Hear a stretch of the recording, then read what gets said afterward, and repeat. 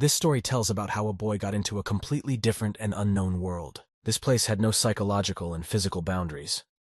There were a large number of dangerous monsters and constellations with which one must fight in order to survive. When Ramirez entered this world, there wasn't a single day that he didn't fight various creatures. Visually, it seems that he can't stand a chance in a battle with such monsters. But in reality, that's not the case. The boy was not like the rest and was very good at martial arts and used magic effectively. While he was facing the seven-headed dragon, another monster appeared behind him. It was a huge planet-eating bear, Vulcan. These powerful monsters ruled their territories and guarded them. It was very rare to meet two such creatures at the same time, but this time there was just such a case. This was not the last surprise for Ramirez. He was caught in a web trap. It was another challenge for him. A spider appeared, the master of the spatial cave, who was called Audio, but the boy's face did not show any anxiety or fear at all. For him, it was another entertainment. Ramirez's strength allowed him not to worry about the outcome of this fight. It seemed to him that this battle had taken him about 300 years. Of course, it would be easier to deal with them in one way. Huge and powerful monsters were killed, but Ramirez lost a lot of time. He wanted to quickly find a way to get back to Earth. The boy succeeded and earned the title of Invincible Training Master. His presence became more felt in this world, and as a constellation, he also became much stronger. When the Earth was first connected to the Abyss, humanity learned that mythology is not just a figment of the imagination.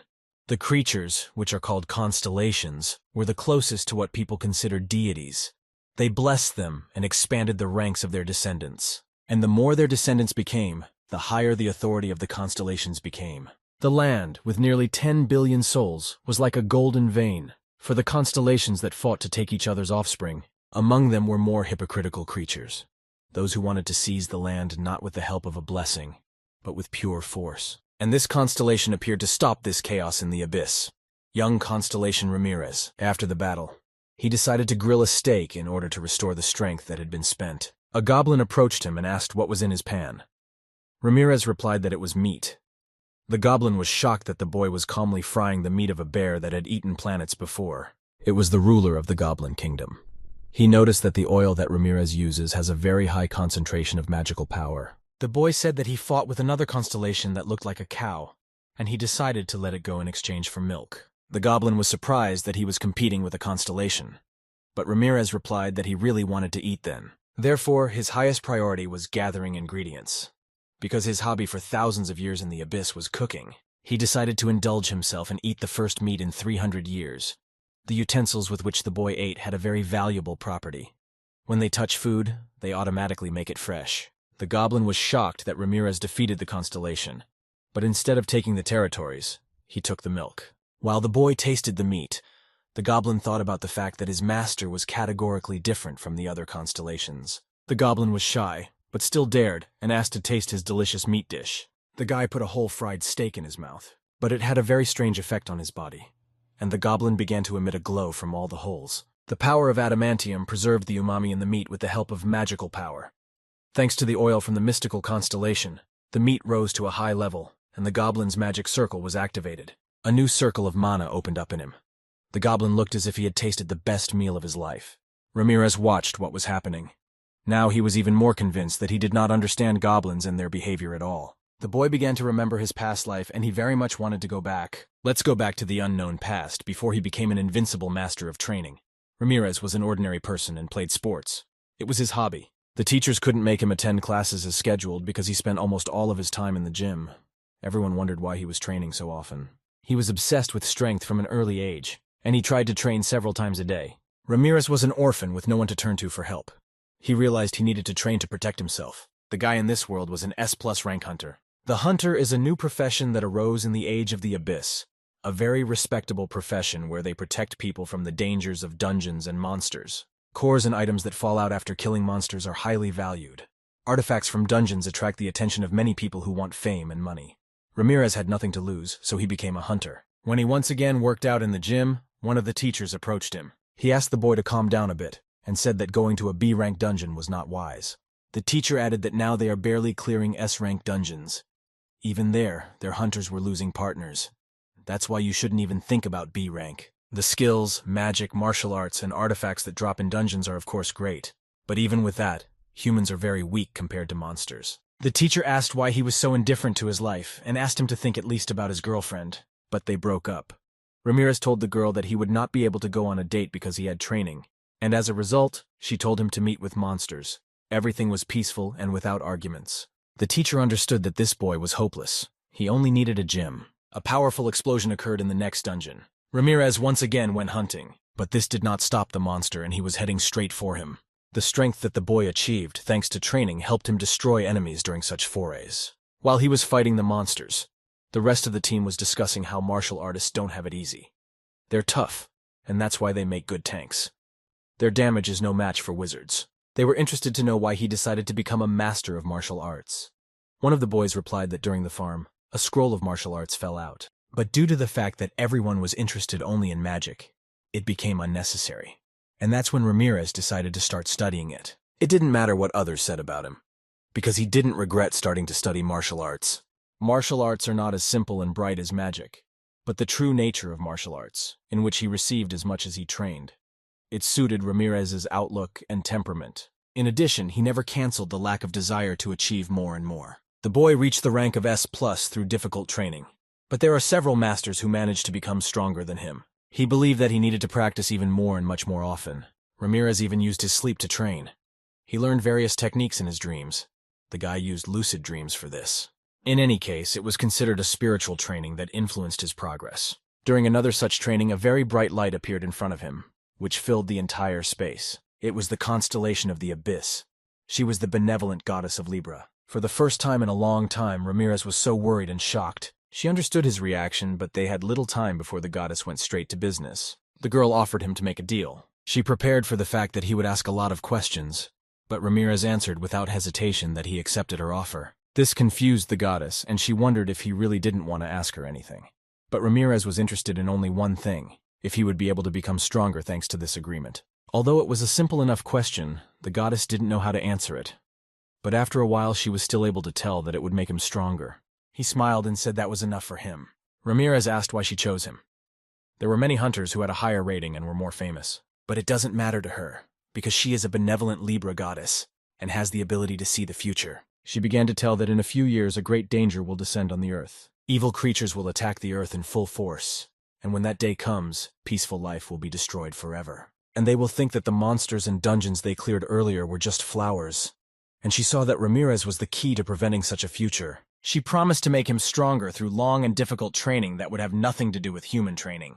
At that moment, the goddess was very upset because no adequate being would agree to sign a contract on such terms. If a hunter makes a contract with a constellation, he becomes an avatar. It was something very complicated. An immortal, due to the fact that his soul is attached to the constellation, will have to live with constant restrictions. All he had to do was make a decision. Mighty power and magic would appear immediately after signing the contract. Guaranteed rank increase. The constellations were very impatient because they had to compete to get an avatar. From the expression on the boy's face, you could see that he was very happy with such an offer. Ramirez asked what kind of training the goddess had prepared for him. She prepared a training facility for him in the Abyss, and she warned him that time in the Abyss and on Earth runs differently. He will have to train alone for several tens of years or several hundreds of years, and even if he refuses during training, he still won't be able to come back. Ramirez was scared. It didn't look like training, but like a test. But then he realized that this is exactly how those hunters became stronger. They signed contracts with the constellations. It would be quite illogical if they became stronger just like that. The boy thought that the other avatars were also going through this. But actually he was wrong because they had already become stronger when they made the contract. The goddess understood that this was a more difficult decision, and she demanded a lot from an ordinary person. She wanted to give him a week for him to think and give her an answer. But the boy raised his head and said that he agreed to all the conditions. The girl thought that he did not understand what he was agreeing to, so she wanted him to ask for more time. But Ramirez replied that he was not as attached to this world as the others. The only thing he wanted to ask was to send one letter.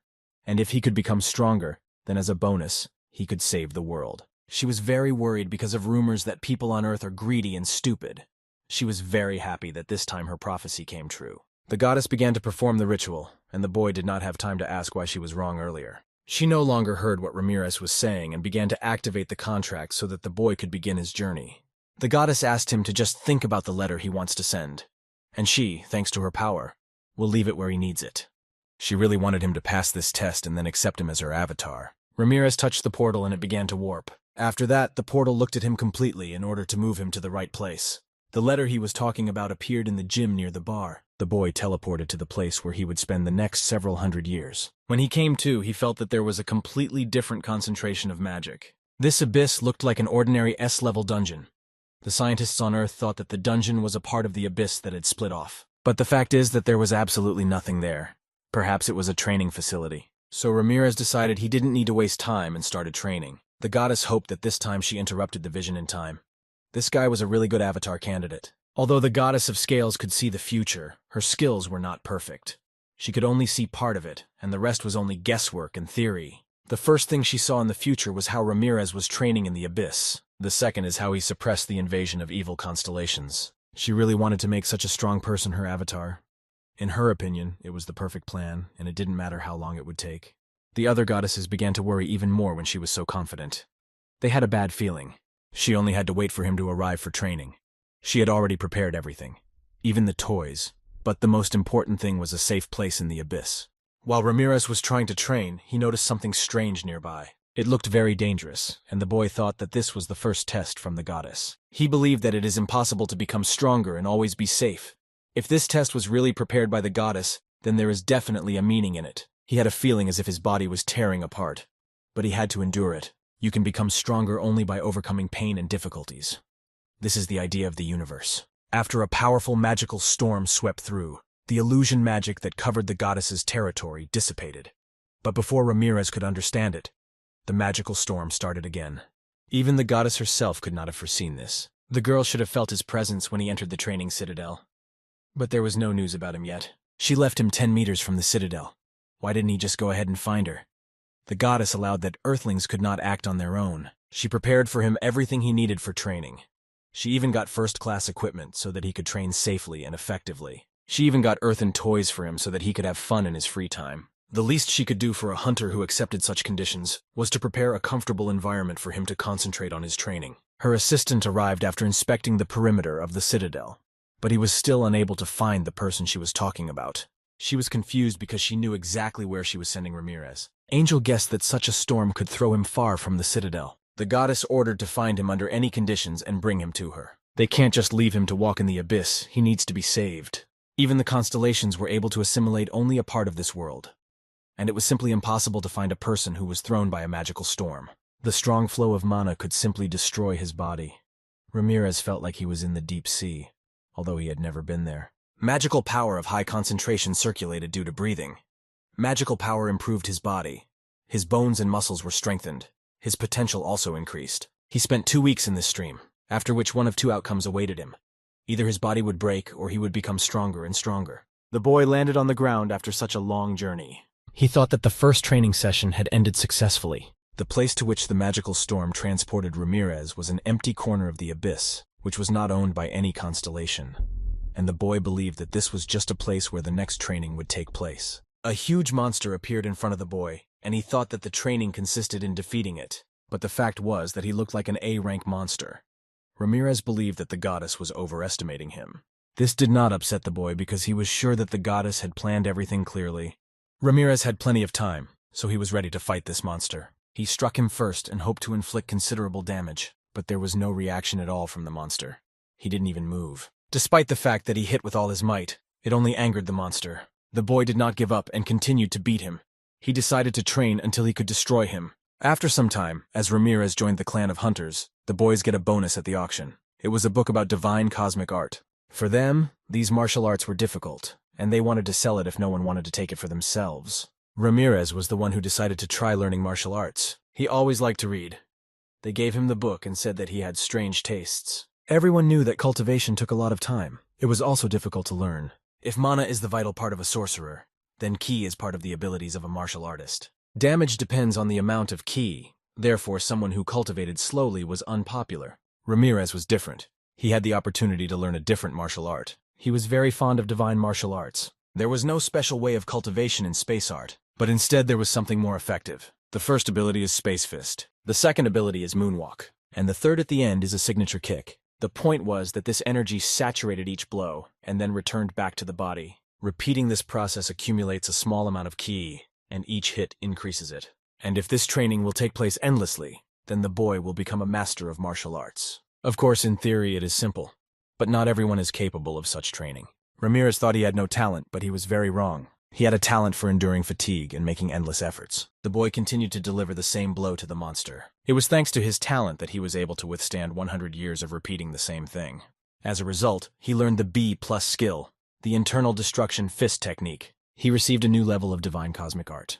Ramirez's persistence helped him reach the level of an advanced martial artist and defeat the monster. The boy had become a level hunter, but he still believed that he had no talent. He mentioned Shikiri, the hunter who was able to become an A-level master. He was the only martial artist who was able to reach the A rank. He said he was at the level of a sorcerer with 6 circles. When reporters asked him if he planned to apply for a higher rank, the master always answered yes. He never rested on his laurels and hoped to reach S rank, but he ended up getting much more.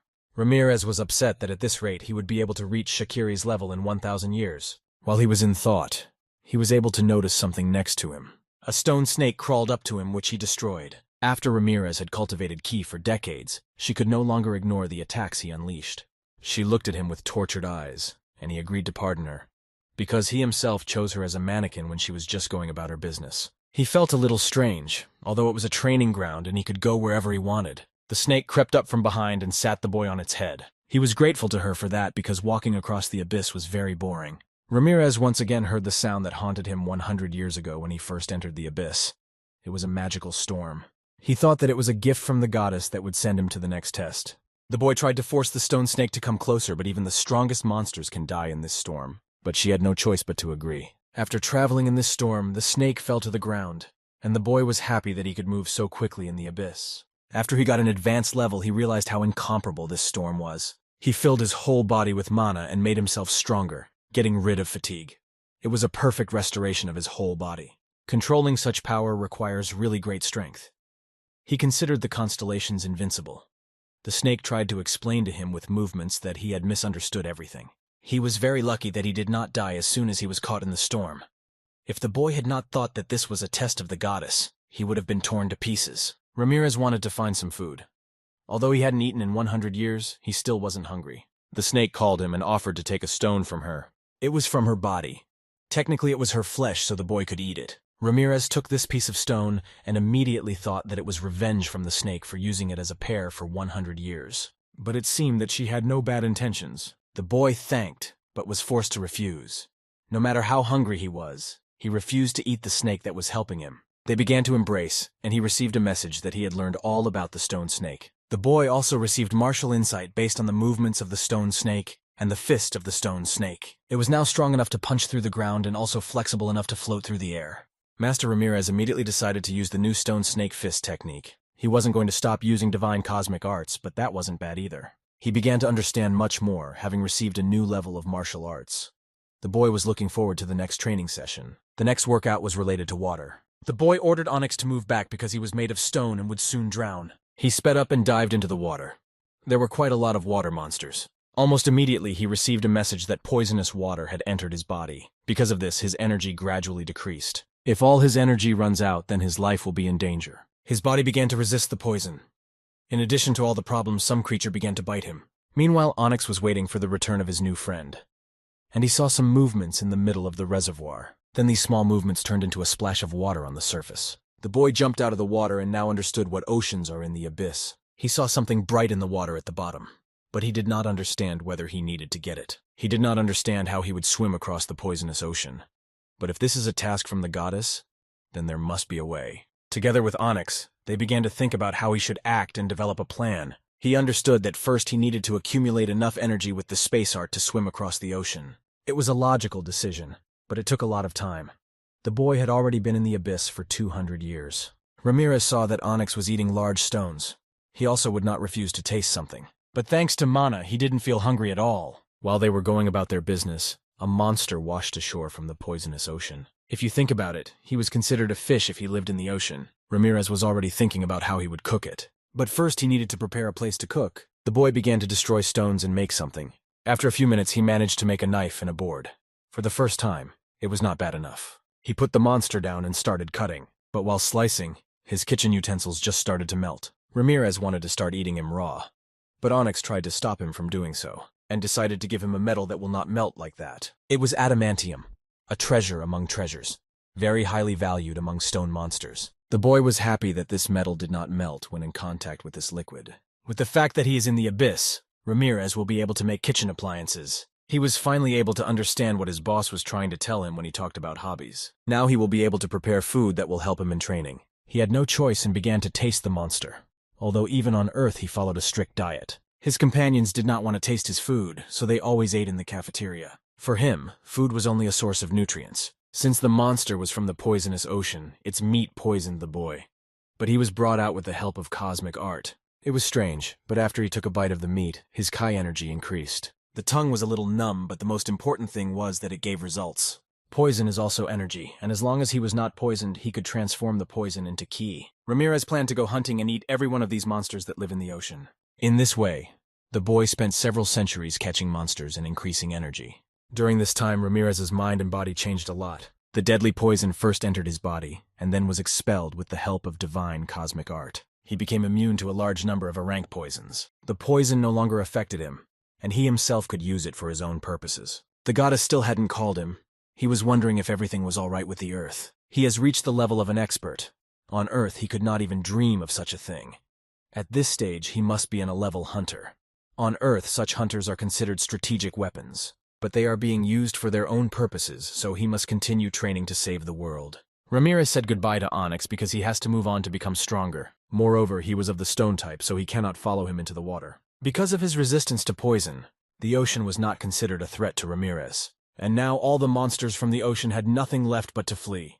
He seemed to have become the emperor of this ocean, and so he finally found the source of the magical power that he saw on the first day. Now the boy will be able to look at it. He reached the very bottom and saw that it was a portal. Just as he thought. It was a portal to the place of the next training. He was very interested in what the next training would be. Divine cosmic art foresees a battle. All of his gates were activated automatically. Ki energy overflowed his body. The body of people who had reached the level of an expert would independently prepare for battle when they sensed enmity. But even people who are not experts should be able to feel it upon arrival in this area. An insatiable bloodlust that can only be found in a high-level dungeon was directed at Ramirez. One of the monsters asked the boy what race he was. He answered that he was a man. The monster guessed that he was here for the first time. Therefore, he decided to explain something to him. Ramirez was glad for such help. But he said that the newbies need to be beheaded so that they know that this land is ruled by a bloodlord. Ramirez believed that this training ground had a sufficiently strict subject of communication. The monster began attacking the boy with its giant sword. But the boy, thanks to his new skills, was able to simply destroy his weapon. It just shocked him because normally he could destroy any newbie with one punch. After that, the boy delivered a powerful kick in response, and the master of this dungeon simply fell to the ground after this powerful attack. All the demons were nervous about this development of events. The ruler was humiliated before their eyes. Ramirez said he only came to them to take the test. One demon asked that he wanted a test to get their master's attention. The monsters were discussing him. He looked pretty good for someone who looks like a wimp. Their boss ordered to kill this scum because he had never been made so nervous by anyone. He ordered to kill and dismember. They attacked at the same time, but this did not stop Ramirez from repelling their attacks and destroying the enemies. He tested all the skills acquired over several centuries, and he liked it very much. The boy understood that he would not be able to constantly restrain attacks in the open area. The demons were afraid of the boy, but believed that in any case, his mission was to be food for dogs. After these words, he ordered his dogs to attack and destroy this man. In the territory that was under the power of this constellation, the attribute is the second law of nature. It means that a person should always be ready to protect himself. Namely, in the territory that was under the control of the Lord of Blood, there was only one rule. All avatars must endlessly fight with each other. The boy had been fighting monsters and demons for a long time, so when he saw a building nearby, he decided to check it out. He knocked on the door with a shout of apology. The guy said that if the owner is there, he is asking to use his house as a shelter for a while. The demon met him and greeted him. He also added that Ramirez came just in time because he had just finished cooking a delicious soup. Ramirez was shocked that even in such places there were restaurants. Demon replied that to fight well, you also need to eat well. He apologized for damaging the door and asked if he could eat. He hadn't eaten properly for a long time. The demon replied that of course it is possible. He has a poisonous stew just ready, and then just started pouring all the stew on Ramirez. The demon laughed at him, but there was no more poison that could harm Ramirez. He was able to control the poison. The boy said that he likes this restaurant. The demon was in a stupor and did not understand what kind of creature it was in front of him. Meanwhile, he was already found by the monsters he fought with. They all wanted to kill him, and almost broke down the door to enter the restaurant. The guy started to run away and finally left the cook a tip in the form of a knee strike in the face. Ramirez grabbed a chair and waited for them to attack him. He could fight at this rate forever. It's almost the same thing he did several centuries before. The guy was the first to hit them with his improvised weapon. Ramirez understood why the goddess gave him such a task, because the level of understanding can be reached only in deadly situations. Meanwhile, the goddess kept asking if there was any news about Ramirez. Her guardian angel also disappeared. The guy destroyed all the monsters that attacked him in the restaurant. Due to the increase in skill, Ramirez's sensitivity increased, and he felt something strange near the cauldron. There was something unusual and powerful in that cauldron. The boy was grabbed by the leg by the cook, who wanted to kill him as well. He was surprised that this creature was still alive. He asked to leave this cauldron because he had gone through 9 circles of hell to get it. Ramirez told him to shut up because he got it for hitting others. And the meaning of the winner is that he gets everything. This cauldron and the entire restaurant now belong to him. In one martial arts story, Ramirez learned that a retired martial artist owned a small classic diner. At first he came to find a suitable place for the competition, but unexpectedly got a dining room. Demon said it was his place, but Ramirez told him to take it if he felt like it. Those were their rules. That demon chef kept the kitchen reasonably clean the entire time. Ramirez remembered his teacher again and how he told everyone to have a hobby. He had dishes, ingredients, and even dough. That's why he could run his column of experiments. He decided to check out the products. First he took the meat and it looked attractive enough, but it was completely filled with poison. He no longer said anything nice to the demon.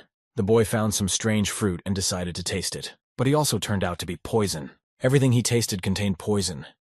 He did not understand why there was so much poison in the restaurant. He would have to eat everything raw again and use his poison immunity to convert it into ki energy. Since the poison does not affect him in any way, he decided to use it for cooking as one of the ingredients. Ramirez battled monsters to gain experience during the day, and he experimented with recipes at night.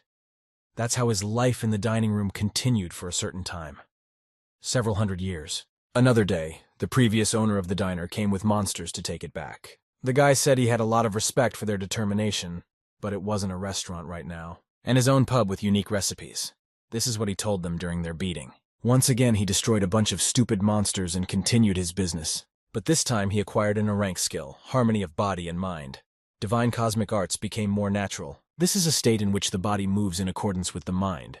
After acquiring this skill, the body becomes much faster than before. Although all masters want to get this skill, it is not easy at all. Magical skills are very popular and therefore often sold at auctions. But due to their popularity, not all artifacts can be purchased. All that remains is to crawl around the dungeon and hope for a miracle. He didn't know why, but he was able to achieve harmony of body and mind through constant mortal battles. All the masters will be jealous of him. If only he can ever return. The owner's assistant flew over this building, and he hoped that those who received his blessing would not let him down. After another beating, the monsters cannot understand why they keep losing to one person. It's been 100 years. As long as he is locked in this building, they cannot destroy him. It was strong enough, and they cannot disarm him either. By the time the demons realized their strategy wasn't working, Ramirez also realized he needed to change something. He stopped getting stronger. Even though he absorbed energy from cooking, his progress stopped. The boy could no longer feel things on the example of the harmony of body and mind. They tried to lure him with adamant nuggets. They provoked him with fresh meat and reminded him that his strength would grow from it. But the guy understood everything and thought they were idiots if they really thought it would work. He opened the door and said that he could forgive a lot, but advised him to end this worthless resolution. They thought they had managed to lure him out with their methods and pounced on him. As it turned out, the demonic pub was a repository, and at the time, the reason for Ramirez's stagnation. Being in the pub meant he stopped getting involved in the battles to the death that fueled his growth. Although the monster's acting was terrible, he came out to play along and fix his situation. During the fight, something healthy and probably powerful appeared in front of him. This monster thought he was a scared boy hiding in a building so that no one could get to him. But the boy was completely calm, because he understood what he was really capable of. He said that he couldn't lose to them under any circumstances, and even if he wanted to, because he needed to destroy monsters in order to increase his skills. Shakiri, the only ranked hunter, described his strength as a state of overflowing confidence. Ramirez couldn't understand it before, but now that he's reached expert level, he does. Earlier in the battle, he felt scared all the time. He mindlessly attacked in different directions with his energy. That feeling he had of lacking self-confidence was completely gone. Now he was completely confident. The world told him that he was stronger than all the surrounding demons. He learned to use the power of the enemy against himself. Ramirez would never let meat and adamantium go bad or disappear, so he destroyed all the monsters and took it for himself. He also added that he would be happy to destroy them again if they brought gifts. After some time, they brought gifts and asked to compete with them. But when the boy left the dining room, he did not see anyone. A few seconds later, he was fired upon near the building. They understood that he was based on close combat and decided to kill him with ranged attacks. But that was a bad idea. He successfully blocked the attacks with the divine cosmic art. His body became even stronger after the demonic attacks. Monsters didn't understand how he could move after being directly hit by spells. Ramirez, meanwhile, gained invulnerability. The more the demons expended their strength, the stronger Ramirez became. The difference between their strengths grew more and more. After several hundred years of such fights, on another day, Ramirez asks the monsters to disperse. But they were queuing up to fight an invincible man. They were upset that the pub was closing. The boy gave the first monster in line a number, by which he could fight him first the next day without waiting in line. Resty Ramirez said he will not fight those who misbehave. Somehow he was able to bond with these monsters. On the other hand, it was logical after hundreds of years of battles. It was a rank hunter's card, a magical item obtained during the first registration in the association. When the owner imbues it with their energy, it reflects the owner's stats. The guy decided to check his data because he hadn't done it in a long time and was shocked. He gained a lot of skills. On Earth, he could only dream of such things. The first time he got this card, the Divine Space Art rank was D. Now he is already a level. He had never seen the rank rise so quickly. Although due to training in the abyss for 1,000 years, it is quite realistic. Ramirez had immunity to all types of poison, the ability to freely control poison and gain energy while absorbing it.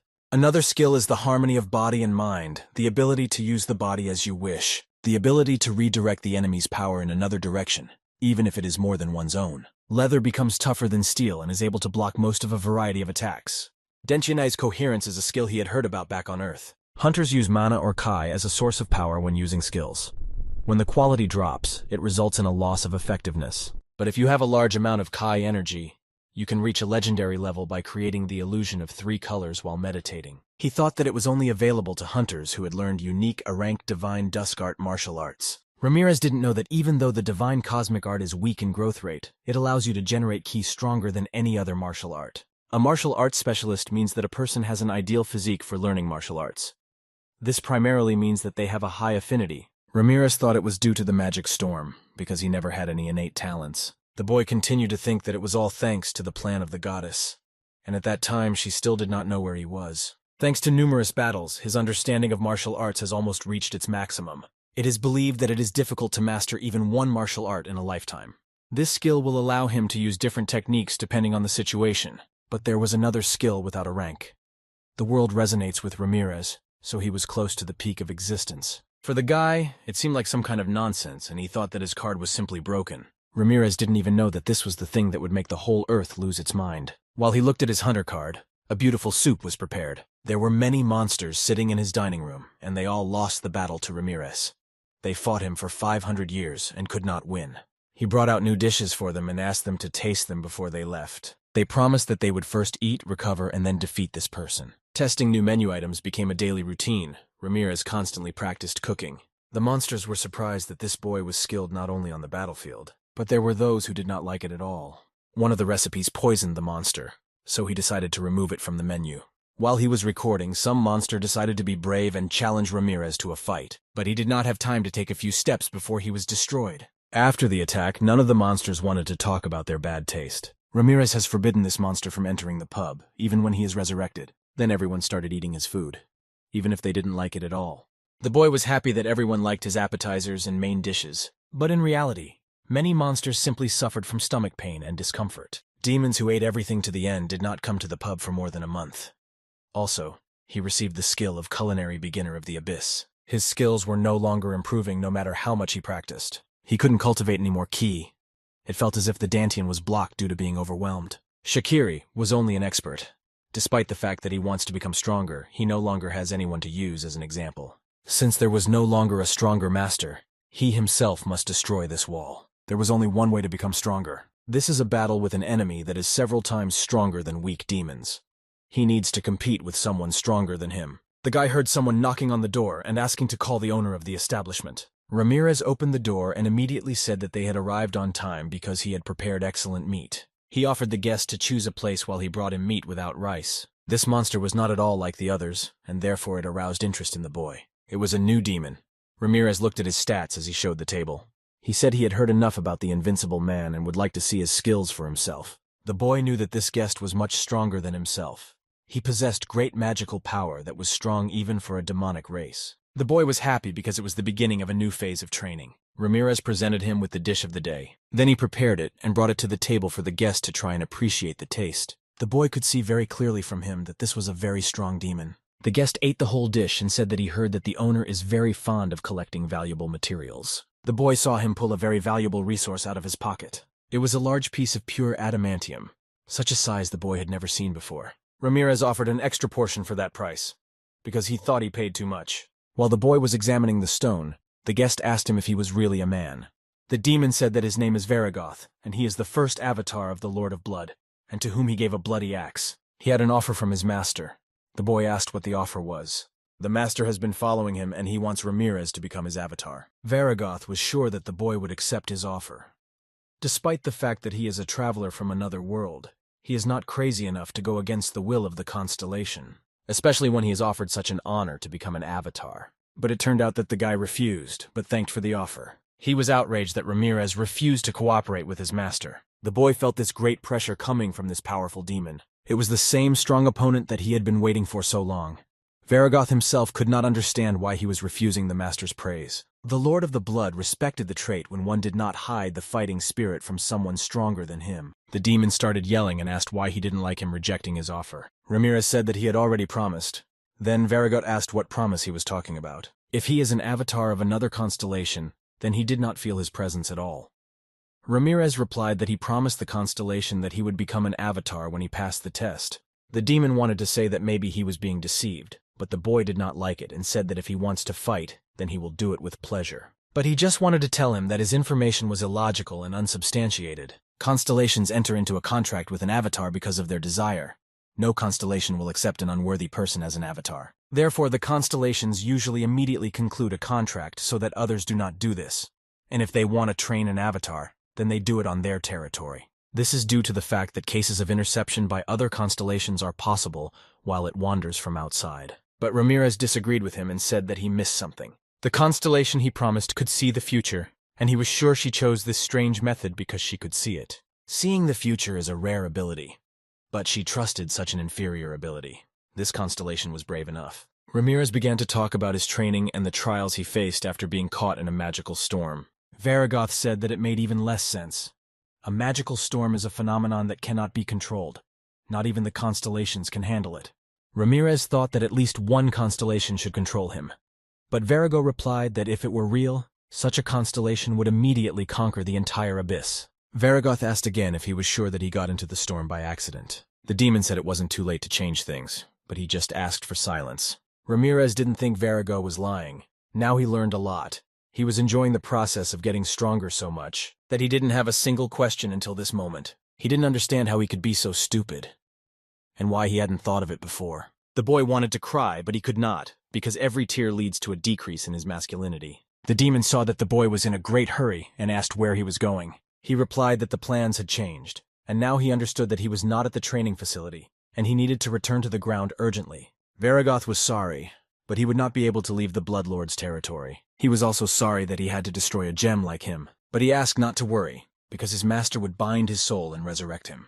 The boy did not like the demon's mood and refused to play his games. Varagoth noticed that he had a special technique and he did not feel any magic. But your movements are faster than teleportation magic. It was a divine cosmic art movement technique that utilizes ki energy. Now the demon understood why the master was interested in him, but he was not going to continue these games. Varagoth used the bloody baptism technique. He was very strong because he could use so much mana. Ramirez wouldn't be able to last long even with his invulnerability. This technique in all its glory shows the difference between the power of a Varagoth and the power of a human sorcerer. Thanks to the skill of harmony of body and mind, Ramirez's senses were heightened. The divine cosmic art warned him. This was because Ramirez was in great danger. But in a crisis situation, the boy's mind was very calm, and the discomfort from the fact that he wasted his time due to a misunderstanding has already disappeared. It was like the moment he was caught in a magical storm. It is not speed that is important, but a sense of flow in order to dodge. Due to this control, his degree of mastery of martial arts is increased. He acquired the Shrank skill Unsurpassed Speed.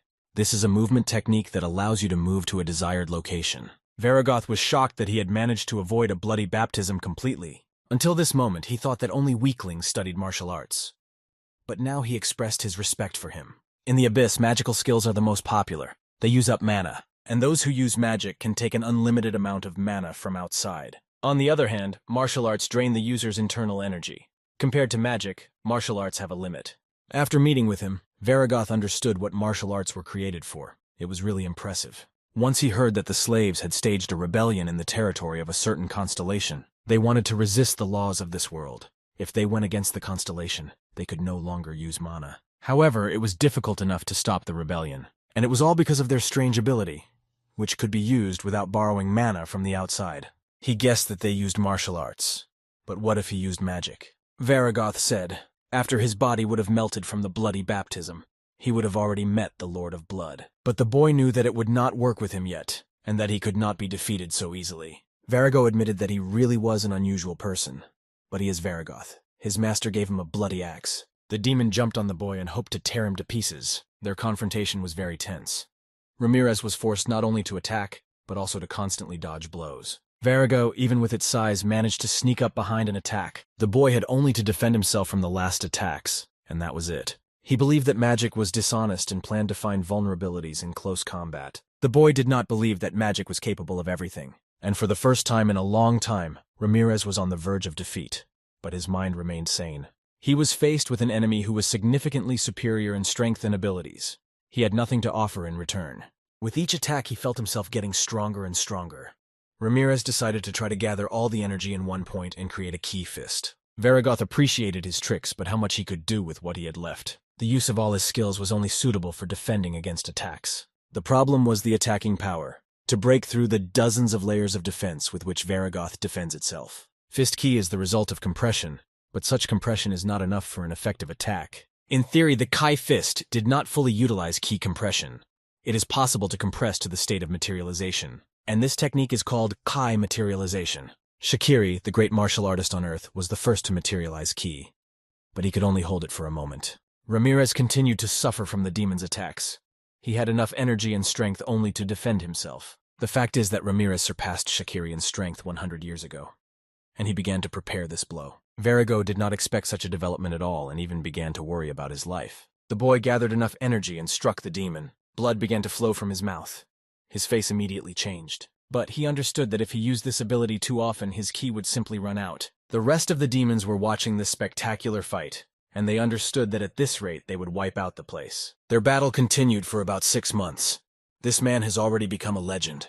The boy's Kai was being depleted very quickly due to the use of the Aura Fist. Ramirez was at a dead end. Although he could break through Varagoth's defense with a materialized attack, he couldn't use this attack very often due to the large consumption of ki energy. Some of his skills quickly restored his energy, but he still needed time to use the cosmic aura again. For Varagoth, this is extra time to rebuild the defenses. He said that they have already wasted a lot of time, and he could no longer restrain the Bloodlord, so he decided to use it. The Bloodlord blessed him with the power to defeat this man. On the surface, it seemed that his body was shrinking, but in reality it was only getting stronger. He was filled with the energy and magic of the abyss. His possibilities became almost limitless. He looked different now. The demon was very grateful for his master's support. Ramirez watched the process and understood that he was in great danger.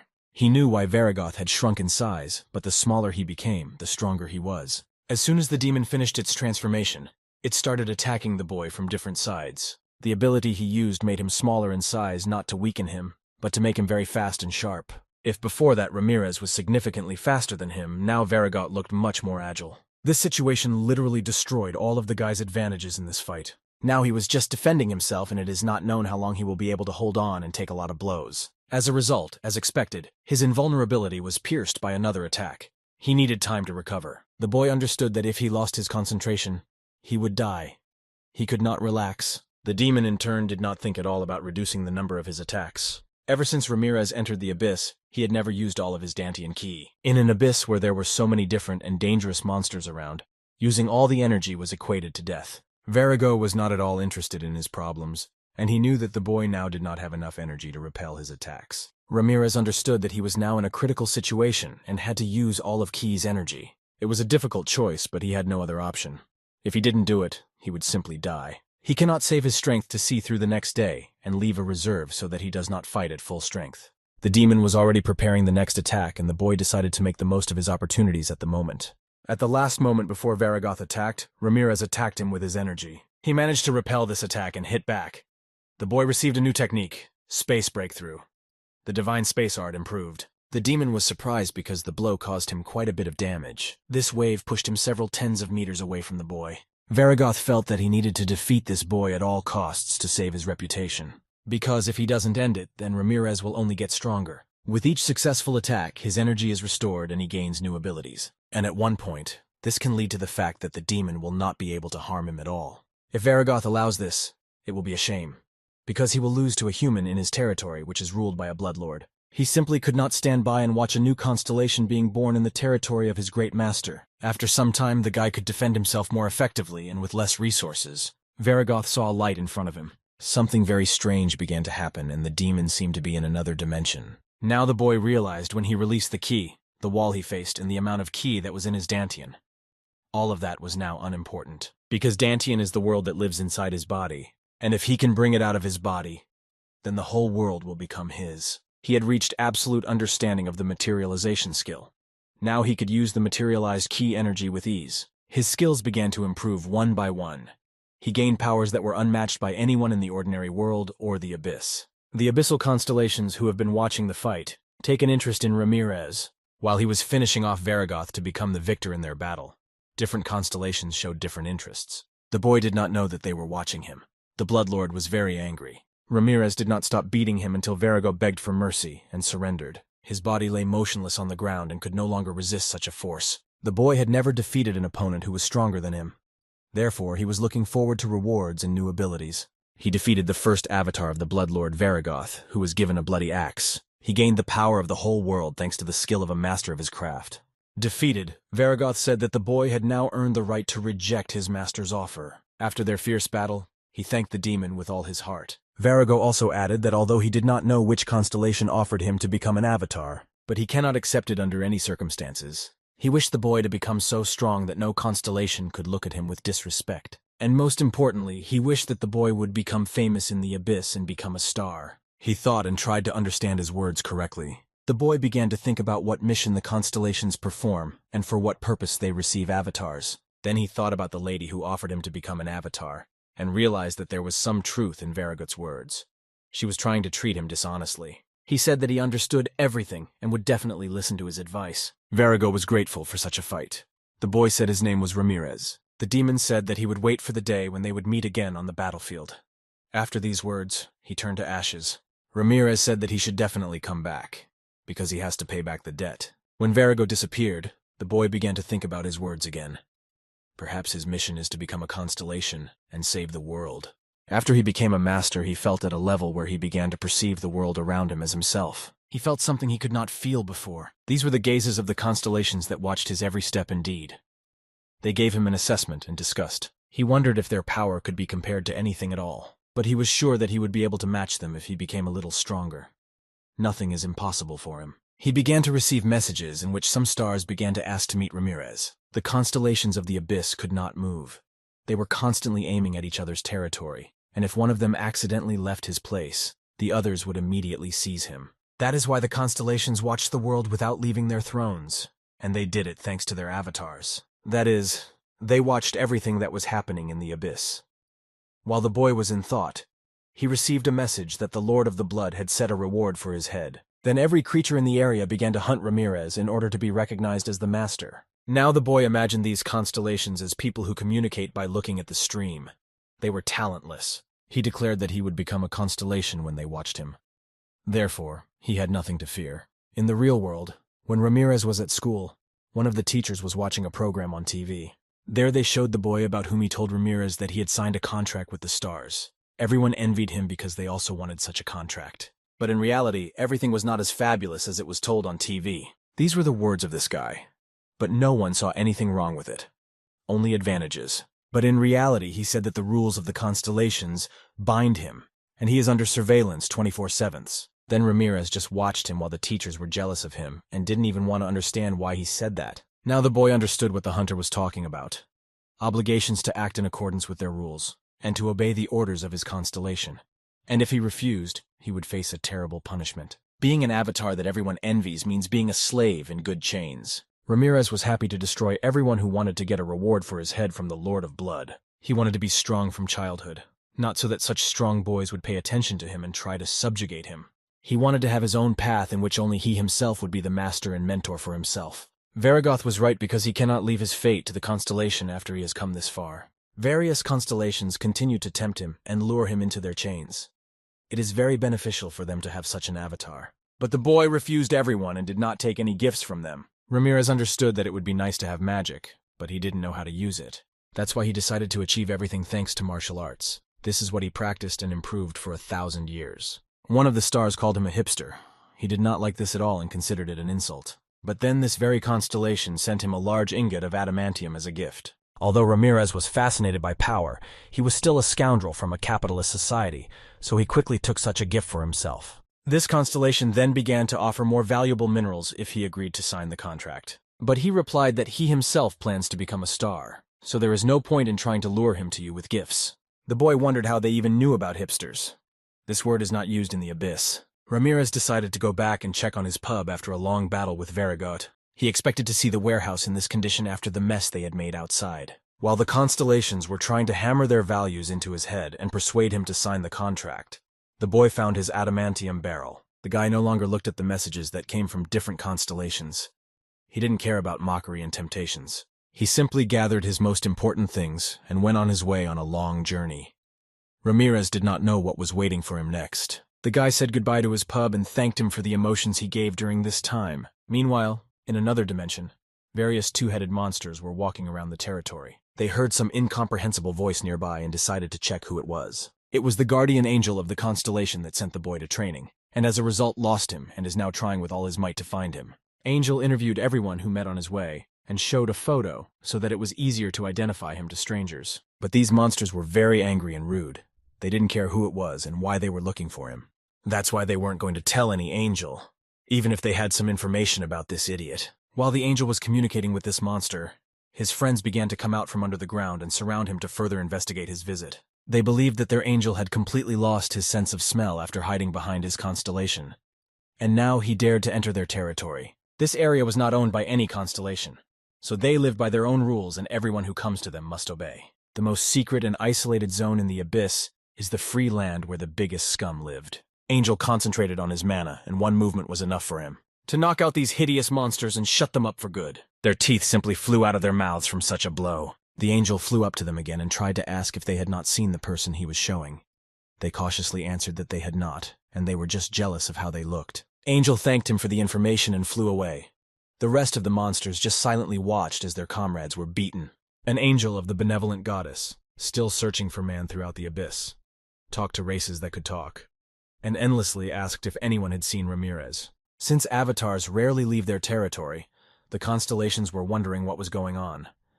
Just as people support streamers, so constellations support avatars of other constellations. For the constellations that sit in their territories and are bound by their own rules, watching the avatars of other constellations was just ordinary entertainment. Why did the goddess send her angel on an impossible mission? Because he will fulfill it well, not paying attention to the temptation of other constellations, even if he himself will consider the mission impossible. Meanwhile, in an abandoned sector in the Bloodlord's territory, Ramirez continued his training. There was great power in his movements. Despite his level, he continued to train as conscientiously as before. He tested new techniques and abilities to be able to use them in battle itself when needed. Due to the degree of the master, the divine cosmic art was perfected.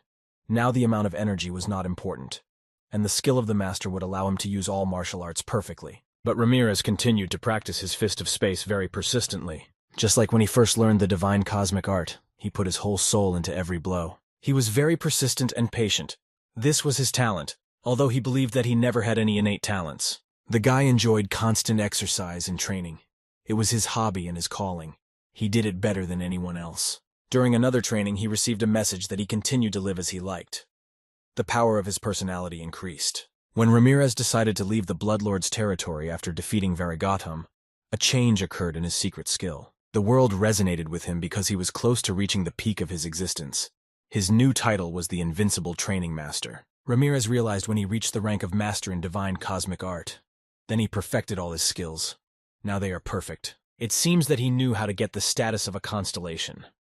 After receiving the degree of Master, the world seemed to start whispering to him. Meanwhile, the demons found him, As long as he was in the Bloodlord's territory, they could easily find him. He must raise his essence, guided by his principles.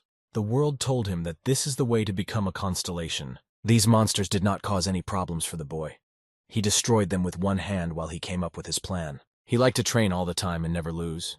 It was perfect for him. Defeated monsters lay on the ground and talked about the fact that even the first avatar of the owner could not defeat him. So why did they climb to him at all? Ramirez found a corner in the abyss where the constellations did not see him, and continued to train. Also, after the battle with Varagoth, he received 2 new skills. A good giant fighter. His essence grew if he engaged in a battle with a strong opponent. The skill of self-control. A creature that can defeat itself is the strongest creature. The power of an entity grows as it lives in accordance with its essence. If the Serpent of Plague and Darkness used a healing spell, or if the Lord of Blood tried to solve everything peacefully, then the power of their existence would weaken, and their strength would be greatly reduced. In order for him to be able to use this skill, he must compete against someone who is stronger, but he cannot lose even once. It sounds very difficult, but he liked it. Ramirez saw that another monster was coming towards him, which was definitely not with good intentions. The boy hoped that this time the monster would be stronger than him. It was something very large and powerful. It was difficult for Ramirez to see it to identify it because it was constantly moving. The boy watched the monster very carefully so as not to miss its probable attack. But it turned out to be Onyx, whom they met at the very beginning of his journey through the abyss. During that time, they became very close. So when they met, they started hugging. They were happy to see each other. When Ramirez opened his eyes, he saw a lot of monsters behind him. But these were his children, and the boy began to congratulate Onyx on the addition of his family. The stone snake came to him with bad news and seemed to beg the boy not to stay in this place and run away. But it was already too late. Just at that moment, the ground began to crack, and a fault formed. Old comrade Onyx and his family were monsters the size of an entire city. But the creature that appeared was on a completely different level of existence. It was something devastating. The whole netherworld and the real world were afraid of him. A supergiant monster that has never appeared on Earth before. It can be classified as an X rank. The whole world must be on alert. He radiated so much magical power that even goosebumps ran through his skin. He was objectively much stronger than Varagoth. In terms of strength, he was probably on a par with the constellations, but it did not live up to expectations. It was a hydra, a 9-headed serpent that brought chaos wherever it appeared. At the moment, Ramirez didn't like the attention of the other constellations. There were constellations who became like that by watching the boy's hikes, but most mocked him, especially constellations like a Bloodlord whose first avatar failed and lost to a martial artist. To them, Ramirez was a beast who had not yet come of age. Therefore, he was forced to go to a neutral zone where the constellations could not follow him. But the lawless zone was a place where the strongest ruled. Hydra wasted no time and began to demonstrate its powers to everyone who was there. It was a place ruled by monsters equal in power to the constellations. Moreover, they were not bound by rules like the constellations. It was an amazing magical power. It looked like a bulldozer on a construction site. The boy's good giant killer skill was activated, and if he can defeat the Hydra, his personality strength will increase. He began to activate all the skills that could help him in this match. Due to his strength, he will not be able to win, so he needs a plan in which he can use his advantages. His skills forced him to fight this monster. But even without them, his choice remains the same, and he was not going to turn from his true path. He began to provoke her and force her to attack first, although the boy himself did not yet understand why he needed it. The snake looked at him and it only made it more aggressive. Ramirez came closer and said that she had no right to abuse his friend and his family. No matter how strong she was, he would regret it. Obviously, he didn't like it, and she wasn't going to listen to insults in her direction anymore. The guy was forced to lean in because he started using telepathy. She vowed to destroy him. Even the constellations fell to their knees before her from their poison. Their breath could burn them alive. Bloodlust flows from her 9 heads. Most opponents would simply freeze due to telepathy and bloodlust. But Ramirez is already used to this. He has already been in many battles on the territory of the Bloodlord. Hydra didn't understand why he wasn't afraid of her, and didn't start falling to his knees like other opponents. Ramirez was not going to run away and delivered his first blow so that the snake would understand what he was capable of, and no one can break it. With this attack, he destroyed one of the 9 heads of this snake and was not going to stop. His friend and family were shocked by such a result and such determination of the boy. They were very angry and determined to take revenge on this impudent boy at any cost. After some time, something began to happen to the body of the snake from which the head was cut off. She was able to regenerate her head using the divine regeneration skill. After recovering, she said that the boy was able to cut off her head, but now he must for touching her. The snake was sure that no hero and no constellation could withstand their poison. It was strange for the boy that she was talking about what she was going to do. Why should she tell the enemy about her intentions? For some time they accumulated poison in each of the heads. It was a monster that even the constellations feared. It meant that they didn't care if their enemy knew what they were going to do next or not. The result would be the same. The nine-headed Hydra only tells that the enemy will wait further with his fate, and the enemies have no choice to somehow change it or run away from it. After the snake had released all of its accumulated venom, a glow of some sort could be seen amidst the green mist. It was some kind of big ball, and in the middle was Ramirez. Thus, he was able to hide from the effects of the poison on his body in this energy ball. The snake couldn't understand how such a weakling could do this. His head felt like it was going to explode because of the telepathic scream. If he didn't have an enhanced immunity to poison, he might have been hurt. But the sensations were still different from those during the fight with Varigoth. It far outweighed the power of divine cosmic art and materialization. Now it was Ramirez's turn to attack this monster. He planned to cut off its head once more. During the attack, the boy felt how the effect of increasing the power of the personality acted on him. He remembered that it was written in the description for that skill. With the help of the battle with Varigoth, he was able to improve his skills nicely, and now faced the nine-headed serpent. Ramirez was not cornered by such a powerful monster, but on the contrary, he was able to deal significant damage to the Hydra with one blow. He chopped off her heads one by one without stopping. But it definitely wasn't the end because her heads regenerated very quickly, so when Ramirez prepared another attack, the heads regenerated. Therefore, another plan was needed in order to defeat and outwit such a powerful monster. His breath was very dangerous, and you had to watch his poison to avoid being trapped. Ramirez had an invulnerability skill that was supposed to protect him from any harm. But even in the fight against Varigoth, he couldn't block all the magic. And the Hydra was much stronger. It was impossible to block invulnerability attacks. But he was able to move across the surface of this poison thanks to one of his moonwalk abilities. He simply moved along it as if on the ground in order to reach the mouth of the snake itself and attack it again. And no matter how much they released poison at him, he did not receive any damage.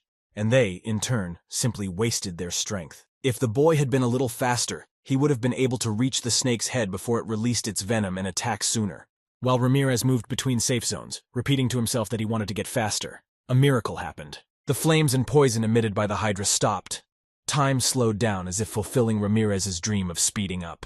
Hydra could not control its breathing specifically. None of the martial arts Ramirez knew had this effect, so he didn't know what it meant. The snake continued to fill all the free space with its venom, and the boy was still trying to understand where this ability and this effect as a whole came from. After he tried to activate another skill, there was an explosion. Snakeheads just started exploding like New Year's fireworks. They took turns creating waves from the explosions that pushed away everything within a few hundred meters. Ramirez landed and finally realized what had happened. This was for the same reason that his attacks were much stronger than they should be with his level of martial arts and skills. The power of the essence was not the same as enhancing magic or martial arts. This power allowed changing reality, in accordance with his imagination and desire. The boy received an epiphany about how to use the power of the essence. This is the power that allowed the constellations, the creatures that reach the maximum of existence, to possess the abyss. Constellations use this power to alter the abyss, create kingdoms and bestow gifts on followers. As long as the constellation has enough power, they can do whatever they want. Hydra did not understand how he dared to attack her, and said that she would never forgive him for this. And she promised that she would destroy him and crush his brains throughout the abyss. Hydra was a giant soul with a strong will. With his essence power, Ramirez could not shake or change her will. But does he need to do it at all? His goal was to change the power of the essence, not the Hydra, but himself. Now that his task is complete, he can use this ability at 100%. The power of Ramirez's essence seeped into his materialized ki, and it became a sharp blade capable of cutting not only any monster. The boy decided not to waste time and try to use the new ability and cut the body of the Hydra. It worked very well and his body was sharper than any blade. He could also cut through the accumulation of poison that could interfere with divine regeneration. Ramirez needed to get a hold of his emotions and feel like he was in a regular training session. He cut off the heads of the snake and moved so fast that he definitely could not be seen with the naked eye. His goal was to completely defeat the serpent and show who really had power in this part of the abyss. The snakes did not understand how they could lose to such a weakling and lose their reputation as an invincible monster and lord of the free lands. They decided to run away and hide, to wait for their regeneration to return. But with such a body, it was very difficult to hide, and it was very humiliating for them. And if they really can't hide, then they will definitely die. Because neither fire, nor poison, nor physical force has affected him. And without regeneration, they will simply die. It was humiliating. In 10,000 years, they had never encountered such a thing. But Ramirez was absolutely not going to let them go so that they would survive and come back to take revenge on him. He gave them a powerful blow to the very center of their bodies to finish it off. After that, There was a huge explosion that tore the nine-headed snake to pieces. Onyx and his family watched the spectacle and were shocked that Ramirez was able to win. Ramirez managed to get out of this hell and was almost unharmed. However, he was able to destroy the most powerful monster of the free territory. He considered him a good opponent. The boy's skills began to improve again thanks to this victory. The world began to resonate with Ramirez even more strongly. He inherited the Hydra's karma, divine regeneration. His invulnerable body now regenerates endlessly. Life is a strange thing. Being a martial artist, he never thought that he would gain many skills. But now he was a completely different person. On Earth, even one such skill would have made him a rank hunter. But that no longer mattered if he decided to go beyond the path of a hunter and follow the path of the constellation. After the battle, Ramirez met his friend Onyx and was very happy that he had escaped with his family and survived. The boy asked Onyx if he had changed a lot since their last meeting. He nodded his head. This was to be expected, because they had not seen each other for several thousand years. The snake also changed a lot. He even had a family. He was proud of this and loved his family very much. They needed to deal with the dead snake. Ramirez asked Onyx if he might need some body parts. Onyx jumped away from the boy as he remembered his past actions. The Hydra's body radiated a poisonous aura. It was dangerous to even touch the snake's body. As Ramirez chopped up the Hydra's body, Onyx told the children to never follow him again. And finally, he completely separated the meat from the bone and could calmly move on. But the fact is that there was too much meat to take with him. So he decided to just eat all the meat before leaving. Onyx approached the boy and wanted to give him a gift from himself. He wanted to thank him for saving his family from a Hydra attack. It was an artifact of a subspace necklace. It was a very valuable item when hiking.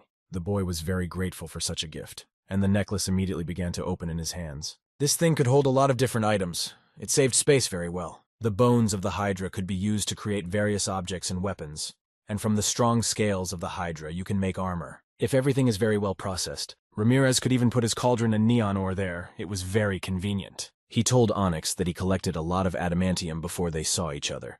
The adamantium he gave him was still with him, because he didn't know how to process it. When he learns how to melt it, he will be able to make himself a frying pan and a board. Onyx decided to present a stone to the boy this time, but a different one.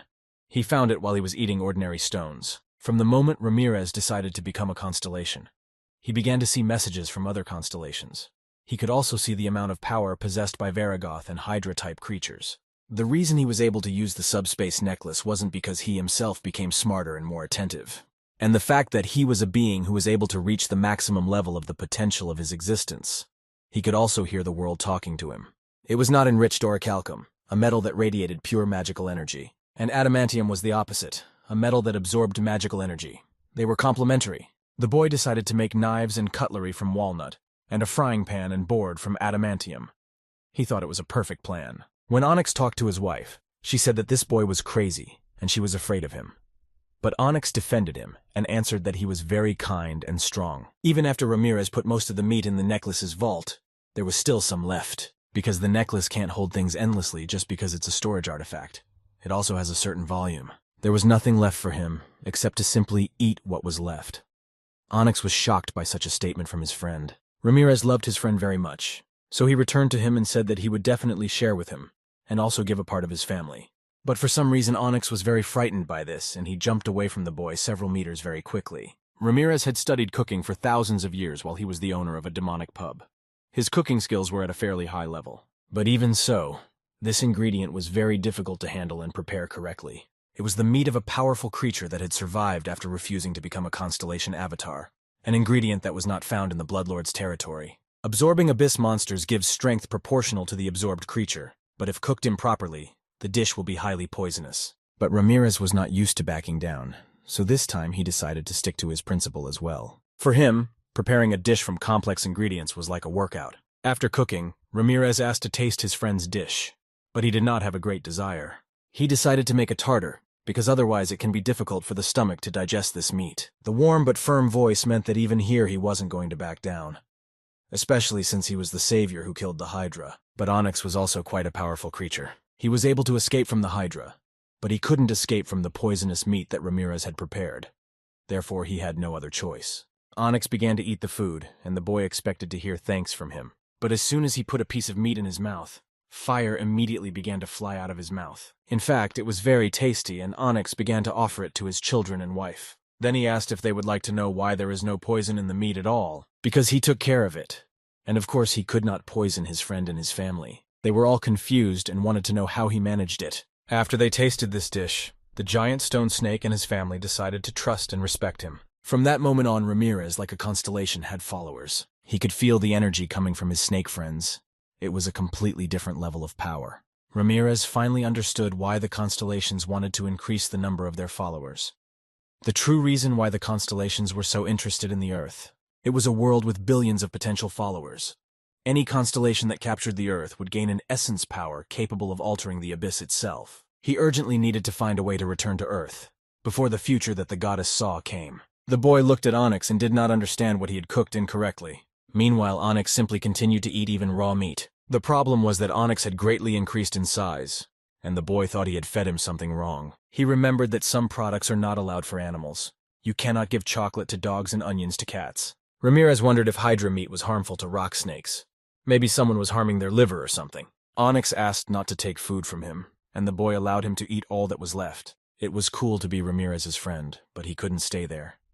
This steadfastness in his personality was the reason the goddess chose him. Onyx brought his friend to a certain place to show him something very interesting.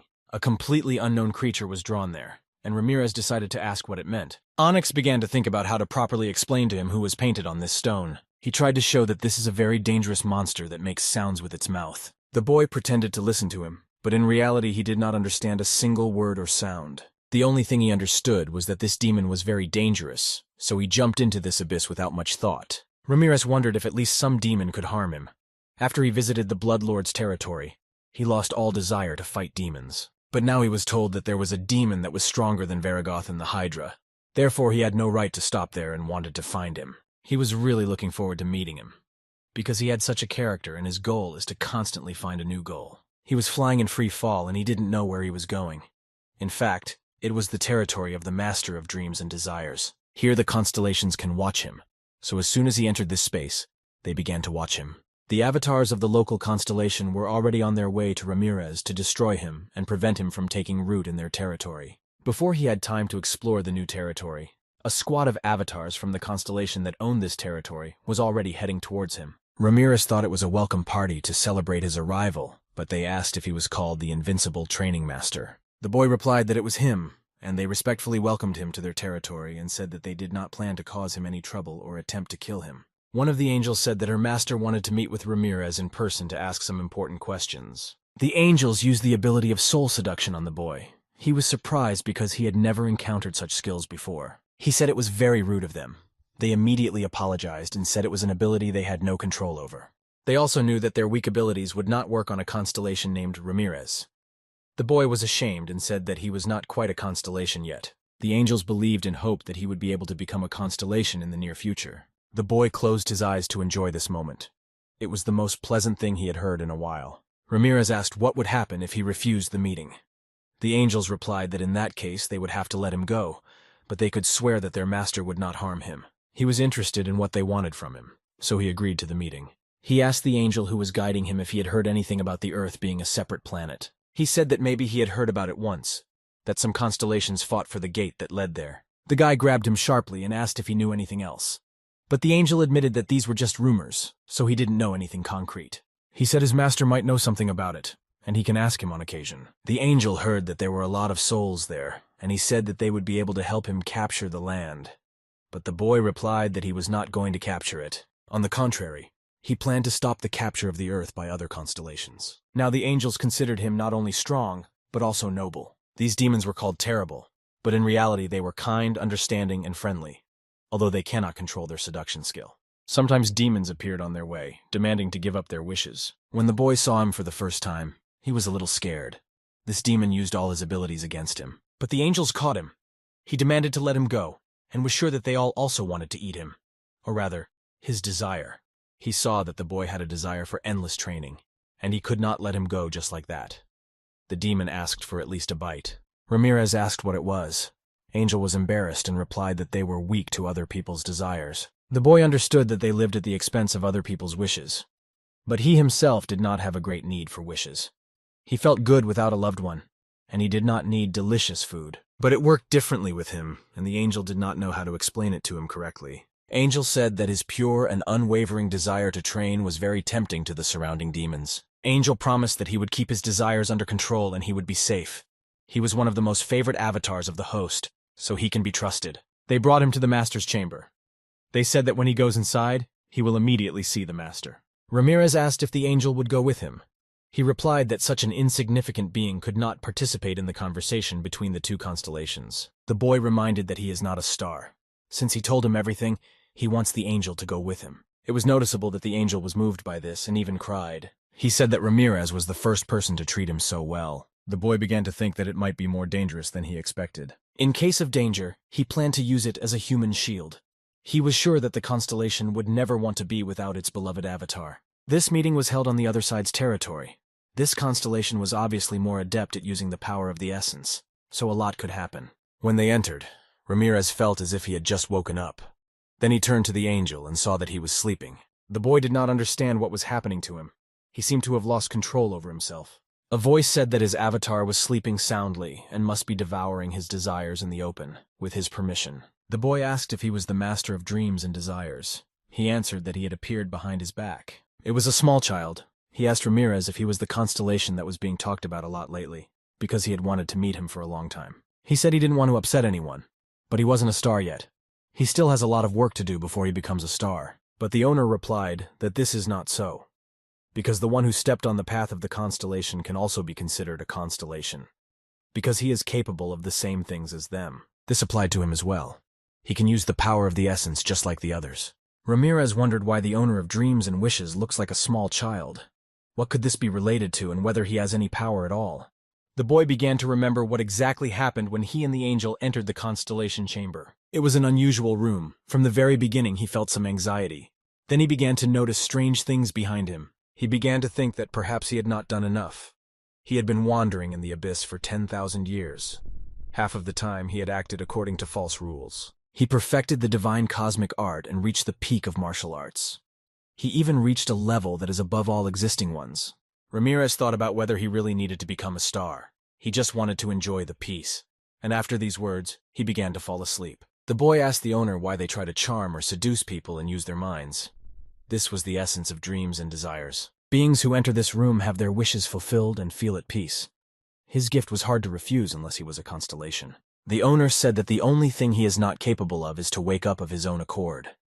The boy did not understand what he meant by the word wake up. The girl was sure that Ramirez was confused and wanted to find answers to all his questions as soon as possible. But she wasn't going to tell him about it. The guy suspected that she had some proposal for him, and he hoped that she would be attractive to him. The owner would be happy to tell everything if he joined them in the alliance. She expected to receive a refusal, so she tried to influence the boy's decision with the help of facial expressions. He was surprised, but he didn't like that all the constellations he met could only think about themselves and their desires. The mistress did not even try to deny it.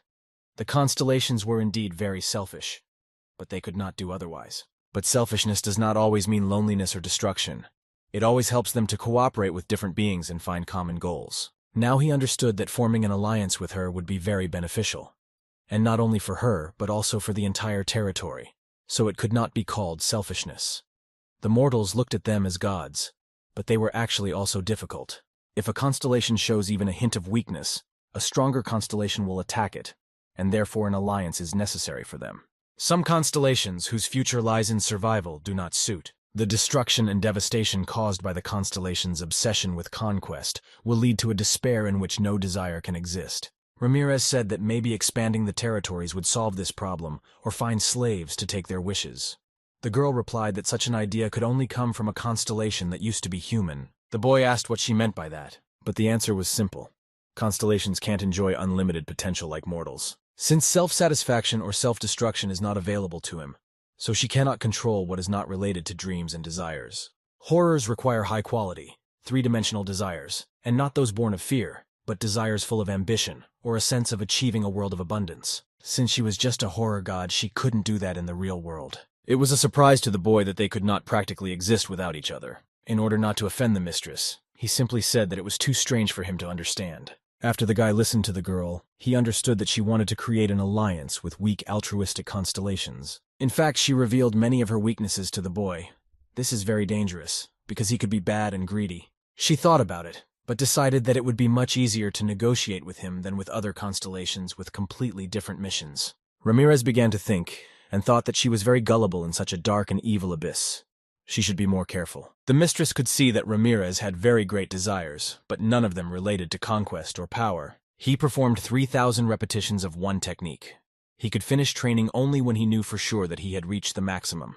He had unlimited desires to train. The girl studied his body and muscles while he considered her proposal at the expense of the alliance. This time he was not in a hurry to refuse so quickly. As a result, he was ready to accept the offer but wanted to ask a few more questions.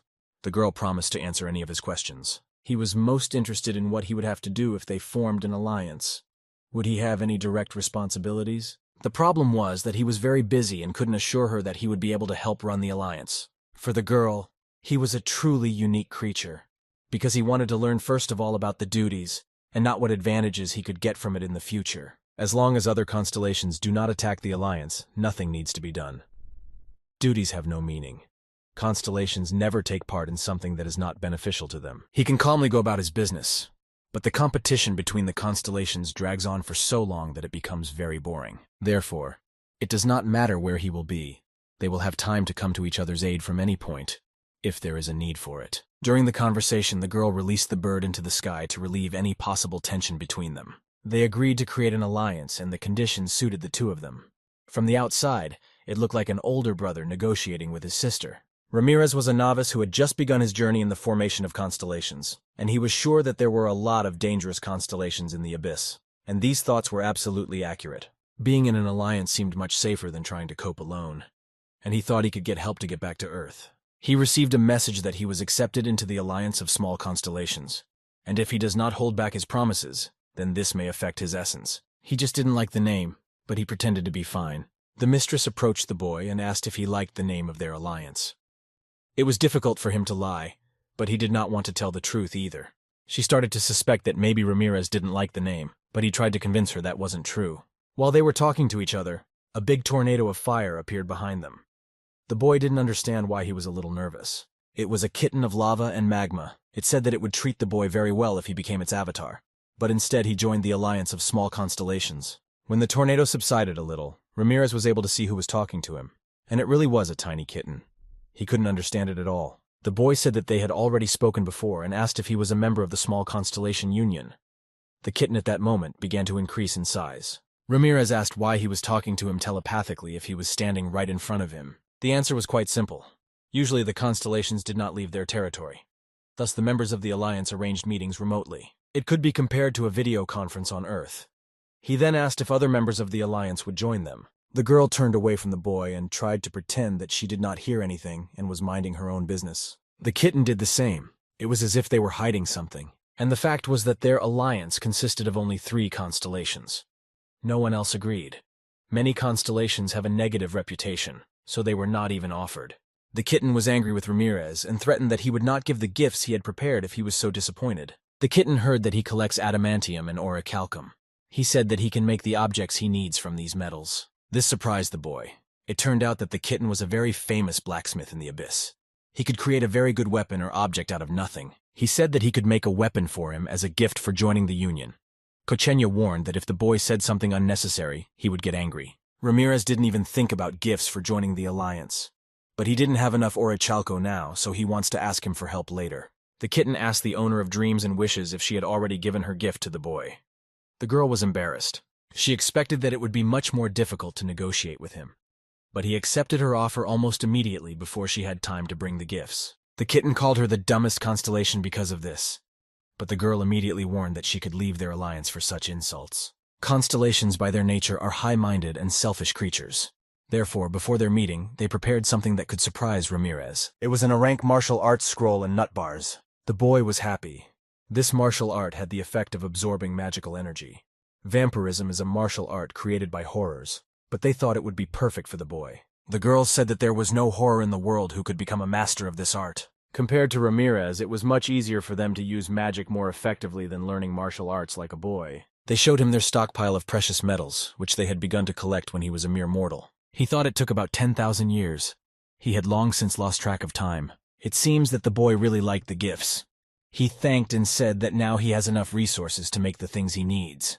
The kitten was ready to go and started asking Ramirez what weapons and armor he wanted. He approached the boy and said that with this amount of resources he could create an epic sword and shield.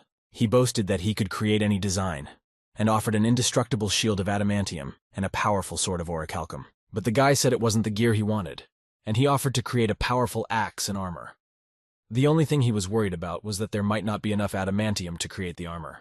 Ramirez added that he also needed kitchen utensils, an adamantium pan and cutting board, and a walnut knife and utensils. The kitten was surprised and asked to answer seriously, because he needs a clear task. But Ramirez was completely serious, and it was clear from his face. Ever since he received his adamantium stone in the abyss, his dream had not changed. He wanted the best kitchen tools that could be used to prepare any ingredient in the abyss. The kitten listened to all the wishes and tells Ramirez. Then he seemed to activate his abilities in order to fulfill the boy's requests. But in reality, he simply fell on his back and decided to pretend to be dead to avoid such a task. He said only 2 words towards Ramirez. He wished him dead and called him a hipster. But still he had no choice and started making objects for him with tears in his eyes. The boy felt as if he was forcing him to do something terrible. But since he promised, he would do his job to the best of his ability, even if he didn't like it. The girl said that it was time to answer his question. He said that he was interested to know what awakening is. It was true. He was an incomplete constellation that had just begun to walk the path of a true constellation. When he defeated Varagoth and reached the rank of master, he saw a message from the world. It said that his world resonance was getting stronger, and the world longed to hear his cry. And Varagoth said at the last moment that he needed to become a constellation. It was definitely not just like that. He was still a man with powerful martial arts, and he needed to take one more step to become a star. The girl tried to convince him that he was a real constellation. There was no such thing as a full constellation or an incomplete constellation. The essence is one. Then he asked why she said he would need to awaken. She meant that he still did not understand that he was a constellation. Even now he thought that he was not finished. Although she could understand his behavior, he was a very special being, even among all the constellations she knew. Ramirez thought that the girl was putting him down because he uses martial arts and doesn't know how to use magic. But in reality, she didn't mean that at all. She gently touched his nose and said that he was mortal, and they rarely become constellations. Ramirez thought that the girl was also special, because she was a monster who became a constellation. But the girl guessed that he might think so. In fact, she was born immediately to the constellations. The power of existence of dreams and desires was released by the horrors and gathered together to create her. This was the true form of the mistress of dreams and desires. From her he could hear the most truthful information. Most of the other constellations were the same. Lord of Blood and Battle, Cat of Lava and Magma. They were constellations from birth. She also added that the fact that he does not fully understand that he is a constellation both surprises and annoys her. Ramirez thought about what the awakening meant as a result, but everything was much simpler than he thought. The girl suggested that he simply accept the fact that he is a real constellation and not return to this question. The boy could not believe that it worked so easily. In his mind, in order to become a star, one must go through a very difficult path of trials. But if you think about his past, it turned out that he had overcome a long way to become a star. The girl thought that Ramirez was surprised that he would not have more difficult trials. He closed his eyes and decided to try to believe that he was a real constellation without any doubt. After that, he seemed to have completely changed and felt how his body was reborn, and the world resonance was activated. His stereotypes and fears began to be destroyed, and the world accepted his cry. As a constellation invincible training master, he could use the power of the constellation. The girl was blinded by the glow that completely covered the room at that moment. In order to become a real constellation, Ramirez first had to believe in it himself. Before their eyes, a new star was opening its eyes in the dark depths of the abyss. The next avatar tried to prove to his star that he was a professional in his field and began to compete with the monster. He dealt a lot of blows to this monster. He used his most effective techniques, but all his attacks made no sense because the armor of this monster was very strong. To defeat him, it was necessary to use a much stronger weapon. While he was preparing for another attack, he received a message that the Constellation Invincible Training Master was following him. The Invincible Master of Training gave him his blessing. This shocked the boy and gave him strength at the same time. He thanked him and the avatar got a second breath. He simply could not disappoint the constellation that followed him. Ramirez had a very strange feeling, as if he always knew how to do it and it was nothing new for him. Using a small amount of his essence power, he could give a great blessing and even send a message. The girl didn't want to spoil his pleasure, but asked why he was communicating with someone else's avatar. He apologized and said that he just wanted to try out his new powers. The girl replied that everything was fine because they were in an alliance, but if it was an avatar from another constellation, then he would have problems. From this moment on, before doing something, he needs to think carefully. Avatars are the most important factor for the existence of the constellation. Any influence on other people's avatars can be considered a provocation. He could get the answer to any question just by thinking about it.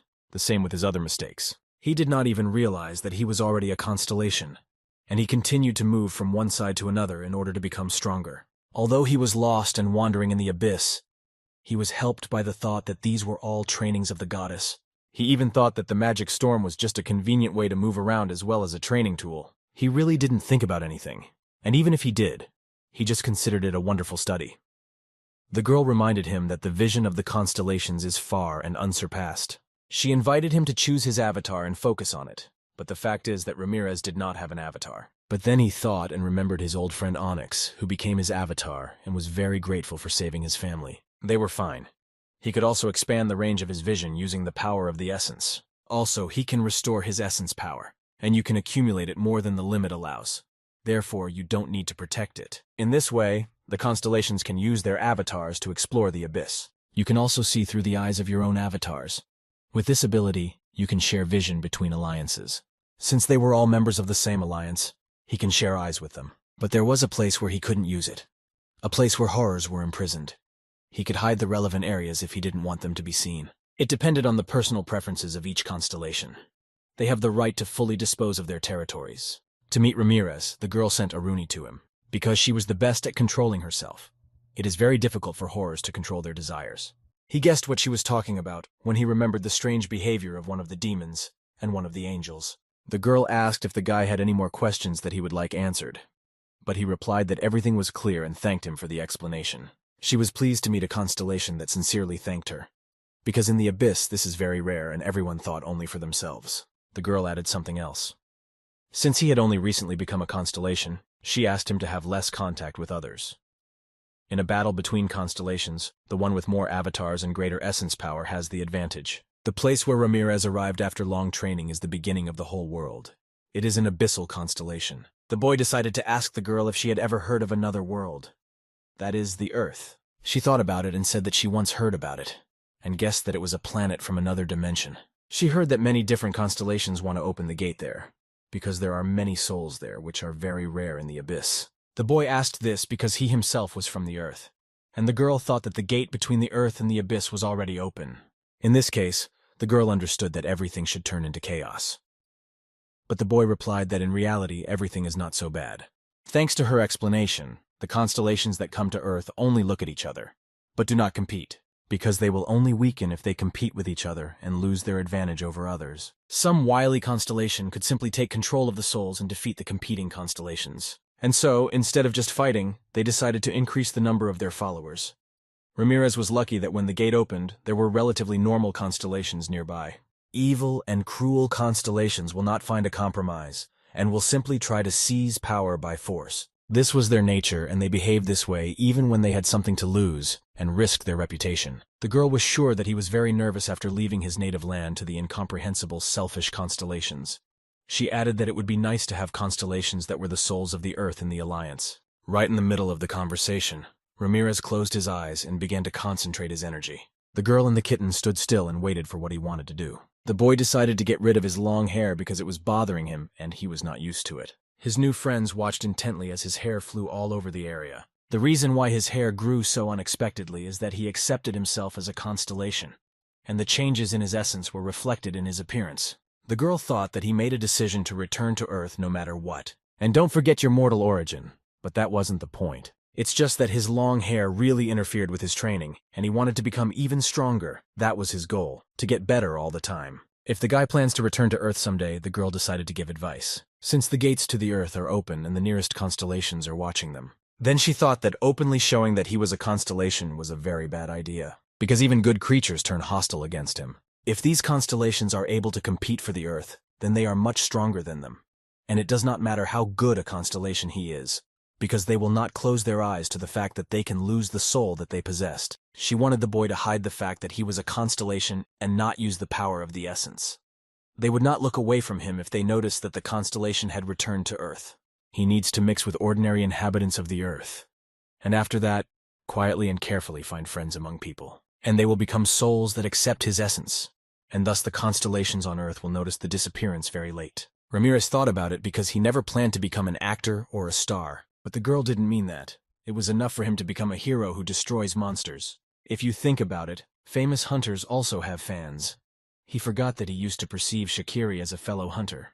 Ramirez then remembered that there was one constellation on Earth that knew of his existence. The girl said that it would be nice if it joined them. It wouldn't hurt them to increase the strength of the alliance. The boy immediately had a lot of questions.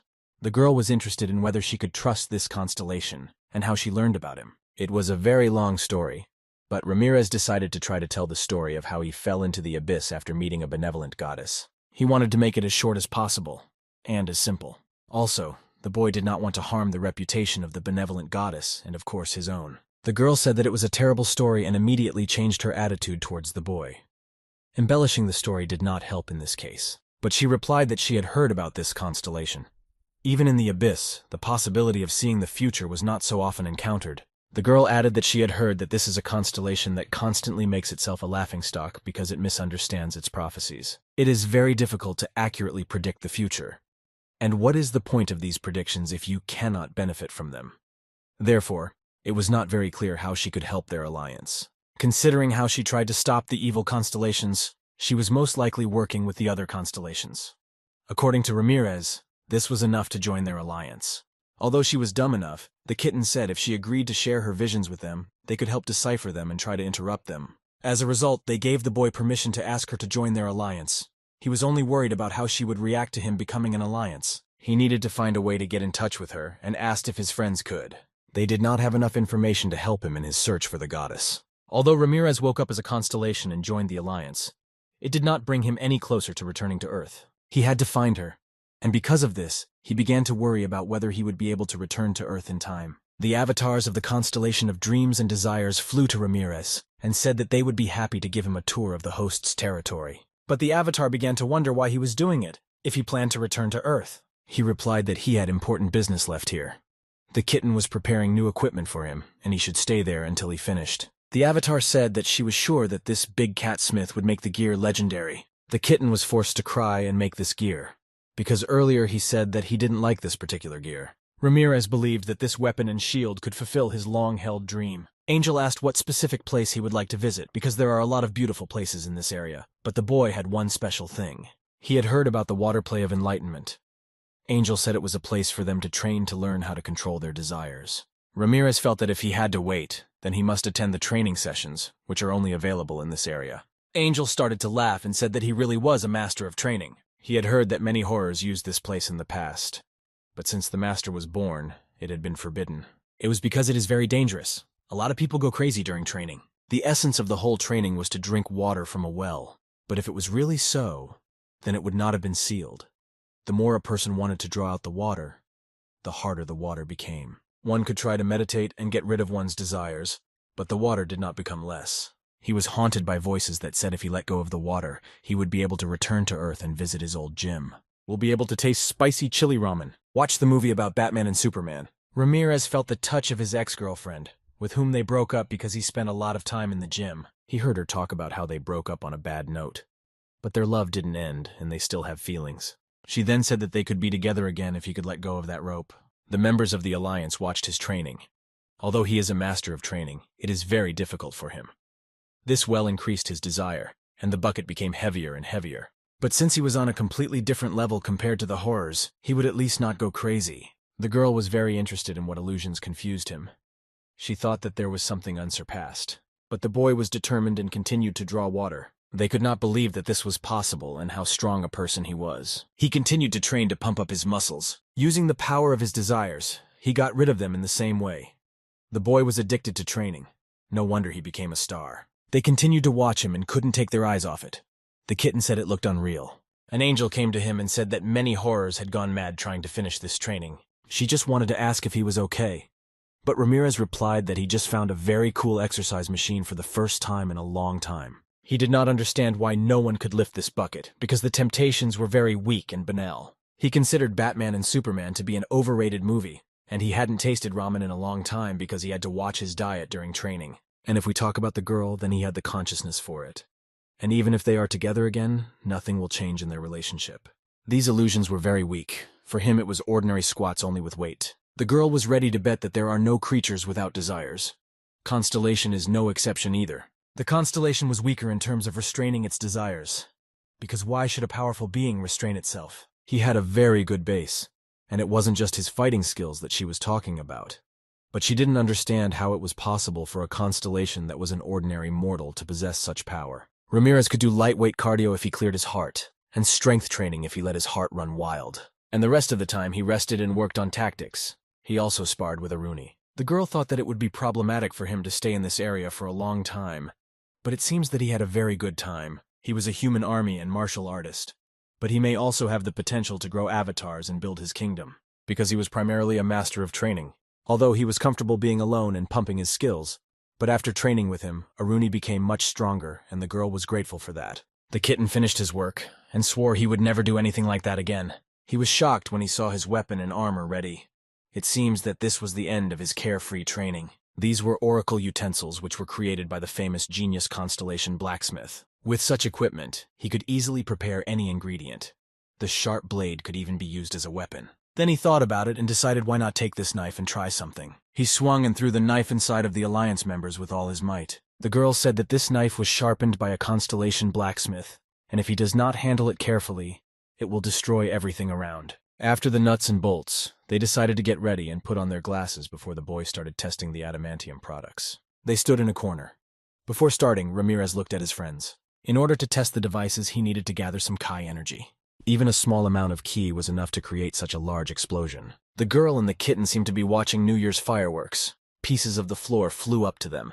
After the explosion, a large cloud of smoke was formed on the territory. After the attack of the materialized ki, not a single scratch appeared on these devices. The kitten began to boast that these devices were stronger than magical armor. Ramirez said that he would like to have more tools, but the kitten replied that it was the problem of the person who provided the materials for the product. The guy said that he had no further comments and sincerely thanked him for the work. Ramirez's short break in the world of horrors was over. Although he was a man when he entered, he left as a constellation. All the avatars begged him to return to their kingdom. They really liked his special recipe dishes. It turned out that the invincible master of training was remembered as a master of cooking. He prepared food for them with the help of new items. One of the dishes was gukbap with hydro. Everyone was surprised where he could get hydra meat to prepare this dish for them. Ramirez asked to call all the avatars because he had a lot of hydra meat, so he cooked almost everything. Aruni began to taste first. The mistress told her that she could run away if she thought that she would not be able to eat it, since the hydra's meat contained deadly poison. Therefore, she could not expose her avatars to such danger. But Aruni was shocked at how delicious it was. This dish warmed her and she felt herself gaining strength. A bunch of avatars also started asking to taste this delicious dish. The horror's obsession with gukbap caused chaos, and the situation could be resolved only after the hostess intervened. He was able to practice cooking and increase his essence power, but he is a little uncomfortable. As a result, the avatars created chaos because of him. He realized that ruling the kingdom was much more difficult than he thought. Ramirez reached the territory of plague and darkness. When he saw her, she looked very suitable for such a constellation. The boy thought maybe he could use some essence power to keep this evil guy from stressing him out. The guy hid his essence from the whole world and disappeared from the visibility zone of other constellations. The world became so quiet and peaceful after that. He couldn't believe that he was being swept away by the flood of messages from the constellations because he couldn't do such a simple action. Ophiuchus ordered all avatars to find an invincible training master, but he warned them not to fight him alone, because they would never be able to defeat him. Ramirez continued on his way and met the avatars of the owner of this territory. One of them said that he had invaded his master's territory and such insolence would not go unpunished, but he was generous. And if he agrees to become his avatar, then the host will forgive Ramirez's disrespect, and he will be able to step over his pride and recognize him as a valuable subordinate. The guy listened to it all the way through and started smiling. It sounded really funny to him. Avatar thought that Ramirez did not understand what was happening and decided to deceive him, but stars like him were very well prepared for such a scenario. The monster began to threaten the boy and said that if he did not accept the proposal of his master, it would end very badly for him, because his master will come and deal with him.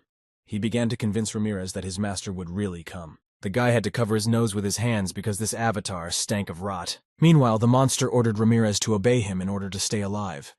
But the boy wanted to see their master. He started calling him himself and asked him not to hide behind his avatars. The boy thought that the monster had run away a long time ago and was calling his master. But he was still around. It was clear from his face that he was afraid. Ramirez forced him to leave and call the head of the territory. Ramirez got into a fighting stance and decided to force him out another way. The skeleton got scared and wanted to run away, but it was too late because the boy started his attack. He started to run, but the blast wave caught up with him and destroyed everything in its path. All that remained of them were piles of bones. In terms of complexity, it was not even comparable to Ramirez's training. The boy demanded that the owner come to him and not hide behind the avatars. All this time, he continued to destroy them. Ramirez said if he didn't come to him, he would be considered a coward because he couldn't even defend his territory. The meaning of such speeches was completely clear. The war between the two constellations was declared. The owner was shocked and asked him to stop. The kitten also thought that this was madness. He had even forgotten that they could follow him. The hostess added that it was irresponsible to call middle-ranked constellations to battle. The kitten, in turn, asked if it was connected with the fact that the messenger tried to deceive him. It was because of something much more important. He started all this in order to return to his origins. The boy began to activate his offensive and defensive abilities. Even after he fell into the abyss, Ramirez was never a force to be reckoned with. Being a weak man, he always struggled with enmity. But what changed after he became a star? Although he himself did not admit this fact, he was always hiding from the older constellations, like the last coward on neutral territory, away from any eyes of the constellations. He has lost the meaning of fighting. Ramirez must follow his own path, but at the same time live as a constellation. The landlady was shocked that he was ready to risk his life and fight the Herald of Plague and Darkness. But the fact that his opponent was a constellation did not change anything. He was ready to compete with anyone. And now Ramirez's wish came true, and the owner of this territory appeared before him to defend it. The boy was very glad that he finally did not have to hide from them, but could take the fight. The hostess was simply crazy about what was going to happen in a few minutes. She was very worried about her new friend. This was a monster of a completely different level, and all his previous opponents would not be able to match him, even if their forces were combined. From this moment on, Ramirez had to act very carefully, because he was unaware of the abilities of this creature. He looked very dangerous, and immediately instilled fear in his enemies. He appeared in front of avatars and those who are doomed to die. His avatars fell to their knees in disgust and said that their lord had heard their prayers. Some of them had never even seen him in person. From them came wishes for longevity, and a request to punish non-believers and those who show disrespect to him. The harbinger of plague and darkness thought that his opponent was much crazier than he expected. For some reason, the constellation was weaker than him, challenged him. The Lord warned the boy that if he loses, he will be completely destroyed. But if he starts this battle and wins, he will get nothing in return.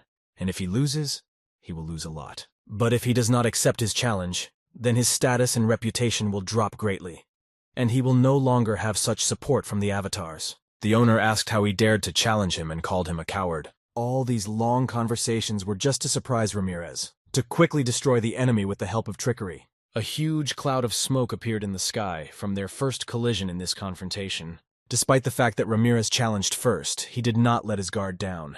This was his first battle against the constellation. The difference in the strength of their existence was very large. Therefore, he must finish him off quickly, using all his strength. Because he understood that if the fight ends, he will definitely lose. And then his new friends will prove to be right. He dodged the blows, and in between he decided to throw a space fist that he had trained for several thousand years. And add some essence power to it as well. The Lord of Plague and Darkness had no choice but to take these blows and feel their full force. He couldn't do anything to Ramirez because he was much more agile. And when he tried to land a punch, he already got it from the guy before. The hostess and the kitten watched this spectacle with open mouths. They definitely did not expect this. From the moment he was born to the constellation, he felt pain for the first time, as if his essence was simply torn apart. Other constellations rarely fought in person. Therefore, they had no experience, and over time their skills and reactions decreased. For him, the boy's technique was something new and unexplored, but he was absolutely sure that it was not magic. Ramirez threw a bunch of punches every minute, since his ki energy did not decrease. The boy realized that his attacks were really working, so he couldn't lose this chance and continued to attack. Ramirez even began to think that maybe the owner started to pretend to be weak, so that he would attack unexpectedly. Hundreds of avatars stood on the ground and watched what was happening in the sky. They prayed for their master. Although it looked like the end of the world, it was very beautiful. The skeletons did not understand how such a miserable constellation dared to oppose their unsurpassed master. Ramirez just hammered this monster into the ground with his powerful punches. He only used one punch, but it was very effective. Therefore, there was no point in using other abilities for now. But no matter how many blows he threw, he could still smell the smell of rot. This only meant that it would be difficult for him to defeat this monster. Ramirez was already preparing for the next blow, but he saw the trembling hand of the Lord of Plague and Darkness. He raised it up and began to shout that he was surrendering. His face no longer had the stern look it had in the beginning. He begged the boy for mercy and accepted that he had completely lost to him and was weaker. But this really surprised the boy, and he did not expect such an act from the constellation. He thought that this was just such a cunning move to lull his vigilance. Therefore he just continued to strike and did not pay attention to his request. The owner received blows and said that he was ready to give him everything. The territory along with his avatars. Anything so that he would stop beating him. The hostess and the kitten just stood there in a misunderstanding, because a few minutes ago they were dissuading Ramirez from starting this battle. The kitten told Ramirez that the constellation was really pretending, because they can't lie when they swear on their lives. But the boy didn't understand why he was pretending to be a constellation. The kitten replied that this happens sometimes. If the constellation is very badly hurt, then it can swear its life and surrender. This time the boy believed. He stopped and no longer continued to beat the Lord of Plague and Darkness and began to smile. This victory greatly increased his strength, and now Ramirez realized that he can fight with anyone. His martial arts even worked on the constellations. Although they all had different levels of strength, it was still very good news. In this territory there were rivers of manure and buildings of rotting tumors. It was a kingdom of plague and darkness. He began to sense every avatar in this area. This was his new kingdom due to his victory over their past ruler. But now he was their king. Ramirez quietly called the Herald of Plague and Darkness because he wanted to tell him something. He said that he wanted to return the kingdom to him. This shocked the ruler. He really doesn't need his kingdom at all. He just needs a king. After these words, Ramirez simply turned and walked away, humming his favorite song. The Herald of Plague and Darkness was still confused. The competition between the constellations was very dangerous. Both sides were at risk. The winner took everything from the loser. This was done in order to prevent a future threat from the loser. Completely erasing the existence of the loser is a common thing. But he spared his life and left him a kingdom with avatars. Although he was happy, he felt a sense of humiliation. He wondered who his new master was and where he came from. The kitten had not yet seen a constellation taken as an avatar. He also believed that it was not worth leaving him the kingdom. But Ramirez didn't care because he wouldn't be able to rule it. The technique he came up with when he was training with Aruni was his greatest find, to get so close to the enemy that he couldn't use magic, and to not give him a chance to use the power of the essence. He understood that he would be able to compete even if he met a constellation that would be much stronger. Ramirez continued on his way and headed for the next constellation. There he was greeted, as usual, not very warmly. The master of this territory did not think that it would come to him, but it seems that he had no sense of fear at all. He said that he will not be defeated as easily as that rotten weakling. He asked to prepare to face his entire kingdom. Ramirez, for fun, decided to listen to him and then began to activate his abilities. The boy said that he was exactly counting on destroying his entire kingdom along with the Lord. After what happened to the Harbinger of Plague and Darkness, they prepared for all possible scenarios. In other words, now Ramirez had to compete with all the avatars of the kingdom and then reach the master. It took him 200 years to destroy all avatars before reaching the master. Each subsequent owner told him almost the same things. They told him that he would not be able to win and offered a compromise. Usually, when he was offered some kind of deal or compromise, he didn't even listen to it to the end. Because he wanted only one thing, to destroy all avatars and their constellations as quickly as possible. The next constellation was of the middle level. The Preacher of Truth said that the other constellations would not leave him alone. This time, a kitten appeared with him, and said that their unbreakable alliance would destroy another constellation. Ramirez appreciated the appearance of the kitten, and was very happy to see him. This time, thanks to the kitten, he was able to win in just 6 hours. It was a record. The kitten and the mistress lay in the sun and did not envy the constellations that stand in the way of Ramirez. She was sorry that she still hadn't found a way for him to return to Earth. But he didn't seem to be in a hurry to do so. He had 2 important rules during his journey.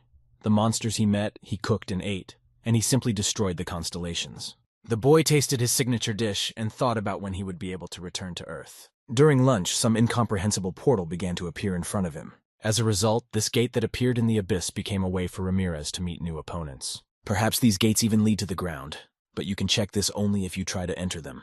The boy could not believe that this time fortune was on his side, and he really teleported to the ground. First, he needed to find at least some people. He saw a village on the horizon, but it didn't look like Korea. But when Ramirez got closer to the village, he could not find a single person. Because there were only goblins there, he assumed that people had disappeared during his absence. Kitten said even though it looked like Earth, it was actually a goblin planet. Ramirez had to meet goblins in dungeons from time to time. He thought that they were ordinary monsters. But contrary to his expectations, they were able to create a real village. Walking through their village, the boy noticed something. Although the goblin kingdom looked like land, it was much closer to the abyss.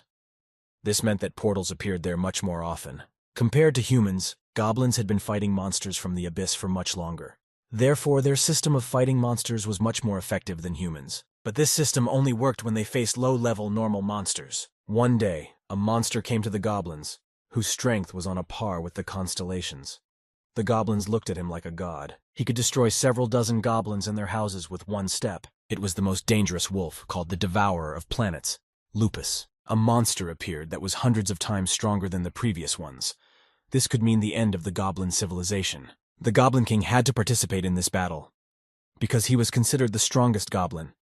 He tried to get closer to him to attack. He had no choice, because if he didn't fight him, he wouldn't be able to look his people in the eye anymore, even if he survived. He wasn't a coward, so he wasn't going to run away from this monster. The goblin understood that this was most likely the end for their kingdom, but it had to leave a scar on him that he would never forget. But he didn't even have time to fly up when he noticed something strange near the monster. It was like lightning that covered the entire body of the monster. He himself did not understand what was happening. Of course it was Ramirez, who expected to surprise all the goblins with his appearance. He had only one chance. In terms of combat power, this monster was comparable to a medium-level constellation. It was not a constellation because its existence was not focused on one thing. He had only one chance to stop him, and he must use it. Otherwise, the fate of this kingdom and his destiny will be clear. He was ready to use all the skills he had learned in battle and in his training.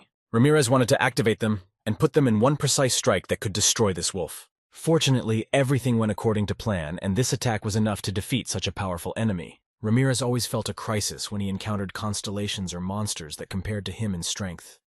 These were powerful beings that ordinary mortals did not dare to face. Because they have a very high pain threshold compared to monsters, Kochenya said that such strong creatures have practically no experience of fighting against their equal opponents. He praised him for the fact that Ramirez used such a strategy. But if he had withstood his last attack a little longer, or had been better prepared, this battle would have lasted for several centuries, and he had several other things in which he was weak. All this time, the goblins were watching him, and waiting for some kind of reaction. No one with him could move after what they saw. He hoped that they would not attack him, especially after seeing his battle against this monster. The boy ran up to them and could not understand what they were going to do, because nothing was clear from their behavior. Since they were silent, he thought that the goblins still wanted to attack him. Therefore, he behaved cautiously. But they fell on their knees before their savior. Their king said that when the other constellations were busy and doing nothing, he was the only one who came to them and helped their people. He was his god and his master now. The goblin bowed to Ramirez and continued to kneel. All the goblins knelt before him, and their king swore allegiance to the boy. Now their kingdom was completely under his control. The power of a constellation increases with the number of souls that worship it. The world resonated with Ramirez. As the goblins rejoiced at their rescue and thanked the boy, his constellation power was increased. His constellation power was awakening, and he gained a new constellation skill, the territory that belongs to an invincible god. Now he has become a medium-rank constellation. The kitten said that he had filled his mind with powerful energy very much. And he added that it would be nice if the same thing happened with the Earth. But the boy said that people will not be so simple, because the Earth is different from this planet, where there are only a few hundred goblins. If he defeats the monster on Earth, he will simply become famous. At least that was the case before he went into the abyss. People are not like goblins. The reality is that they constantly try to destroy and conquer others. There have been many such cases. The Goblin King saw Ramirez leaving and started to catch up with him, and said that they wanted to go with him and fight by his side. The boy remembered that the goblin called him his name, Odaigon. He replied that he was very pleased that he remembered it. Ramirez said that he would be heading into the abyss, and as mortal as he was, it would be very difficult to follow him. But he didn't care.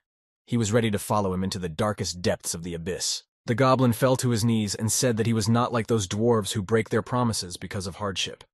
And if he and his people could not repay the rescue, then they would live in great regret. Magical power surrounded the goblin's entire body. Even compared to earthly hunters, he was a powerful force to be reckoned with. Ramirez said that his skills as a sorcerer would be useful to him, but he asked him not to regret leaving. The goblin asked what the master wanted to find in the abyss. The boy answered that he wanted to find a planet called Earth. The most important thing was to arrive there on time. But Ramirez still did not know how far she was from him. This story is about how the human Ramirez became an invincible training master and gained a goblin underling. Odaigon asked how the Lord was going to get rid of the meat that was left. But he couldn't take it with him because the necklace had a limit. The goblin said he could also use space magic. Ramirez didn't understand why he hadn't said that before. While the boy was stacking the meat, Odaigon said that a magical storm was coming and they needed to find shelter. He said he had been waiting for this storm for a long time to move to a long distance. Ramirez spent a lot of time fighting 3 monsters at the same time.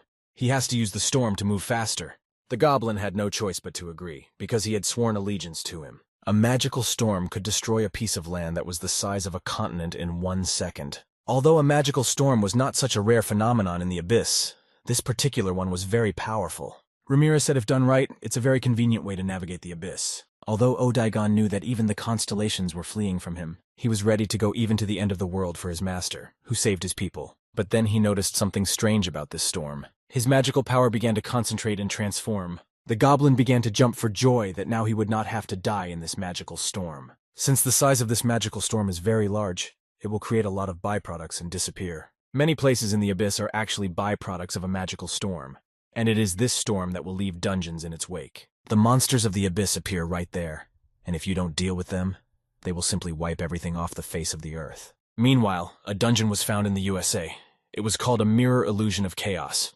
The entrance limit was 10 people. There were 2 weeks and 11 hours left before the monsters came out of it. They had additional information about these monsters. The man didn't like it because it all looked like some devilish thing. People didn't understand since when dungeons, monsters, and constellations started appearing in them. According to the assessment of the federal department, it was a dungeon of rank C. Fortunately, this rank was quite popular, and if a level B hunter appears in it, the danger is significantly reduced. The rewards are quite large. A team of hunters named Hans has received permission for a raid and is on its way. This was not like the games children play. The members of their team expected to meet with monsters. The team of the son of the founder of the Parker Foundation was created. It was a very controversial team. Since the magic and monsters of the abyss penetrated the earth, people's lives have changed a lot. The core of monsters with magical power has become the most ecological way of obtaining energy on Earth. Thanks to the connection of the Earth with the abyss, humanity received a new ecological way of obtaining energy. In addition, other parts of monsters are also very useful. Thanks to all this, the level of biology and other sciences has greatly increased. Against the background of these many opportunities, Parker's fund developed rapidly. The pharmaceutical company, the big industry players are endless.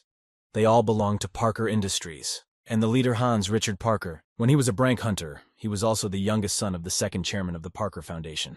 In other words, he was from the 3rd generation of Chable hunters. Their team had already arrived at the place, and they were ready to enter the dungeon. The manager saw that there were 8 people in the team, and 10 could enter the dungeon. Therefore, he asked if they were sure that they wanted to enter like that. But Richard replied that he had already added several people. He saw that one of their team's rookies was literally an E+ level rookie. Richard replied that they had 7 Clevel hunters and he was Blevel. Therefore, there was no need to worry about a captain like him. The boy was sure that even if only 1 crank hunter went with them, they would still be able to clear the dungeon. Their team members were not even asked whether they agreed with him or not. Rank hunters can only use 12 circles of magic at most. They won't even be able to damage crank monsters. In the crank dungeon, the rewards are very large. If they are lucky, they can get items worth tens of millions. Normally, these rewards are not given to rank hunters who have not made a significant contribution to the raid. The bearer hoped for his leader Richard. He told him not to worry and just do his job for which he is paid. He hired him for money and he won't get his reward until they return from the dungeon. A porter was needed to carry their things. As expected, being rich is cool. Time status at 2 weeks, 10 hours, 32 minutes suspended. Dungeon status changed to raid in progress. The manager filled out his paperwork and asked if everyone had entered the dungeon yet. After his words, something very strange began to happen with the dungeon. Everyone thought the monsters would start coming out right now, but that was impossible. The dungeon seemed to come to life and received additional energy. The men thought that it would be better if they were monsters, because now they will all die. With every minute, the dungeon became bigger and bigger. It was simply gigantic. An error occurred while evaluating the rank of the dungeon. It was not a rank C dungeon, but an A rank. But Hans's team has already entered the dungeon and now they are in great danger. But there is no choice anymore because it is already too late and they will not have time to do anything. This was definitely not something that the public services could handle. The team themselves did not yet know that they were in an A-rank dungeon. They were pleased that it was a ruin type and not a swamp type. The manager was ordered to send a report to the dungeon control team. And after he sent the report, there was still a call to the Parker Foundation just in case. But even if they do, it will still be very difficult to save them. The bearer began to scream in fear and began to point somewhere with his finger. There were a lot of monsters and they seemed to never end. It was a whole army. They decided that they needed to find a way out, and Richard ordered a novice to do this task. He had to find it on his own, while they would go in search of the boss. The soldier agreed because it was much more dangerous to look for the boss. Richard ordered to carefully check between the ruins because monsters might jump out unexpectedly. He also gave permission to use amplification magic. There were 2 exits from this dungeon. One was connected to the outside world, and another if you kill the boss who guards the center of the dungeon. In crank dungeons, instead of looking for an exit, it is better to find the boss right away. While the newcomer was looking for a way out, he came across a settlement of monsters among the ruins. In the darkness, only their eyes were visible. The monsters surrounded the entire team, and most likely it was a trap to catch them. But since they thought they were in a clever dungeon, Richard said that their movements would be easy to predict, and they just needed to be ready to start. The fighters expected to meet their serious monsters, or maybe even a boss. This would make their life easier. But these were rank-and-file Frank monsters that didn't compete at all, even for beginners. At first they were afraid of them, but now one of their soldiers could calmly deal with these monsters. He used his fire arrow ability. It destroyed the abominable creature. Even the magic of the second circle will be enough for them. While they were solving the problem with them, new monsters appeared from the other side. One soldier could no longer handle so many monsters, so he needed support. There were more and more of them, and they did not stop attacking. Even in the fire, they continued to move towards them. The team already started to panic, and it seemed to them that there were too many monsters for them. They needed to use the area of effect spell. Richard tried to keep everyone on their toes and give the right orders to destroy the enemy faster. Ghouls ran towards them from all sides. They jumped from the ruins and appeared out of nowhere. The sorcerers had already run out of mana, so they couldn't fend off their attack from a long distance. One of the fighters said that if this continues, they will not be able to hold out for long. At most, they will be able to fire a few arrows, and that will be the end. Richard understood that if they attack only with magic, then they will suffer from a lack of mana, and they will be bored. He decided to do it himself. He activated one of his skills and began to melee monsters. A crank dungeon can be completed when there is at least one crank hunter or higher in the team. With Brank Richard, it was very easy. But this time, no one was having fun. Some even believed that they would not be able to get out of this dungeon alive. Although the monsters were slow, they advanced without stopping. After a while, they filled all the free space around the Hans team. It was simply impossible to escape. At that moment, 2 more creatures moved into the same dungeon. It was Ramirez and Odaigon who entered the portal that was created after the magical storm. The goblin felt dizzy and began to feel nauseous. He asked his master for some time to recover. He started using a nausea spell. Odaigon was surprised that after they had gone through all this and moved through time and space, Ramirez was as calm and collected as possible. That is why he was his master, because he had much more abilities and was more resistant to various phenomena. Odaigon smelled ghoulie nearby, so he decided to check how far they were from them. Magic was really a very handy thing. The goblin was ready to help his master learn the basic skills of magic. Ramirez asked Odaigon to check the perimeter, which he had already flown. The goblin obeyed all his orders, so he immediately flew there. Since Odaigon was an avatar of his master, Ramirez could see everything a goblin could see with his own eyes. The goblin had landed in that spot and needed to check out the spot by the building that was nearby. There were some things lying there. They were very similar to human things. For the goblin, these were completely unknown symbols, so he could not tell his master what was there. If you look closely, you can say that it was used to wrap a special magical weapon. Most likely, this was done by the same tribe that built the temple. The boy continued to observe the surrounding situation through the eyes of his assistant. He told the host that their predictions were true. Because there was a huge ghoulie army there were definitely about several thousand of them. He began to ask the master what they were going to do next. Odaigon said that if his master ordered him, he could kill them with one of his attacks. All of them would be destroyed by the spell of the area of effect of the 7th circle. He could wipe out the miserable ghouls and the temple in one fell swoop. In this way, they will be able to find the boss who is hiding somewhere. Odaigon asked a lot for permission to prove to the master that he is a worthy avatar. If the ghouls began to group, it could mean that they surrounded someone or something. Ramirez asked the goblin to wait because he needed to rescue those trapped. The boy understood that he had gone in search of him a short time ago. There were a lot of ghouls on his way. They must have been chasing someone. Ramirez doesn't even need to use his abilities, because all he had to do was run next to the monsters, and they immediately flew away from him. He guessed that those who were attacked by the ghouls might have helped them reach the ground. While the boy was destroying the monsters, he asked if Odaigon could turn into a thing, because if he appears in front of those who were attacked by the ghouls in this form, then they may have unnecessary questions, because not all goblins in the abyss are as adequate as their people. Moreover, hunters from the earth are used to meeting goblins in the dungeon. Odaigon began to panic and did not want to be considered a monster, but such was the human essence. Therefore, he asked to be transformed into something else. He replied that he could use the magic of the 6th circle for that. After the transformation, Ramirez could not believe that the goblin Odaigon was in front of him. He was a very handsome young man with long white hair. He didn't want to show off, but he was known among the goblins for his beauty. Ramirez said that he looked like a perfect person, and his clothes were like those of a wizard. And the boy added that boys with such long hair are not well liked on Earth, so he needs to be more careful. Ramirez recalled that the landlady asked him to hide his identity when he reached the ground. It was better for him to return to his past appearance. The monsters simply surrounded the hunters and did not allow them to do anything. They wondered what the boss was and where he was hiding. But the goblin admitted that this could not be so. And if he really possessed intelligence, then he would not simply surround them. Maybe sending a lot of monsters is all he can do. There is a possibility that the monsters were controlled not by a powerful sorcerer, but by a monster called Tarun. In the abyss, they were known as the Ghoul Kings. Tarun is a monster that was assembled from thousands of ghouls. Those who see only ghouls and try to find the one who controls them risk suffering from an unexpected attack. That is, due to the fact that they are ghouls. For most, they do not represent a particular danger, at least for those whose skills are at an average level. Hans's hunting team could only find one way out. It was to hide in the nearest building. They carefully distributed and shared the food among themselves so as not to lose a single crumb. Now they only had gloves and shoes left from the food.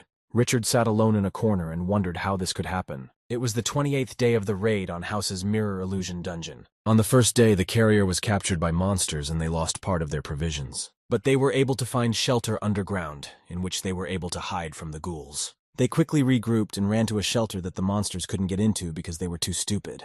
They additionally sealed the passage so they couldn't get in when they were sleeping. The building should have strong enough doors.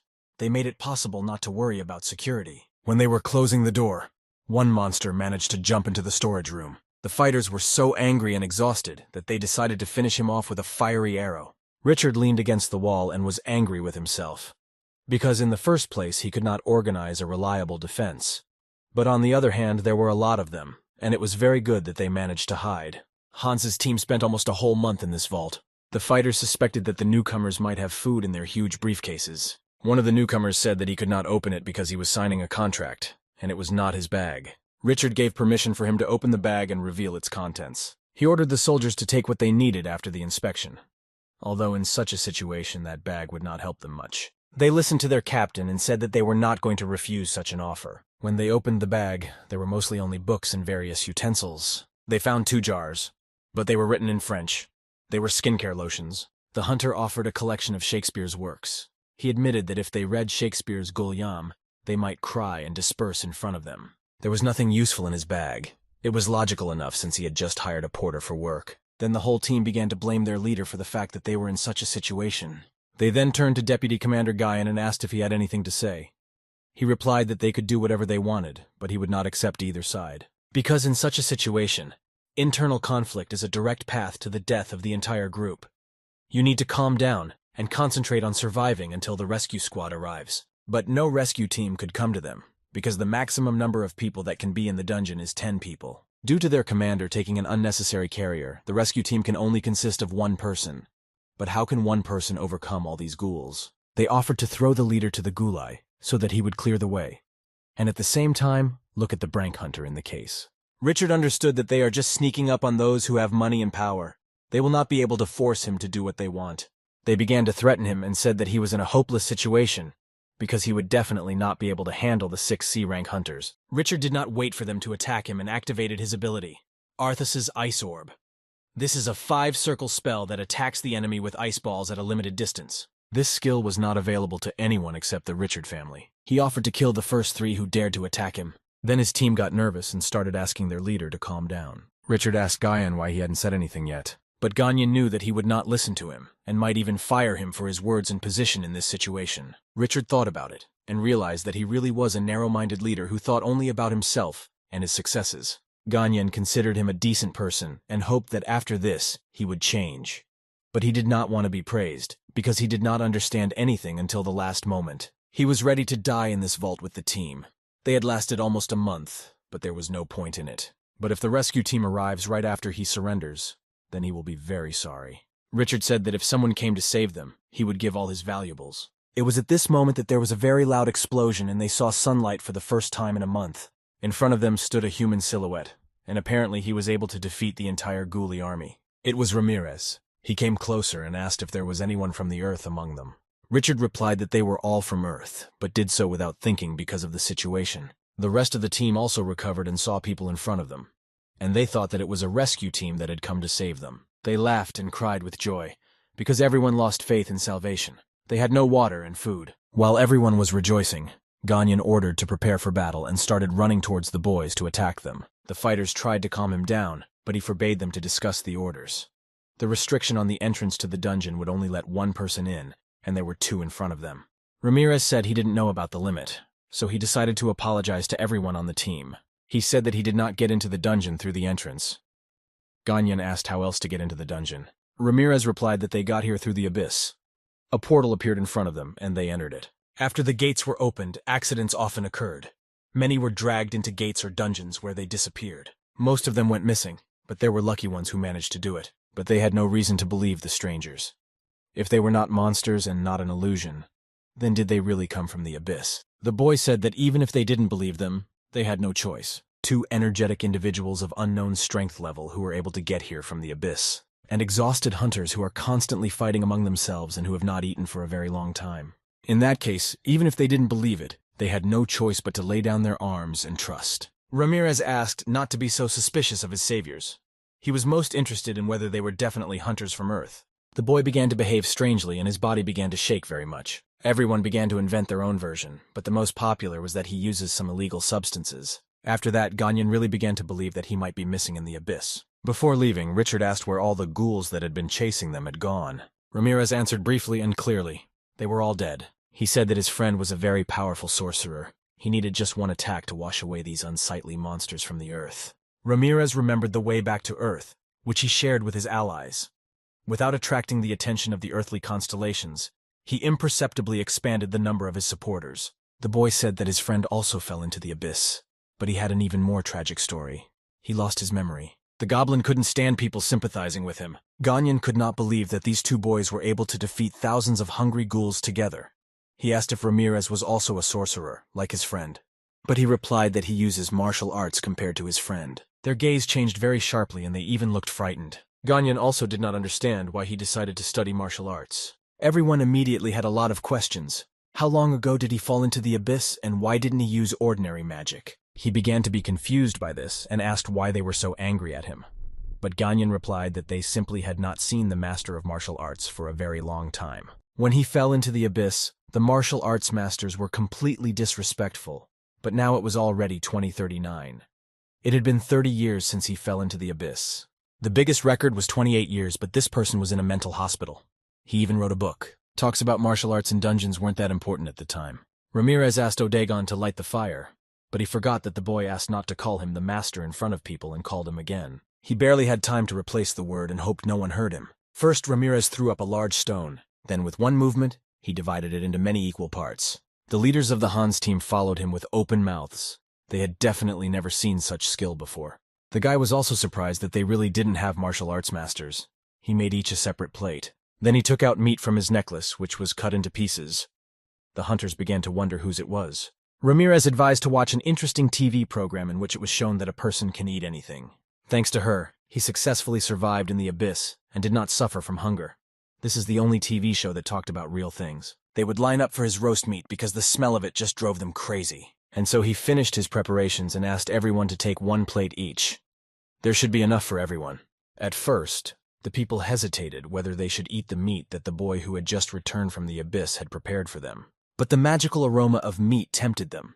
Moreover, they did not eat normal food for about a month. For those who were one step away from starvation during the month, it was a real holiday. Everyone was so hungry that when they were allowed to eat, no one made a sound. The boys did not understand why they were so quiet. Did they understand that they gave them low-grade meat, although the goblin asked to throw it away? It was dry meat with almost no magic, and Odagon believed that such a dish should not be on his master's table. But their team, after such a long period of starvation, took it as a delicacy of the highest quality. Everyone ate the meat and enjoyed its taste, but for some reason Ganyan stopped and thought, although he was also very hungry. It was a very unusual meat. It restored his mana and he felt a great surge of energy in his blood. Usually, when he creates several fire arrows, he collapses from magical hunger. But now he felt as if he could create more than a dozen such arrows.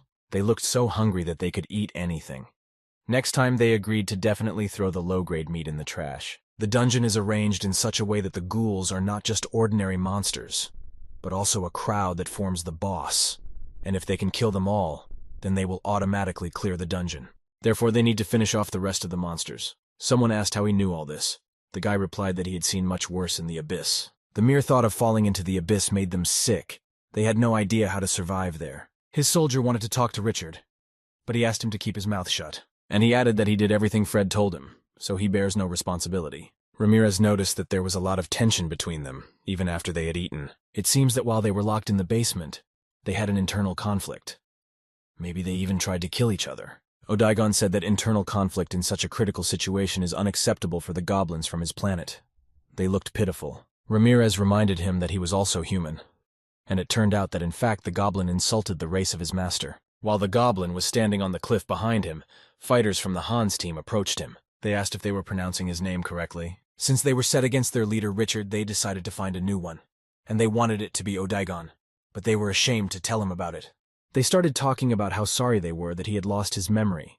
They talked about how useful they could be, and argued among themselves who could be more useful. The soldiers tried to draw Odaigon's attention to themselves and prove useful so that he would lead them to higher-level dungeons and rewards. He decided to let them do whatever they wanted because the master asked to be careful. But it was very disgusting for him. Ganyan said that it was difficult to find someone who could lead others into high-ranking dungeons. He added that Ramirez was their savior, especially since he spent 30 years in the abyss, which meant that he was old. But the boy asked to take into account only his earthly age. Ramirez knew that people were trying to show their best side in front of the powerful hunters. He was just curious why they were only clinging to Odaigon. Although he was a strong sorcerer, they did not approach him at all. The leaders said it was because he was a martial artist. But even among the martial arts masters there was an rank hunter, and he did not understand why they were treated so badly. After all, every adept of martial arts could be strong. Ramirez didn't understand why they were reacting like that and what was wrong with Master Li. In 2009, just when Ramirez fell into the abyss, there were hunters like him who chose the path of martial arts. Although it was believed that martial arts were inferior to magic, most of these hunters went to China. Although the martial arts masters were weaker, the revival of this art form was possible. There was also a living legend who had reached the A rank, and the martial art had a bright future. To be more precise, they thought so until Master Li had a scandal due to rank manipulation. Then, in 2011, similar scandals started again in China and other countries. Hunters paid their own judges and changed rank. C rank became B rank, and B rank became a rank and wrested heroes from themselves. It was then revealed that Master Li, whom everyone thought was a rank, was actually Brank. Ramirez has not been so upset for a long time. He even bought his photos and posters. After this scandal, the reputation of martial arts masters suffered a lot. Many of them abandoned martial arts, thinking that it was impossible to reach rank A in this way. Now, no one used martial arts. After this incident, the tradition disappeared. There were no more students in schools where martial arts are studied. Ramirez was very upset and did not understand how Master Li could lie. But he urgently needed to calm down because sadness causes muscle atrophy. There was something else he wanted to ask the boys about. Was everything good on Earth? But no one understood what he meant. He said he was talking about the intervention of the constellations. Perhaps he was referring to the situation that developed in 2011. It was a real disaster. Did the prophecy of the goddess come true while he was disappearing into the abyss and he was late? In the fall of that year, when the case of rank manipulation was revealed, that day things were not as usual. A huge portal of fire seemed to appear in the sky, and it was constantly increasing. And monsters just started falling from the sky on people in the surrounding area. Then the gates were different from the usual gates in the dungeon, and the monsters possessed intelligence. It was an entire army that had a certain strategy and adhered to it. They had their own commander. They attacked very coherently and understood what their ultimate goal was. The monsters were supposed to conquer the Earth and make mankind the slaves of their constellations. Ramirez grabbed Ganyan by the collar and began to ask what happened next and whether the creatures had taken over the land. He took his hand and asked him to calm down. It would be logical to guess that if the land had been seized, they would not have stood in front of Ramirez and spoken. As a result, they repelled their attack. Now the boy was even more shocked by this turn of events. He didn't know whether to be happy or cry. Many hunters died, but the most important thing is that it was not in vain, and they were able to defend their land. All countries of the world mobilized their best hunters who stopped the capture. Ramirez felt absolutely the entire spectrum of emotions that is available to a person. He understood that he was no longer needed by the world. Why was he wandering in the abyss all this time? 2 years after Ramirez fell into the abyss, the evil constellations invaded the Earth. The hunters from the land were fully mobilized to save their home, and they succeeded. There were two options. Either the goddess's prophecy was wrong or she miscalculated and misunderstood. The boy did not have an understanding of how to act further and what to rely on, what goal to pursue. This was not just a small skirmish, but a full-fledged invasion of the constellations. even if the mortals sent all their forces or really stopped them at all. It was not just about different levels. Constellations and mortals are completely different. Even if there are many hunters, they are just like ordinary insects to them. After talking with the hostess, it really seemed very strange and illogical to him. The boy approached Ganyan and asked how they managed to stop the invasion and in what way. He answered that it was not a victory but something more like a truce. They weren't sure that they needed to expand the territory they had captured, and the hunters would suffer even more losses if they tried to recapture the lost territories. Everyone was worried about how long the truce would last, but it is still going on. Most likely this is because of the constellations that promised to protect the Earth. If the constellations were there from the beginning, then it made sense. Even if the new constellations take over the Earth, they can transfer their power to the avatars and make them fight. Compared to Ramirez, the stars rarely compete by themselves, but against him, they will definitely need to come out and compete in person. The invasion of the constellations changed the hierarchy. This is what caused the unification of the Abyss with the Earth. To avoid war, a compromise was reached to restore the balance of power. The truce became possible only because they either didn't want to fight themselves or they didn't want to lose their avatars. In any case, Ramirez had nothing to do there. To stop the invasion, he went into the Abyss but returned too late. Although they are several decades late, the situation is not over yet. The truce cannot last forever. There are so many other constellations in the Abyss that could still decide to invade Earth. The kitten warned Ramirez to be very careful with the constellation because they were unlikely to stick to the truce agreement. The boy thought about the possible options for the development of events for the planet Earth. If the situation worsens, then the Earth will turn into a field for competition, where the constellations will fight for the dominance over the Earth. The soldiers followed Odaigon constantly while he searched for the rest of the ghouls and destroyed them with his magic. It was the magic of the first circle. They said that they had never seen anyone use the magic of the first circle so effectively. They constantly praised him, but Odaigon was very annoyed by this. But for the sake of his master, he remained silent. In his opinion, if all people were like that, then they simply went crazy. They hoped to return home with the help of Odaigon, because he was definitely no lower than B rank. He said he lost his memory and that was good. They wanted to convince him to leave Ramirez and join them, because if he sided with them, they wouldn't have to obey Richard. Ramirez looked at the goblin and he looked very angry, as if he wanted to start a fight. Richard also did not look very good-natured. Did he also want to compete with someone? It seems he heard what Ramirez said and thought he wanted to fight him. But Ramirez asked if it was possible for him to settle the matter with those boys by means of a fight. Ramirez didn't mind him fighting them, but even fighting each other in a dungeon was a crime. The boy began to think that his thinking had become abnormal after a long stay in the Abyss. The hostess said that on Earth, it is not enough to simply hide the power of existence, because there could be a big battle between the constellations, and if he doesn't hide his identity as a training master in a certain way, then it could provoke a conflict. Ramirez asked Ganyan what they do with the people who return from the Abyss. He said that first they undergo a medical examination and then talk about their experience. Usually after that they are taken to a mental hospital. The hostess, together with the kitten, also listened very carefully to what the men were talking about. After the invasion of evil constellations, most countries banned becoming avatars of evil constellations. The kitten said that they were not evil constellations, and the boy added that after the war people became much stricter. In any case, the procedure was not very difficult, and if he is from Korea, he will be offered a new citizenship. Also, he added that a new citizenship may be needed for a boy who has lost his memories. Ramirez told Odaigon that he had received enough information about the situation on Earth. He was also interested to know what level these hunters were. The kitten said that there was one spell called Level Assessment. It showed the level of the characteristic. That should be enough. The kitten was furious that he had asked Odaigon's help in such a matter and not him. Because he was a constellation, he didn't need to use magic to see the power level. He didn't need to use his essence power to do that. Any constellation could easily do that. He listened to the kitten and tried to use the Eye of Sauron. This should help him learn the power level of hunters or monsters. He revealed the essence of Richard Parker. His level is 205, strength 198, dexterity 397, physical strength 200, magical strength 202, intelligence 190. A monitor appeared in front of him on which all this information was displayed. If he masters this skill, he will be able to see much more information. He can also train it. Odaigon destroyed the last ghoul and the dungeon was finally cleared. Hans's team was happy that they would not die and would be able to get home. And Ramirez was glad that after so many years he would be able to get to his native land. The boy began to train the Eye of Sauron's skill, so he began to practice on the frying pan that the kitten made for him. His vitality increased when he used this ability. Meanwhile, the entrance to the dungeon was blocked in the desert. No one even expected to see the boys alive. The guards began to report that there was a problem at the entrance to the dungeon. They were given a task. The main thing is not to let reporters near so that they could not publish false information. The dungeon was unstable and it could be very dangerous for everyone who was nearby. This happens with the entrance to the dungeon only when it is cleared. No one could believe in such a thing.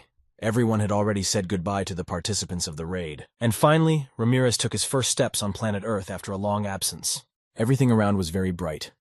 The air was clean and pleasant. A group of hunters Hans managed to clear the dungeon mirror illusion of house in the desert. The final indicator of the rank of the dungeon S. But Richard thought it impossible because there were thousands of ghouls there.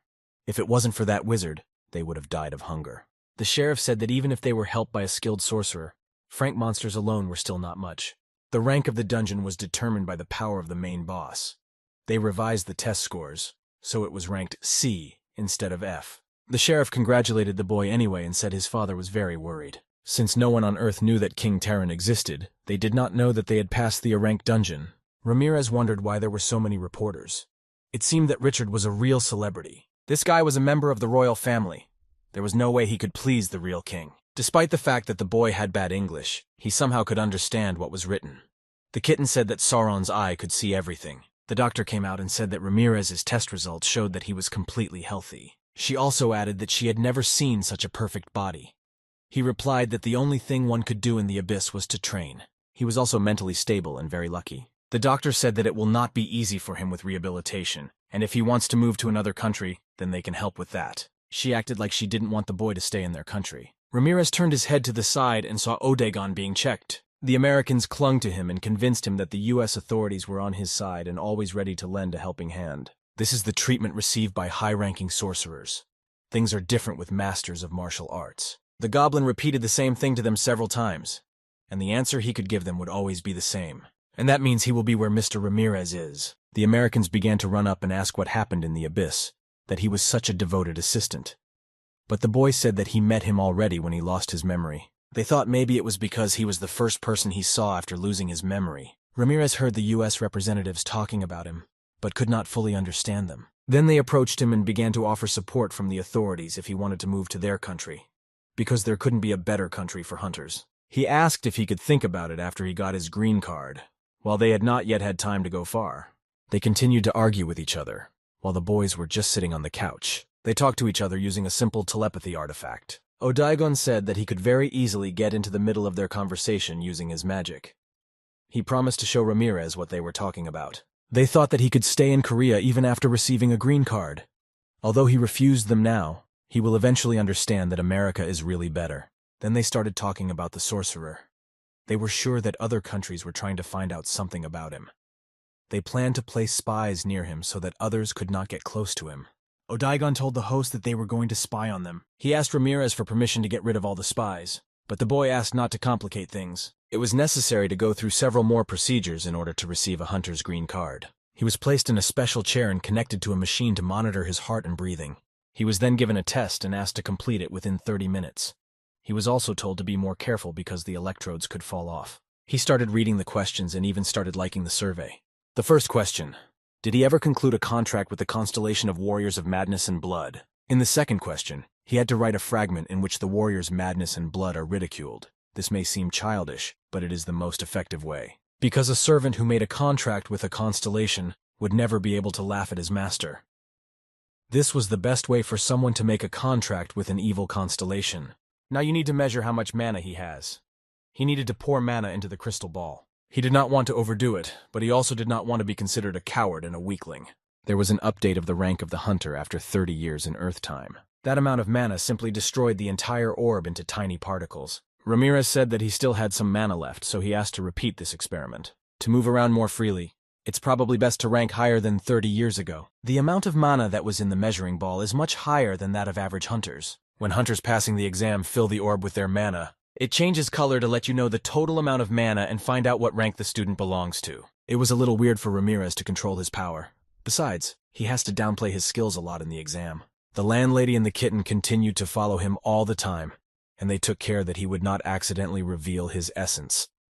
The Earth is not like an abyss. There were its own rules. In the abyss, he could at any time find a strong opponent and compete with him. On Earth, this happens under strict control. The opportunity to rise to a rank is given only to hunters of B rank. C rank could not jump over the step.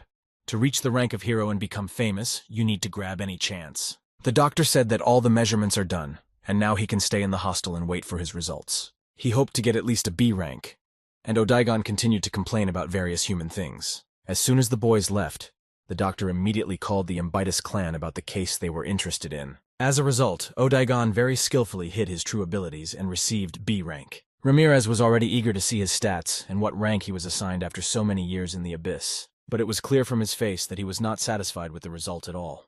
Although he knew what his level really was, it was still insulting. His age was written as 57 years old, and his rank was C+. He did not understand what was happening at all. He thought that in 30 years the average mana of hunters had increased so much. While Ramirez was complaining about being given the wrong stats or being confused with someone, a guy from the dungeon approached them. It was Richard. He came because he promised to reward him for saving his life. He returned after 30 years. The guy guessed that he had nowhere to live. He invited him to his home and told him that he could stay there as long as he wanted. The boys didn't even know how to react to such an offer. It was absolutely impossible to refuse. And so they were already driving in his own car to their new home for a while. For Odaigon, he was very suspicious. The goblin said that he will never forget how his master saved him. That holy day when he saved them, when everyone was consumed by despair. Ramirez said that he will never forget it because it is impossible. On that day, the goblins gave him a very warm welcome and promised to repay him for saving him. Then he first tried an acid slime bath, which removed excess skin and removed fatigue. They even gave him children in order to sacrifice them. But he refused such a thing, so it was still terrible. Odaigon began to worry about the fact that he was uncomfortable. But Ramirez said that this is a specific culture and that's all. He treated it normally. Most likely this guy also wanted to repay for salvation. The goblin said again that although their race is annoying and vile, but they know how to thank. The boy turned to the goblin and reminded him again that he was also human.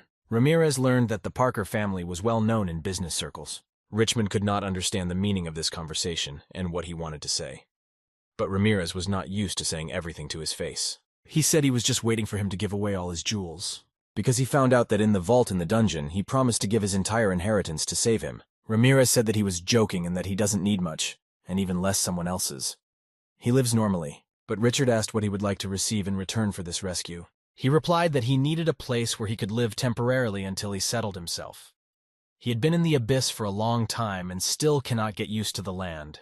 But Richard reminded him that he allowed him to live in his house as long as necessary. He added that he was able to give it to his savior without any problems. It seemed to Odaigon that he had suffered a lot, after having borrowed his house for nothing. It's always been like that on Earth.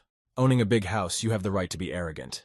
But Ramirez said that just Earth is not like his kingdom. An expensive car stopped in front of them, and prevented them from going further. The guys in the back seat almost flew out through the windshield, and no one understood what was happening. The driver said that some man blocked the road and did not allow them to pass. Ramirez thought that perhaps some evil constellation had learned of his existence. In the worst case, it would have already appeared. Odaigon asked permission from the owner to understand the situation. First, they got out of the car to look at this driver. They did not expect to see such a car in the middle of the desert. It was in the style of the Americans. The boys felt when some strong being was approaching them. Although this man looked like a braggart with an expensive car, he was actually quite powerful. Although he was still mortal, but he cannot be compared to ordinary people. He seemed familiar enough to the boy, but he could not remember where they met. Richard ran out of the car and began to tremble. He definitely knew this man. The man asked what his name was.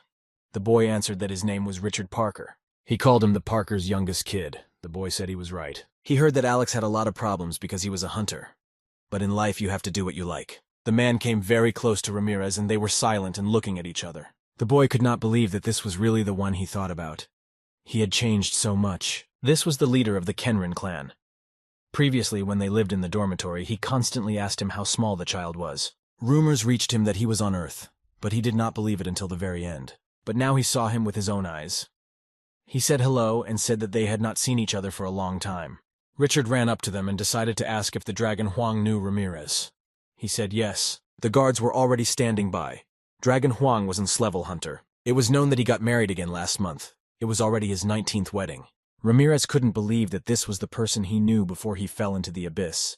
How could he become the leader of the clan? In 2011, attacks of evil constellations broke out all over the world. Seoul was no exception. That period was called the Skulska Catastrophe. All the clans of hunters who were in the city responded, and the clan leader of the great and incomparable Huang was one of those who tried his best to save the country. Thanks to the cooperation of hunters like Huang, the Republic of Korea was able to eliminate the threat of occupation.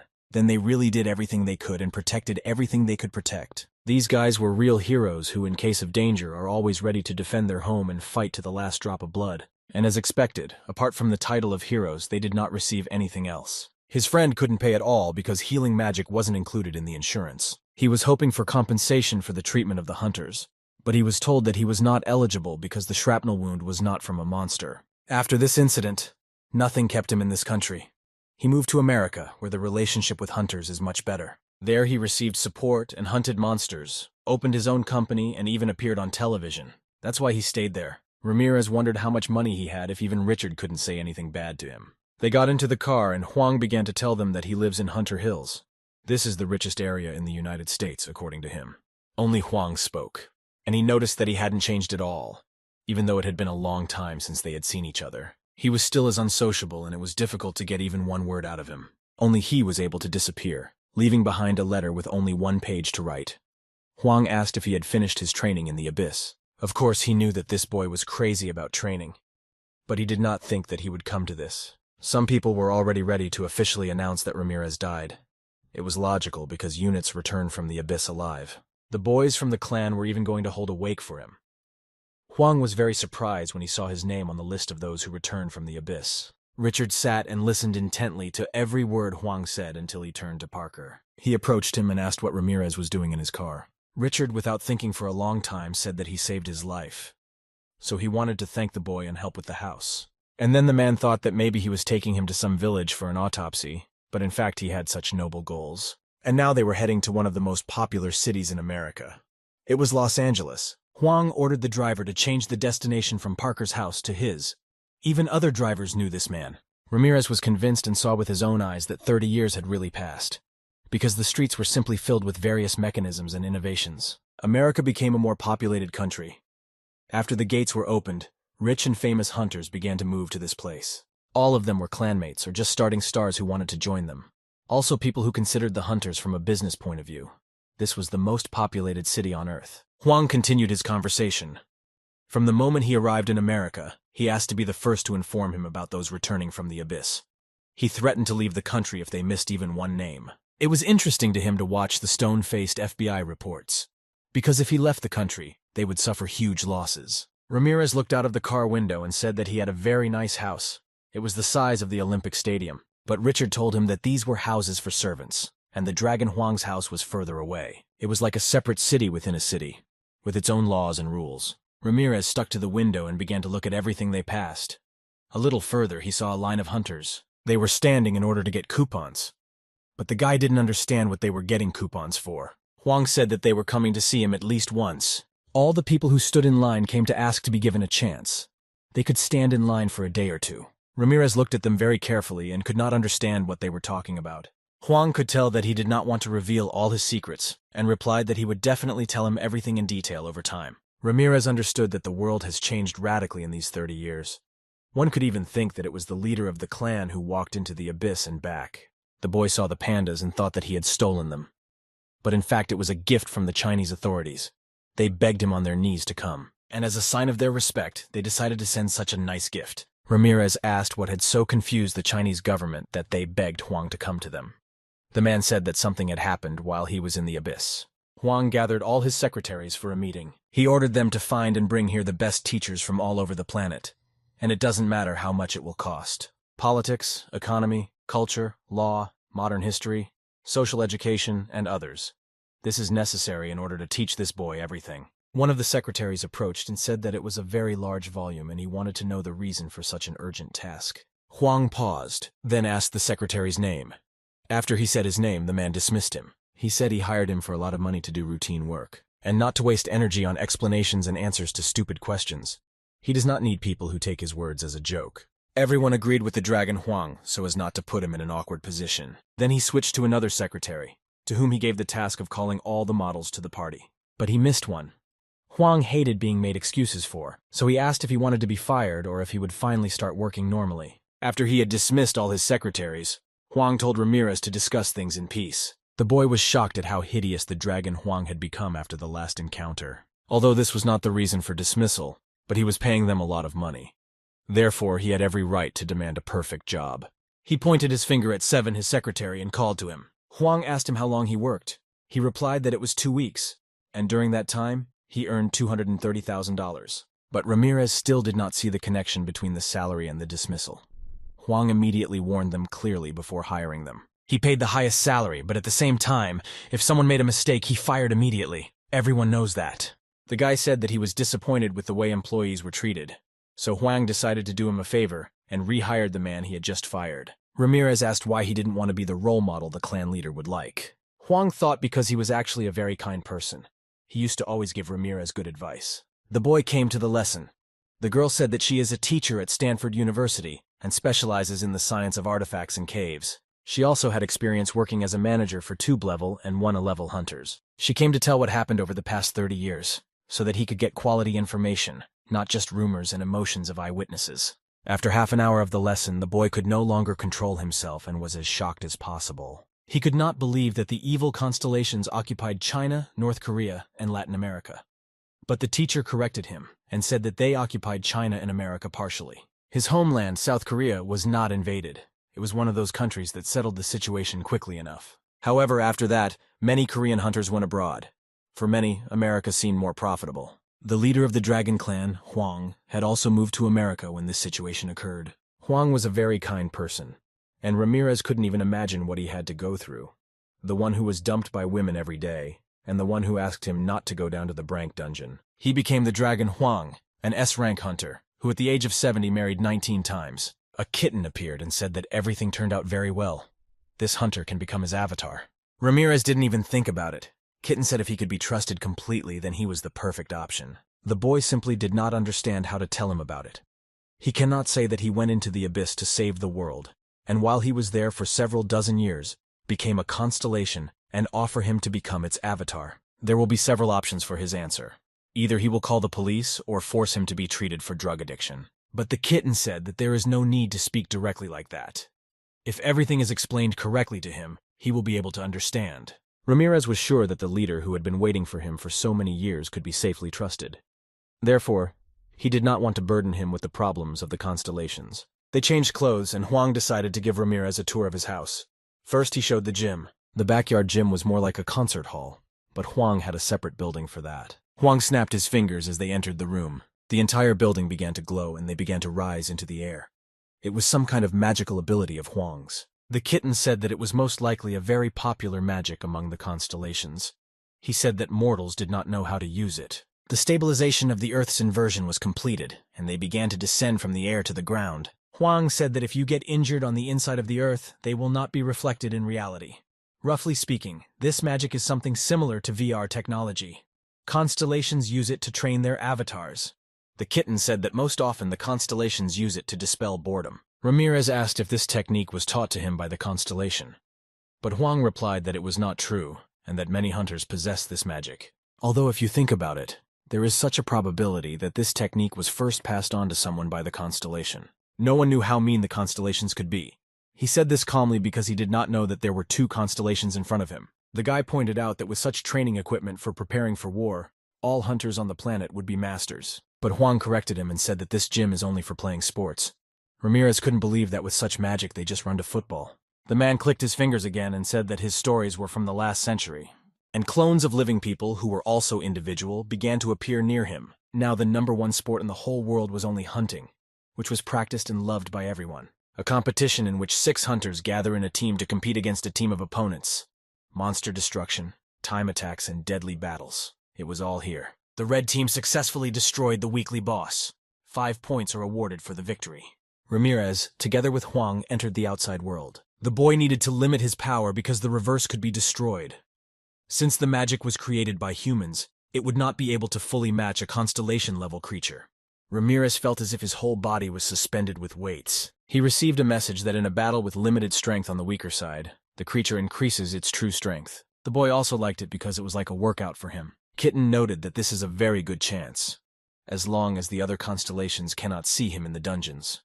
Therefore, he can safely use his abilities in turning the Earth. The kitten reminded him again to show his power to Huang and make him his avatar. But the boy repeated again that he had a wonderful life, so he did not want to drag him into these problems. Moreover, he believed that he was not suitable for the role of a leader who manages avatars. It is easier for him to play the role of a fighter and take part in the battle himself. The kitten said if he planned to compete with other avatars, there would definitely come a time when he would need avatars. He asked to remember that a constellation alone cannot defeat another constellation of equal strength if it is together with its avatars. Huang asked Ramirez why he was stuck in one place. After all, before that he looked completely different. Thanks to the reversal of the world, the training for the hunter seemed to take place in the real way. But Huang proved that it was not training, but a professional sport. He also said that this sport has become the most popular in the whole world. The guy still couldn't understand what the difference is. If the hunters don't train in a dungeon, but just with each other. And at the same time, they still have spectators, as in other types of sports. For example, football or basketball. But Huang said that comparing them is just stupid and illogical. The only thing that could compare with this is hunting competitions. This is also a kind of sport for hunters. The strongest hunter is chosen through won and none matches. If he watches their fights once, then other sports competitions will seem boring to him. Huang thought that just thinking about these fights would make him fired up with the idea. But it wasn't like that. But in reality, he was just confused as to how things could have changed so much when there was a war with monsters. He was worried that Earth might be in danger. When he spent all his time in training, he was afraid to find out that he was late. He was constantly haunted by worries while he tried to find his way to Earth. As a result, hunters became sports stars, and it was a mystery when they managed to catch monsters. The kitten said that these competitions were usual for the constellations. And for him, the god of training, who did not recruit avatars, it was a novelty. Kochenya assumed that this could be connected with the spread of the inversion of the world on Earth. That's why they shared specifically to find candidates for avatars. And lately among hunters, many of them have never even cleared a dungeon. They wanted to become hunters just to earn more money. If the hunter wins, he will be able to earn money that he will not spend for the rest of his life. The queue under his house was waiting to get this chance. Huang asked what happened to Ramirez and why he decided to train in the abyss in the first place. He suggested that he might have been tricked. And in fact, he was right. It's just that Ramirez didn't want to tell his long story. But before he tells everything, he had one request. The guy asked to increase the power of the flip because his power is very limited. And because of this, he cannot progress normally. Huang was surprised because this room was designed for a rank hunters, but nothing matched because Ramirez's level was C+ in the test. He replied that he didn't have a chance to show his fighting prowess. So he just smashed the gauge. But that wasn't enough. It was very surprising that after this he was assigned a C+ level. It looked like a paid act.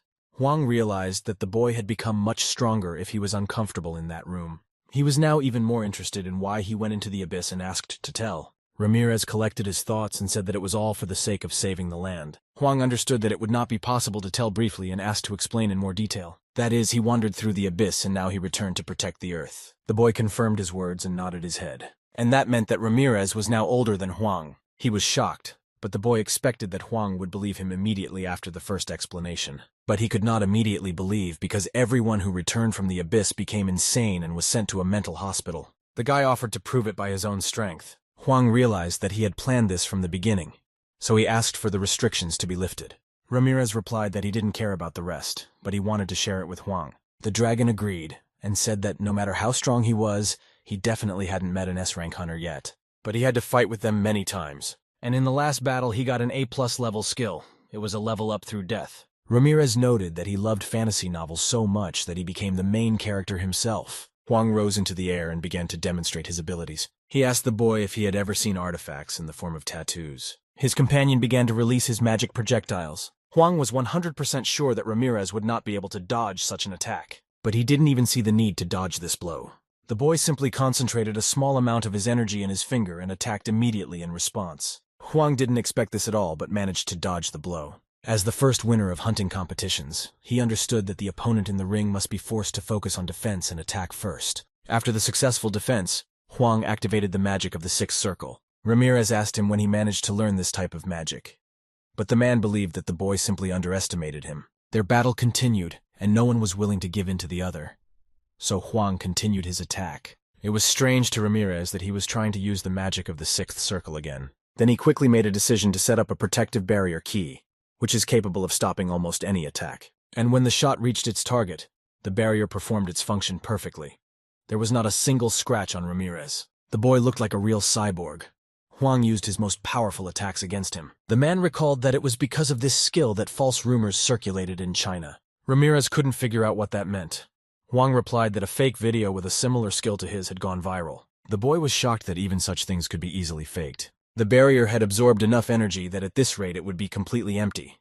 It probably couldn't be avoided if he had limited strength. He needs to control his strength to be sure not to destroy the reverse world. It has been a long time since he fought like a human. But he must show what he's capable of and show himself to the maximum. He formed the Kai energy into a sphere, and he directed it directly to his friend to prove his level to him, and to show what he is really capable of. Huang was agile enough, so he tried to use a quick teleportation to avoid the attack. But his magic was destroyed by a powerful aura, and his quick teleportation did not work and was cancelled. It was cancelled before activation. Huang didn't understand how he could use his abilities so quickly, but he did not give up and planned to strengthen his body with magic. Ramirez prevented him from doing so and grabbed his arm. Then the boy used the judo technique without any difficulty and held the rapture. Ramirez said it's a bad idea to melee someone who uses martial arts, but Huang replied that he just didn't normally compete against martial artists. After the fight, the friend began to ask the boy how the levels of martial arts work, and whether he was able to reach the highest rank. Ramirez replied that he had a riding level, and if you take a step further, you can go beyond mortal limits. Huang put all these facts together in his head and was able to believe that Ramirez was indeed a constellation. But he said that even if it was true, the whole situation looked crazy and no one else would believe it. Ramirez replied that it was crazy for him to watch his brother change while he was in the abyss. Huang exhaled and said that he believed him. But now he was wondering what the boy needed from him and why Ramirez told him this. In general, he wanted to ask him for help, and he began to explain the whole situation in detail. First, although the constellations agreed to a truce, the agreement was only temporary. New constellations could appear from the abyss at any time. Second, the contracting constellations may be planning to seize Earth behind their backs, and the rest of the constellations already had many of their avatars on Earth, and many people know them. But Huang asked him not to be so nervous because he was going to help him with this. The guy said he's already living the life of his dreams, so he doesn't want to drag him into this trouble. Huang understood that the younger of the clan had been protecting the Earth and fighting in the abyss for 10,000 years, and he was just trying to be cool. That's why he should worry about him, not the other way around. No one can help him like his older brother. Huang said he would definitely help him, and he was in no position to refuse. The kitten was very pleased with his lessons in negotiations, and he thought that the boy had very skillfully lured him to his side. But in fact, this is his friend, and he only had sincere feelings for him. He just didn't want the person he knew to be drawn into the battle between the constellations. But now he definitely wouldn't back down. Huang was always that kind of person, and he accepted his offer. But now he had to become Ramirez's servant and obey him. It was his comrade, so Huang accepted his new position without hesitation and agreed. They were sitting in a local cafe. Huang couldn't believe that one day he would make a contract with a real star. In fact, it was tantamount to giving them my whole soul. Ramirez said if he was worried about them being able to follow him and his clan, then they just might not. The most important thing in Ramirez's plan was to hide the fact that he was a star well, because it would be a very big problem if he was discovered. Huang realized that the constellation must hide its power. In any case, he was going to continue to increase the number of servants. He would need them when he faced the other constellations. The boy was interested in whether Huang could defeat the great demon by himself, but he replied that it was wrong, because all the hunters were working together and not trying to defeat the monster alone. Although if he has to do it, then he will not give any reason to doubt him and his abilities. He wasn't afraid of anything. He didn't care who he was fighting against, even if it was the constellations. He just needed some time. Magic that is often used in sports is called reverse magic. It is very often used by the constellations, and it is very strange that people who participate in hunter competitions use this magic. The servants of the constellations went to the far side of the Earth to compete with each other. There was a good chance that the constellations planned to make the hunter constellations so popular that it would be easier for them to choose servants based on their strength. Odaigon thought that it was very complicated. He did not think that the constellations looked at such trifles. Even now, most of the constellations couldn't find a place because of boredom. In any case, if the servants were to compete like they did in the Zimoa hunter competition, then it could be a great advantage for Huang because he had participated in such battles and became a champion in them. It also depends on how many servants Ramirez will have, and Huang should become the object of their envy. Huang added that the boy needs to make a name for himself as a hunter. Everything is always very interesting with such hunters. It is only worth opening the gates of the S rank, as the country's authorities will be on their knees asking them for help. And despite the fact that people claim that the hunters of their country are the strongest, but everyone in their hearts understands which hunter is actually the strongest. This leads to their faith and loyalty. Huang understood that Ramirez had unparalleled power, but the question was how to demonstrate it in the game. Huang promised to introduce his clan to him. Ramirez thought it was their clan from the past, but it had been disbanded a long time ago. He was responsible for a very large number of groups, It was not just one clan. The profit of the company's group clans is beyond this world. All the cores and items in the dungeons are bought by the company, including support and various bonuses. Having one loyalty, you can get a generous reward, but he could not get to them. Ramirez didn't understand why he should join the clan if he could do it all by himself. Huang replied that he needed to hide the fact that he was a star. Therefore, he needed to find a good way to hide his power. And he was right. However, he decided to limit his power to the highest possible level. So as long as he can control it, he can compete with an S-rank adventurer or monster. Huang planned to send him to a clan that accepted the best candidates, so he could find some nuggets there. They could be used as servants if they proved they could be useful. But wouldn't they mind having a C+ rank and one who specializes in martial arts join their clan? Once he becomes an A-rank adventurer, he will start to be considered a strategic weapon controlled by the government. Only those who have achieved high results can get S-rank. It was actually really cool that Huang had an S-rank, because less than 10 people in the whole world got that rank. His friend was determined and offered to do everything in their power. He invited him to the qualifying round in the competition. Ramirez was surprised that the tournament has qualifying rounds, but there were a lot of applicants and he needs to go through the qualifying round and win there in order to be accepted as a professional in the league. The first qualifying round should be in a week, so Huang asked to get used to the new place for now. Ramirez didn't understand what it meant to master. Huang gave him a smartphone and said that they use it for watching the news and many other things. The boy took it in his hands and could not understand how to use this item. It was something new for him. Now he could read the latest news about his native Korea. The boy saw a new familiar name in the tape. It was the deputy leader of their clan trainer. Huang ordered his assistants to bring the evaluation tools, because they needed to re-evaluate one person. Another man thought about the fact that they need a professional and reliable manager. He looked at his workers and said that they were definitely not suitable for this position. While he was considering his next course of action, he also decided to ask the assistants about his daughter. He had a lot of them, so they didn't immediately understand who he was talking about. He meant the daughter with the worst temper. Huang asked to bring Lawrence to him. But he was not sure that she would show sympathy for Ramirez, because he was also not easy to deal with. She was an A-rank manager. Her subordinate was lying on the floor and couldn't believe that he had lost control of the magic of the 3 circles. But the girl pointed out that the fact that he had a lot of mana did not mean that he could handle high-level magic. He needed to learn the magic of the first circle better. The boy said that he had a lot of suggestions from the clans, and he believed that Lawrence had no right to force him to practice first circle magic. He was also interested in what kind of arrow she caught with her bare hands. She didn't say another word to him and simply left the room.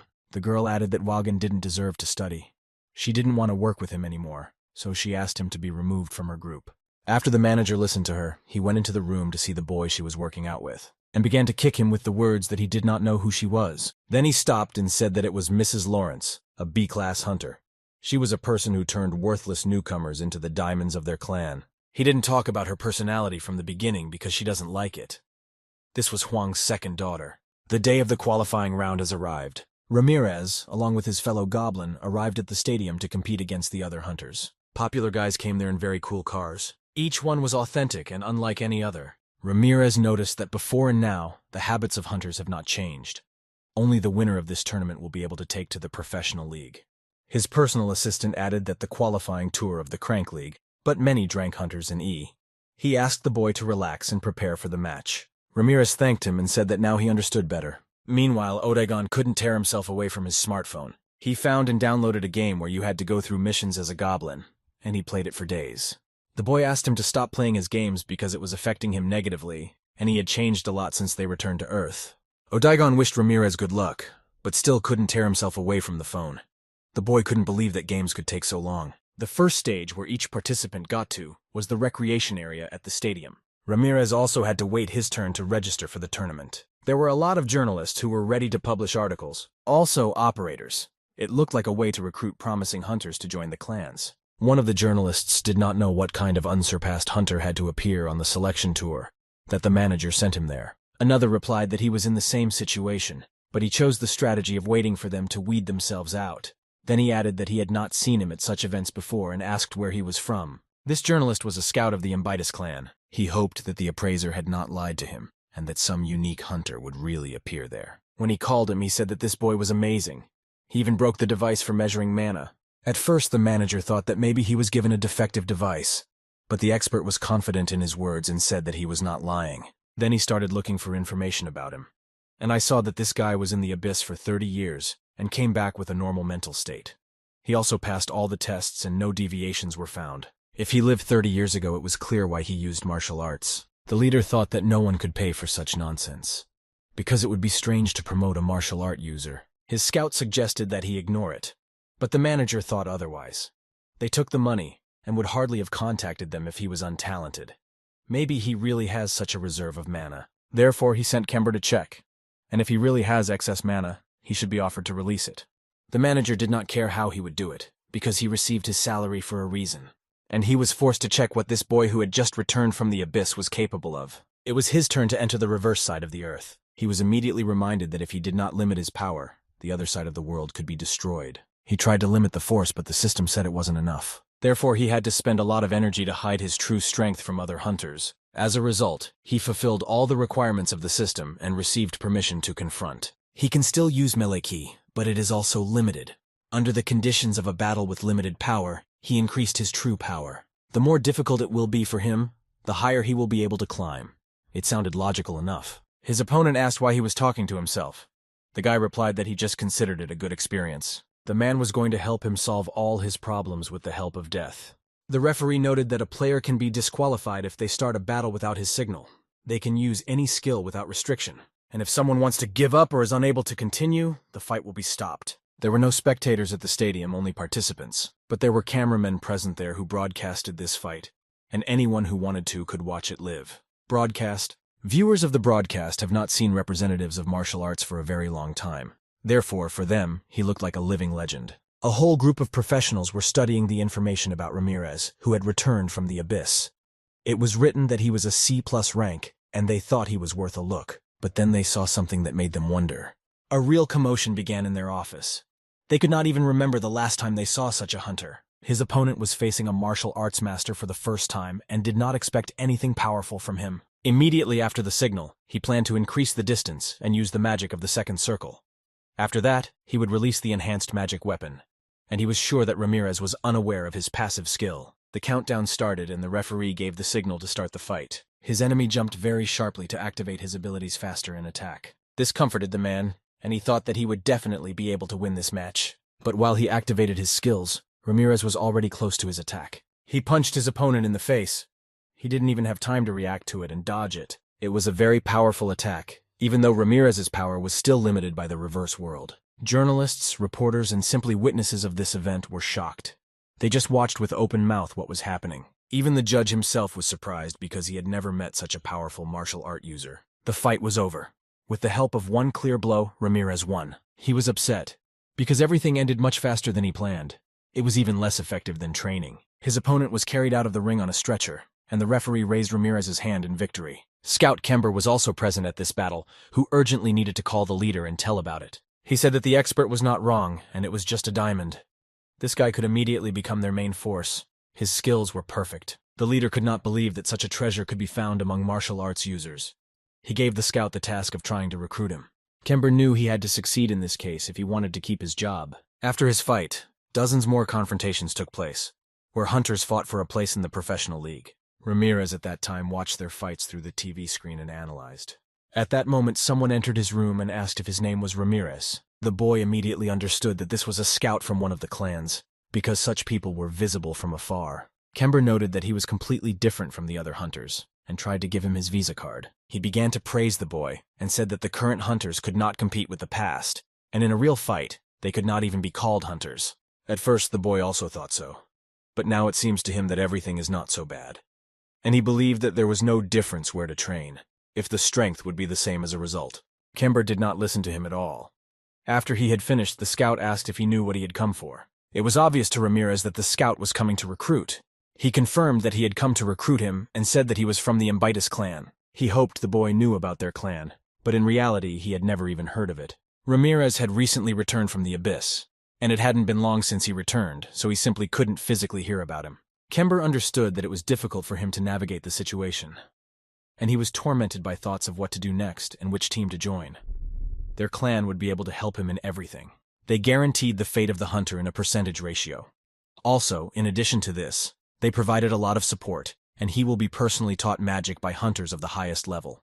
He will also be able to go to dungeons and ensure his growth, thus learning new abilities. Ramirez replied that he should look for a class with martial arts users. Kember said that he wasn't underestimating his potential, but he was a C+ level hunter. And it wasn't that easy to rank up. The guy pretended to be thinking, and the scout hoped he would sign the contract. Alec Ramirez said he wouldn't. Kember promised him that he would regret missing this opportunity. He wondered why he would be sorry. The guy added that the fee and distribution was quite generous, but they only saw him in the qualifying round. It looked very suspicious. Sember said that this was the strength of their clan. Courage. But Ramirez was sure that this was just another trick from the human selfish world. But the scout proved that this was not true. The guy said that maybe they could get information about him earlier. In the past, this was often done. Clans kept hunters for themselves by bribing an expert on the assessment. Ramirez said that he could have been wrong, so he sincerely apologized to their clan for such suspicions. The manager entered Ramirez's room and asked him to prepare for the next fight, and Kember promised that he would support him from the stands. The guy needed to figure it out. In addition, they can call a new evaluator in order to increase the rank. But first he needed to show what rank B was capable of in his next fights. Before entering, he wanted to put 90% of his internal energy into speed and need to limit the power of the martial art again. Ramirez had a new ability and he had to give it a name, so he decided to call it Light Dispersion due to its speed. His true strength was constantly growing, but his speed was very slow. He wanted to find a way to increase it. The kitten said he needed to recruit avatars and prepare the Constellation Temple. But first he needed to deal with the selection. And now he was already standing in the ring and his opponent was an archer. The boy decided to test his strength with a new skill. He was close to C rank and specialized in melee combat, but it was not clear why he had a bow in melee combat. The referee started the countdown again and gave the signal to start the fight. The guy immediately loaded his bow and started shooting at Ramirez, but he couldn't hit him because his speed was on par. Before the arrow had time to fly from the bow, the boy was already attacking the archer in close combat. It wasn't a strong push, but he didn't even understand how it happened so quickly. The archer decided it was time to close the distance and attack through melee. The opponent has activated one of their attack skills. Ramirez was able to dodge every blow from the archer without any problems using his speed. The audience was shocked by the martial arts user's step technique, but close combat was very dangerous with Gregory. Meanwhile, Ramirez couldn't leave the archer's attack unanswered and used his signature key energy kick. With its help, he simply threw his opponent out of the ring and knocked him out. This confrontation also did not cause him any problems, and he became the winner. Reporters could not understand where this monster came from.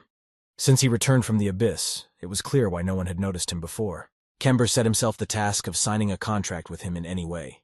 He also needed to explain everything that happened at the selection to the manager. If you think about it, he ended all the battles with one punch. Although it was a C-rank selection, it is rare. The boy began to be shown on screens in the city center. People discussed him and did not understand why no one wanted to study martial arts. One of the spectators was sure that he would not be able to win with his style. Among the participants of the competition was the hunter Eugene, a novice from the Strickland clan. He specialized in one-on-one battles. That's why he didn't go on raids, but only fought against people. Meanwhile, Ramirez destroyed every opponent he was given. A D+ rank independent hunter. Then it was C rank hunter Ralph from the Franklin Cohen. Next was Eugene, who was so loved by the fans. He left the ring on a stretcher. The audience could not find the right words to describe the power of this hunter. He was like a monster. No one expected him to be able to defeat even Eugene with his beautiful modern equipment. In the finals, he has to face Lawrence of the Rainbow Clan. He was calm and thought Ramirez's moves were obvious. But when the fight started, he was unable to control the situation, and the fight was going according to Ramirez's plan. His attacks were impossible to block, so Lawrence suffered his first loss in this tournament and lost his chance to enter the professional league. The judge raised his hand and declared him the winner of the C-rank selection round. No one could come to terms with the fact that a martial arts user won the tournament. Everyone considered such hunters to be weaklings and studied only magical arts. He practiced in the abyss for almost 10,000 years.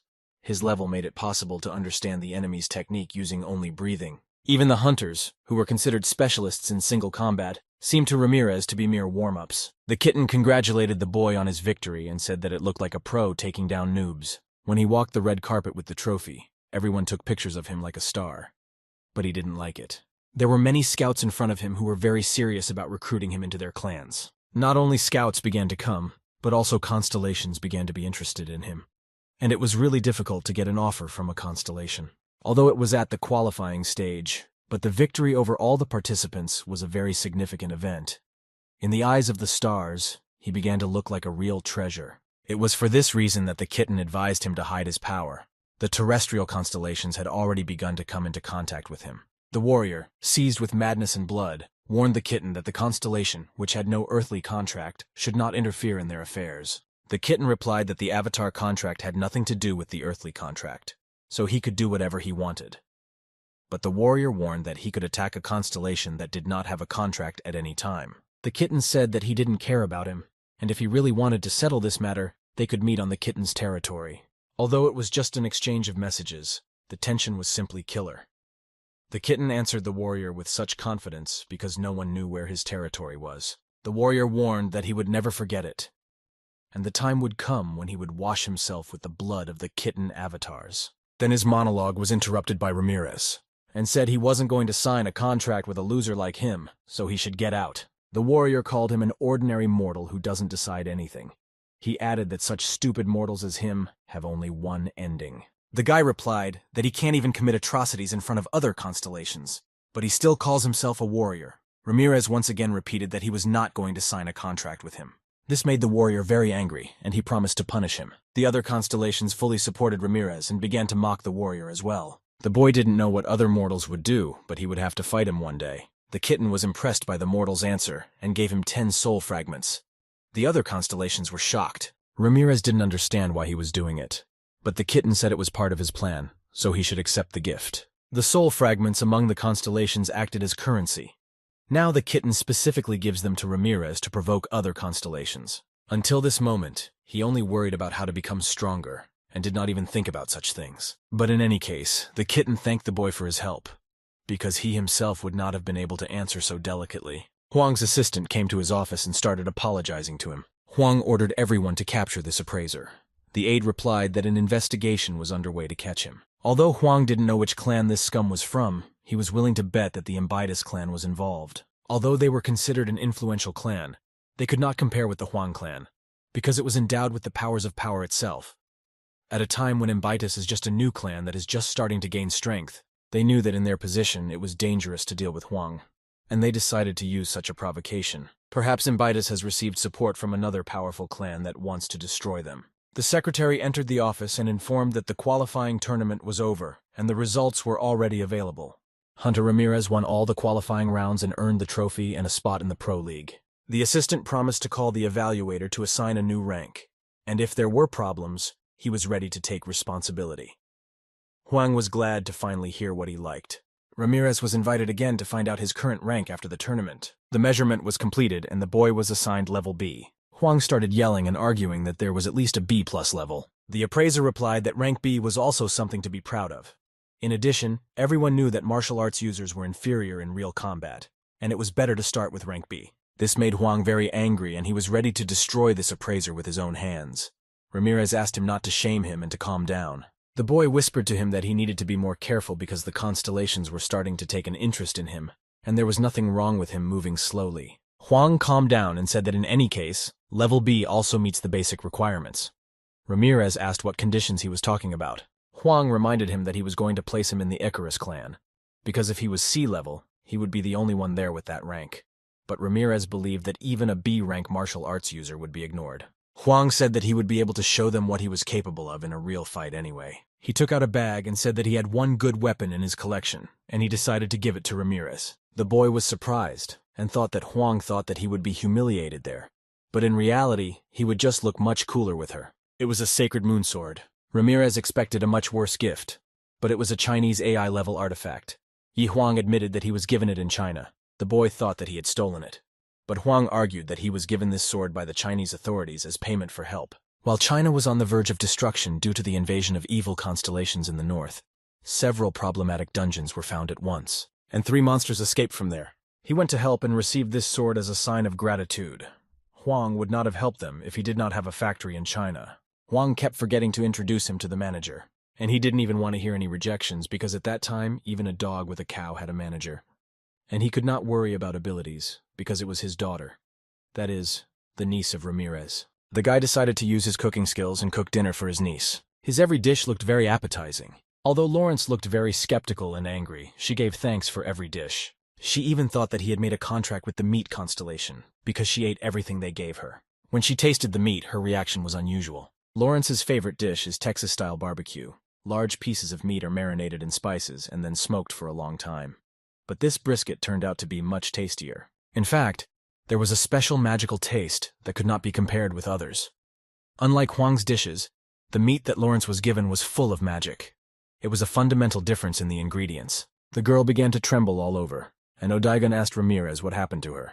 He replied that the meat might have gone rotten, but he was choosing the best piece. Lawrence was speechless and looked very angry. But then she said that he should become her personal chef.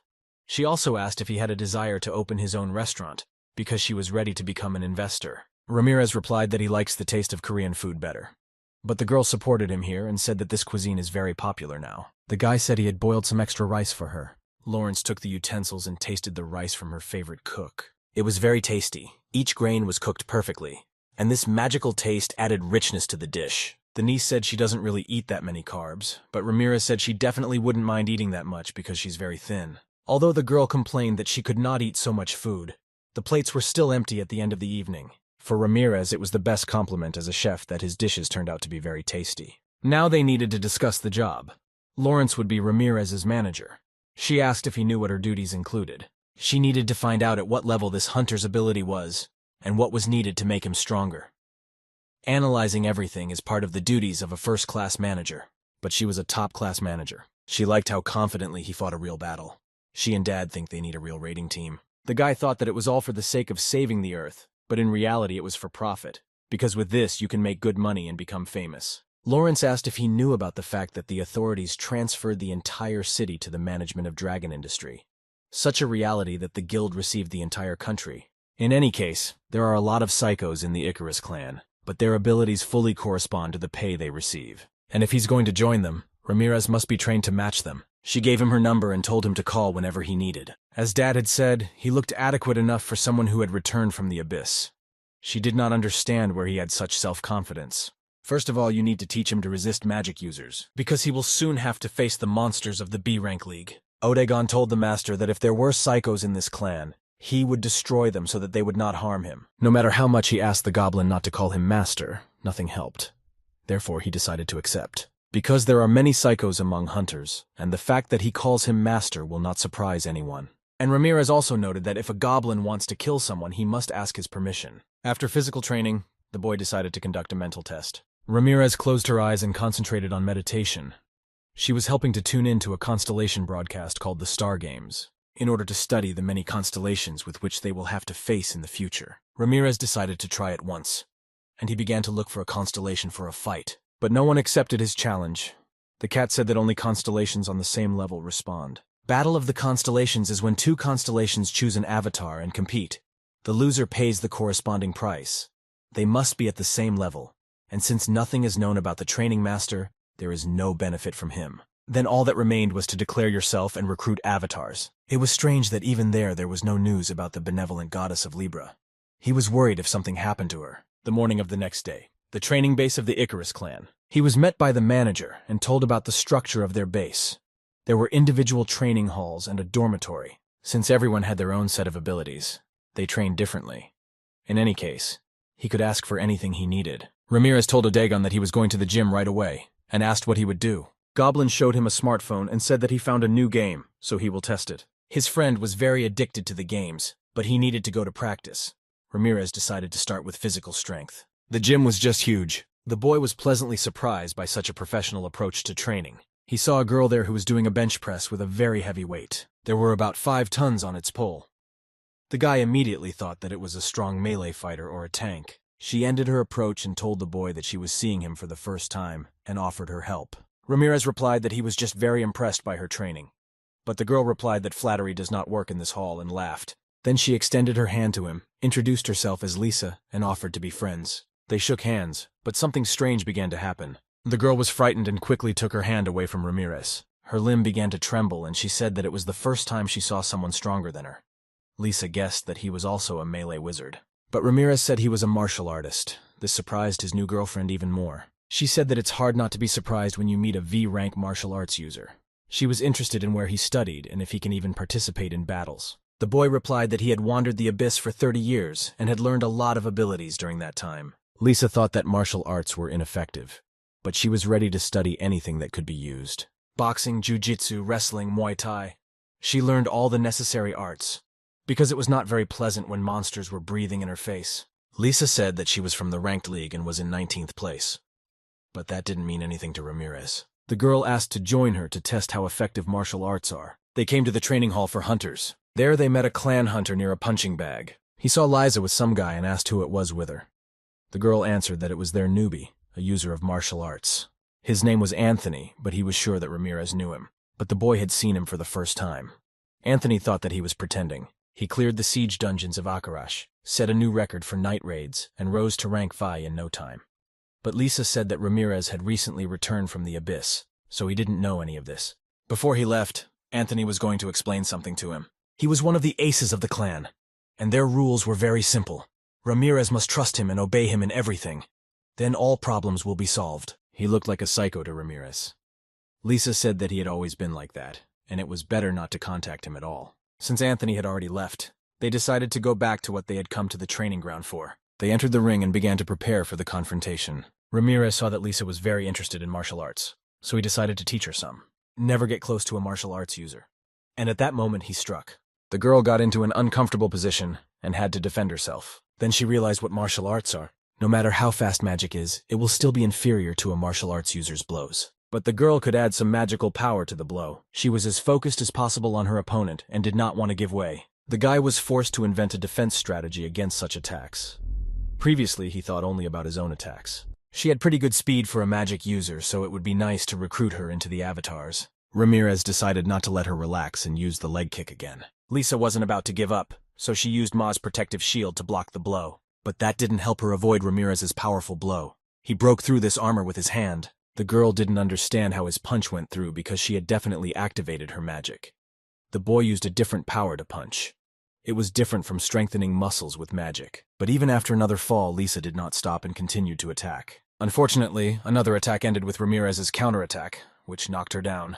After he demonstrated his abilities, he would be able to recruit her into the avatars. But something told him that it would have to be done in several stages. Ramirez apologized to the girl that he might have been a little underestimated, but she wanted to continue the confrontation again and again. Lisa did not like losing very much, so it was a matter of honor for her. As a result, she had an attack, after which she simply could not get up. The girl agreed that he was very different from the others and offered him to compete one last time. But Ramirez warned her that if she plans to fight to victory, then she has chosen the wrong opponent. The guy really liked this persistence, so he decided to continue beating Lisa.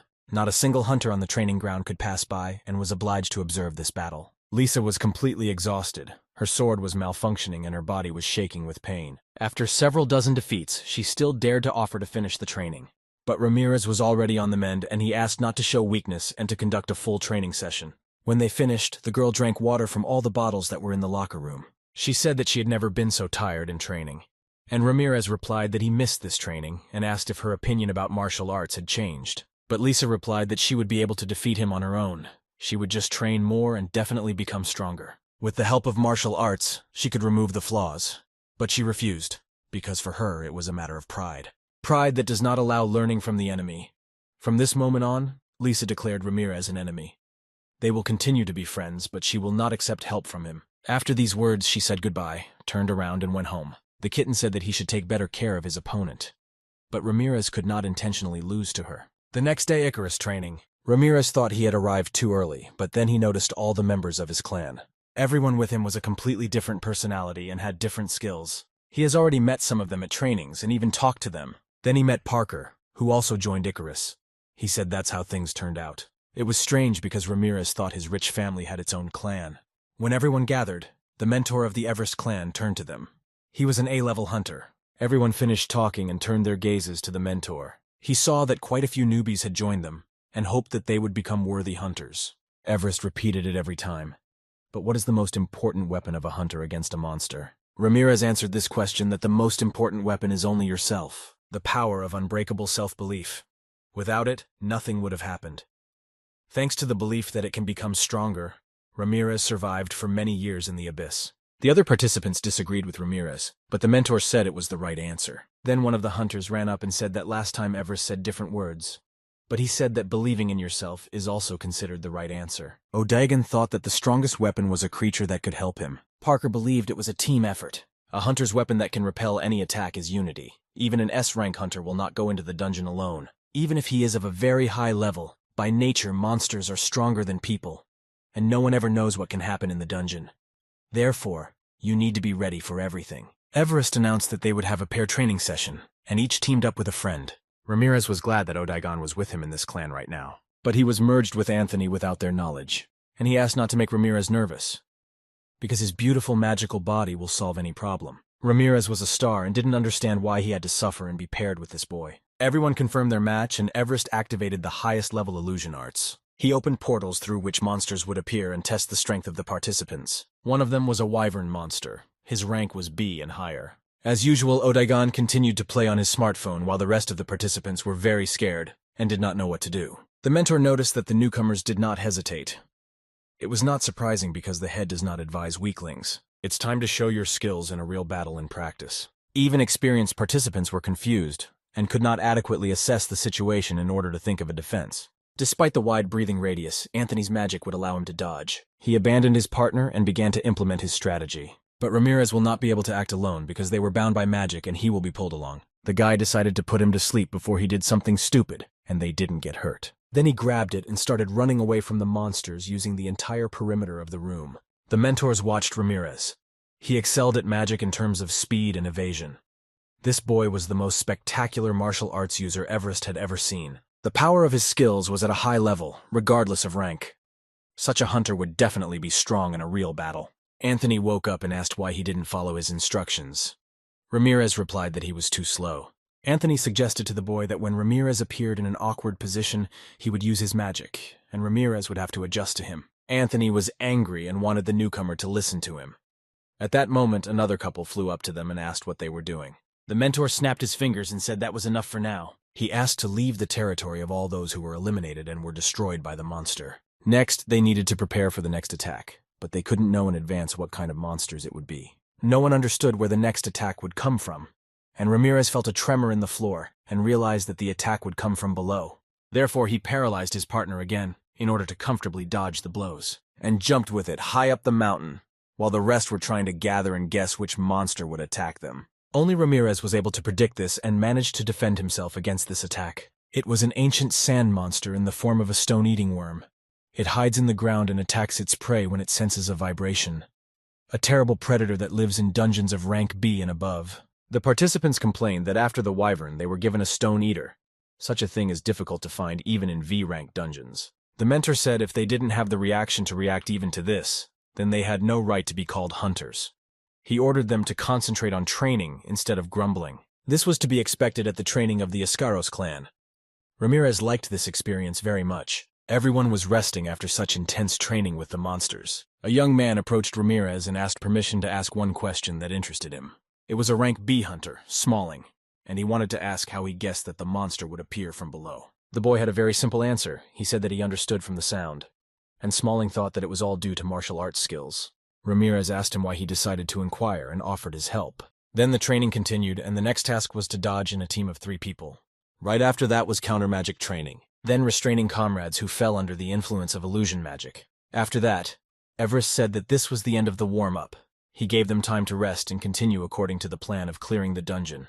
Ramirez had hoped that they would enter a real dungeon, but Smalling said that in their time, the dungeon could be simulated using the reverse world. Smalling understood that he had returned from the abyss and had seen a lot there.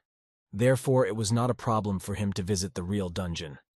The boy asked for which team he supported. Ramirez called the team twins, but Smalling didn't know one and wasn't sure they were talking about a dungeon escape with teams of 6 hunters. As Huang said, football and baseball have completely lost their popularity.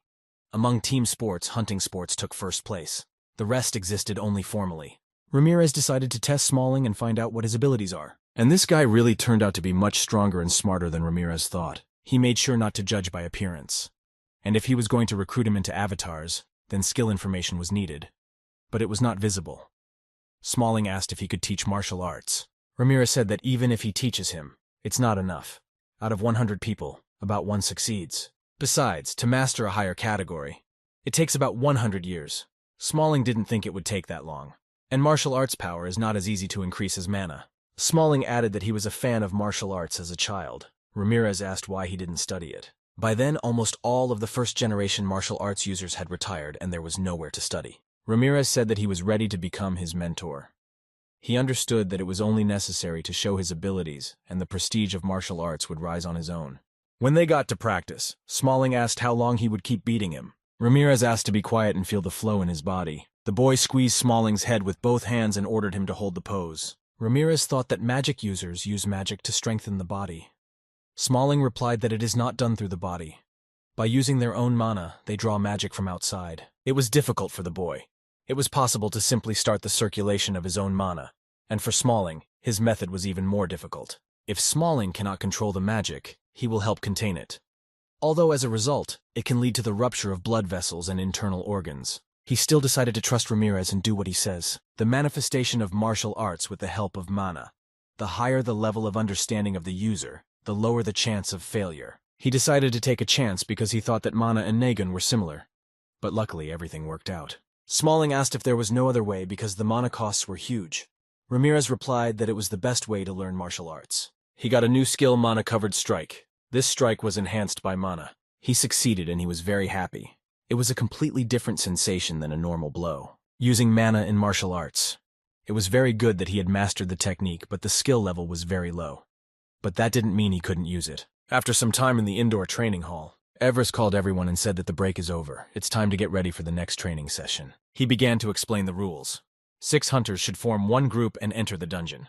Their task is to clear it quickly and safely. Everyone wanted to prove themselves at this training and get into the first team. Smalling said that only their first team participates in real battles. And if you prove yourself in training, you can get there. Ramirez asked Smalling if he is a member of the first team. He was not attached to her, but he took part in real fights quite often.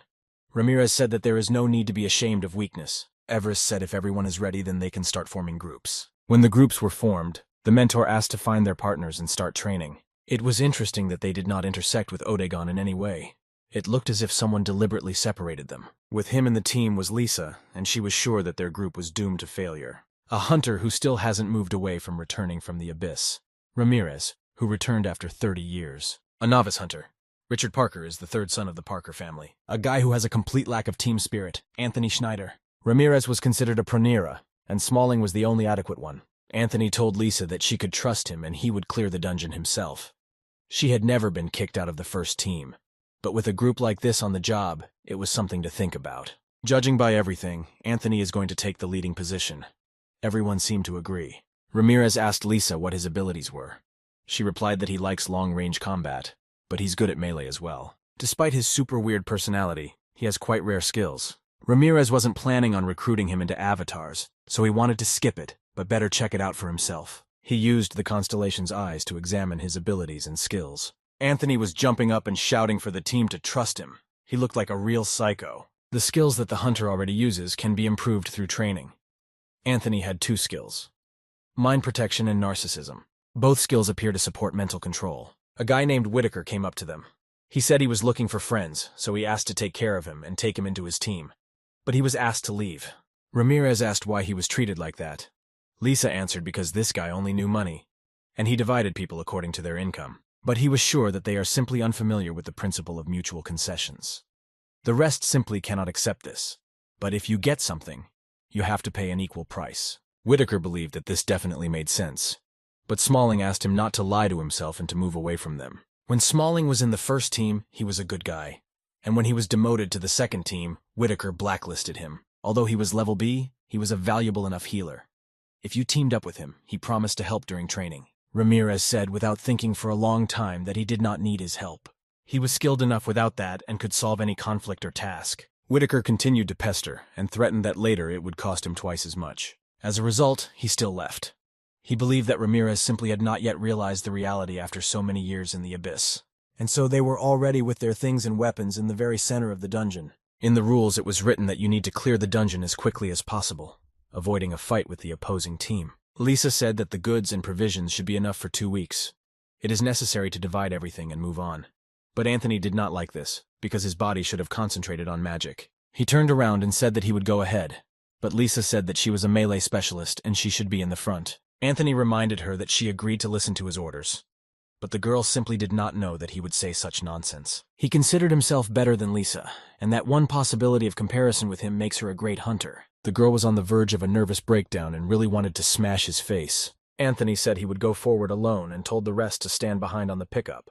But Smalling cut him off and said Ramirez had ignored his words and just walked away. The boy was already far enough away and moving very fast. A stone chameleon met on the way, and you need to be more careful. But Ramirez destroyed him with one blow of his hand and did not experience any difficulties. While everyone looked at what had happened in surprise, the boy asked them not to stand still and move on. Anthony sped up and said that he would cover the newcomer from unexpected monster attacks. Ramirez spotted another chameleon. He did not wait for support and rushed after him himself. It was a very light monster. He was able to destroy it with one blow. He did not even feel the expenditure of his energy on such creatures. For this attack, he used Huang's gift. The boy was pleasantly surprised at how far he could reach. Ramirez upgraded the subspace necklace he received from Onyx and attached it to his belt. Thanks to this, he could get the item he needed at any time. This sword will really help him in the next battles, and things will be resolved much faster with him. Anthony panicked and assured that he was the one to kill this monster. But Ramirez said that he needed to save his strength to face stronger monsters. Anthony thought about it and really thought it would be much better for him and his performance. He then asked Ramirez if he would let him destroy it when the monster appeared. But Ramirez did not give a clear answer, and said that he would look into the situation. But this did not suit Anthony, and he started running after the boy to get a promise from him. Ramirez, meanwhile, destroyed monsters with just one finger. The rest just watched him. It would take them much longer to destroy even such weak monsters. But Anthony closed his ears and calmed himself down. But he said that his body possessed unreal strength. Then he approached Ramirez and said that from this moment he is determined, and the boy plans to show him the capabilities of his body. Anthony and Ramirez rushed ahead and the rest stayed behind. Before that, only Anthony bothered Liza. But now she began to understand that there were actually two psychos. Meanwhile, an assistant approached the mentor in the operating room and asked him a question. Does he plan to keep Anthony Schneider in the first team? Objectively speaking, Anthony has spectacular all-round developed abilities. However, he still lacks team spirit. With his participation, team play simply collapses. In addition, his progress has significantly slowed down. It was clear that he has no desire to work out in training. But if he is sent to the second team, it can have the opposite effect. The mentor decided to keep an eye on him, and then he would personally make a decision if there were no changes. Another assistant called Everest and told him that he had better look at it himself. Their team moved very clearly, and they completed every task. Everyone fulfilled their function in the team, and they also attacked unitedly and without any mistakes. Ramirez saw 3 monsters ahead. He asked Lisa to deal with one.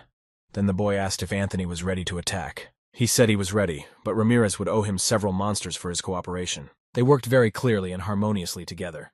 The monsters died one by one. Smalling told Liza that there was another monster coming from the side, and she needed to catch it. But Liza didn't like that he was ordering her, and replied that she understood it herself. What Everest and his assistant saw was great teamwork. As a result, they destroyed all the monsters that came across their way. No one could have even thought that with such a composition their raid would go so well. Anthony said that in his heart, Ramirez thought it was a good idea to entrust him with cleaning up the rear. After a short rest, they continued on their way. The team had been going long enough, and Lisa offered to make a pass and restore her mana. Smalling planned to stand guard with Whitaker, but Ramirez stopped them. The boy said that the enemy surrounded them and ordered to prepare for battle. Anthony shouted at Lisa and told her to prepare for defense as monsters are nearby. But she did not understand, since when this guy started listening to others. Anthony approached Ramirez and asked him to look carefully, and he will show what he is capable of. Then he added that Ramirez still has a long way to go, but he also praised him. While their upstart was trying to prove something, Ramirez destroyed the monster that was about to attack them. Lisa didn't even have time to understand from which side they were attacked. Anthony said that this monster is called a stone gargoyle, a demonic chameleon monster that has great strength and endurance. This enemy causes a lot of problems with its ability to completely merge with rocks. But there is no need to worry, because they are timid enough and immediately run away. This time they also retreated. Ramirez was simply unbeatable. No one could believe that anyone could manage Anthony. This guy was a born leader, a power worthy of the chairman's recommendations. The only minus is that he is a representative of martial arts. The assistants pointed out that this team goes through the dungeons very quickly, and it could be dangerous for them. But Everest was sure that they were thinking everything through. Besides, the destruction would be a lesson for them. It was a secret dungeon. China hired a rank hunters to clear it 17 years ago, despite the fact that the monsters did not exceed B level. But its complex construction with many traps pulled it to A level. The assistants believed that Anthony and Lisa were unlikely to cope with this trap. Although Whitaker was with them, a good healer, he would not be able to help in this situation.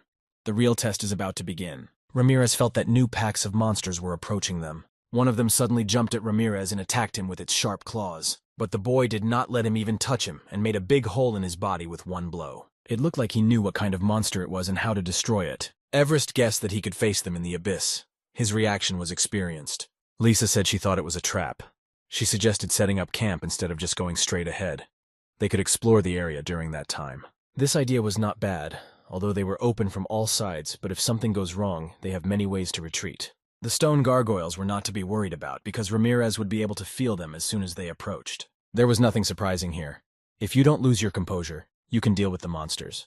They don't exceed rank B in strength. Judging by the level of training, they were simply sent to their deaths. It was not known whether anyone would remain alive after this dungeon. They put up a tent to rest. The whole team looked at Ramirez with sad eyes. Lisa held a drone in her hands and asked the boy if he knew what it was. He replied that he did. She suggested installing it and using it as an alarm. Ramirez thought it wouldn't help, but it was better than nothing. Whitaker began to activate his abilities in order to make this place safer. Using his skills, he formed a barrier around the tent. This barrier is able to detect the life energy of a creature that will approach them. Lisa said that he used magic once and was already proud of it. It was similar to Anthony. He replied that he can heal, can strengthen the attacks of teammates, can even be an alarm clock in the camp. If you do not take into account the battles, then such a hunter was irreplaceable. Lisa said that she would not release him from the guard anyway. But the boy got angry and said that he did not even count on this. Whitaker approached Ramirez and said he was being treated very rudely. He replied that the boy should simply not pay attention to them, because those who insult friends are bad people. This raid allowed everyone to feel who played the most important role. The main hero was Ramirez, who led the team on the front line, the same user of martial arts. Whitaker tried to talk Ramirez into talking and asked him what he liked. The guy thought a little and answered that he likes bench press. Then he added that he also likes lifting dumbbells through the sides. Since the tent was set up, Smalling offered everyone something to eat. The team sat down in a circle and everyone began to unpack their knapsack. Ramirez had a bag of food from the Huang brand. The brand was his, and Ramirez was ashamed of his brother. Smalling said it was perfect food for a dungeon, and Anthony added that this provision was not suitable for his powerful body. It tasted terrible. But without food, you won't be able to compete effectively against monsters. Ramirez said if they don't taste good, he can make something. But Smalling thought it was unrealistic because there was no other food in the dungeon. Ramirez replied that they hunted a lot of food. He meant chameleons. They understood that he had been in the abyss for a very long time, but it was already too harsh. The boy pulled out his adamantium pan and said that they could be eaten. Meanwhile, the other teams were also approaching the center, and the gargoyles were starting to move. Everest wondered if the other teams would be able to stop them. Sidset's team was destroyed. Agnes's team was also half destroyed, and they began to retreat. The mentor began to think that he had chosen a very high level of difficulty. As the rest of the hunters retreat, it will be difficult for those who remain. Then they decided to see what Ramirez's team was up to. The boy was cooking his destroyed enemies on fire. Lisa said that it looked good from the outside, but Smalling contradicted her and said that she was just imagining things. Ramirez then pulled out a package and said he wasn't going to stop at just meat. Team members began to guess what the captain had prepared for them. And now the dish was ready. It looked really very attractive. Everyone expected Ramirez to share with them, but he pointed out that they said eating monster meat was a very bad idea. Anthony came over and said he didn't say that, so he decided he had every right to eat. Anthony said he had a lot of respect for Ramirez's abilities. In that case, Ramirez gave him a plate of food and said he could share. Anthony grabbed that plate and started eating very quickly. After a few minutes, he remarked that it was really very tasty. Thanks to the high mana food he ate, his mana was completely restored. If you think about it, the reverse world is a virtual reality, and if the used products can recover, then he will cook more rice with meat. Lisa and Whitaker could not resist such a smell and approached Ramirez. They said that they did not speak badly about his food, and that was all Smalling said. The guy said that everyone who wants to can come and eat. He also asked not to offend Smalling. Smalling replied that he has no friends except Ramirez, and the team members saw a lot of flattery in this. The mentor's assistants were shocked that they had set up a restaurant in the middle of the dungeon. Everest admired them, but the assistants wanted to stop them, because such meat can contain poison. But it was logical that with such an appetite, no one would start eating something that is not suitable for consumption. The teacher was sure that the boy possessed a wonderful skill in cooking monsters. Most likely he took possession of it when he was in the abyss. There was a very high concentration of mana, so there was no need for food. After dinner, everyone went to bed to rest, and Parker had to keep watch near the tent. Ramirez looked out and asked why he was breathing heavily. After Ramirez mastered martial arts skills, all he needed was a short nap and his strength was fully restored. The boy came out to him and said that Parker might feel depressed because he is in a team of hunters who are stronger than him. This bothered every hunter, so Ramirez asked him not to fill his head with such thoughts, but rather to train honestly. He also added that if Parker plans to be active, doing what he did before will not be enough. Parker thought because no one had said such words to him. In his family, on the contrary, he was called a genius. Ramirez noticed the danger and asked Parker to wake up the team and get ready. He started shouting that they were being attacked and ordered everyone to get up. Everyone woke up and Anthony immediately said that it was impossible to attack him. Judging by everything, there were not only stone gargoyles, but also other terrible monsters. The boy felt that someone much bigger and stronger was approaching.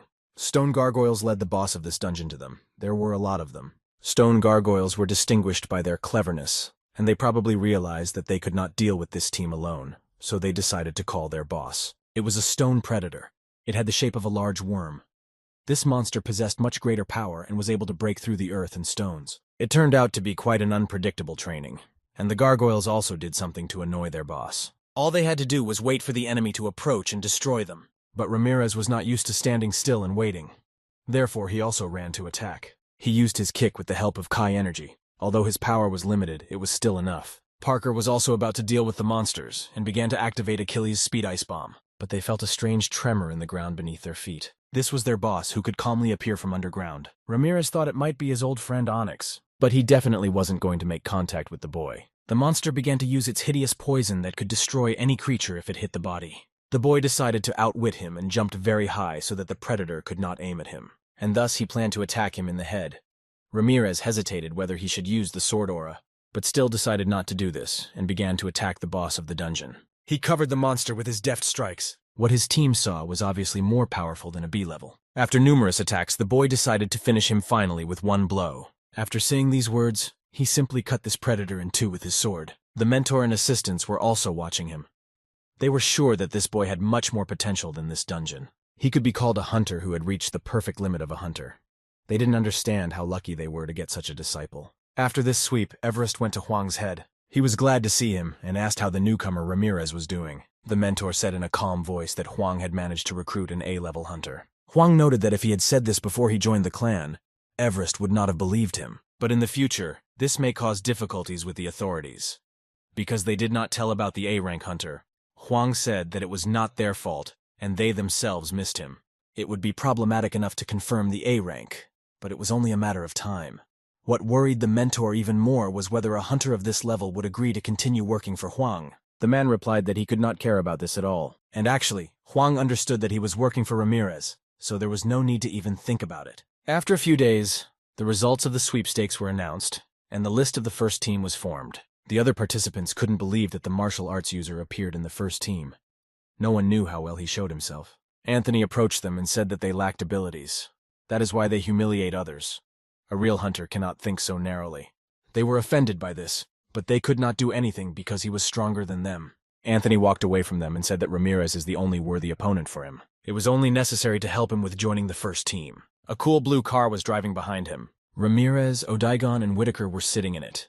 The latter said that he saw Ramirez's abilities long ago. Then he began to tell stories about his modeling past. Odaigon lost in his favorite game because he could not concentrate. Therefore, he became very angry and asked Whitaker to shut up. But in fact, he didn't care about Odaigon. The most important thing was to maintain good relations with Ramirez. A few hours before that, a gym for physical strength training. Whitaker looked for Ramirez to talk to and found him in the gym. But Ramirez misunderstood and thought that he came to train. Therefore, he decided to help him in this. They started by pumping their legs, and Whitaker hoped that would be the end of it. But then they started doing deadlifts. To start, Ramirez asked to do 30 sets for the warm-up. After this exercise, the boy simply fell on the floor because he could not feel his legs. And in fact, he was looking for Ramirez for a ride around town. But this did not interest him at all. Whitaker promised to show him the city and the new buildings. And as a result, he agreed. It was a city of hunters. Everything related to them was there. And they were considered professionals of the Icarus clan. Therefore, wherever they appeared, they were highly respected. Ramirez believed that the title of hunter did not confer a special status. Whitaker said that they were the aristocracy of a new era. Odaigon couldn't stand it and asked permission from the owner to hit him, but Ramirez refused, because with such a life, he himself would soon become nobody. They arrived in the area where the city started. It was known for its black market. The authorities turned a blind eye to this, if nothing was sold abroad. Even the organizations that trade in this market live by the laws. Another advantage of this market is that you could get quite dubious artifacts there. While the boys were walking around the market, they were being watched. It was two incomprehensible men. They did not understand how this scumbag could humiliate their master. Their task was to wash away the shame of the master with the blood of Ramirez. And their master was a warrior overcome by madness and blood. Ramirez and Odaigon bought a lot of food. Since the boy really liked to cook, these were mandatory purchases.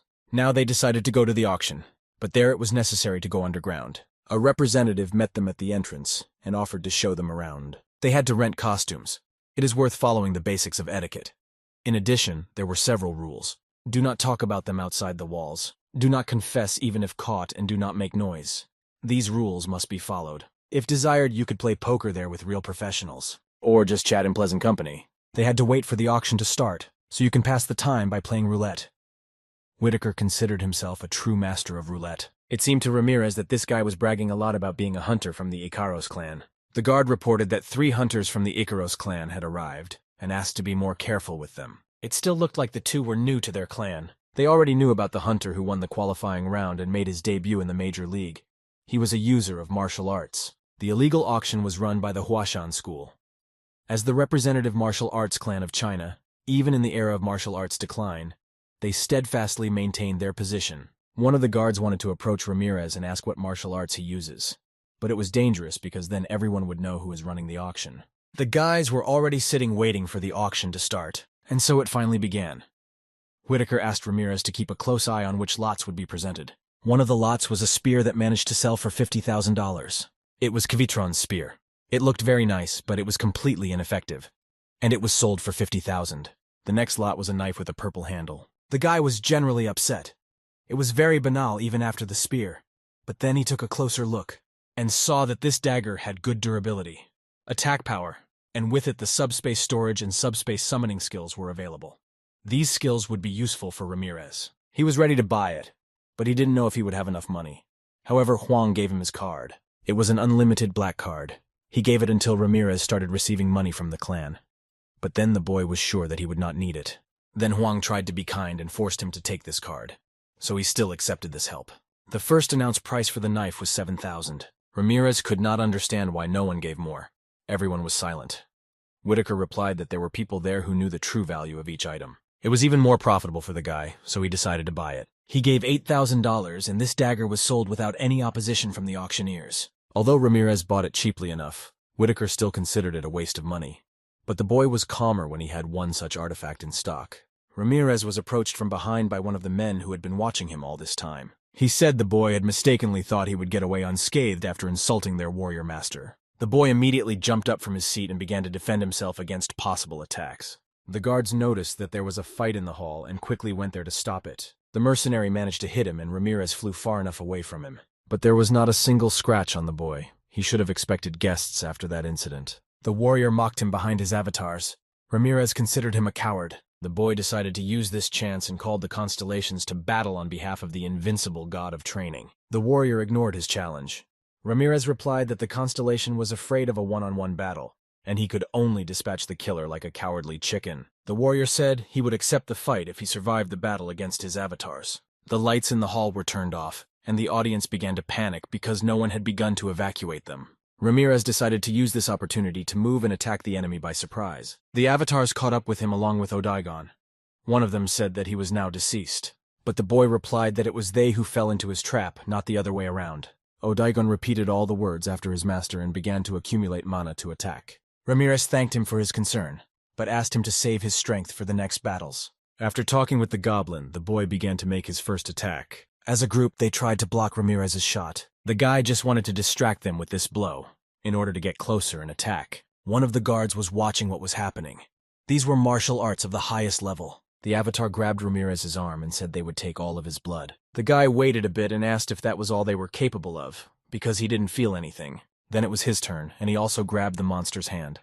Dreams and desires awarded him the right to use the ability of the great law of absorption. And he used it against these worthless avatars. With just one movement, he completely absorbed the entire body and soul of this attacker. The rest of the avatars tried to stop him with their magic, but nothing worked. He was very sprinting and dodged every one of their attacks with no problem. Since nothing worked for them with the help of long-range combat, they decided to get close to him and finish him off in close combat.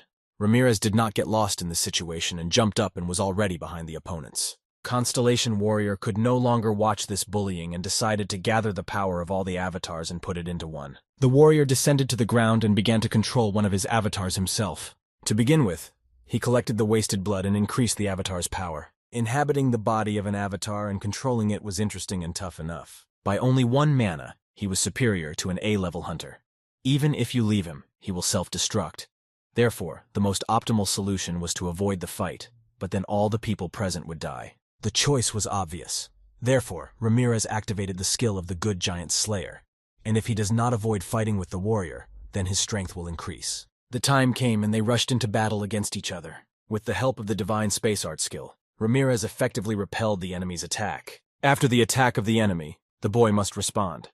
Therefore, he struck back and the avatar could not dodge it. Therefore, he was completely defeated and destroyed in front of the people and his warrior master. The constellation has now recognized his abilities and accepts the battle of the constellations. The warrior pointed to Ramirez as the avatar that will participate in the battle of the constellations. The kitten thought that everything was going according to their plan. But the owner thought that everything happened very quickly.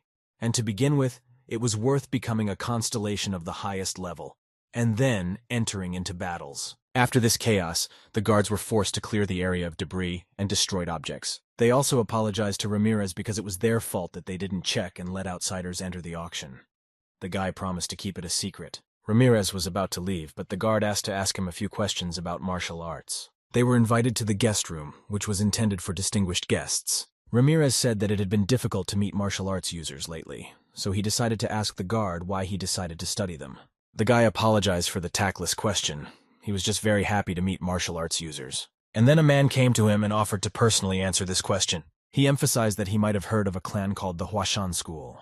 Ramirez knew that this was one of the Chinese clans that had been very famous 30 years ago. Its leader was Master Li. The man's face seemed very familiar to the boy. He then burst out of the couch and realized that standing before him was Master Li himself, who had made him learn martial arts. The guy handed him a pencil and paper to get an autograph. Everyone was surprised that such a powerful hunter would ask for an autograph, but it upset him and he believed that he had every right to do so. Master Li himself did not consider himself the one to ask for autographs from. Ramirez waited 10,000 years to meet this person in person. The boy realized that the hunters of the Huashan school were present there, and he asked what he could do to help, or perhaps they had some business for him. Master Li was silent at first, then raised his head and said that they wanted to learn martial arts from him. China was merciless to the hunters who did not obey the authorities. The Great Invasion was the reason to leave China, for the hunters who dreamed of realizing themselves. The Huashan school gathered them together. They clearly decided to become stronger in order to return, but the reality was not so simple. The founder of the school, Master Li, lost an arm and a leg during the invasion. Moreover, the martial arts themselves became unpopular. It was already too late to switch to magic and they had to study martial arts to the end. To do this, they needed to train a great master, but no one managed to rise to that level. And at that moment, Ramirez appeared. The elders couldn't believe their eyes when they saw him fight against the avatars. The master immediately ordered to invite this person to him in order to have a serious talk. He was the strongest user of the martial art. Ramirez remembered that Master Li was the only one who reached the maximum level, but that turned out to be a lie. The guard asked if he happened to be the avatar of the invincible training god constellation. The boy believed that the god of training and mastering martial arts would not help them, but the kitten intervened in his conversation and said that even if this is not true, he should still lead them. It was logical. He needs to increase the number of avatars. After a short thought, the boy replied that he could help them in this matter. Belief in the god of training increased, so his strength was increased. Ramirez wondered if other constellations gain power in the same way. Kochenya added that a long journey always begins with the first step. Master Li asked not just to teach them. In gratitude for this, they promised their loyalty until the end of their lives. Just loyalty to the boy was not necessary. He said that for him it was a very unexpected offer. Ramirez wanted to think and give an answer later. Everyone bowed to him and replied that they would eagerly await his answers. After this meeting, Ramirez decided to visit his older brother. Huang was just about to contact him and ask if he had managed to get used to the new clan. Ramirez pointed out that there were a lot of strange participants who looked like psychos. The boy could see from his eyes that Huang wanted to say that Ramirez was not far behind these contestants. The brother thought that he was using the ability of the constellations to read his thoughts, but in fact, everything was visible on his face. Ramirez asked if he remembered the Huashan clan. The brother replied that it was that ancient clan of martial arts users. They seemed to have been destroyed during the first wave of the Great Invasion. Later, Master Li faked his rank and lost in the second wave. Huang thought that he was going to find him, but Ramirez replied that he had already met him in this city. There was no news about him for a long time, and Huang decided that he had either disbanded the clan or died. For the master of this city, Ramirez considered his awareness inadequate. The brother showed him how many reports he receives per day. important political issues of America and urban problems. He needs to solve and think about all this. He also added that a few days ago he had dinner with the president, and then they went to the sauna. Either way, Ramirez should use Master Li if he needs to. Ramirez also told him that he and the warrior agreed on a battle. This surprised Juan because he was his only avatar, and they were definitely not ready yet. But he didn't know that Ramirez was a star, so he would personally take part in the fight. Huang thought he was very cunning and a little nervous. It's time for the Star Games. The god of training has accepted an application for a battle with a constellation from a warrior. The type of confrontation should be fair. All constellations guarantee the fairness of the fight. The god of training offers a one-on-one match. The avatar sent by the god of training will be Ramirez. The warrior announced the battle to the other constellations and they began to watch and shout. The warrior has established a bloody fortress, and if Ramirez can win, he will take it as a trophy. The orcs gathered to watch this confrontation as well, and to drink to their master and ruler of the world. Ramirez did not know that this was the land of orcs. He was so disgusted that he did not even want to receive it after the victory. Although the owner and the kitten were delighted with this territory, Ramirez had nothing to say in return. He had no choice but to say everything he had to match the scale. The god of training has set the divine cosmic art, the one who brings back time and voice from the depths of the sea. The two constellations came to an agreement, and a contract was created. In the event of the loss of one of the parties, its influence will be significantly reduced. The kitten said that the boy would have no problem defeating this selfish warrior. After that, it was the warrior's turn to display his avatar for a confrontation with Ramirez. It was a fairly large avatar monster with a huge axe and flaming eyes. The boy began to analyze. If he has a high magic defense, then he will not care about the chi of the sword. With powerful regeneration, he will be strong in close combat as well. Constellation Warrior, meanwhile, realized that the god of training turned out to be stronger than he expected. He was able to capture many other constellations, but they were all just weaklings. In addition, his avatar, although competing well, barely exceeded level 300. The warrior was sure that he would never be able to defeat Akarada. He was confident in his avatar and wanted him to destroy his enemy and take his soul. He wanted to prove to all the constellations what he was capable of. Meanwhile, on the edge of the abyss, the Lord of Plague and Darkness rested. He was desperate when he lost to the god of training. But everything turned out not so bad, because Ramirez was generous enough. If he didn't take the land and avatars, they simply did not understand him that way and began to attack and provoke in vain. At this moment, the Herald of the Plague receives a message stating that the god of training has placed him on the horse, and in case of his loss, he will become the avatar of a warrior gripped by madness. He was shocked and did not understand what this meant or how it was possible. If he was already going to fight, it would be better to call him with him and he would kindly give him his avatars. Ramirez had completely forgotten about this constellation, and his avatars were very scary. He wouldn't have been able to borrow them. Monst promised his master that he would return to him victorious. The messenger knew that he would get into a lot of trouble if he got into this jerk's possession. His sweet life would be over. All of his avatars fell to their knees and began to plead for him to win. The Battle of the Constellations has begun.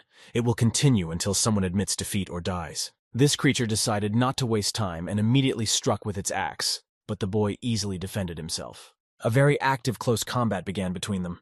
The blows were delivered very quickly. The monster decided to stick to a strategy to prevent his opponent from counterattacking. While Ramirez was thinking how to solve this problem and approach the monster, he needed to dodge its attacks. The creature was pleasantly surprised that the boy managed to dodge this powerful blow. He began to approach again, and Ramirez dropped his sword. With the help of the divine cosmic art skill, he stopped Akarada's magic, and this time he was able to strike back while the enemy was confused. The kitten admired Ramirez's skill. The other constellations applauded this attack. Using Red Resurrection, Akarada quickly regained his health. Due to the Red Resurrection, Akarada succumbed to the insanity spell. When cursed, the Red Resurrection skill improves. That is, the more the boy wounded him, the stronger he became. If compared to a hunter, he has an S rank, although it is possible even higher. After that, he activated the level 6 Red Guillotine magic skill. Although the boy was able to repel this attack easily enough, it was very powerful. Akarada decided to get close to the enemy and deliver several blows with his axe. But when he almost reached the goal, something happened, and the boy simply disappeared. And as a result, he ended up right in front of the face of the monster. He needed to get close enough to the creature to use his powerful skill, Great Law of Absorption. With his help, he began to absorb Akarada's mana. His constellation laughed at Ramirez because he believed that the boy would simply die from an overdose of power. Ramirez possessed the technique of reconciling Dante. Madness cannot affect him in any way. The monster grabbed the boy's hands and pressed them to him specifically so that the mana would destroy him from the inside. But the boy abruptly absorbed all of his mana. This enabled him to acquire the skill of blood mineralization. As a result, Akarata fell to the ground and could no longer get up, because his mana was absorbed. The monster asked to kill him, because he is a great warrior and will not admit defeat. The guy didn't know what to do with him. He asked that the fight can end only if he dies. All the constellations began to accept the defeat.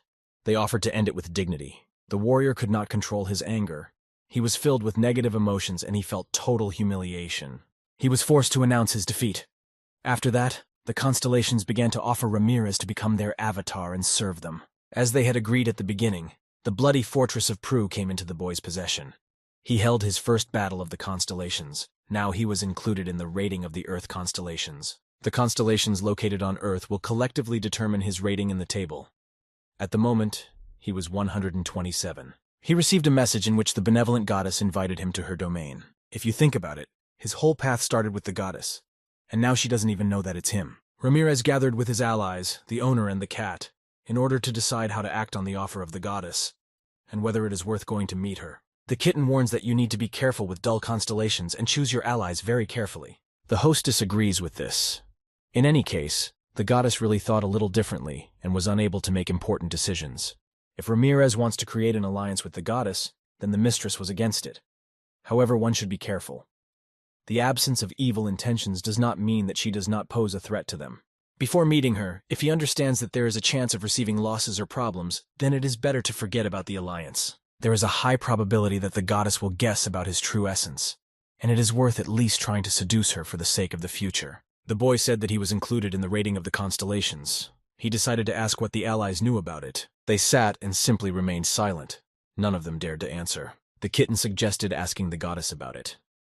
Ramirez did not understand their behavior and why they started behaving like that. Ramirez still decided to take a risk and meet the goddess just to talk. But the area looked completely different. When he got to it last time, there were no locks. He was now not sure that he got where he needed to go, although there was no other choice and there was no way back either. There were no avatars or servants. The kitten assumed that it could be a trap, but he asked not to rush to conclusions.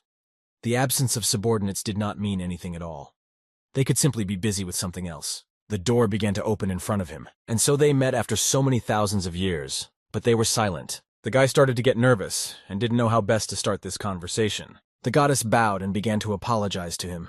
She had to send him straight to the fortress then. She scolded herself for taking him to the outskirts instead of immediately to the training tower, but Ramirez reassured her and told her that everything was fine. Her assistants accused the goddess of the fact that it was necessary to make him an avatar immediately without a test, and there was no need to draw up any contracts. In fact, she was happy that Ramirez did not feel hatred towards her. It means that she understands people. She added that the training god had not warned her about his visit. Then the boy realized that she thought he was an avatar of the training god constellation. Ramirez decided to play along and said that he was kind to him, so he had no problem letting the goddess visit. But he voiced another reason for his visit. The god of training would like to cooperate with the goddess. She thought he had decided to offer cooperation because he had recently returned from the abyss. The goddess added that soon Ramirez would learn everything himself if his master so desired. The girl was afraid to confess, but she was very burned out, because she made a fatal mistake. She was a strong constellation among the constellations of the highest and highest level. Even other constellations wanted to know their future and worshipped her. Each visit increased the strength of her influence. But now this story was in the past. The goddess barely keeps the low level of the constellation, and the reason was that she kept losing in battle with other constellations. These were really scary things, because even powerful constellations could lose their reputation after a few bad matches. She sent the strongest angel in search of Ramirez, and because of that she constantly lost. And when she understood what the problem was, it was already too late. The boy understood that it happened because of her stupidity, but it was a fact that the position of the goddess was ugly. Ramirez said that his master prefers constellations that can be trusted. He said this in a world where everything was decided only by force and authority. The goddess asked if this constellation does not have character traits that she does not like. For example, a bad character or strange habits. Ramirez said the host was the perfect constellation. He cared about his avatars and was flawless in battle. She was not against the alliance. It was just not clear what training God needed from her. Moreover, her ability to see the future became much weaker. But it didn't matter, because the owner wanted the goddess to give instructions on how to participate in the battle of the constellations. Moreover, although she is weakened, she is still able to look into the future. The goddess felt defeated. She said that in that case she would gladly accept the offer. The guy said she made the right choice and they shook hands. The constellations have been arguing over the Earth ever since a new passage opened on this planet. About 10 billion souls became a real treasure that could not be obtained anywhere else. But the dispute between the constellations could not be resolved so easily. As a result, new rules were introduced under the leadership of the strong constellations. Because the strong constellations swore and staked their existence, no one could break these rules. In other words, this rating is distributed by the places of the constellations that are on the Earth. That is, the constellation that is in the first place will be the host. He asked the goddess who is now in the first place. As it turned out, the first place was empty. This is not the only condition, but the other constellations were also not very aware. It remains only to guess that for this, you need to have a great power of influence. Then Ramirez asked who was in the second place. But the fact is that the constellations cannot know about the places of others. But the goddess guessed that it could be the Master of Silence. This is a powerful and evil constellation that has taken over a part of China.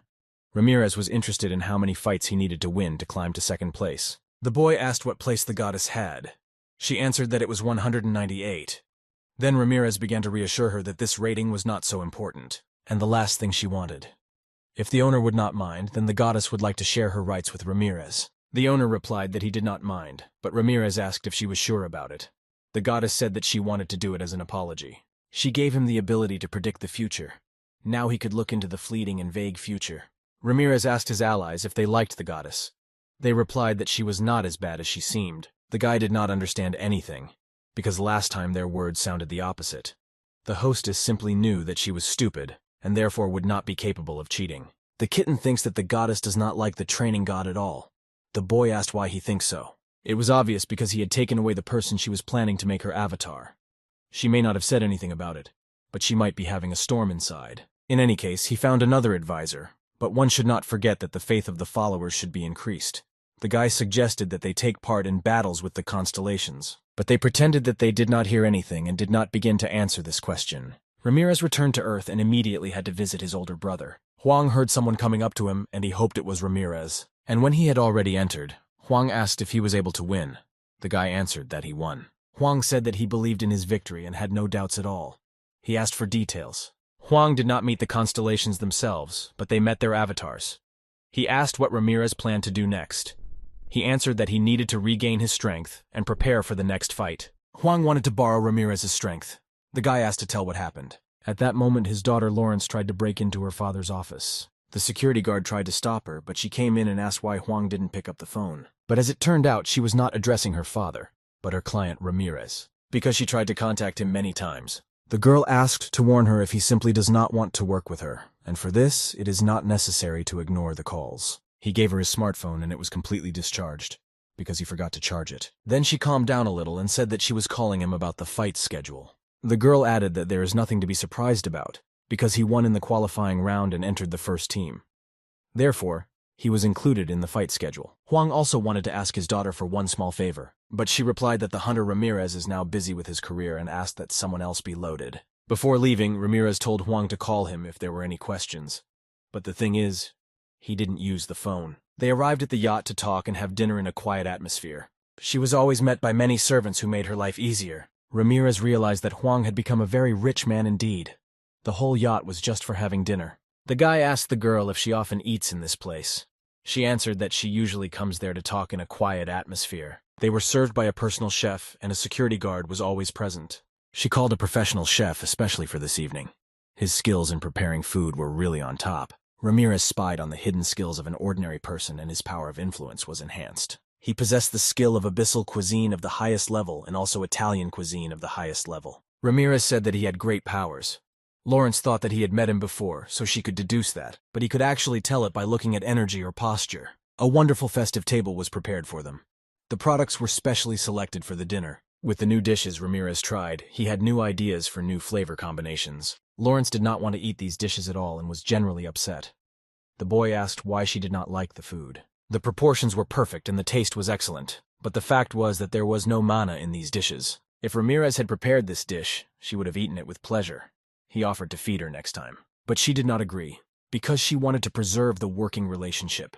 If the manager allows the hunter to treat her, then it will be a loss immediately. Ramirez said that he just wants to treat his niece. It's time to talk about work.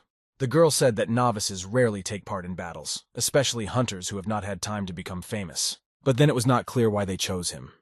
Lawrence asked him not to get angry and to listen to the end. At the moment, there is a popular opinion among athletes and fans that his rank is fake, in the sense that he has abilities that are competitive with a B rank, but is actually covered by a C+ rank. But he was no longer at the age where such a thing could throw him off the mark. He had the idea that he was really lying about his rank. It sounded strange, but Lawrence noted that he had the natural character of a star. Meanwhile, a hunter was giving an interview, and there he said that Ramirez didn't have the courage to participate in the B rank qualifying rounds, so he decided to take the easy way and rise from the C rank. This was Patrick, a member of the B rank league, and he offered a fight to Ramirez. And if he refuses, it will mean that he is a coward and a liar. Lawrence showed this video to the boy. Most likely, this is his next opponent. He asked the girl if there were many elves on the ground. She answered that since the passageways opened, they can be found quite often. The girl wondered why he was not annoyed by this. Ramirez replied that he would break it up when they met, but now there was no need to be angry. The girl agreed, and said that such scum should be strictly ordered. The boy was surprised by her character. She was not like her father. If he agrees to the fight, she will be able to organize it within a few weeks.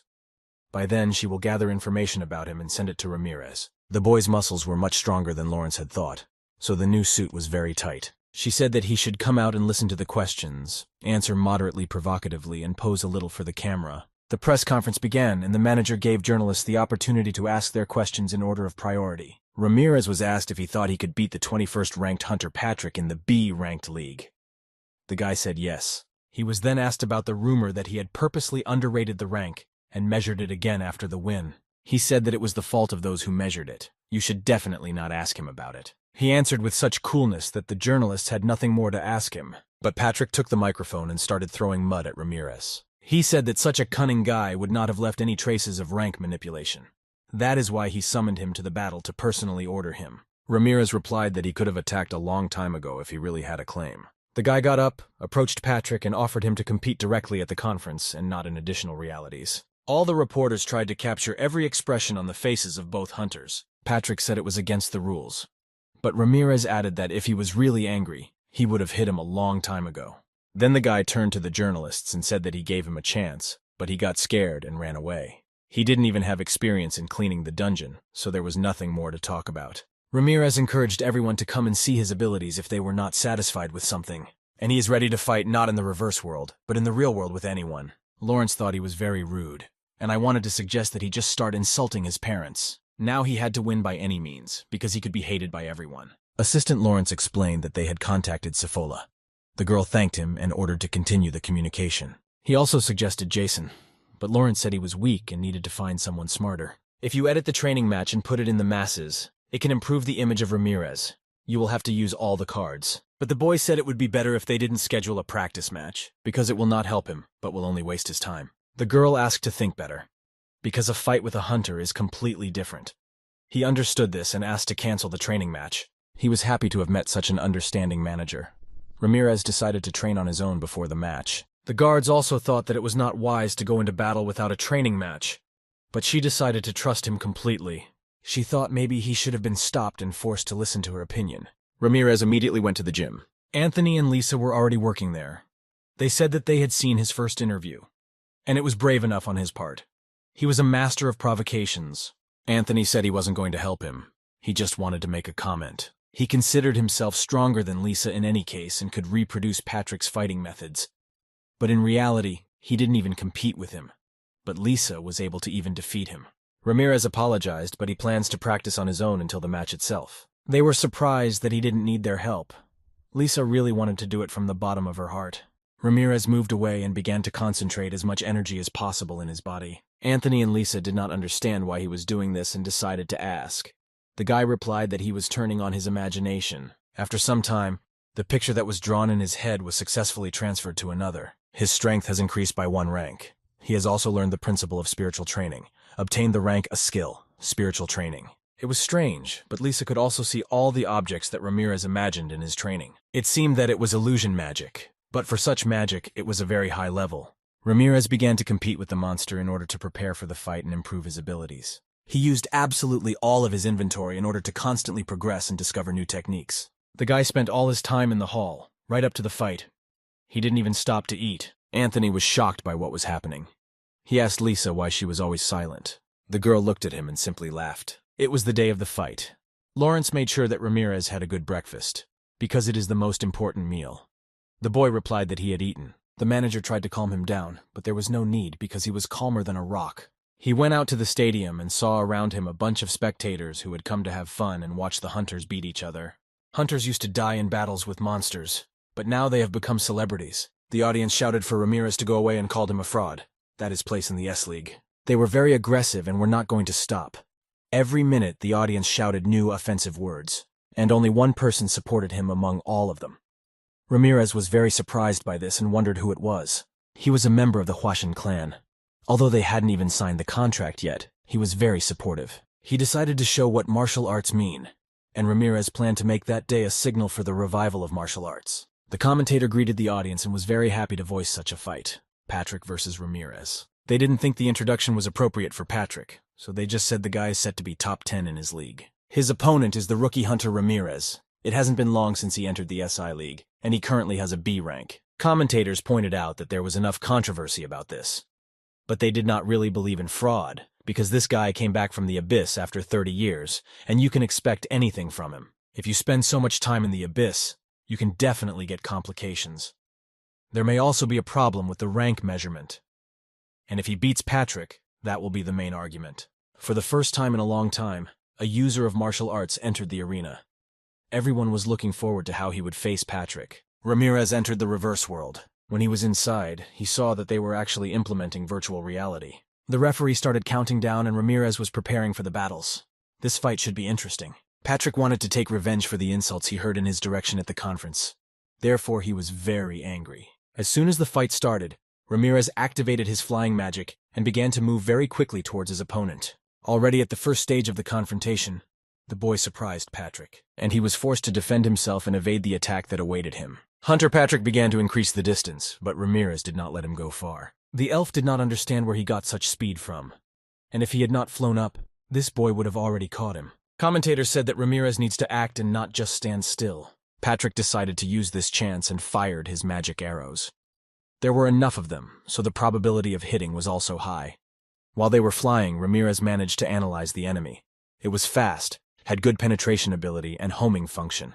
It was like a constellation bow. For protection, he used the divine cosmic art. All the arrows that flew at him were deflected. His actions angered Patrick, and the kitten cried out for Ramirez to humiliate this aristocrat. The elf did not expect that this Asian could repel all his attacks, because his mana was not infinite. Patrick attacked the boy again and hoped that this time he would definitely destroy him. But Ramirez ran straight towards the attack. The arrows passed by, and even if they hit the body, they did not cause any harm to the boy. They were very weak for him, and now he was almost a few meters away from the enemy. He had no problem dodging his arrows. He positioned himself on the nearest building to talk to Patrick and look him in the eye. Ramirez asked to attack him more, because he will be able to repel any attack of the enemy. But Patrick prepared a special attack for him. Therefore, he said that Ramirez fell into his trap. This confused the boy a little and made him think what kind of attack it might be.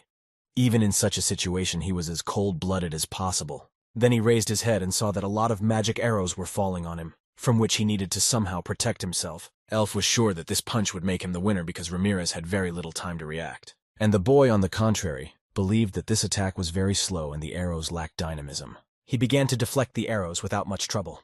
There was not even a noticeable strain on his face, even though it was Patrick's most powerful attack. Elf's hands began to shake and he couldn't believe that Ramirez had parried that attack. Patrick wanted to get in close to finish him off in melee, but his mana was spent and he was powerless and vulnerable to even a simple hand strike. But he was very lucky that the first round was over, and he would have time to restore her a little. Ramirez mentioned that starting with the B-rank competition, there were rounds.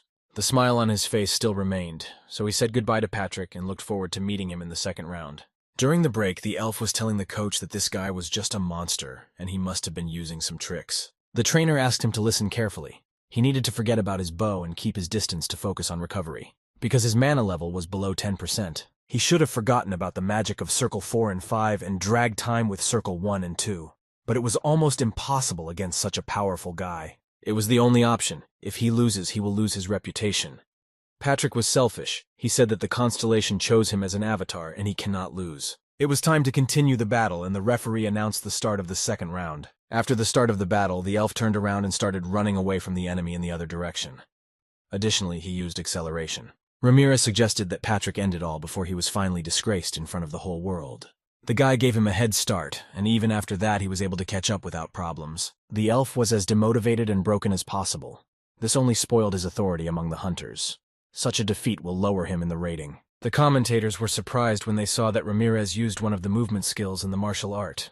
Such speed was the first time they had seen it. They stopped because Patrick couldn't keep going at that speed. And then Ramirez dealt him a fatal blow. He didn't even use half his strength to do it. His enemy was destroyed and weakened. This will be a good lesson for him, and for those who want to challenge Ramirez to a fight. The commentators announced the winner of the battle, and Ramirez became him. Patrick was destroyed by a rookie who recently entered the league. It seems that the hunters from the top 10 should start taking charge of their situation. They were so shocked that they did not understand why all the martial arts users disappeared. Everyone wanted to interview this guy and hear how he felt after this confrontation. As soon as he left the arena, a reporter came up to him and said it was a perfect fight, because he didn't land a single punch and finished the second round with a knockout. The man wanted to hear how he felt after the fight, but Ramirez was not eloquent and said that this time the sweat was very weak. That's why it turned out to win so quickly. After the fight, the audience shouted completely different words. They shouted that they love Ramirez and that he is the best. After he gained this popularity, his essence level increased. Although not by much, it did increase. Suddenly, the boy's ability, which was given to him by the goddess, was activated. Prediction of the future. He saw that all of Las Vegas was engulfed in flames. Monsters moved along it and killed people and everyone who interfered with them. Some managed to hide, but most were in danger. Maybe all these monsters broke out because they couldn't clear the dungeon in the limited time. And that's a disaster. Huang watched the coverage from the fight scene and was overjoyed to see Ramirez emerge victorious. At that moment, a guard came to him and said that he had received a personal call. But if this is his ex-wife, then he has already promised to give her pocket money without questions. The guard was in no hurry to leave and answered that it was a Korean hunter who introduced himself as Jakarta. Huang recalled that they had a fight before he moved to America and had not contacted each other for a long time. He thought that maybe Jakarta had seen Ramirez's fight and that's why he contacted first.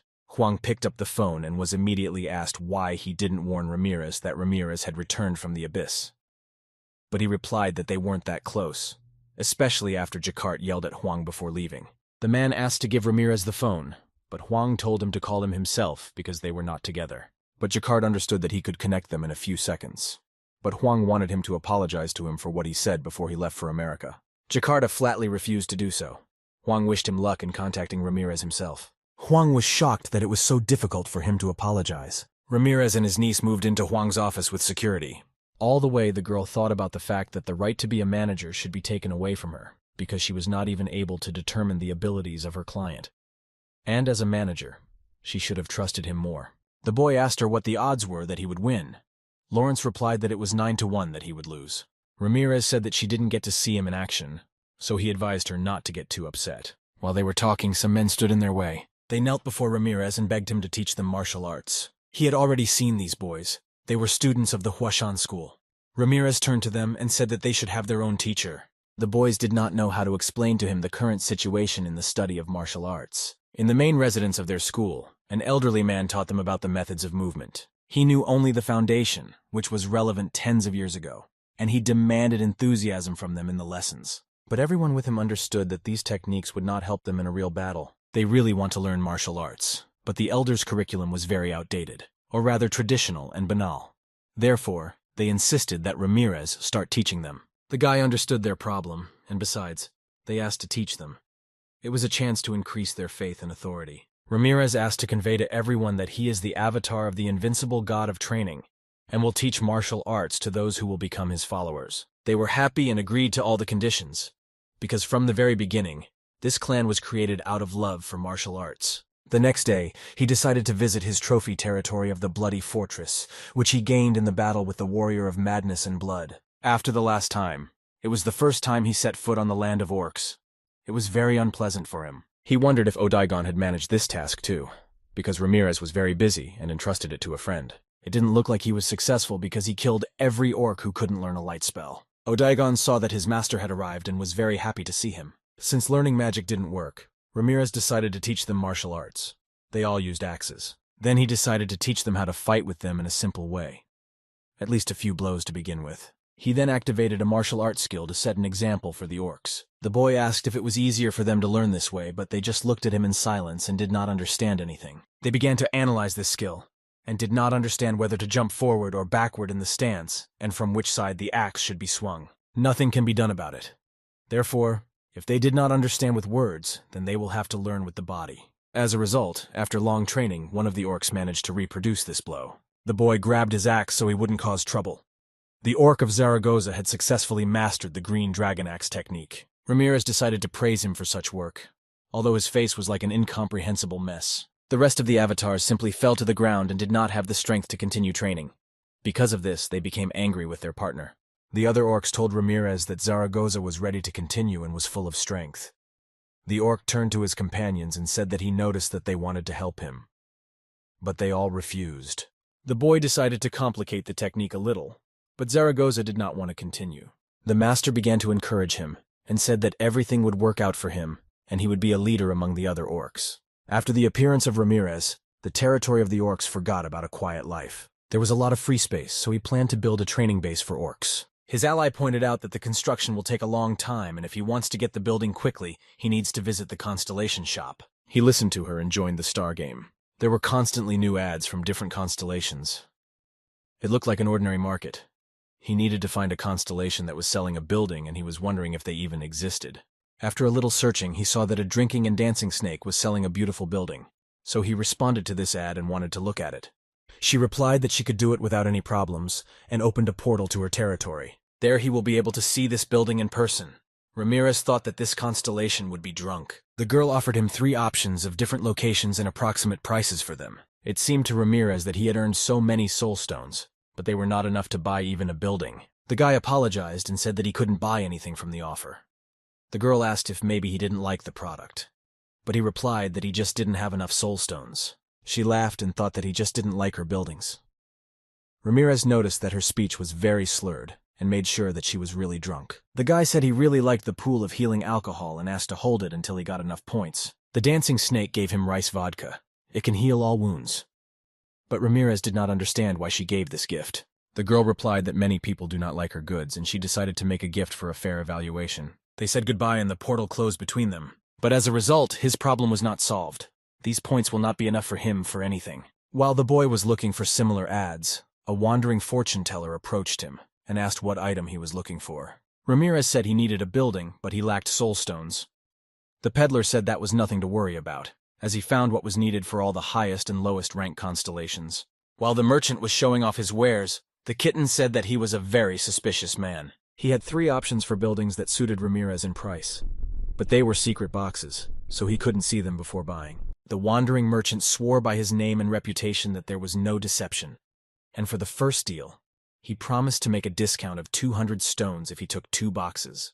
Ramirez had no other choice, so he had to agree. Also, the guy decided to take advantage of the discount from the merchant, so he bought 2 buildings. The wandering merchant wished him to use this product for a long time. The boy returned to his territory and began to choose a place for his new buildings. He decided to open the first box and hoped to see something good in there. It was a model of a small temple, an ancient warrior shrine that can be activated for 30 days. In the event of a stop, all residents will receive the ancient warrior power skill until the building is destroyed. For that price, it was a good enough option, so he decided to open the second box as well. It was the Temple of the Bright Elf. In the case of installing the building, you can learn the skill, Bright Elf Bow. The boy immediately thought that this could be the building of the elf Patrick, with whom he was fighting. This is the magic that the elf of the world gave his avatar. Ramirez didn't think much of it and thought they just sold him. Successful installation of a Bright Elf temple. The kitten said that they had a big problem, although Ramirez was sure that it was not worth worrying about the fact that it was an elven temple. But among the training god's subordinates, there were no beings capable of mastering this skill. Although, since they have it, it will definitely not get worse, and they will be able to use it later. Also, Ramirez needed to tell Huang what he saw in the future. After a few days, he returned to Earth and immediately went to Huang. When they met, Huang asked the Korean boxing star for an autograph and went over to hug him. But the boy did not understand what a strange word combination. The brother explained that it was his new nickname. He added that the boy did well this time, but he can't relax too much now. The top 10 hunters are real strongmen, and most of them are someone's avatars. Huang decided to tell Ramirez that Jakarta called him asking for him. The brother did not even want to talk about him. because he does not affect his life in any way. Huang supports Ramirez, helps, feeds him, acts under the name of his avatar, gives financial support. Although the boy did not say a word about him, Huang wanted to warn Ramirez and asked him not to communicate with him because he is a scoundrel. In general, the guy came to him for another reason. Then Ramirez told his brother in detail about what the gift of the goddess had shown him, and what could happen in the future. Las Vegas was drowning in fire because monsters invaded it. Therefore, the boy asked Huang for support in this case, until they understand the possible threat. The brother thought about it and said that he could not go to Las Vegas and make his own rules there. Ramirez simply suspected that he wanted to intervene when the situation became more serious, to attract more attention. But Huang categorically denied. Las Vegas was simply not in his jurisdiction, and he could not make any decisions in its existence. All they can do is go there and explain the whole situation and try to convince them. Ramirez was surprised because, according to Huang, he used to go to the sauna with the president and now he has no influence. He noted that it would be much better if Ramirez himself went there, because they would not see any sincerity in his appearance. The boy agreed to it. Moreover, he was a newcomer in the ranks of hunters, and they would suspect him less. The next day he arrived in Las Vegas. The Black Cactus was the largest clan that controlled this city, so the boy went there and said that he came from the Icaros clan and would like to meet the head of their clan. Hunter Kalinick said that even if he is from the Icaros clan, that doesn't mean he can meet with the head at his first wish. A meeting must be arranged first. But Ramirez assured them that it is better to make this meeting immediately. They were already getting angry and asked him to give his name, because this guy was very harsh in his conversation. He introduced himself as Ramirez, a rank B hunter from the Icaros clan. As soon as Kalinick heard his name, he began to circle around him, because he destroyed the hunter Patrick. He then added that their fight was great, and he really regrets not being able to attend it. Kalinick changed his attitude because this guy can turn things upside down at will. Ramirez decided to return to the matter and asked if the head of the clan was there. Kalinick answered, "Yes, there are just too many scum trying to get to him." The hunter called him, and he allowed Ramirez to enter. When they entered the head's office, Kalinick immediately received a blow on the head for being so rude to the guests. The president of the clan was a very tough girl with a strong character. He planned to test her level. Her level was 288. She finished beating Kalinick and wondered why the representative of Icaros came to her. Roxolana added that he could go straight to the main question. Ramirez thought that 288 could be useful to him in the future. The boy said that their clan was losing to the monsters and he came to help. Everything was short and clear. Roxolana's facial expression immediately changed and she could not understand what he was leaning towards. She suspected that Ramirez meant that they wouldn't be able to clear the dungeon. He replied that the situation was getting worse and that there would be an explosion of a B-rank dungeon or higher in their vicinity. And if they can't clear the dungeon in the right time, then a bunch of monsters will start to come out of it. Freed creatures are a natural disaster for human society. The girl wanted to know how he knew about the appearance of the dungeon, about which they had not even heard anything. Roxolana thought that Icaros wanted to clean the dungeon without warning them about it, but the boy said that they were not planning anything like that. He just wants to ask for permission to observe the situation from the outside, so that he can react in time if there is an explosion. One mistake can lead to the death of many people. The girl said that he returned from the abyss and had been there for 30 years. Now he can be called a hunter of the first generation. But the boy did not understand what she was talking about. Kalinick took part in the conversation and explained that most hunters of the first generation are considered heroes. They were always on the side of the people. Although he had no doubt that their clan would be able to clear the B-rank dungeon, he just wanted to watch. Ramirez would only interfere if they couldn't close it down. Roxolana believed him. But if he wants to deceive her, she will even visit hell to punish him. If he agrees to these conditions, he gets permission to be somewhere nearby. Dungeon and rank, so the boss will be of the same rank.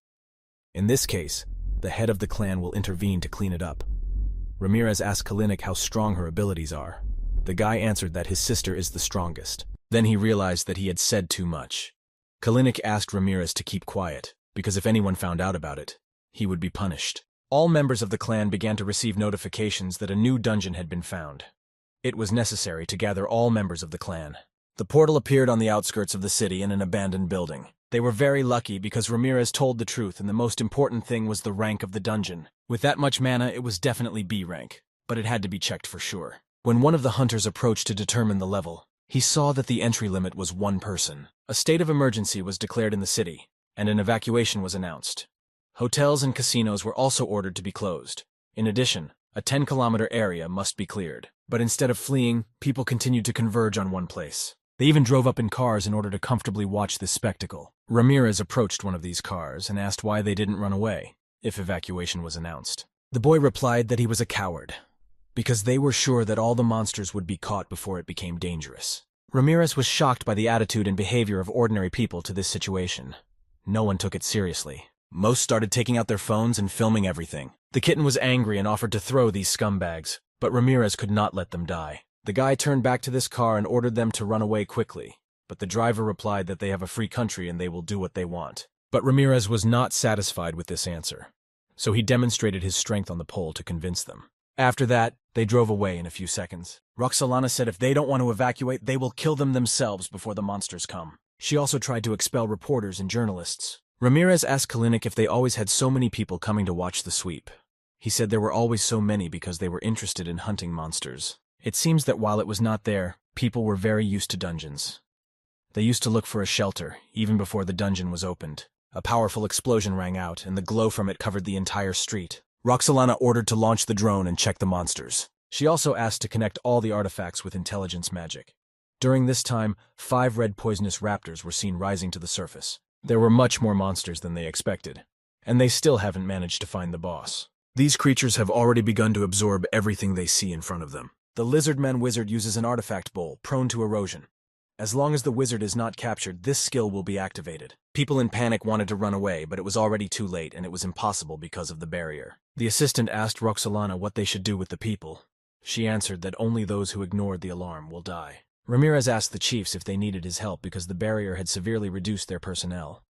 But without an agreement between the clans, it could end up in a lawsuit, so she asked him to just go into hiding. The girl urged all the hunters to prepare for battle and defend their city. Kalinick was upset because he really wanted to see his martial arts. The monsters were already approaching, and there were a lot of them. It is also worth remembering that this is a level B dungeon. The hunters tried to hold back this attack, but they were much stronger. Even when they attacked the same monster in pairs, it did not bring results. New monsters were constantly appearing on the streets of the city. They were joined by a C-rank creature, Viosaurus. Sorcerers used all their skills to stop this chaos and protect the world. But these weapons were not enough. Previously, the dungeons were no higher than C rank, but this time it was almost A level. The assistant reported that 4 more monsters were already approaching the defense line. Roxolana understood that she needed to deal with them as soon as possible, and she also joined the defense. The girl used boost magic power. Now her magic power will be temporarily increased. Roxolana did not wait for support from hunters and attacked 2 monsters herself. She was able to deal with them without any problems. The hunters did not expect anything less from their leader. The blow was clear as always. The assistant reported that 6 more monsters were approaching. Roxolana ordered to move the defense line back. She also ordered one of the fighters to guard the hunter from Icaros. If he gets hurt, they could have big problems. But he was no longer around. Therefore, they needed to find him first. Meanwhile, he protected people who did not have time to hide from the monsters. His skills were enough to deal with these creatures on his own. To stop the monsters, he cut off their legs and then destroyed them. Although Roxolana asked him to hide in a safe place, he could not leave so many people to their own devices. The crowd watched his actions and they were delighted. His power was at the highest level. Each of them was grateful for the rescue and protection, and the next time they promised to obey and immediately run away. But in fact, he did not try for their sake. He did not think at all about those who refused to evacuate. After Ramirez destroyed the monsters that were nearby, people started running to hug him and thank him. Roxolana and her assistant ran to the boy. If he interferes in the affairs of the district for which he is not responsible, he may suffer greatly. The boy assured her that he would solve everything from his side, so she should not worry so much. But the girl did not believe that Icaros would forgive them everything. But then Roxolana thought, and really with such abilities, he can be the strongest hunter of Icaros. And with such a guy, you can close your eyes to what happened. They were grateful for the help and promised to formally thank him. But Ramirez asked to leave it for later, because there were many monsters on the streets. If you pay attention to their movement, it seems that someone is controlling them. If this is the case, then it was necessary to destroy him. Roxolana could not understand where they found such an unreasonable monster. Ramirez explained that there was a monster on the left at the crossroads and the wizards needed to get ready. As soon as he came out, wizards began to attack him from all sides. But they missed and the head ordered to prepare protective magic. But the boy asked to cancel this order. While the boy was moving, one of the monsters wanted to bite him. But the boy, as always, reacted very quickly and destroyed him with one blow. While they were dealing with the small creatures, a giant monster appeared. The hunters looked at him in fear. They believed that he was the boss of the dungeon. This was the monster Ramirez had seen in his prediction. And in order for such a big monster to be under someone's control, The owner must be somewhere nearby. It was worth looking a little, and he found the owner of the monster. The boy, without thinking too much, began to run to meet him. If he destroys this creature, he will be able to paralyze dozens of equally huge monsters. With one movement, the boy cut off his head. Meanwhile, Roxolana summoned hunters and planned to attack this giant with her own forces. They opened fire, but it wasn't enough. It was like a tickle for this monster. Something more powerful was needed. And then Roxolana herself joined this attack. She used her superpower. After the destruction of this monster, the corrosion barrier disappeared, and finally the passage to the city was opened. The reporter explained that it is near the Cosmopolitan Hotel. The barrier was destroyed in a very short period of time. People can finally leave. Eyewitnesses shouted that they were already ready to die. The sky suddenly darkened, and monsters began to appear from everywhere. The reporter ran up and began to ask if there were any survivors. The witness was not sure, but it seems that no one died at all. Journalists were shocked. Everyone said that it was an Asian hunter who saved them and destroyed most of the monsters single-handedly. Many people believed that he made an invaluable contribution to this victory, and journalists wanted to hear some kind of comment from him. After a lot of questions in his direction, the guy said that he was not trying to save people's lives at all. He destroyed the monsters before they started killing, so it might look like he was trying to save someone. Ramirez struck a nerve with the reporter so he wouldn't ask any more stupid questions. He asked not to make him a hero, because he hated it the most. Then the journalist started saying that Ramirez was just hunting monsters and not protecting anyone. The boy understood that he cannot become a hero for people, because he will receive a lot of criticism if he does not help them at least once. You cannot pretend to be good. Kalinic dreamed of becoming like Ramirez, but Roxolana calmed him down and said that this happened only thanks to the individuality of this guy. Because his very existence was unique. Martial arts masters are a very rare phenomenon. His strength has reached its highest point due to difficult training and vast combat experience. After meeting with him, the girl did not understand why there were so few martial arts users left. She wanted to make friends with the Icaros clan.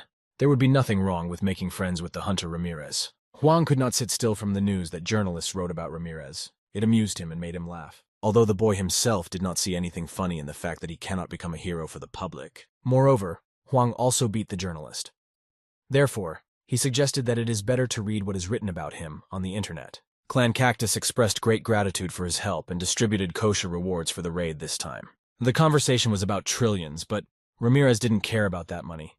Huang asked him not to act like that because when you run a company, every cent has to count. Although Ramirez disagreed, he actually did a lot of the running of the company. The guy thought that receiving a well-deserved award was the norm. He wondered when his rank would be raised. But the fact is that after rank B, the evaluation becomes more difficult. Everything depended on clearing the dungeons. He had to go to teach some boys martial arts. Huang thought he was helping the hunters of the Icaros clan prepare. But in fact, he brought the Haoshan clan disciples to the training ground. They were afraid to enter because they were not sure that they could be there. The guys looked around the whole room because before that they only trained in dilapidated gyms. They asked again if they could definitely use the Icaros training center. The guy replied that they could do it without any problems. The students were very grateful and happy to get such an opportunity. A girl named Aris appeared among them. She represented the young hunters from the Huashan school. Ramirez asked the boys if it was true. They answered that this girl was really the best among them. Ramirez asked if she happened to be Chao's daughter. The girl replied that it was true. The boy reached into his bag and took out a bottle of water. He offered Aris a drink. But then the guy apologized and said that he didn't want to embarrass her. The girl said that everything was fine. The girl asked when they would start training. Ramirez forgot that they had gathered for training, so he asked the hunters to follow him. First, they should start with barbell squats. Since they are hunters, it shouldn't be difficult for them. One of the students pointed to the simulators and asked when they would practice on them. But Ramirez replied that they are all for magic training, and they don't need it. They were upset because they were thinking of finally working out on modern simulators. Ramirez ordered to start with squats, because they should feel the strength of their inner energy and the strength of their muscles. Thanks to the training avatar title, Ramirez's subordinates will receive additional bonuses during training. They did not realize that this training was a great opportunity for them. No constellation would have suited them like Ramirez. They must train like crazy, just like no martial arts master trains. But all he did was normal training. Everyone was already tortured and tired. They expected completely different training, at least much easier. But it was just a warm-up. The next training session will take place in the mirror world. Everything looked very nice there. Students believed that high results can be achieved in such a place. There was nothing better to use the landscape of the area for martial arts training. They were completely stuck in the swamp. The whole area was flooded with this liquid. There was something similar to this wooden man in their previous hall. He looked stupid enough. After these words, the wooden person came to life and attacked the boy. No one understood what was happening, and they decided to attack him in return for hitting their brother. But he turned out to be very nimble and managed to strike before he was noticed. Ramirez told Aris that first they had to pump up their muscles in the gym. Now to fight against the dummy. They had to pass this stage to move on to the next training session. The boy left them and asked them to tell him when one of them could handle the mannequin. The hunters had no choice but to win. Each of them had a desire to become a master of the martial art, so they all rushed to the mannequin. Each of them was serious and wanted to win. Meanwhile, Anthony, Lisa, and Ramirez were sitting in the lounge. The former said that Ramirez had done a very good job in Las Vegas, although he was still far from his level. Lisa broke into the conversation and said that he would never have managed better. The boy said that he did not mean that. In his opinion, because of this character trait, she cannot become a good hunter. Ramirez listened to them and asked who wanted to learn martial arts first. Anthony wondered if there were any pitfalls in such cooperation, but he replied that he wasn't going to force any of them to do something in return. If they didn't want to, then he wouldn't waste his time. Lisa stood up and said that if he would train her, she would teach him magic techniques as a thank you. All his allies thought it was a good idea. Otherwise, at this rate, he would become a dumb duck who knows nothing but martial arts. In fact, he really wouldn't mind magic. He asked Anthony and Lisa what they thought he would like to learn. Lisa was sure that he needed defensive-type magic, and Anthony believed that if he used martial arts, then he needed long-range magic. But he really wanted to learn healing magic. It seems that none of them know how to use it correctly. Ramirez said he was very sorry and needed to go. They tried to dissuade him. Since he is an attacking warrior, they asked him to leave this matter to the healers, and his job is to inflict damage. He thought about asking the constellation goddess for training. She definitely has healing skills. Ramirez sent a message to the goddess and asked if she had any free time. She jumped up and shouted that she had a lot of free time now. The boy said that he wanted to learn healing magic and asked if she could help in this. The girl agreed. She was happy because she would finally have something to do. The goddess gave him the divine healing of 5 circles. This skill was rank A, so it wasn't that easy to master. The girl apologized because she didn't have much strength to give him a more powerful power. Ramirez said if it's so difficult, there's no need to stress so much. He was supposed to be her avatar from the beginning, so she should at least do that for him and started looking for better spells for him. The next day in the main hall of Icaros, Mentor Everest gathered all the hunters of the clan for a new challenge. He pressed a button and a barrier formed around him. A dungeon of an endless tower appeared before them. Although Ramirez heard about it for the first time, but looking at the reaction of hunters, it was very popular. Several dozen years ago, a dungeon of such complexity appeared that killed a large number of hunters. And if there were level F monsters on the first level, then their strength increased with each floor. It was an A-rank dungeon that ended up just blowing up because one hunter couldn't clear it all the way.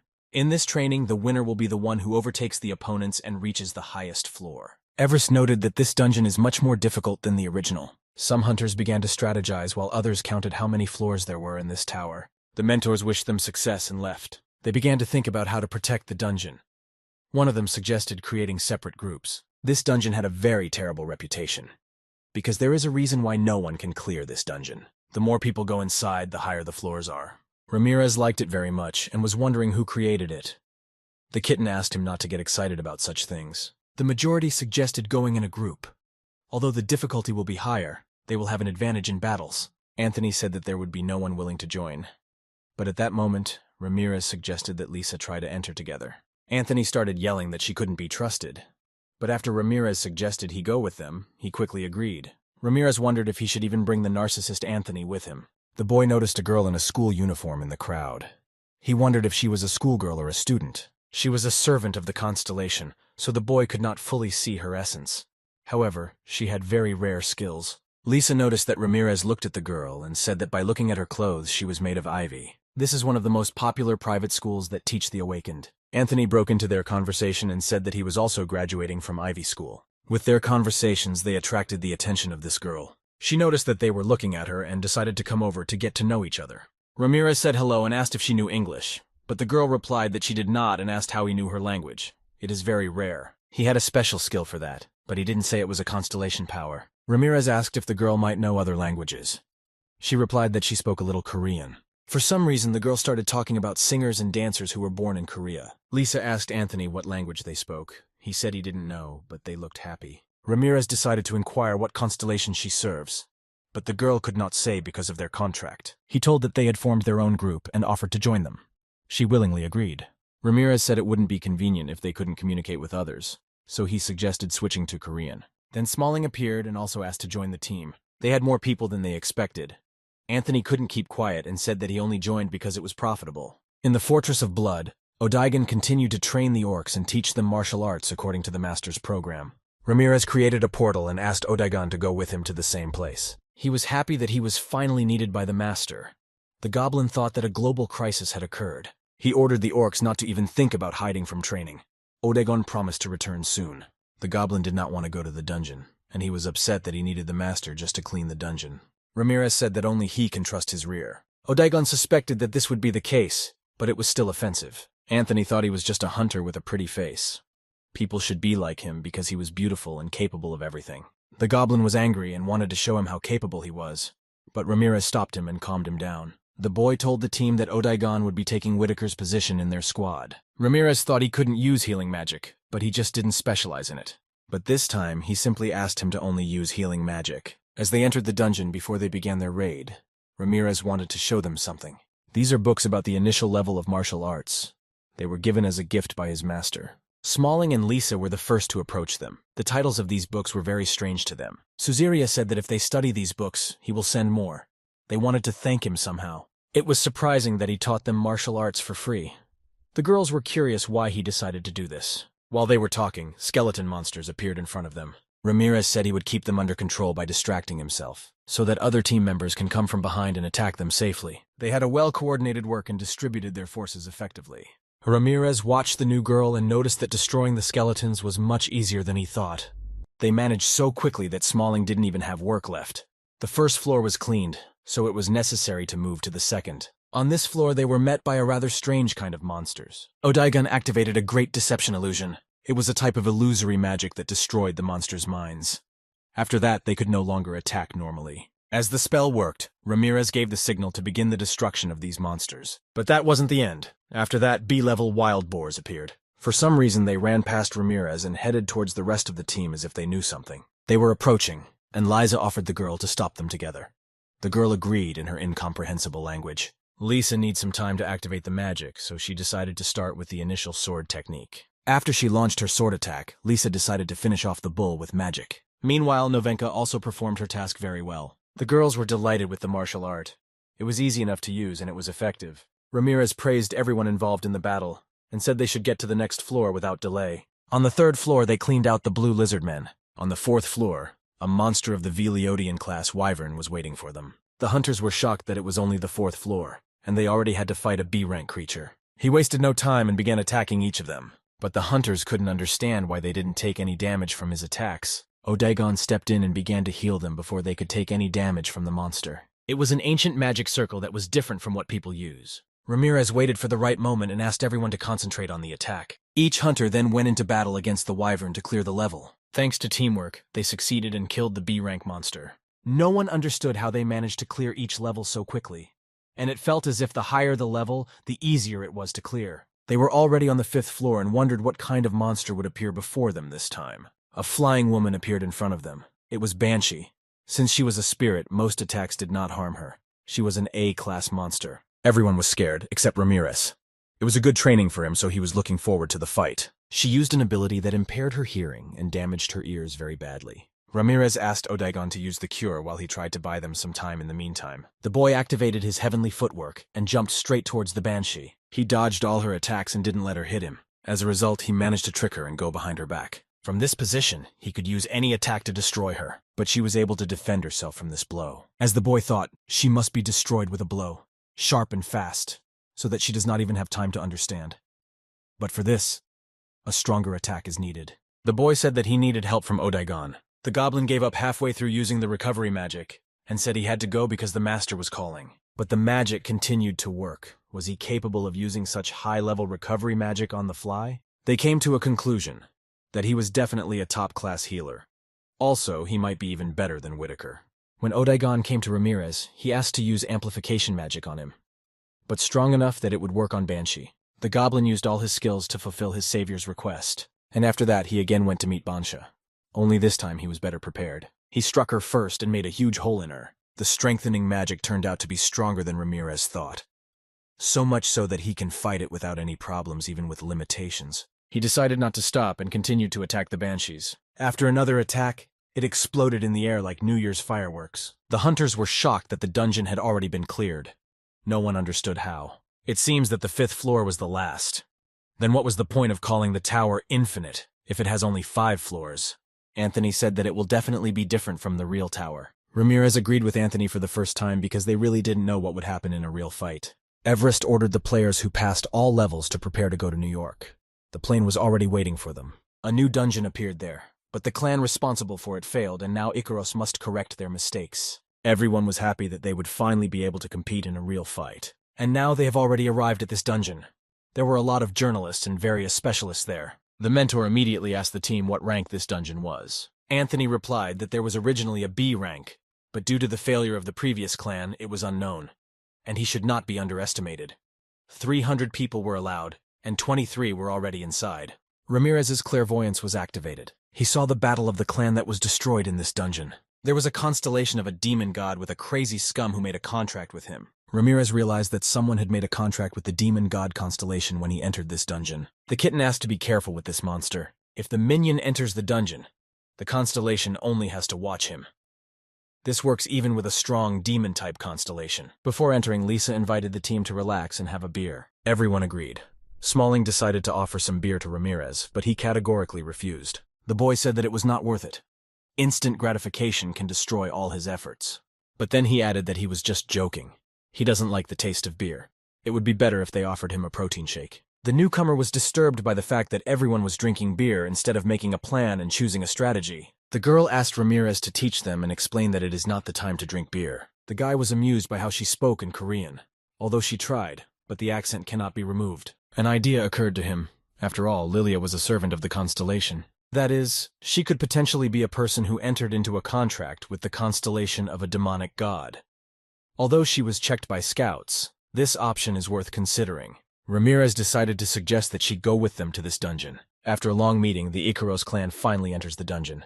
You need to be ready for anything. This clan seemed very self-confident to others, but the one who can clear the dungeon first will win. A certain clan shouted that they would soon also enter and compete with them. When they entered the dungeon, there was a very strong wind. The sanctuary of defeat and laziness must test the applicants. But for this it was necessary to divide the team and check each hero separately. As a result, Ramirez was transported to another dimension. It was a forest in an incomprehensible place. He looked around and realized that he was alone without his team. Then the boy noticed that a boy was lying next to him in a bad condition. He was exhausted and asked for a drink of water. Ramirez helped him up and gave him a drink of water. But he asked him to do it slowly, because in this condition it is dangerous to drink quickly. While the boy was enjoying the taste of plain water, Ramirez asked what clan he was from. He replied that his clan was called the New York Lights and his name was Alex. Ramirez also introduced himself. Alex asked if he had met members from his clan. The answer was no. After a minute, the guy was very surprised and asked if he was the same famous Ramirez, the same Korean hunter, martial arts fighter from Las Vegas. But Ramirez said there was no time for idle chatter and asked him to explain what had happened to him. The first to enter the dungeon, they were divided, as was Ramirez's team. And while they were looking for their comrades, they were the first to be attacked by monsters. After Alex lost his weapon, he broke his leg and was unable to move on. Ramirez guessed that it was most likely a two-headed monster, and it was probably difficult to teleport after such a thing. As Alex expected, this guy knew every monster. The guy asked if Ramirez met a rescue squad from their clan from the outside, because they had no idea what was going on inside. Ramirez had no choice but one. Alex thought that he was going to kill him and take the equipment. But in reality, the guy planned to heal him, especially since he had nothing of value. Alex was very surprised by this. How friendly you need to be to do such a thing. To start, Ramirez found a bone that was broken and planned to grow it back. Now he needed to use healing magic, but he needed to concentrate well because he wasn't a pro at it. The boy activated the ability given to him by the goddess. Alex realized that it was multi-layered healing magic that had restored his bones. Now he could move without problems and make any movements, as if nothing had happened. After Ramirez finished, he asked Alex to be more careful and attentive because next time he might not be around. It seemed strange to the boy that he used high-level healing magic on a person he had met for the first time. Alex caught up with Ramirez and asked him to join. He said that he had time to explore the whole area very well and could be useful. Ramirez tried to contact his friend Odaigon. He succeeded and asked if the goblin was all right and where he was. Odaigon replied that he had already found the other Icaros hunters and they were together, but he could not trust them, so he marked their things with his magic. Ramirez said he was going to go deeper into the woods anyway, so he asked them to head there.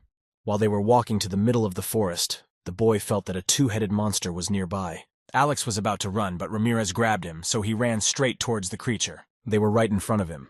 But Ramirez, as always, was as calm as possible. They were about level 150, so the boy picked up a sky finger attack for them. With this blow, he made them lose their balance. And during this time, he drew his sword and got very close to them, to simply cut them in half. Alex looked at it and admired how powerful this Korean boy was. Ramirez said that if you know how to defeat a monster, it is not as difficult as it may seem. You need to calculate the attack and after the defense, counterattack. To begin with, he found the core of the monster. Then he began to divide it into pieces. Alex asked why he was doing it. Ramirez replied that it was a replacement for the food that the boy had lost when he fought the monster. They had no poison, so this meat was completely edible. Since he was from the Icaros clan, Alex trusted him.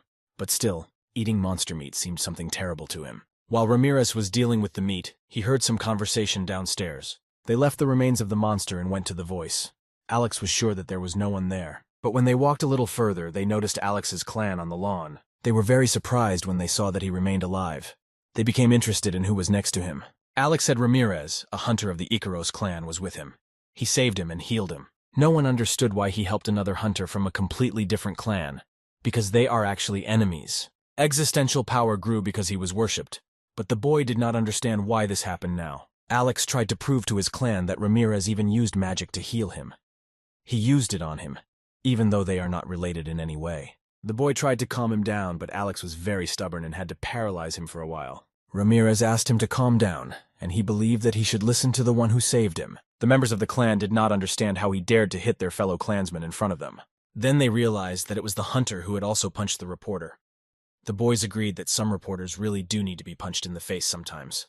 Ramirez could not understand why so many people had gathered in this particular place. But then he looked around and felt a very powerful concentration of magic nearby. It was summoning magic.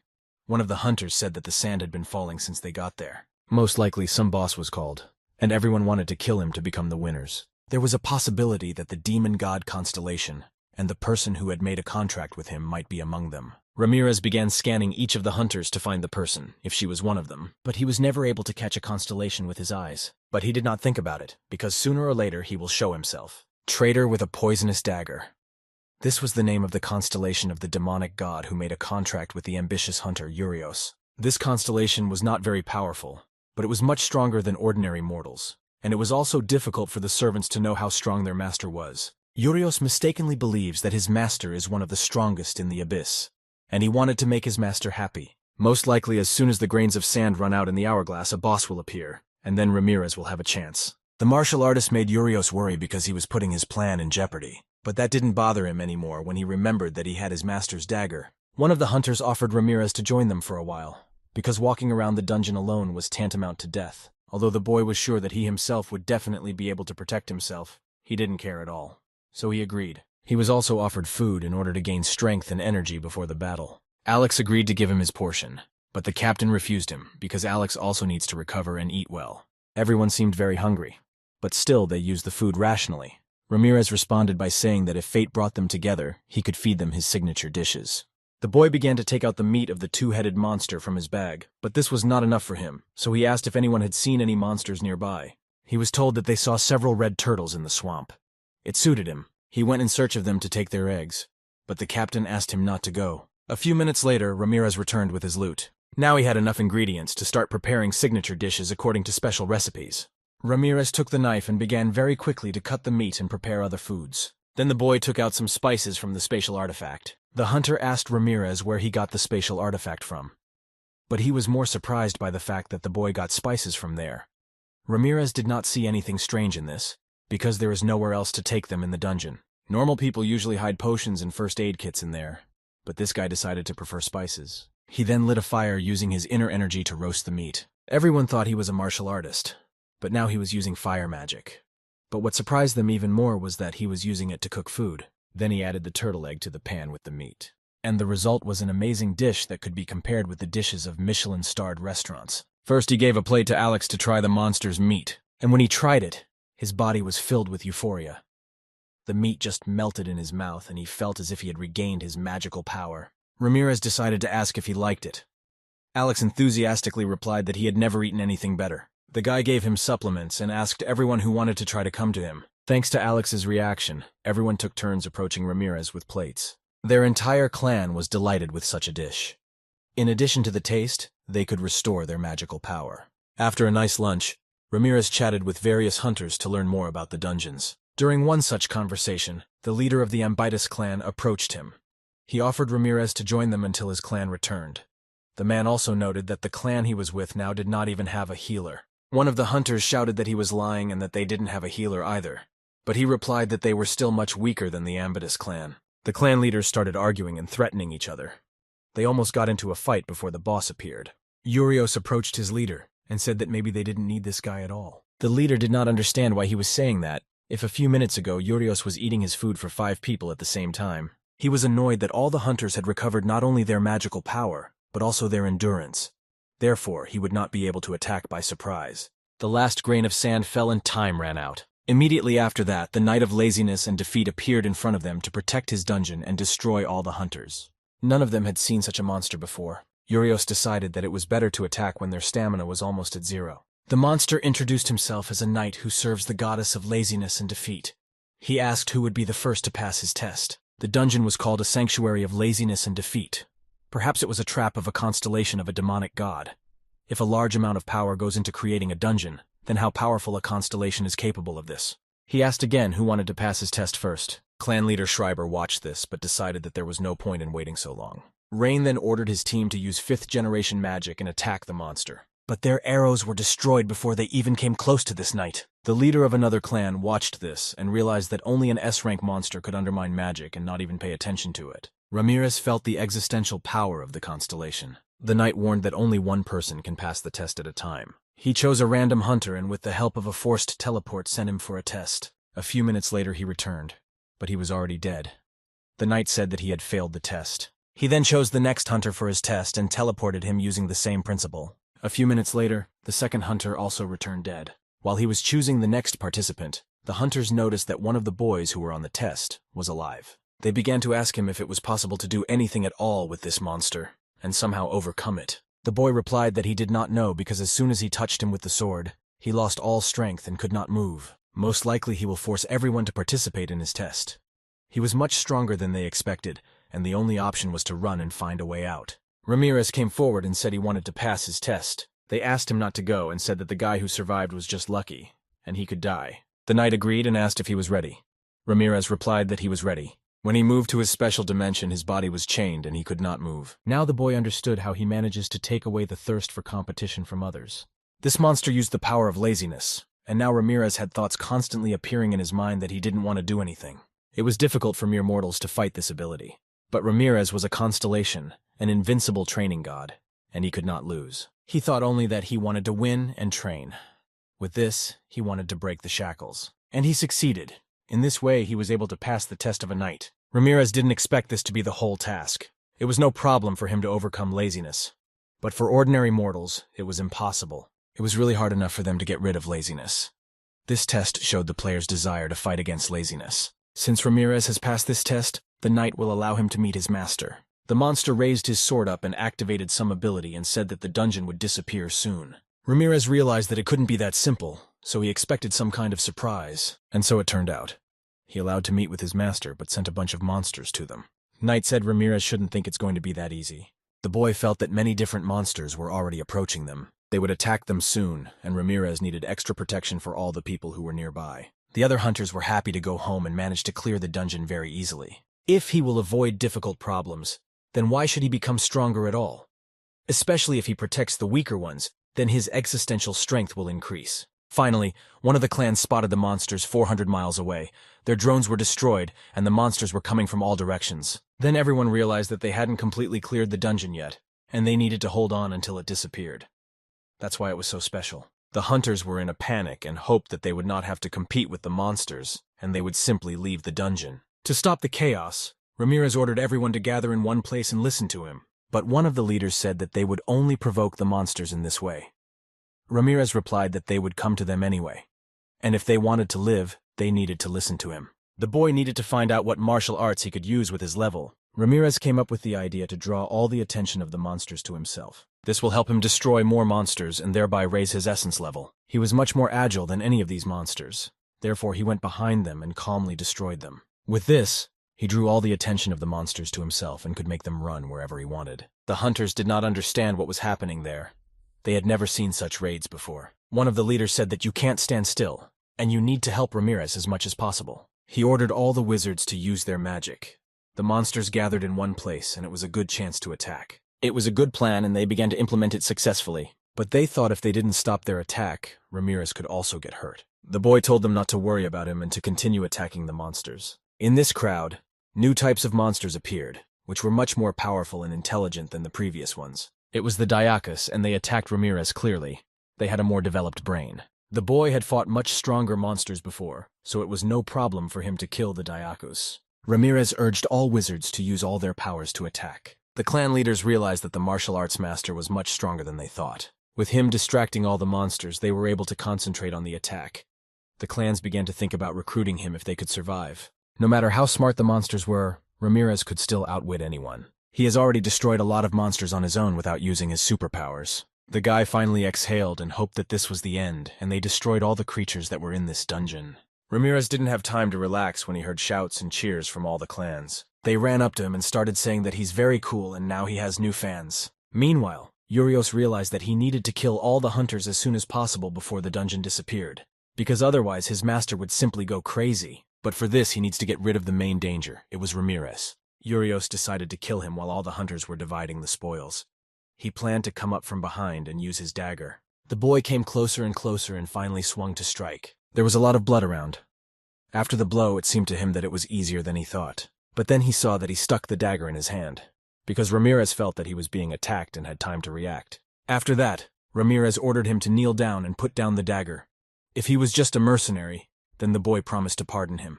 Urios began to threaten his master, but at that moment he could not do anything to protect himself. Urios said that this is just the beginning, and he is just a pathetic hunter.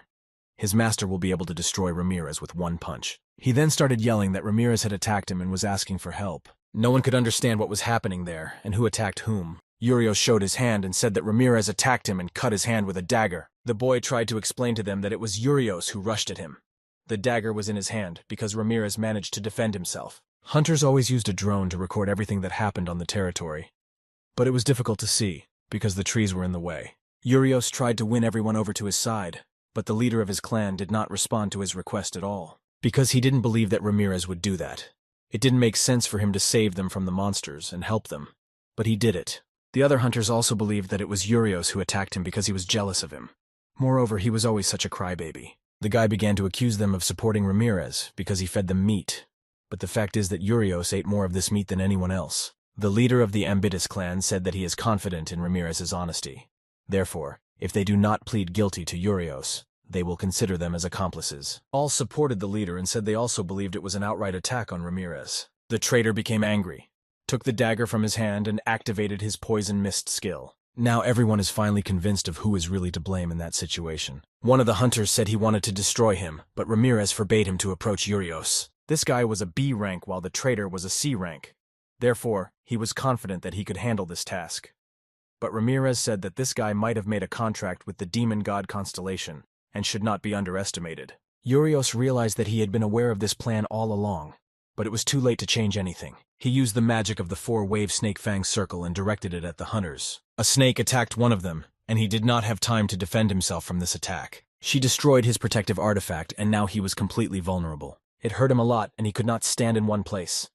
Therefore, he fell and began to roll on the ground. Urios couldn't believe that a B-rank hunter would be in pain after his attack. He was pleased that he had chosen this particular constellation.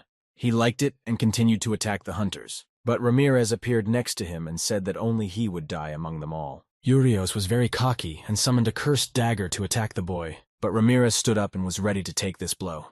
He had a perfect fighting body. He achieved a complete understanding of the principle of martial arts and became perfect. Through the combination of all skills, he obtained the Master Sword technique. He created a new martial art. His existential power increased. With one swing of his sword, he parried Urios' strongest attack. He was desperate because his master had given him this skill. Ramirez advised him never to count on the constellations, and struck a decisive blow. It was the palm of the soul's birth. After this attack, he was no longer as dangerous as before, and he became much more vulnerable. The traitor's magical power protected Urios' body and helped him avoid instant death. He was not going to die just like that. and he wanted to take the maximum number of hunters with him. Urios activated a poisonous cloud of life force transfer. Ramirez was amazed at his recklessness and began to think he was crazy. At the most crucial moment, Odaigon returned and started running to his master to help. He apologized for being late and promised to deal with this problem. First, he needed to understand the cause of the poisonous mist. He saw that the threat came from one of the hunters. The main task is to stop the spread of poison and clean the air of it. Odaigon used a rain of detoxification for this. Urios did not want to accept that everything would end this way. He lay down on the ground and couldn't do anything else to fix the situation. Now his master is very angry. Now Ramirez could say that it was all over and the dungeon was cleared. The boy finally met with his team. No one was hurt among them. But he was angry because they were so late. Odaigon replied that the reason was because those idiots didn't listen to the goblin. Their arguments were that a healer cannot be a leader and they don't trust anyone at all. Odaigon, with tears in his eyes, begged Ramirez never to leave them with them again. Since they cleared the dungeon, they were returned to the place from where they came. They passed the sanctuary inspection, so they were given a dungeon reward. Rewards are given to those who fulfill certain conditions of the dungeon. This is not just a compensation for survival, and this time Ramirez was the only one to receive it. The boy was automatically awarded the power of the constellation of the goddess of defeat and laziness. A beautiful girl appeared in front of him and said that it had been a long time since she last woke up and named Ramirez as her receiver. She asked him not to be surprised by what is happening to him now. The girl promised to teach him everything he should do as a servant of the constellation. But the boy interrupted her and said that he himself was a constellation. She thought she had hearing problems, because only mortals can enter the dungeon. But Ramirez didn't look like a liar. The hostess began to ask how he managed to do this. He answered that it was all for the sake of deceiving other constellations. She didn't care for what reason he did it, but he definitely had big ambitions. The girl said that he was a beautiful constellation. Ramirez reciprocated and asked why the constellation was looking for a receiver and giving him strength.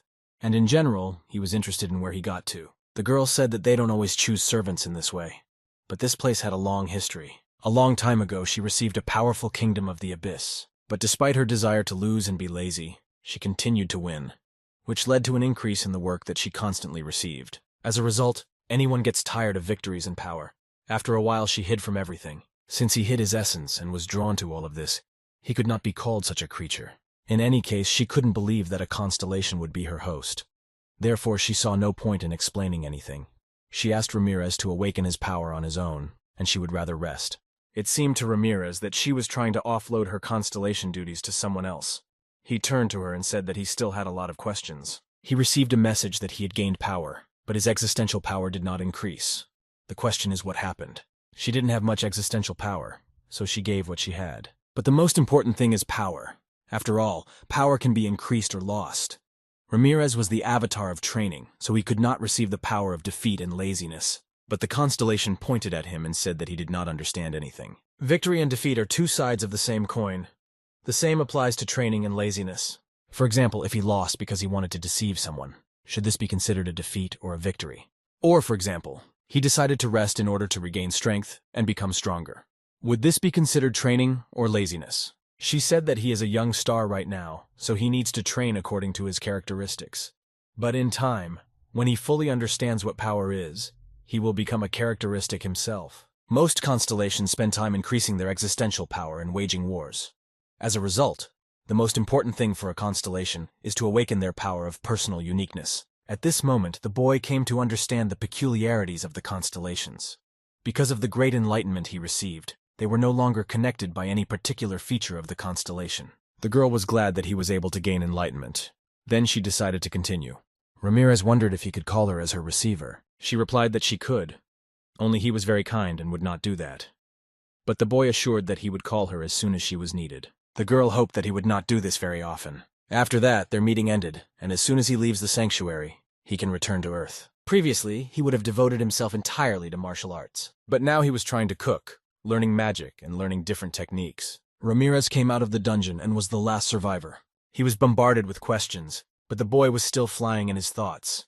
He felt that training is not just a part of life, and everything that a person can go through in his life can be considered training. He concluded that he needed to think bigger and train without limits, because he could still get stronger. Meanwhile, members of the Alliance were waiting for Ramirez to start the meeting, but he was late. Then he appeared and asked if they were waiting for him. The girl replied that they were waiting a lot because they lost contact with him as soon as he entered the dungeon. The girl pondered the news. A servant with a contract with the constellation of a demonic god. and another contract with the constellation of Sloth. If this contract was real, then there was nothing wrong with it. If used correctly, it could become his strength. But the fact is that the boy still did not know how to use the power of defeat and laziness. The hostess offered him to experience defeat due to laziness, but he believed that there was no sense in this. The boy asked if they had heard of the traitor holding the poison dagger. The traitor was not a very strong constellation. Judging by the rating, he was on the same level as Ramirez. But there are very insidious rumors about him. He specializes in tricks and deception. He can be annoying because his servants can attack unexpectedly. The girl said that Ramirez's name and the name of his constellation began to appear more often in the constellation game system. After what happened with the Warrior of Madness and Blood in the dungeon, more constellations began to pay attention to the god of training. After successfully clearing the dungeon, the whole team went to the dining room to restore lost energy and enjoy the taste. Ramirez did not understand why they had come to this particular place. You could have eaten at any other restaurant. But he was told that when he is in New York, he must visit the George the Hunter Institution. This restaurant was special. Hunter George is one of the few establishments that prepares monster meat. When they went inside, they heard one of the guests complaining that the meat didn't taste as good as it should. The guy added that it should be fat, and the fat should come out when you take a bite. Anthony was amused that of all places he chose to argue in this restaurant. Then he noticed that many people gathered near the door, and when he looked closely, he saw hunters from the Icaros clan there. It was the leader of the Schreiber clan, Rhine. He didn't expect to meet them in this place. He got up and thanked Ramirez for what happened then in the dungeon. The guy in response asked what he didn't like about the food. Rain explained that he had asked the cooks to prepare the dish that Ramirez had prepared in the dungeon, but they were having trouble. George was the owner and chef of this restaurant. He eavesdropped on their conversation and realized that this guy had prepared that dish. The skill of cooking monsters is very rare. George only specialized in cooking dishes from various creatures. For him, the existence of a person who can also cook such dishes caused excitement and anger. He approached Ramirez and asked him for a favor. The boss wanted to take some lessons to learn how to cook the dish he was cooking in the dungeon for the other hunters. Ramirez agreed without a problem, and the chef brought him into the kitchen. He provided him with the necessary products and hoped to adopt these skills. The guy didn't understand what he was doing there at all, because he should be in the student's place. It's strange that everyone thinks that his culinary skills are at a very high level. George counted on Ramirez and expected a masterclass from him. The guy warned that he is not a chef, and you shouldn't expect anything unusual from him, because the man looked as if he was expecting some kind of miracle. He was given a piece of minotaur meat. The chief assured him that he had bought the best piece of all. The main secret of Ramirez is to make the meat tender with the help of internal energy. This was Ramirez's secret recipe for meat that he patented in the Abyss. Their methods were similar, but he used martial arts to cook. Ramirez grabbed a knife and began very quickly to cut the meat into thin slices. Then he used a little spice for a special taste. After that, Ramirez used magic to light a fire. This is necessary in order to create a unique smell. But along with that, he also used martial arts. The guy turned to the chef and said that they could see that there was nothing amazing about his recipe. He decided to prepare this dish for everyone. Waiters began to bring food to the guests. Rain tried the first bite and cried because of how delicious it was. It was exactly what he demanded from the chef. George thanked Ramirez and said that he learned a lot from him. But the guy just fed the guests his food and cooked it in someone else's kitchen. As George recognized Ramirez's cooking skills, his existential power increased. The boy returned to the city and immediately visited his brother. He told him about his adventures, but it made him laugh. Recently he was eating chicken breast, chicken leg, and Huang did not understand when he managed to change like this. But Huang was more interested in the dungeons and what happened there than his exquisite recipes from the Abyss. Ramirez revealed that he was attacked by a servant of the demon god constellation. But in reality, he was much weaker. But there was even enough information from journalists to understand that Ramirez did a great job. In any case, they met in time, so Huang had only one thing for Ramirez. Predent Bao from the Dragon Artifact entered the office. He decided to introduce them. The guy didn't know what the Dragon Artifact was doing at all. Therefore, he would like to know more about it and why they met in the first place. Ramirez knew exactly what the core of the monster was. Now many companies were developing their business on it. In the future, they could create various artifacts from them for sale and earn good money. And one of the best companies in the field of creating artificial artifacts was their subsidiary Dragon Artifact. But Ramirez did not understand what this conversation was about and why they were getting to know each other. Huang replied that there's nothing wrong with getting to know each other. Artifact production always needs hunters to help with tests. Therefore, he wanted to introduce them in the hope that they would work fruitfully for him. Ramirez agreed, and Huang told him to get used to this, because one day he will make him the president of the company. The guy asked Bao what his role would be in improving their artifacts. The man replied that research and development are usually important in this business, Due to the fact that many people are interested in this, one cannot forget about safety. That is, they need the power of Ramirez. The guy asked how he could help the company. Bao said that now they need to find one researcher. His name is Ronald Toten. He is an outstanding researcher in the field of artifacts. He was able to put the new magic of the 3 circles into an artificial artifact. And this means that he has technologies that surpass all those on the market. They tried to make a contract with him, but unfortunately they lost contact with him. And they think that another clan might have intercepted him. Among them, the most suspicious was the production of myth artifacts. It was owned by the Parkers and they were quite authoritative. That is, the task was to infiltrate their company and take the researcher Ronald from there. It looked simple enough, so he left and said he would be back soon with the task completed. Bao asked him not to go alone. The boy really thought about it and thought that he could take and train his students. The director told Bao that this guy was special, but he turned out to be normal and agreed to take assistance. They all went to the office of the myth company together and had to assess the surrounding situation. The students realized that their task was to penetrate. They needed to get inside and take out a man named Ronald. But he will not be able to take everyone with him. Only those who were confident in their speed. The guy asked those who had no problems with speed to raise their hands. 2 people raised their hands. However, he said he wouldn't force them. He didn't need loyalty that would put their lives at risk. The girl said that everything is fine, because they are doing exactly what they have dreamed of for a long time. The students who remained in the warehouse did not understand how they were going to get in. This company paid a lot of money for its security. One of the students was sure that their master had a plan. Perhaps he had prepared special equipment that could deal with the guards. And don't forget that he was from Icaros. They did not have time to approach the entrance when they heard the alarm sound. It seems that something was happening on the other side and the students began to panic. To begin with, he asked them to stop to calm down and think about their next steps. The guards were moving in the other direction because there were those who signed the contract with the Master of Perverted Illusions. The boy, with the help of his abilities, was able to see the whole situation that happened. The Master of Perverted Illusions was a powerful, evil divine constellation that took over all of Mexico. Kitten said that in order to take over the country, the constellation must be in the top 20. Ramirez was in 127th place and it will be difficult for him to cope with him. Therefore, he decided to ask advice from the goddess of laziness. As usual, she spent time in front of the TV and devoured tons of different snacks. The goddess expected that he would call her once in 1,000 years. But he said that he would bother her when she needed advice. Ramirez asked if she knew anything about the constellation of the Master of Illusions. She replied that it was a weakling. But now, the boy did not understand how he could be a weakling if he was in the top 20 of the rating.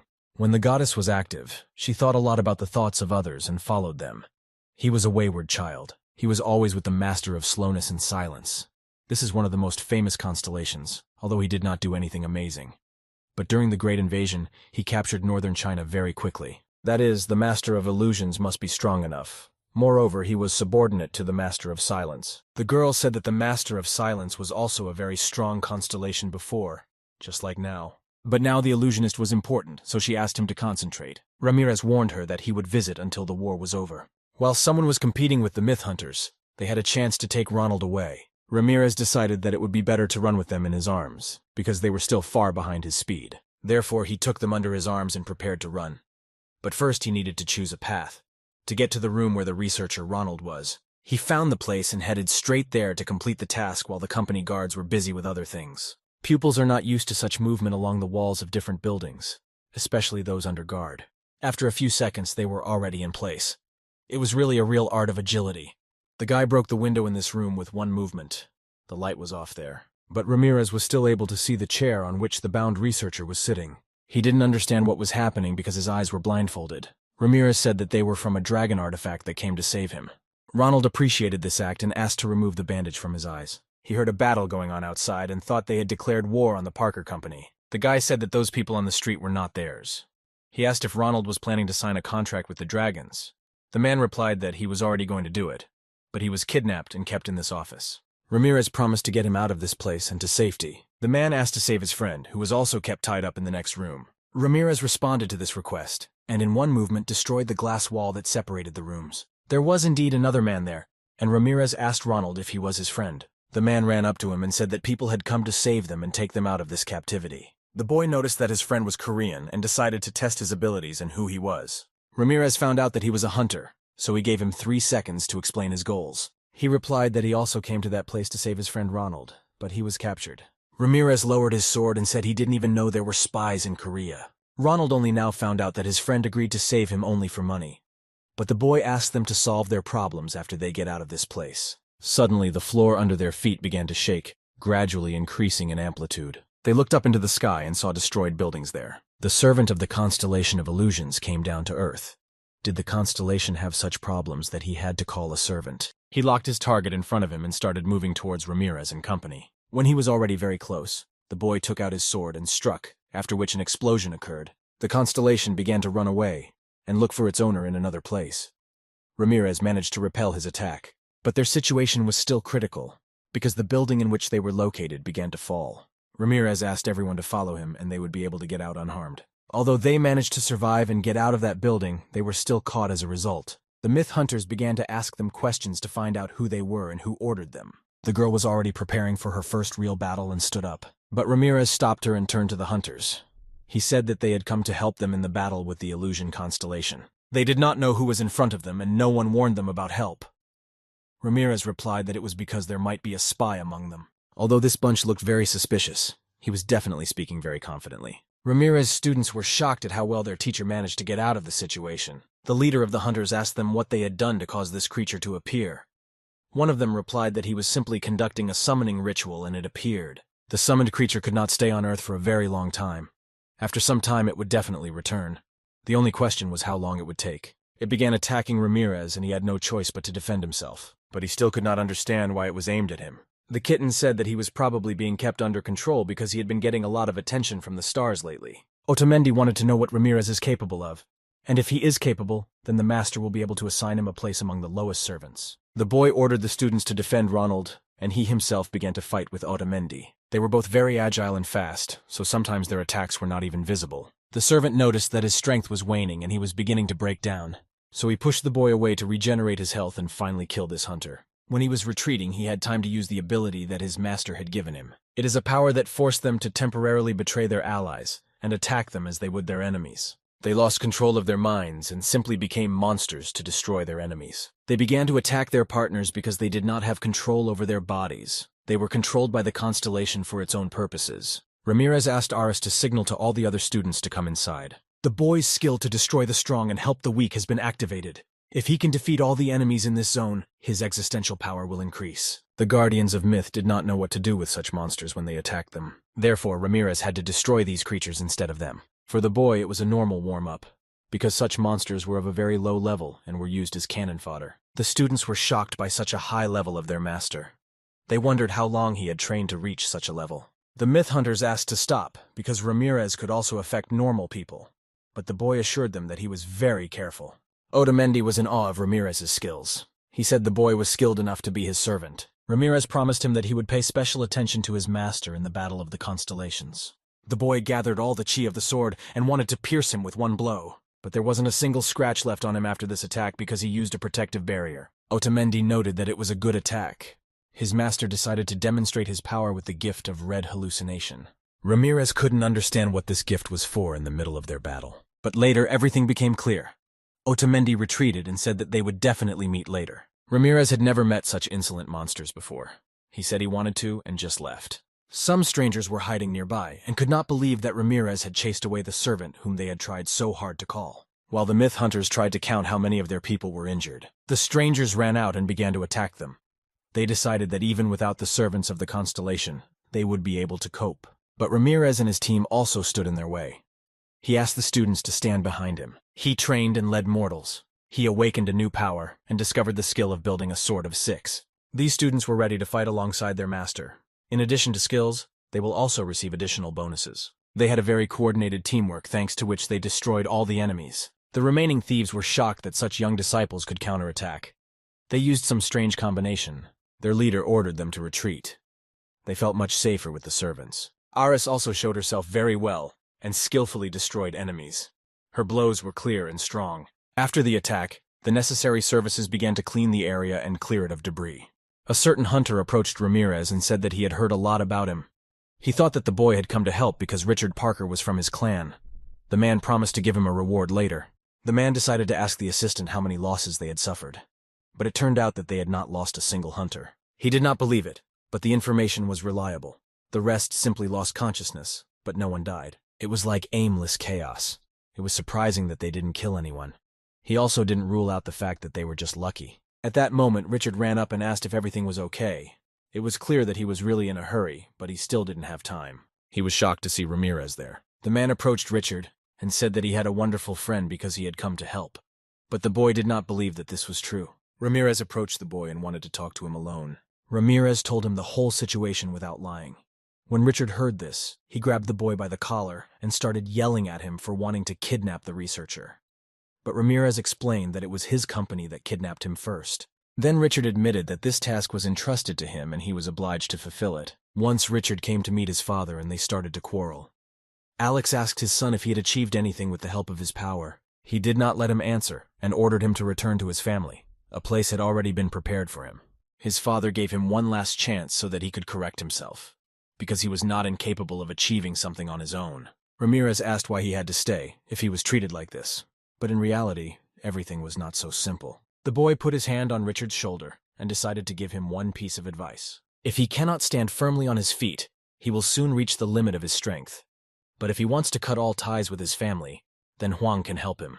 Ramirez asked to think about the offer, and he needed to get home. Meanwhile, Bao couldn't find a place for himself and was waiting for Ramirez to return from the assignment. And finally a car drove up, their car, in which Ronald should be. When Bao saw him, he immediately started running. He was happy to see him alive and unharmed. Ronald said that thanks to the people Bao sent after him, he was able to escape and return. Bao became very nervous when the servants of the demon god constellation appeared. Ramirez replied that everything went according to plan, and he asked to reward his assistants, who did a good job. Bao said he would be happy to do so and offered them a tour of their company. Ramirez liked the idea, so he happily agreed to tour the building. Now the boy saw where the artifacts were created. It was something like a forge. The kitten really wanted to see blacksmiths among people. He also asked not to forget who made him new equipment and tools. Next was the room where they create prototypes. Mr. Bao invited them inside. This room was like a spaceship in which there were many different functions and devices. Everything looked very professional and beautiful there. The president invited the boy to take a closer look. Ramirez really thought that they were working with real blacksmiths. But in fact, instead of people, robots did everything. People only corrected the work. The kitten was most upset because it didn't even look like a blacksmith shop. And besides, there was no blacksmith there, which he dreamed of seeing. A forge is a place where blacksmiths work in front of a burning flame, and these despicable people used robots. The kitten stared at it and did not understand. He said he would show these people what a true blacksmith was, and how to make artifacts properly. Ramirez thought that creating artifacts might be interesting for him. He should try at least once. The boy turned to Bao and asked to come inside to create some artifact by himself. He added that he really wanted to try it, so it would be great if Bao would let him in. The president allowed him to do it, because he saw that the boy liked this business very much. Other researchers believed that Ramirez was just pretending to be cool. Creating artifacts is definitely much more difficult than he thinks. The boy swung his hand and with the help of his energy hit a piece of material. The researchers were shocked that he used his fists to process the material. They started to run up to him, but Ramirez said that if he broke something, he would make up for it. No one had ever produced artifacts in this company in this way. The employees expected to see some clumsy object. The kitten said that the martial art is effective, and it takes a few hundred more hits to finish. A fist filled with internal energy was stronger than any blacksmith's tool. It would not be difficult for him to turn metal into dust. And finally, the boy finished. The kitten admitted that he treated his abilities very lightly and did not see all their diversity. The azure ironstones possess an ice attribute, so he used martial arts with ice energy. He finally finished. It was a short blue ice sword. All the workers started asking if he had done this before. Ramirez replied that it was his first time, and he asked not to be surprised, but to check the characteristics of this weapon. Bao picked up the sword and said that in this case, there was no need to even check. It was simply unsurpassed. The president asked an assistant to make a detailed assessment and test this artifact. It is unique and can be very expensive. Bao called. It was Huang, and he asked where Ramirez was and if he was with him. The president handed over the receiver to the boy. Huang asked how he was feeling, and if he was confused by the amount of money his company was generating. But the guy replied that nothing surprised him, and he was just looking at the company from the inside and tried to make something on his own. Huang wasn't calling about this. He was wondering if the boy had received an invitation from Alex Parker. Ramirez did not understand what he needed from him and why he invited him to his place. The boy thought that they wanted to take revenge for the incident with Ronald. But Huang didn't think so, because they kidnapped him first. But in fact, you can expect anything from this person. Every day he has a new plan. If anything strange happened, Ramirez decided to destroy them on the spot to avoid the threat. The next day at Icaros, Ramirez put on his school uniform and was ready to go to the meeting. His daughter Lawrence was already waiting for him under the office.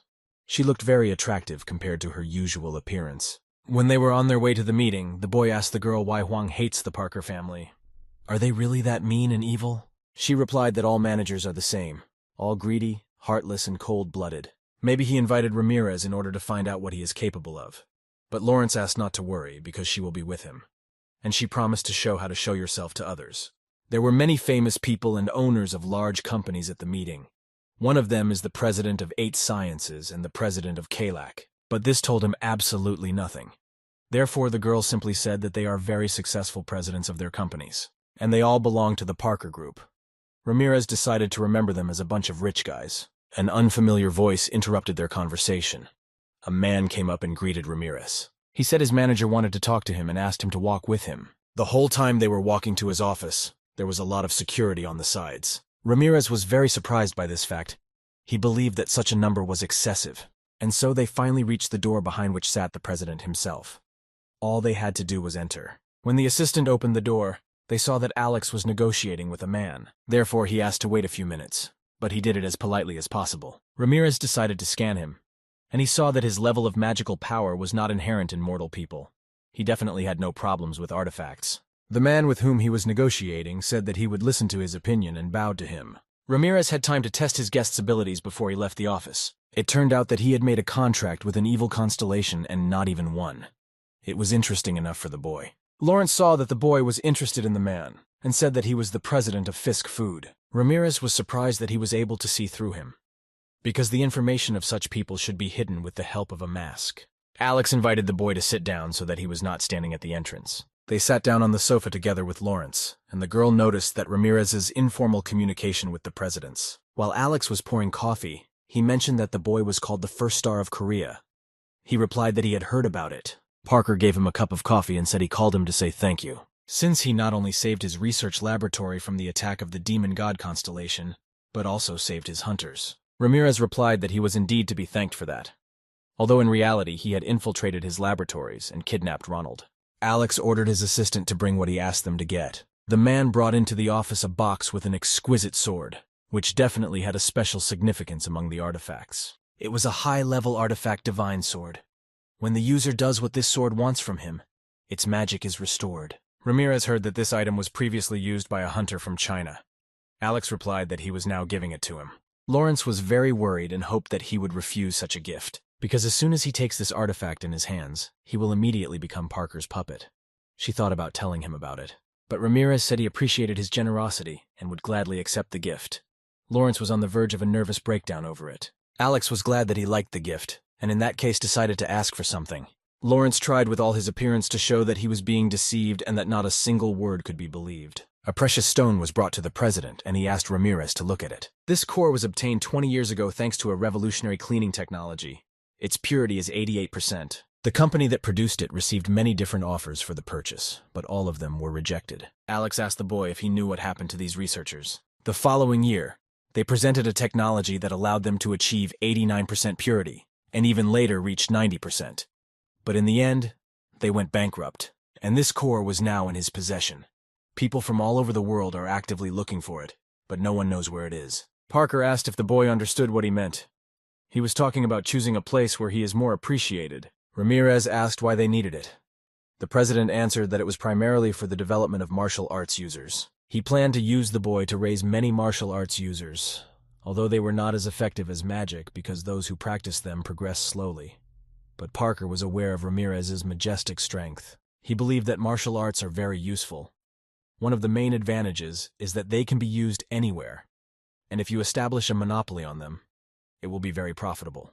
Ramirez noticed that this man was aware of the benefits of martial arts. The assistant told Alex that the next guest was already waiting for him to meet. The president hoped that the boy would think things through very carefully, because it would bring him great benefit. Ramirez promised to keep this thought in his head. When they left the office, Lawrence thought that the guy was planning to switch to another company, but he replied that this was not even in his thoughts. But she just saw something completely different. The guy explained that if he refused outright, the negotiations would end, and he wanted to give Alex a drop of hope. It even angered Lawrence a little. that he would choose to play games with such a person. As they headed for the exit, the kitten called Ramirez urgently. The constellation of dreams and desires said that he needed to prepare for the battle of the constellations. The boy was only interested in who his opponent was. A traitor with a poisoned dagger summoned an unborn training avatar to battle. He finally made his move, but the boy did not understand why he was in such a hurry. It was a sudden battle of constellations. It seems that the traitor understood what was happening. But the goddess of laziness said that he was just very angry with him, and that was it. Because Ramirez destroyed his middleman in front of many of the clans that were with him in the dungeon. The battle must be fair, so all the constellations of the earth have guaranteed it.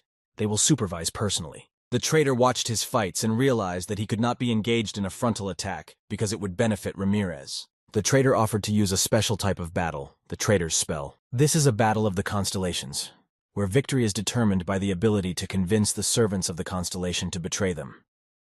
It is clear that this type of competition is most beneficial for the traitor constellation. The traitor created a private constellation battle, so now the other constellations can't watch it. The other constellations started calling him names. The traitor provoked the boy and thought that he was scared. But Ramirez thought about accepting the challenge and competing in his field. Only Huang and Odegon signed a contract with Ramirez and became his avatars. And more importantly, he knew the person who made the contract with this constellation. So he decided to agree and staked his victory with a fortress of blood. The traitor was shocked by such a decision and did not expect it at all. He considered Ramirez an idiot if he really believed that the traitors in the plot could only be defeated by force. In response, the traitor bet the vault of relics. Both sides made equal bets. With the consent of the two constellations, a contract was concluded. In case of defeat, the existential power will be greatly weakened, and there is also a chance to lose the title of the constellation. According to Ramirez, the stakes were not equal, because he placed the territory in the traitor's subject.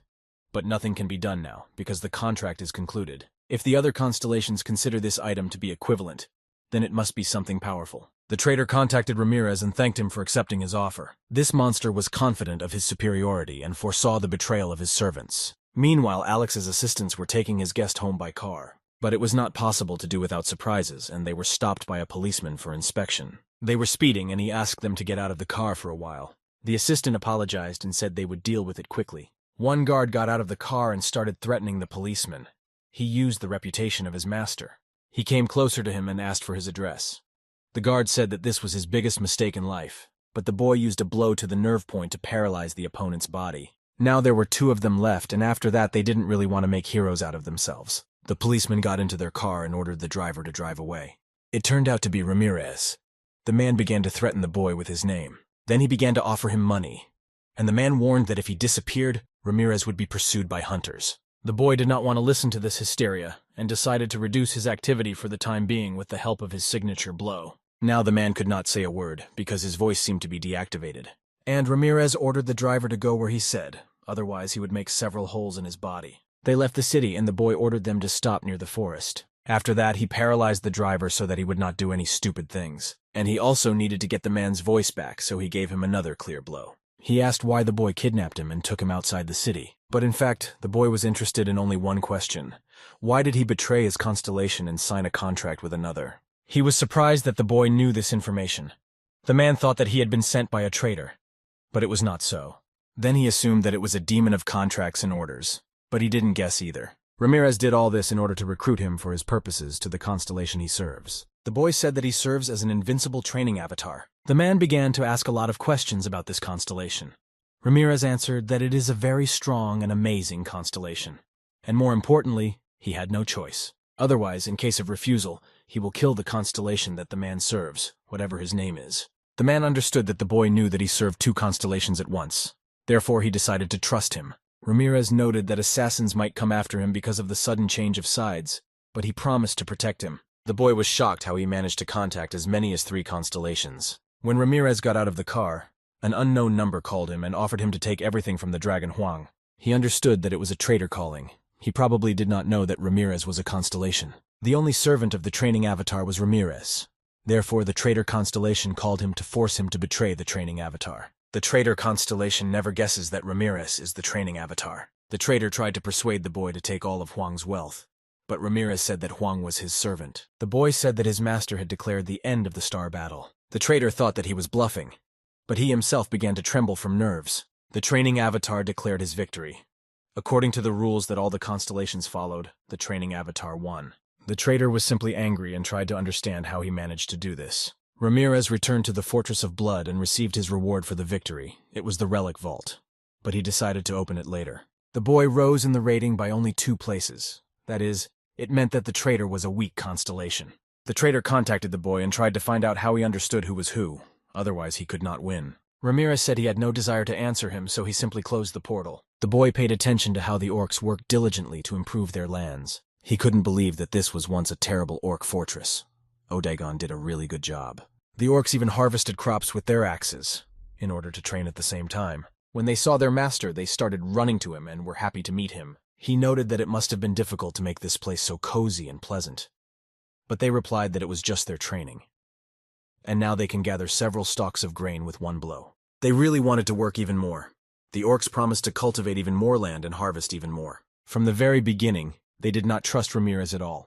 But now everything has changed, and they began to train in earnest. The guy decided to play along with them, and also started shouting that they need to increase the sowing and harvest even more. Ramirez needs to test this rice in his recipes first. An orc ran up to the boy and wanted to make a request. He swore on his life and honor. His request was that he wanted to raise animals. Ramirez at first thought that he was talking about monsters, using the Hydra as an example. But Odagon told them that his people fattened and killed livestock for food. The boy thought that it could be a good experience for them, and he liked the idea. He promised the orcs that he would find some animals and bring them to breed. They were delighted with the kindness of their master and swore their loyalty. Ramirez was very interested to see what was in the chest he received for defeating the traitor. Therefore, he still decided to open it and not wait for a better moment. There was a sacred object that had the power of an elf in it. This necklace was created for servants of the constellations to use their powers. Such artifacts work like clones because they contain part of the constellation's existential power. But the question was, where did the elf item come from in the traitor's constellation? Because the elf of light was strong enough. Constellations don't really think as much as he imagines. He probably just stole it and didn't get noticed. That is, the temple that he built on the territory really used to belong to the Elf of Light. Ramirez decided to take this necklace and improve his territory. Since the boy decided to bring animals from Earth, now it would be appropriate to check the number of his soul stones. This time there were 8,200 of them. It turns out that various constellations sent him stones as a sign of respect. And now he decided to return the part that the goddess gave him, because she was already poor. Although there were many more stones, it was not enough at all. Because he wanted to build a building for the orcs that would be efficient and useful for them. A wandering merchant appeared before him again, and asked what the boy was looking for this time. The goddess of laziness was surprised that this guy was still selling various items. She thought that he had stopped working because he had made so many enemies, but it seems that she was wrong. The guy had already concluded a deal with him, so he hoped that this time too, everything would go well. Ramirez asked the merchant what he had to offer. He offered him an attractive servant chest for 10,000. The boy said that he needed a building, but the merchant said that it would be better for him to hire servants who are very skilled in building buildings. Ramirez thought about it, and it really sounded very plausible. The goddess of laziness was very surprised to see how orcs became farmers. But the boy thought otherwise. A servant who can teach orcs to build would definitely not hurt him. If you think about it, the orcs became able to farm thanks to the power of the training avatar. But in his joy, the boy did not take into account that he did not have enough money for such a purchase. Therefore, Ramirez dared to ask for a discount from a wandering merchant. The merchant did not expect such a question because Ramirez had just won the Battle of the Constellations and was now asking for a discount. The boy said that he could not pay more than 7,700 stones for this chest. The merchant said that he would give him such an opportunity only once. Ramirez was impatient, so he immediately began to open the chest. A large mountain golem appeared in front of him. It turned out to be a fairly profitable purchase. The kitten offered to name him Rocky, but Ramirez replied that even the most loyal servant would hate such a name. The boy thought for a long time and decided to call him the Heavenly King. The golem was embarrassed because he was very grateful for such kindness and trust. Ramirez asked the golem what skills he possessed. He replied that he could control stones. It was great. The next question would be if he could teach the orcs how to build buildings. The golem asked Ramirez if he was sure he wanted to teach the orcs how to build buildings. The next day at the Icaros cafeteria, Lawrence met with Ramirez. She congratulated him on his promotion. She did not understand why he was upset.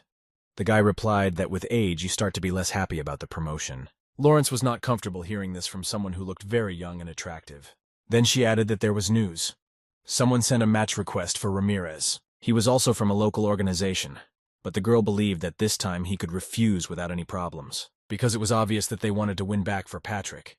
Besides, this time his opponent will be a hunter who made a contract with an elf of light. His name was Ginter, rank 5.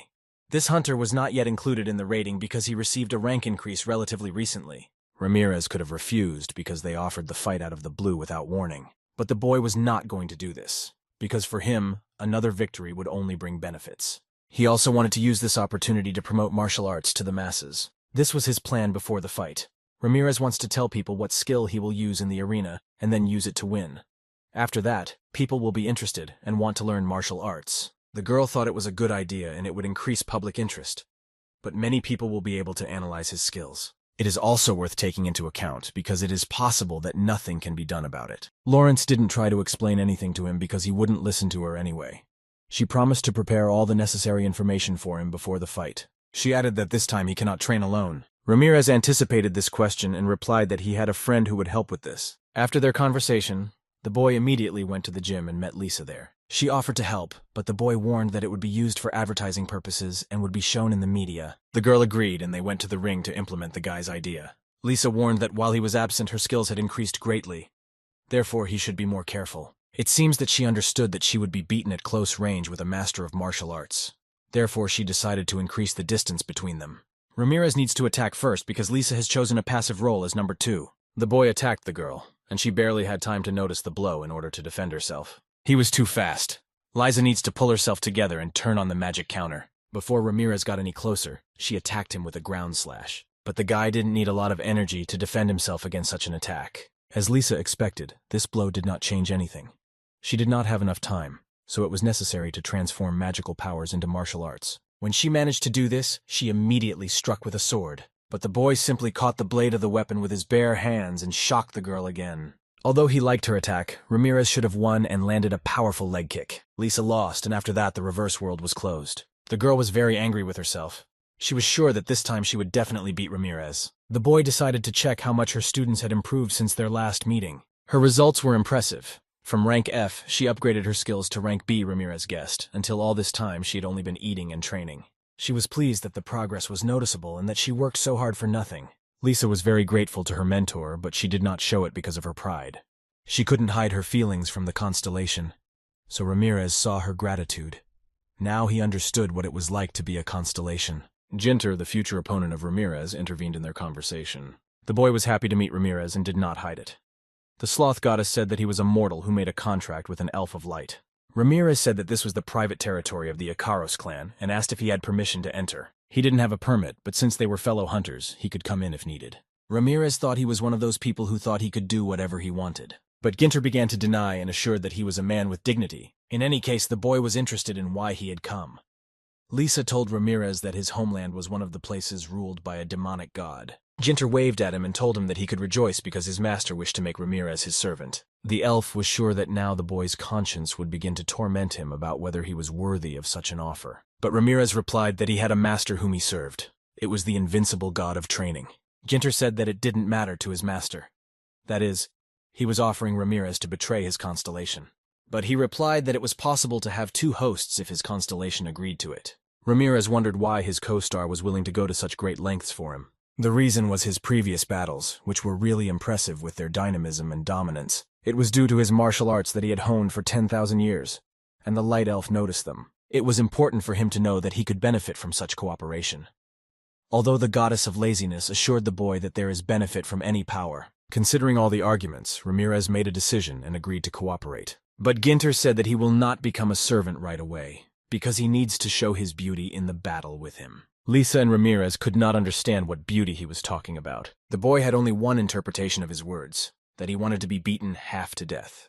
Ginter said he had to go and was glad their argument was resolved this way. But Ramirez stopped him and said he just needed a little help with filming. The president of the Tournament Association of Hunters reviewed the team fights. They were as clumsy as possible and could even injure themselves with their own weapons. Chasik could not understand how such hunters could be called a team. Both on the ground and in the dungeon, there was no benefit from them and 0 teamwork. But then he found a video of Ramirez on the internet, where he talks about the basics of martial arts. In the video, he said he wanted to use this chance to tell people interested in martial arts what it is and how to learn it. He then introduced his opponent from Europe, Ginter.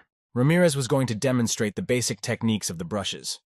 Ginter began to worry that he would now be beaten. Chasik was shocked that Ramirez would teach such a person for free.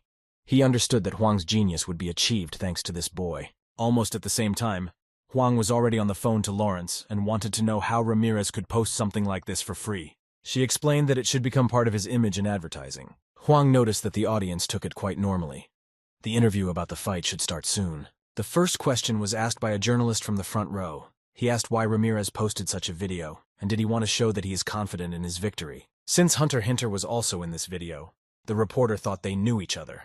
Ramirez replied that Ginter sought him out to help with the video shoot. Ginter was then asked why he chose Hunter Ramirez because he had a wide choice of opponents. Ramirez wouldn't let him answer and said he just wanted to learn from him. Journalists were shocked and began to ask a lot of questions to Hinter whether it was true. The boy understood that he could not say anything bad because his constellation wanted to get this scumbag. Before the fight, when Ramirez entered the stadium, he saw a large number of spectators. Lawrence said that he should be happy about it because he became very popular. The boy felt a great instability and loyalty. But if he wins, he will be able to keep this loyalty. Ramirez's advantage is that he can receive loyalty from ordinary mortals. Lawrence wished him success and believed in him. The boy entered the arena. His opponent Ginter was already there. Viewers discussed the video Ramirez posted before the fight. One man said he tried to repeat it after him and it turned out to be very easy. Another replied that he likes kicking techniques. They can be more effective in dodging monster attacks. But no one could understand why Ramirez did it. According to him, it was because of love for hunters and humanity. As soon as the battle began, Ginter used the fragment of light given to him by his master. He tried to conduct a great baptism of light. Ginter attacked him with magical arrows that were filled with light energy. Ramirez barely managed to save himself at the last moment and avoid this attack. The commentators have never seen such an attack from Ginter. Is this his new technique? And he is so powerful. But thanks to his speed, the boy was able to get close to the enemy to attack in close combat. Hinter was more agile and attacked first, even from a weak position. He borrowed the strength of his constellation. And Ramirez's strength was limited. This time the boy was definitely the underdog of the confrontation. Ginter did not stop and continued to attack Ramirez. He did not give him any opportunity to attack. The boy wondered what the power of the elf constellation was. Now he saw that it was quite complex and had a whole variety to use. Maybe Ramirez will have little problems with him. But if it is not magic, but borrowed existential power, then everything is much simpler. The boy successfully evaded all enemy attacks. Hinter was so engrossed that he didn't notice how Ramirez used shadows to offset the power of the balls of light. He appreciated such quick wit in a dangerous situation. Ramirez thanked for the compliment. Terror Ginter planned to use his melee skills. He hoped that Ramirez would also successfully pass this final test. They met in close combat, which will decide which of them will be the winner of this battle. Ramirez felt that the Constellation Sword was very powerful. But even if it was, he had a lot of such battles. The boy managed to find the right moment and attack his opponent with a blow to the face. Although Hinter had all the skills of his master, his body remained just as weak. He couldn't believe that the recovery speed couldn't keep up with Ramirez's attacks. Then the elf understood what martial arts were. Their fight ended and Ginter did not remember anything. His body just hurt a lot. His master recognized Ramirez's beauty and he passed his test. The audience was simply delighted. The existential power increased. The elf of light gave him the nobility of light. This is a rank, a skill. Although Ramirez won, Huang was in no hurry to rejoice. His daughter came to his office and asked why he called her. Huang said they had been contacted by Korea about Ramirez. Lawrence hoped that the authorities would not demand that Ramirez be returned to Korea. But this was not the case. They asked for sparring. During the great era of hunters, the countries decided to cooperate closely with each other. America and Korea became so close that they even conducted clan sparring. It was only logical that they asked their hunter to fight Ramirez. Lawrence said she could just decline their offer. But there was one problem. It was a good opportunity for Ramirez to increase his existential power. Then Lawrence offered to accept the offer. Sparring is necessary so that both parties get something useful from it. Huang worried that Ramirez might get too close to the Koreans. Huang himself called Ramirez and told him about this situation, and asked several times not to get close to them. He hadn't been to Korea in quite some time and thought it would be nice if someone went with him. Lisa refused because she was busy honing her new skill. Smalling said he really likes Korea, but he can't go this time. Ramirez hoped that there would be at least one person willing to go with him to Korea. But he did not ask Anthony. He expected to be personally invited. Anthony considered himself a unique travel companion, so he wasn't going to propose on his own. But he said that if Ramirez still decides to invite him, he will not refuse. All the more, he wanted to show him the results of his training. A new girl from their last sweep ran up to them and asked to take her. Ramirez had the opportunity to take Lilia with him. As a result, they will all go together, although these two did not really like each other. Lilia asked why they were going to Seoul if the fight was going to take place in Jeju. The guy answered that he needed to get to one place. They arrived at the Seoul National Cemetery. Ramirez bought flowers and said he needed to meet. It was the grave of those who died during the storming of the gate. Most likely, even if he had not gone into the abyss, he still would not have been able to save them. But their death will forever remain a heavy burden in his heart. Ramirez noticed that someone had already placed a bouquet of flowers on the grave. Anthony was shocked to see an A-rank hunter in front of him. It was Jakarta, Ice Emperor of Iron Blood. Enough time had passed that Jakarta offered to drop the formalities and asked why Ramirez had come to Korea. Anthony still remembered the blow Jakarta had used to kill the demon Forderenger during the invasion. It was the most beautiful shot in the history of hunters. Jakarta was very grateful for such affection, but he wanted to talk to his old friend whom he had not seen for a long time. Huang instructed Lilia to avoid talking to the Ice Emperor when they met him. It seemed to Ramirez that Jakarta was waiting to meet him, but he assured that they met by chance, and asked if Ramirez was planning to return to Korea. The guy replied that he hadn't thought about it yet. If he wanted to go back, Jakarta asked him not to. Ramirez did not expect such a development. The man added that if everything is fine with him in America, there is no need to go back to Korea. And with the power of Clan President Huang, it will be much easier and more comfortable for him to live in the United States. Ramirez said he would still come to his aid at any time if needed. Jakarta was an A rank, so on the contrary, he should help the B ranks, not get help from them. In any case, he hoped that everything would go well with the sparring. His martial arts would be a good experience for the Korean fighters. Jakarta offered to meet again sometime, if such an opportunity arises. Ramirez arrived at Jeju International Airport for an international competition. But no one knew what he needed to do next, and in what format they would take place. Only Anthony knew. Usually each clan or their hunters shared videos of their raids. They could choose whether or not to show their skills. Most just showed a smaller part. There were many cases where important abilities were hidden. Negotiations were also often used. This required money, artifacts, or information about the skills of hunters. A young guy approached them. He was very similar to Jakarta. Ramirez decided to ask if he was familiar with Jakarta. The guy answered that it was his father. It surprised them so much that Chaegun even got scared. The boys asked him not to be nervous. He just looked a lot like his father. That's why they reacted like that. Although his father asked him not to do anything extra, Chaegun decided to come and say hello. Ramirez asked the boy if he had already gone to lunch. He said no. Then the boy asked to follow him to the nearest cafe. Ramirez went straight into the kitchen of the establishment and began to examine the availability of utensils. And a few minutes ago he asked for money to use their kitchen. The woman allowed him to do this, but she was not sure that everything would be fine. Ramirez knew that in order for the soup to have a very deep flavor, it had to be cooked for a very long time. But he won't need it if he uses martial arts. The next step is to prepare the perfect rice for the soup.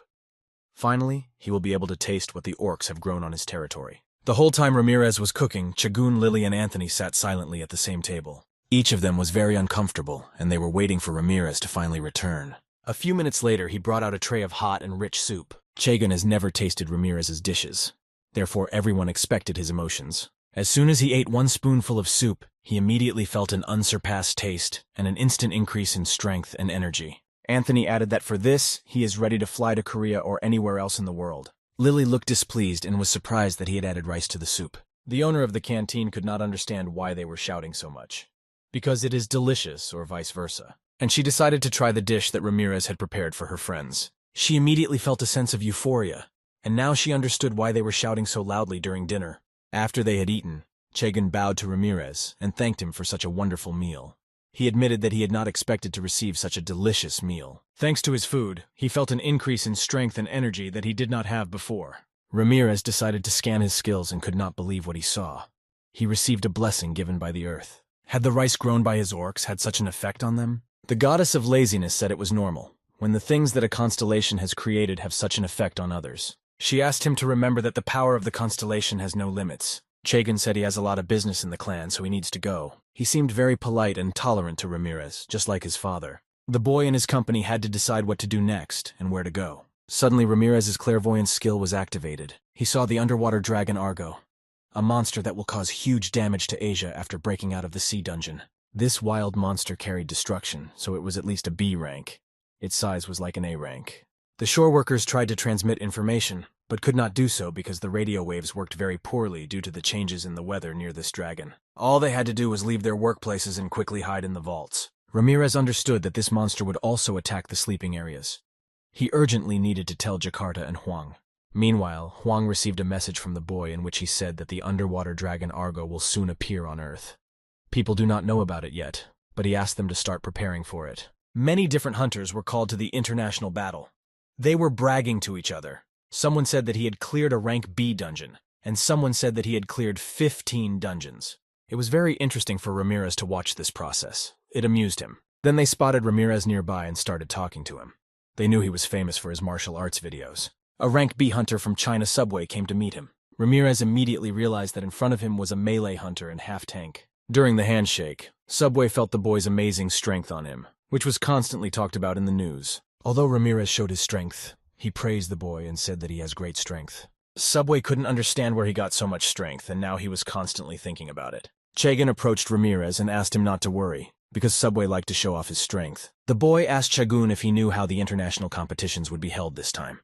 He replied that he did not know until the head of the clan told him. He also asked if there was a probability that it would be a climb up the mountain. This question made Chagun think. All the hunters around started laughing very loudly at Ramirez. The boy approached them and asked why they felt so funny. They answered that it was a complete delusion. If it will be a mountain climb, then they promise that they will perform the tasks naked. The president and hunter of the A-Sword of the Azure Dragon rank of Korea, Wonuk, appeared at the competition. It seemed to Ramirez that this is the leader of the Piranha team, which this time is holding an international competition. In battle, he can be called an artist. He uses dozens of types of sword magic, tearing monsters to pieces. Ramirez had met this boy in the past. He was the boy who wet himself while cleaning the dungeon. Then the boy asked what kind of hunter was next to Wonuk. Anthony said that he understood that he had returned from the abyss, but next time he asked to study at least rank of hunters. She was an A-rank hunter, Kaisedo. She received this rank as a child. She looked 20 years old, but Ramirez had a feeling he'd seen her somewhere. Anthony said her sister was competing in the B-League. On this day, Wonuk thanked everyone for participating in international competitions. He will talk about the events that will develop in this battle. He asked everyone present to look out the window. The mountain they saw was called Halasan, the beautiful spiritual mountain of their people. But it was like that until the gates appeared. The mountain was influenced by the abyss and became strange. Climbing a mountain has always been a great workout. That's why he announced climbing to the top as the first event. The hunters who laughed at Ramirez were shocked and couldn't believe it. It seemed absurd to them. The grandson asked if they liked this idea, and everyone started applauding very loudly. Ramirez reminded some of the hunters what to do with their clothing before starting the climb. Ramirez and his friends were about to get ready and start the climb, but Kaisedo stood in their way. She was skeptical enough and told Ramirez that he knew her. The boy replied that she was an A-rank hunter, Kaisedo, but the girl had something else in mind. Anthony noticed that Ramirez started to worry, and he thought that they had something in common. Maybe something from the past. Kaisedo asked not to make any assumptions about her parents because she was not yet 30. Ramirez actually dated her mom in a past life before the abyss. She said that drinking a chicken breast cocktail was too much. These were her last words before she left him. Ramirez realized that it was Kaisedo who had left the flowers on the grave that he had seen when he arrived. Her mother died when she was young. Kaisedo decided to go to Ramirez to say hello because her mother had talked a lot about him. Anthony tried to make sense of the situation, but Ramirez said it would be very difficult to explain, especially since it was in the past. Anthony wanted to know if it was his daughter. Ramirez was sure it wasn't, although he didn't know what her mother was telling her. His friends were not sure that he would be able to climb that mountain now. They were ready to wait until he gathered his thoughts. All the hunters gathered and went to the mountain. To begin with, it was necessary to reach it. This place reminded Ramirez of an abyss. He could not believe that Halasan was in such a state. The guy wanted to fix this situation and hoped that he and his friends would succeed. They additionally used a drone to monitor what might await the hunters ahead. In the control post of the international battle, Kaisedo constantly watched only Ramirez. Wonuk approached the girl and asked how she knew Ramirez. He saw how they talked in the hotel, and it seemed to him that they had known each other in the past. The man said he was just curious because he had encountered him several times in the dungeons. Kaisedo asked what kind of person he was in relation to others. Wonuk did not know him that well, so he could not answer. He only knew that he was distracted during training, and he spent all his time in the gym. Wonuk said that this hunter put maximum effort into everything he undertook, and he has a good character. The girl exhaled. These words were similar to what her mother used to say. She often praised him for taking care of his body and for his strong sense of justice. Kaisedo suggested that Vanuka meet next time and talk together. She wanted to ask him to tell Ramirez how beautiful she was. The hunters had to choose which way to climb the mountain. Anthony opened the map and said that it would be better to go up the Guanyumsa road. Ramirez agreed with him and also believed that it would be better and safer. Lily saw in the sky that someone was climbing a mountain in the air, but Ramirez thought it was a bad idea. There was a very powerful space magic, and it pushed the hunters back. They could not get to the top by air. Ramirez decided to take out his divine sword that had been given to him. With its help, he cut the tree into small beams. Then he sped up and threw them into the sky in front of him. These beams acted as stairs, and he jumped from one beam to another. The other hunters also noticed this and realized that he was of a high enough level if he could use such skills. Aerial degrees are one of the most advanced martial arts, the master of which is able to walk on air. But Ramirez simply used his infinite internal energy to fly through the sky. He did this in order to save the hunters who were caught up in the energy of the mountain. When they landed, the boy said that the competition was important, but they should refrain from using flight magic in such unstable places. The hunters were shocked that he used the aerial ladder, but Ramirez replied that it was something else, and he told them not to joke about it. Meanwhile, Subway could not accept that he has such abilities. This is possible only for a person who has reached a level that is unattainable for them. Chagan asked Subway to leave because he was obstructing their progress. But they did not intend to let them pass, but simply wanted to destroy them. The hunters who were there could not believe that they were getting rid of the other teams thanks to the force. Ramirez noticed that the flow of the hunters he saved had reversed due to the magic of flight. They needed to take a break. Moreover, it was a friendly competition and there was no need to sacrifice their health. They agreed, and one guy asked if he wasn't Ramirez after all, because he had heard and read a lot about him. The boy was very grateful for the rescue and help. The skill of power given to him by the Elf of Light was activated, but it is not clear for what reason. Kitten said it was a creative skill, although Ramirez didn't specialize in it. It will be difficult to make a sword right away. But Ramirez wanted to try to put light on top of the sword. Anthony found Ramirez and told him that someone was fighting on the mountain. The boy was convinced that it was precisely Japanese hunters who had done it. They were definitely not monsters. Because when you lose to a monster, it is impossible to survive, and this attack was definitely arranged by hunters. Ramirez tried to understand who their opponent was. Their wounds were made by martial arts. The hunter who survived said that they were attacked by Chinese hunters. They went against them. Anthony realized that in this way they were destroying competitors in order to get a reward for their clan. The boy couldn't just leave them. He was going to give them first aid, especially since he possessed healing magic. He saw that there was just a fracture on the arm and that it would be unnecessary to use the magic of the goddess. So Ramirez decided to just exercise his arm, but it seems he did something wrong and the boy started screaming in pain. Ramirez did not understand Japanese, so he thought that he was grateful to him. Then the boy moved to his leg. Ramirez said that the pain should go away soon, although the boy looked like he was dead. Other hunters, in order not to go to Ramirez for treatment, said that they had no pain and that they felt great. On the way to the top, there were no more hunters who could interfere with Subway and his company. One of his comrades said that that Korean hunter had reappeared in the sky. Subway looked up at the sky and thought he was using the sky stairs again. But Ramirez cried out and said that it was not the steps of heaven, but another ability. Ramirez was a man who began his training with the mana tornado of the abyss. Some space magic could not stop him in the air. Subway ordered his fighters to catch up with him and destroy him at all costs. Ramirez landed. Now they were above everyone else. No one had reached this point yet. They stopped at Panoctum Crater. It was normally dry, but now it is filled with water. Maybe it is due to the influence of mana. They looked at the crater and noticed how something started to happen above the water and bubbles appeared. Ramirez realized that a monster would appear now and ordered everyone to prepare for battle. A moment later, a huge monster appeared from the water. It was gigantic in size. It was an Argo water monster.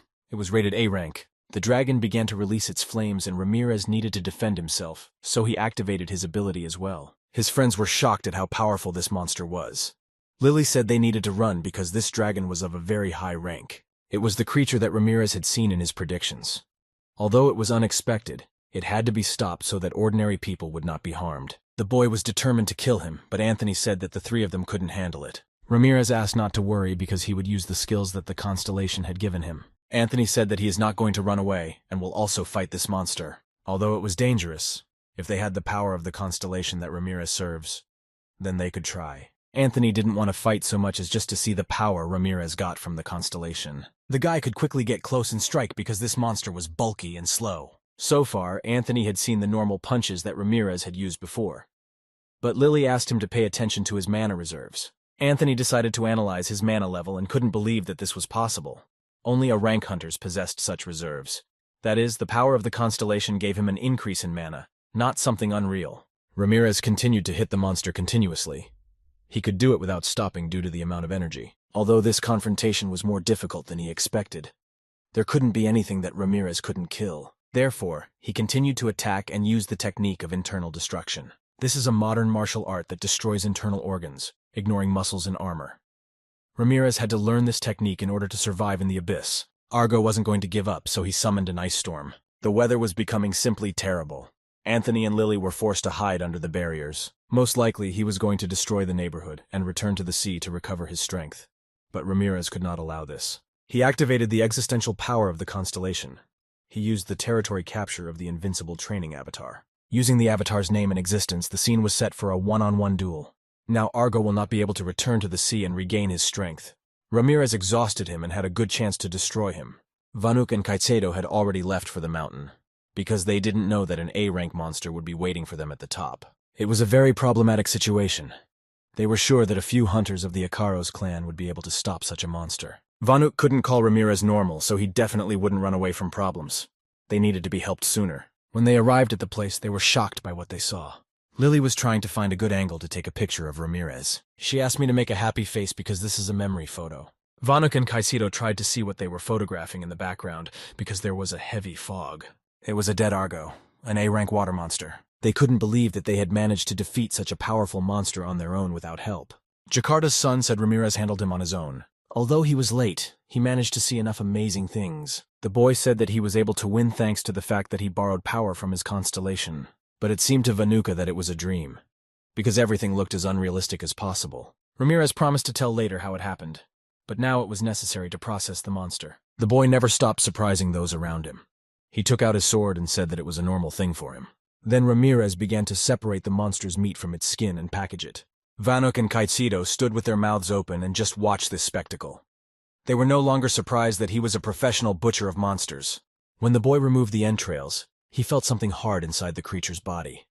It was not like any organs. He took it out and it turned out to be a soul stone, which was most likely put there by a constellation. The soul stone is a product of condensed energy. It can only be used by the constellations. It is very likely that the constellation Argo was controlled by this stone. The stronger the monster of the abyss, the more difficult it was to control. Probably someone was going to use it to their advantage, but ended up abandoning the matter. There was definitely some secret in this, but Ramirez decided to finish splitting the monster first, and then figure it out. And finally, the boy finished and all the meat was perfectly separated and cut into pieces. Only the skeleton remained on the ground.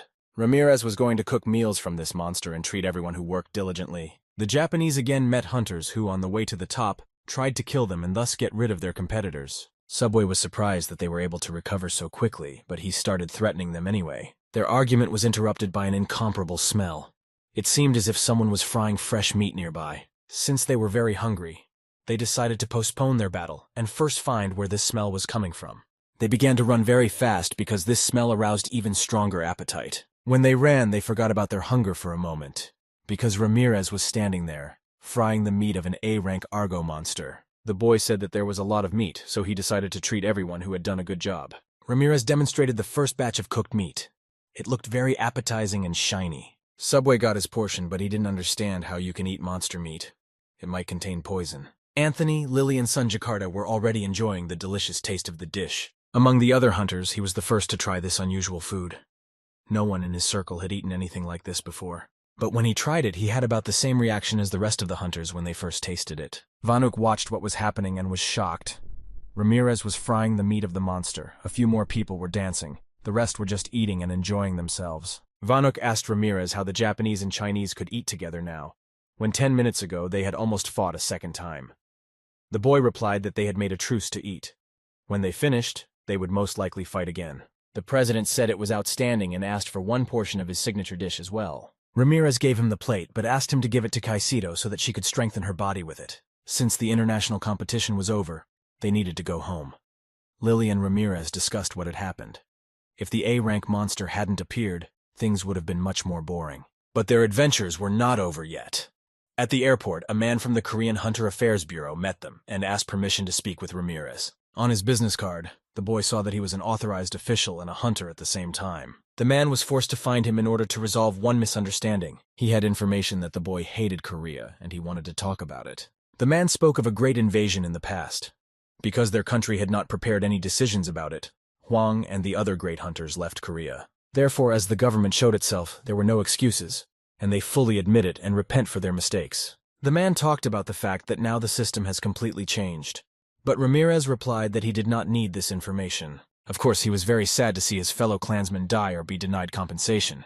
But he wasn't even in Korea then. The man then asked why Ramirez was cooperating with the Dragon Hwang. The guy replied that he was with him because when he returned from the abyss he got to America, and they used to be very close. The man needed to resolve the misunderstanding and build a good relationship, but he did not even resent this country.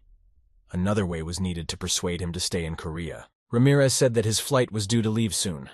The man then told him that he hoped to cooperate fruitfully in the future. He seemed very strange to Ramirez, and he did not understand how he managed to get such an influential position in the government. Immediately after his return, Ramirez visited his friend and brother Huang. As always, he was very happy to see the boy, especially with such good news. Huang praised him and said that he did a very good job once again and asked if he enjoyed it himself. Ramirez replied that it was interesting enough. He also added that something remained from the past in the country, and something has changed. Huang listened to him and asked about the most important thing that happened to the monster Argo. Ramirez said the most likely thing was that he was sent by a demonic god. It was necessary to investigate this matter better. Huang remembered that one hunter really wanted to meet him. The guy didn't mind, but asked who he was. A young man entered Huang's office and introduced himself to McKenny. He was a B+ ranked hunter from the United Kingdom, a promising first-class hunter who was ranked 4th in the B rank league. Huang decided to leave them alone and went to drink coffee. McKenny said he was following Ramirez and his fights all the time. The guy pulled a ticket out of his pocket and said that Ramirez should know what it was. This ticket gave him the right to challenge the champion of the rank B league, Douglas. If we talk about the hunters who are most loved in America, then he will always take the first place. Although all the participants want to compete with him. But in this league, the fight can take place only with the consent of both parties. Therefore, in order to fight with the champion, he needs to choose an opponent on his own. Due to special circumstances, McKenny can give Ramirez that opportunity. But the boy did not understand why he needed it. McKenny said, if he takes this chance and becomes champion, he will help himself a lot in reaching the A rank. It was logical that defeating monsters would not earn him the rank of A. Ramirez asked what he wanted in return. He wanted Ramirez to compete with him in a 2-on-2 constellation competition. At first, the boy wanted to know which constellation he served. McKenny replied that his master was a sweat and blood fighter. All that Ramirez had heard about this constellation was that he personally did not often appear in public. Although the boy would like to help, but participating in the battle of the constellations without having any information is unwise. But it was the constellation fighter who promised to get in touch and promised a large number of soul stones. Also, he can tell who arranged the incident with Argo, and in general, he was ready to do whatever Ramirez asked. The boy realized that he really wanted to win, that he was even ready to talk about the incident with Argo. Ramirez asked what the battle was about and who their opponents would be. It will be a race. Their opponents will be endless explosions and a watcher who has returned from a cold place. They will fight with their minions. Ramirez decided to ask if the sloth goddess knew anything about this, but she had no information.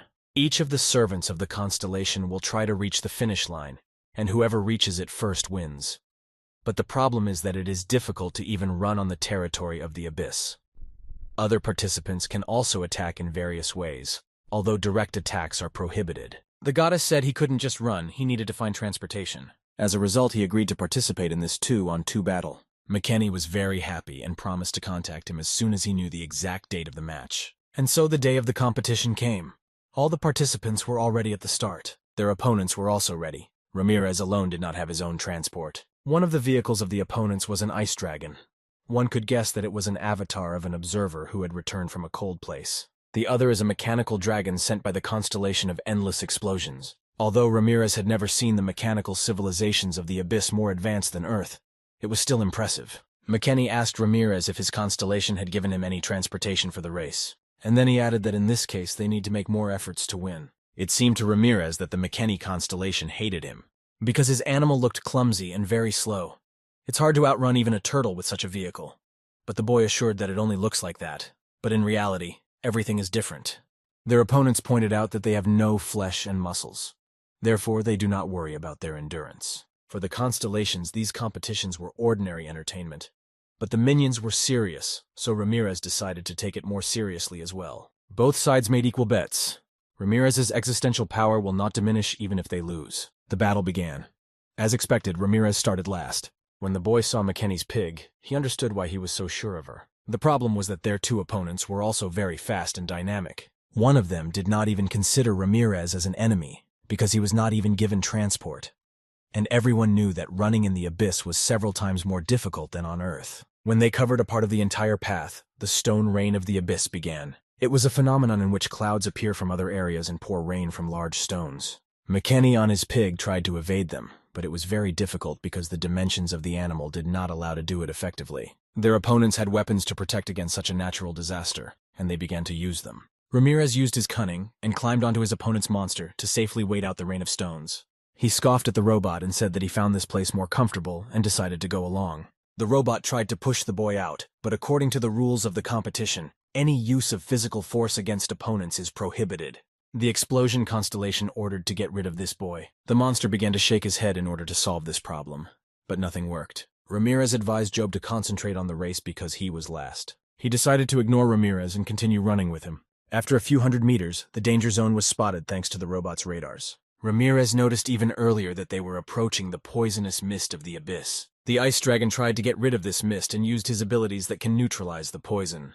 The robot received a notification that there was no threat to him and he could get rid of Ramirez. When the robot turned back to check if he was behind him, he saw that the poison did not harm him. After they analyzed the boy, they realized that he had the skill of resistance to poison.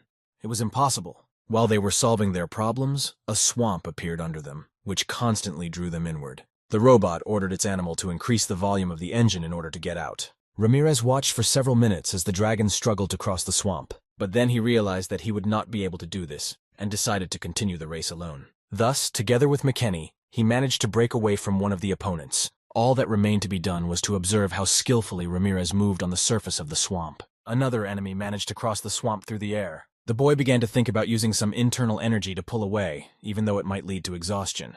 The kitten asked Ramirez to be more careful and look ahead. They will need to overcome the mono tornado in order to win. The other participants were shocked by this turn of events and none of them expected it. Ramirez was completely calm, because in the past he often had to use this tornado to move through the abyss. McKenny, together with the enemy, simply began to run away from the tornado.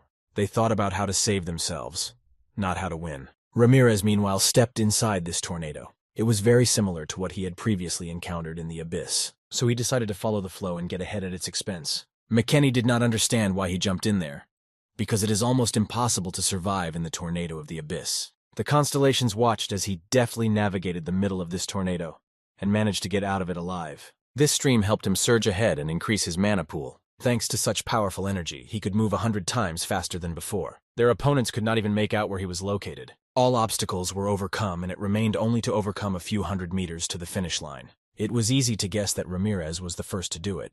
He won the race. The Explosion constellation and the Watcher constellation recognized his abilities and were impressed by what he had done. He was immediately contacted by a constellation of fighters with whom he was in the team. He thanked for the victory because it was very important to him. He said that he could not give much, and he hoped that such a number of soul stones would be enough for him. Ramirez decided to check his account. He wondered how much he had given the stone after such words. The fighter gave him 50,000 soul stones. The boy had not been so shocked for a long time. After all, he managed to earn several thousand much more difficult. The fighter also remembered that he had promised something else as a reward for the victory. A collector of noble crowns called Argo to Jeju Island. This is the constellation that destroyed the hunters of Europe and captured the United Kingdom. Ramirez wouldn't be surprised if it was a demon god constellation. But why was it a UK constellation messing with Jeju? Douglas, with whom the boy will compete for the championship, serves the collector. It was too bad that the B-rank league champion had made a contract with the demon god constellation. You have to be very careful during the battle with him. His powers were very powerful and evil. After the victory, Ramirez met with the president of Huang's research company. He congratulated him on the victory. The guy thanked him, but he was interested in why the president so unexpectedly decided to meet with him.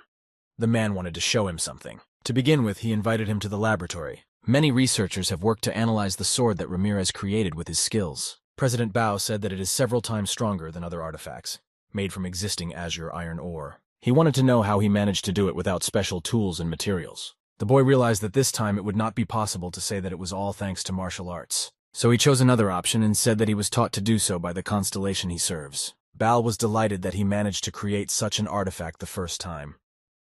The constellation probably appreciates it very much. Ramirez replied that he really respected him, although the boy understood that he was this constellation. Bao shook hands with the boy and suggested that perhaps he should try to realize his potential in making artifacts. The president decided to show Ramirez something big. It was the core of the monster that powered the entire city. Bao noted that the role of hunters in the life of mankind should not be underestimated. But he was convinced that the foundation on which the world rests is technology. The kitten listened to this speech and cried because of how touching it was. The president continued to insist that Ramirez start making artifacts. This way he can do much more for humanity. The boy apologized and said that he was not going to stop his job as a hunter. Bao guessed that it might not work, but Ramirez added that he would be able to help the company if it needed it. The president did not even count on such generosity. The boy said that it was not difficult for him. Ramirez will not be able to reveal his full potential just by killing monsters, so he needs to try different options. Bao gave him a pass that said Ramirez was the deputy general manager. Huang told the boy that Bao was ready to do anything to get what he wanted. Thanks to this, he gathered the best researchers in the laboratory. The president said that he needs only one thing from Ramirez: for him to create artifacts similar to this sword. They are highly valued in the market. But if the conversation was about production, then it should be massive. The problem is that no one else will be able to repeat what Ramirez does. The goddess of laziness also got in touch and said that she remembered her past. The boy thought that she was a blacksmith. But she was talking about a very long time ago. She was talking about her servant. She had a servant, a black sorcerer. But servants tend to be like their masters. Therefore, after a while, he began to be lazy and do nothing. He simply ordered the living workers around him to work and gather food. He could no longer cope with many tasks. But the goddess could not afford to use an avatar for simple tasks. He didn't die or age, though. He should have been a fairly efficient workforce. Ramirez asked what happened to that servant. The goddess didn't let him near her, because he became unnecessary, especially because he created problems instead of solving them. Meanwhile, Douglas was filmed for another news release. He was talked about every day. Assistants constantly praised him and said how cool he was. A lot of people just came to the set. They were very fanatical. The assistant offered him to take part in the raid. Then even more fans will appear when people see how he clears the dungeon. One fan was able to sneak past security to Douglas to get an autograph and take a photo, but the assistant grabbed him and told him to get away. Douglas asked to wait and not chase him away. He started talking to the boy, gave him an autograph and asked him to go to the rest of the audience. One girl just burst into tears because of how human and sincere he was with his fans. This boy was very happy and promised to continue cheering for him. Although it was a complete headache, but Douglas needed to do it in order to maintain his reputation and popularity. The aide reminded Douglas of the summons ticket they had given McKinney. He gave this ticket to Ramirez, the same martial arts user who had recently started gaining popularity. But the assistant thought it was even better because it was better to compete with rank 20 than rank 4. Douglas did not understand why he decided to give the ticket. Maybe it was a deal. The assistant asked not to worry about it. He's only being talked about because he practices martial arts. It will be an easy fight. Douglas was determined to destroy him. He gave 100% in every battle. The assistant asked not to be so modest. In any case, he promised to organize a fight in order to humiliate this arrogant guy. Douglas considered it inappropriate to fight this fight with such a weakling, but he had no other choice. He should do it for the sake of the crown collector and just for fun. On the day of the fight, the audience was not on Ramirez's side. They saw the news that they had some kind of deal with McKinney. Lisa, Anthony, and Smalling also came to watch the fight. They did not understand when Ramirez managed to become a criminal in the eyes of the audience. It seems that Gladachis did not like that the first rank competes with the 20th. The guy was climbing into the arena. In order to change his attitude towards himself, he needed to win this battle. Douglas was already waiting for him in the ring and hoped to have a good fight. The match for the title of the champion of the rank B League begins. Ramirez guessed that this giant didn't even know he had made a contract with the demon god constellation. They both activated their skills to attack immediately. As soon as the gong sounded, Douglas rushed to attack his opponent. The fight ended very quickly and the audience did not expect to see such dominance. The commentators were silent because they could not find the words to describe this fight. The hunters of Clan Icaros expected to see this from Douglas, but certainly not from Ramirez. Douglas was lying on the floor and said that he was the collector's servant, so he could not lose. It was unsurpassed. The commentators finally got the right words. To draw an analogy, it was like a confrontation between a spear and a shield. Although Douglas was aggressive, his balance of attack and defense remained almost perfect. Also, when Ramirez attacked, Douglas used protective magic on all parts of his body, but he did not hit with any of his attacks, because the hunter Ramirez only moved a little. And at the moment when the fighter Douglas got tired and stopped, with one quick and instantaneous movement. Due to the fact that fighter Douglas could not see where the blow was coming from, all his protective magic became ineffective, and this victory happened instantly. Ramirez's opponent received significant damage, so he was taken away on a stretcher. The stands did not subside, and the audience discussed this match. Some believed that Ramirez was just lucky. In a battle between the B-rank top 1 and top 20, the top 20 won. A very unexpected outcome. But no one could know in advance how a particular battle would end. Lawrence was angry with the commentators. They should have said that Ramirez would have won even if Douglas was twice as strong. She was happy that her father introduced her to such a powerful hunter. When Ramirez returned to the waiting room after the fight, students were waiting for him with flowers and congratulations. Also, the team came to congratulate him. Anthony, as always, said that his future opponent should have at least this strength in order to compete. Although Douglas was actually much stronger than Ramirez expected. He didn't want to get into trouble, so he knocked him out with one punch. But the fact that he had a contract with a demonic god already gave him unreal power. He believed that such constellations still had many servants on Earth who were stronger than Douglas. At this moment, Ramirez's prediction skill was unexpectedly activated again. He saw many corpses of ordinary people around, and they were mocked by Douglas. But he was like Douglas only in his body. Although the vision may have been vague, it never just happened. If what he saw is true, then he needs to prepare. He also advised his students and team to prepare for battle. Douglas did not want to leave the locker room, because there were journalists waiting there, to whom he had to justify himself. The assistant reassured him, and said that his fans still love him. But this time, they did not have information about the opponent. He suggested that he should go, prepare better, and come back to claim his first place. But this guy didn't listen to him at all. He was at a meeting with his master. The collector was disappointed by his loss to a low-level opponent. Douglas begged to give him one last chance, and that it would be difficult for him to find a guy as talented as him. The collector disagreed. If Douglas no longer gave any value, he should at least entertain him. The boy was confused and did not understand what he meant. Douglas could no longer feel his body and could not control it. His consciousness was completely turned off. He began to blame his assistants for this loss. They understood that he was angry, but asked him to just rest. Douglas didn't like this kind of talk, so he just used his power against the assistants. They started screaming and running from the locker room to save themselves. The collector was satisfied with such entertainment, but it was not enough for him. He ordered Douglas to present him with even more victims among the common population. Ramirez realized that his prediction was beginning to come true, so he ordered the team and students to evacuate people from the stadium. The student asked Ramirez what happened. He replied that Douglas had left and needed to be stopped. The boy was able to find it faster than he expected. Douglas saw Ramirez in front of him, and was ready to avenge his defeat and show him who the real leader was. He grabbed one of his assistants and threw him like a basketball at Ramirez. Douglas understood that Ramirez's goal was to protect the people in the stadium, and he decided to use this as a weapon and began to direct his attack on them. The spectators were very frightened and did not know where to run, but it was too late. At the last moment, a protective barrier appeared in front of them, but it was not Ramirez who used it. It was Anthony who used his accumulated mana to protect the people. He asked Lisa why Douglas suddenly turned wild, but she didn't know it either. The guy said that this was a terrible act on his part, and after the defeat, he needed to go home and get a good night's sleep. After these words, Ramirez approached him and attacked. The shot turned out to be successful. The boy was able to find a good moment. But Douglas's mana contained existential power, so the goddess of laziness advised him to be more careful. Ramirez activated undying regeneration and his wounds began to heal. The boy needed to raise his level to gain an advantage, but if he did, he could hurt others. Meanwhile, Ramirez's students made every effort to quickly evacuate people. When they got the last spectator out, Lisa informed Ramirez that they had finished evacuating. This meant that he could finally increase his strength and not be afraid of harming ordinary people. The team couldn't believe that such pure and powerful sword energy existed. But Douglas was sure that he could not be defeated with an ordinary sword. Ramirez had a completely different opinion and attacked the enemy. But Douglas didn't take much damage and said he liked the feeling. He mocked Ramirez and said he was too naive to expect to win. The guy responded to his calls with punches.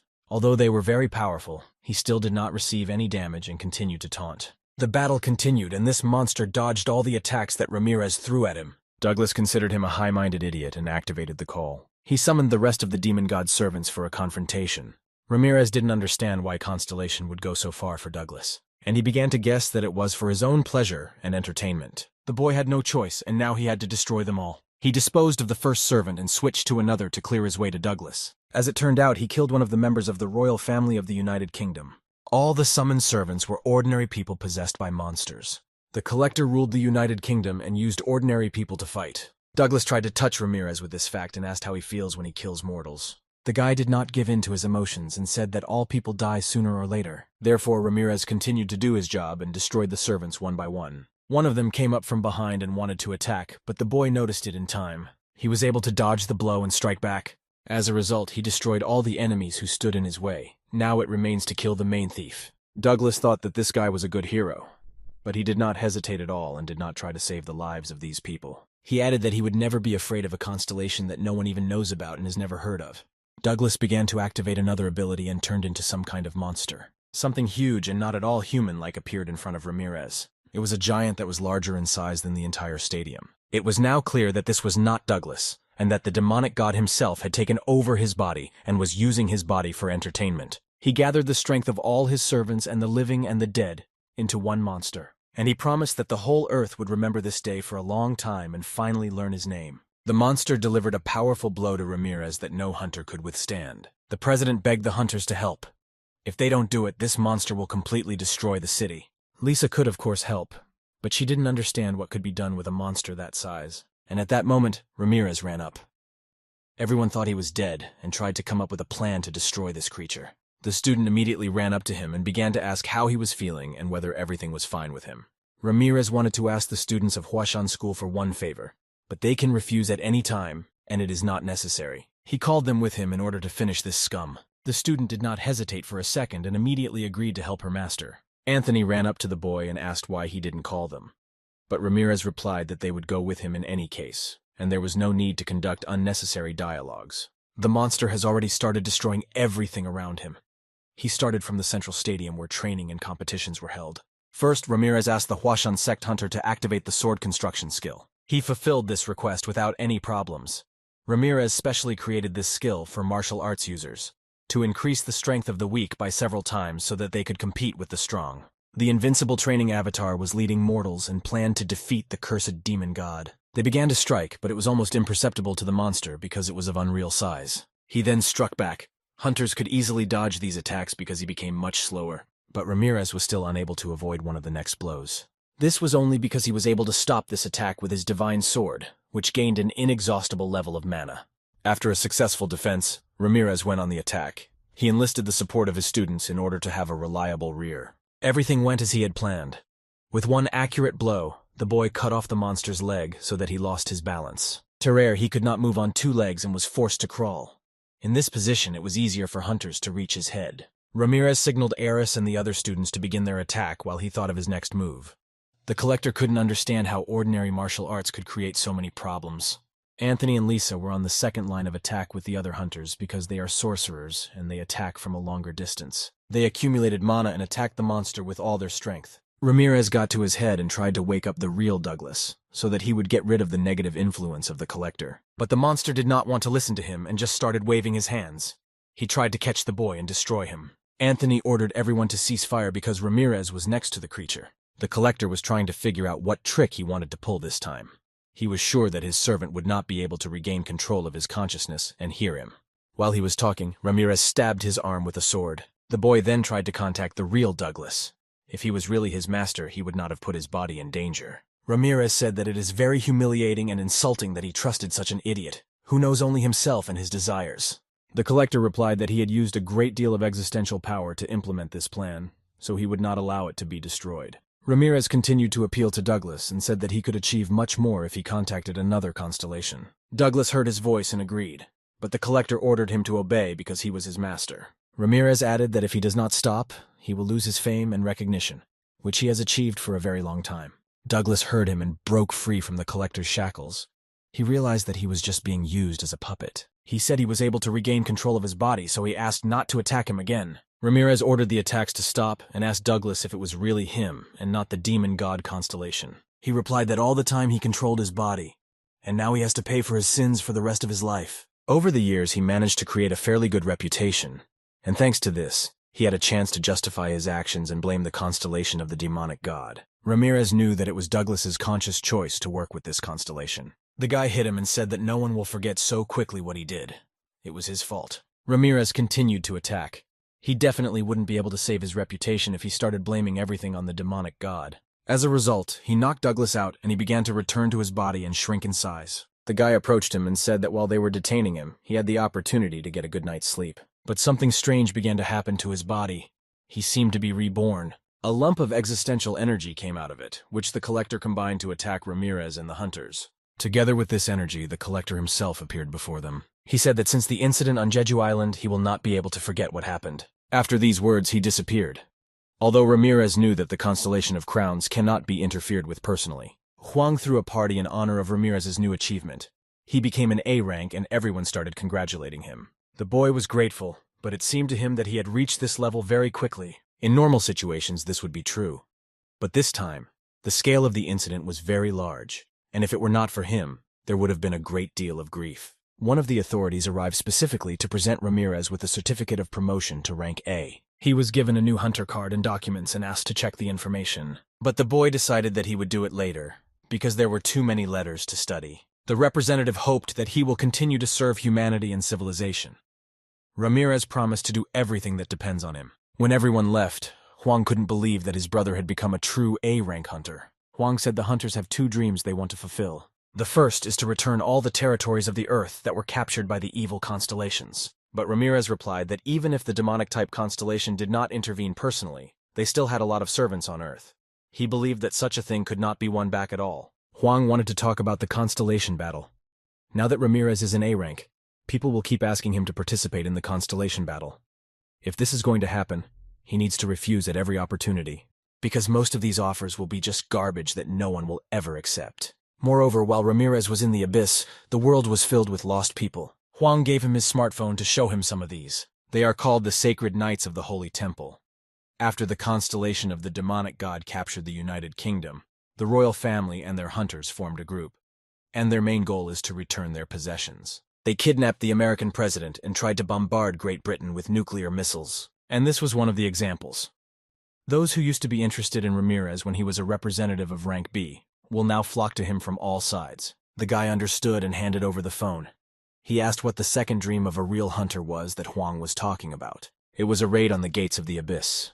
The first gate that appeared in the middle of the earth connected it with the abyss. Most of the raids there were failed. Abyssal Gate was one of the businesses that Huang's company had previously invested heavily in, but the expedition there was a complete failure, so they could not get any information. Huang showed Ramirez all the information they had. Among all the territories being monitored, the Abyss Kingdom was the first. These pictures reminded the boy of the territory of the Warrior of Sweat and Blood, on which he appeared when he wandered through the abyss. In the Icaros clan, the hunters discussed the news and future challenges in the backworld. Smalling noted that enough hunters had gathered this time. Lily said that they were most likely expecting Hunter Ramirez, who had been promoted to the rank of A. He should be back a long time ago. The hunters from his team noticed how the boy ran towards Icaros, but he was never late to rush like that.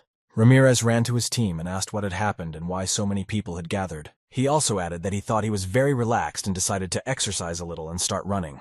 Everyone listened to him and began to congratulate him on his new rank. Anthony said that this time he was letting him enjoy himself, but still asked him not to relax. Ramirez thought that it would be great to have 2 more A-rank hunters on the team to raid the Abyssal Gate. The boy asked for a moment's attention and said that now that he is an A rank, he cannot help but feel a great responsibility. So he vowed to do his best to help the other hunters in their clan become stronger. The boy hoped that everyone with him would fulfill his requests and orders. One of the hunters asked if these would be orders during future raids, but Ramirez said he was talking about something else. From now on, he will lead the Icaros clan. Dragon Huang had given him powers, and from now on they needed to be prepared for the consequences if they didn't show up when he asked. Although no one doubted the competence of Ramirez as a hunter, they did not like his insistence and cold-bloodedness. When the boy entered the dormitory of the Icaros clan, an assistant approached him and said that he had a guest. It was Hunter Morales.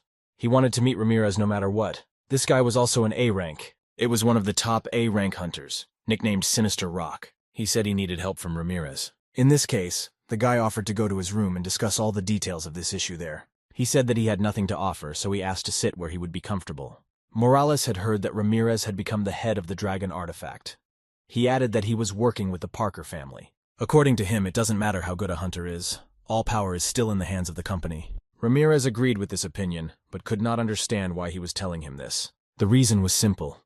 He did not want to be a puppet, but wanted to get power that would correspond to his power. You can understand him, because he did not receive the shares of the company that were promised to him.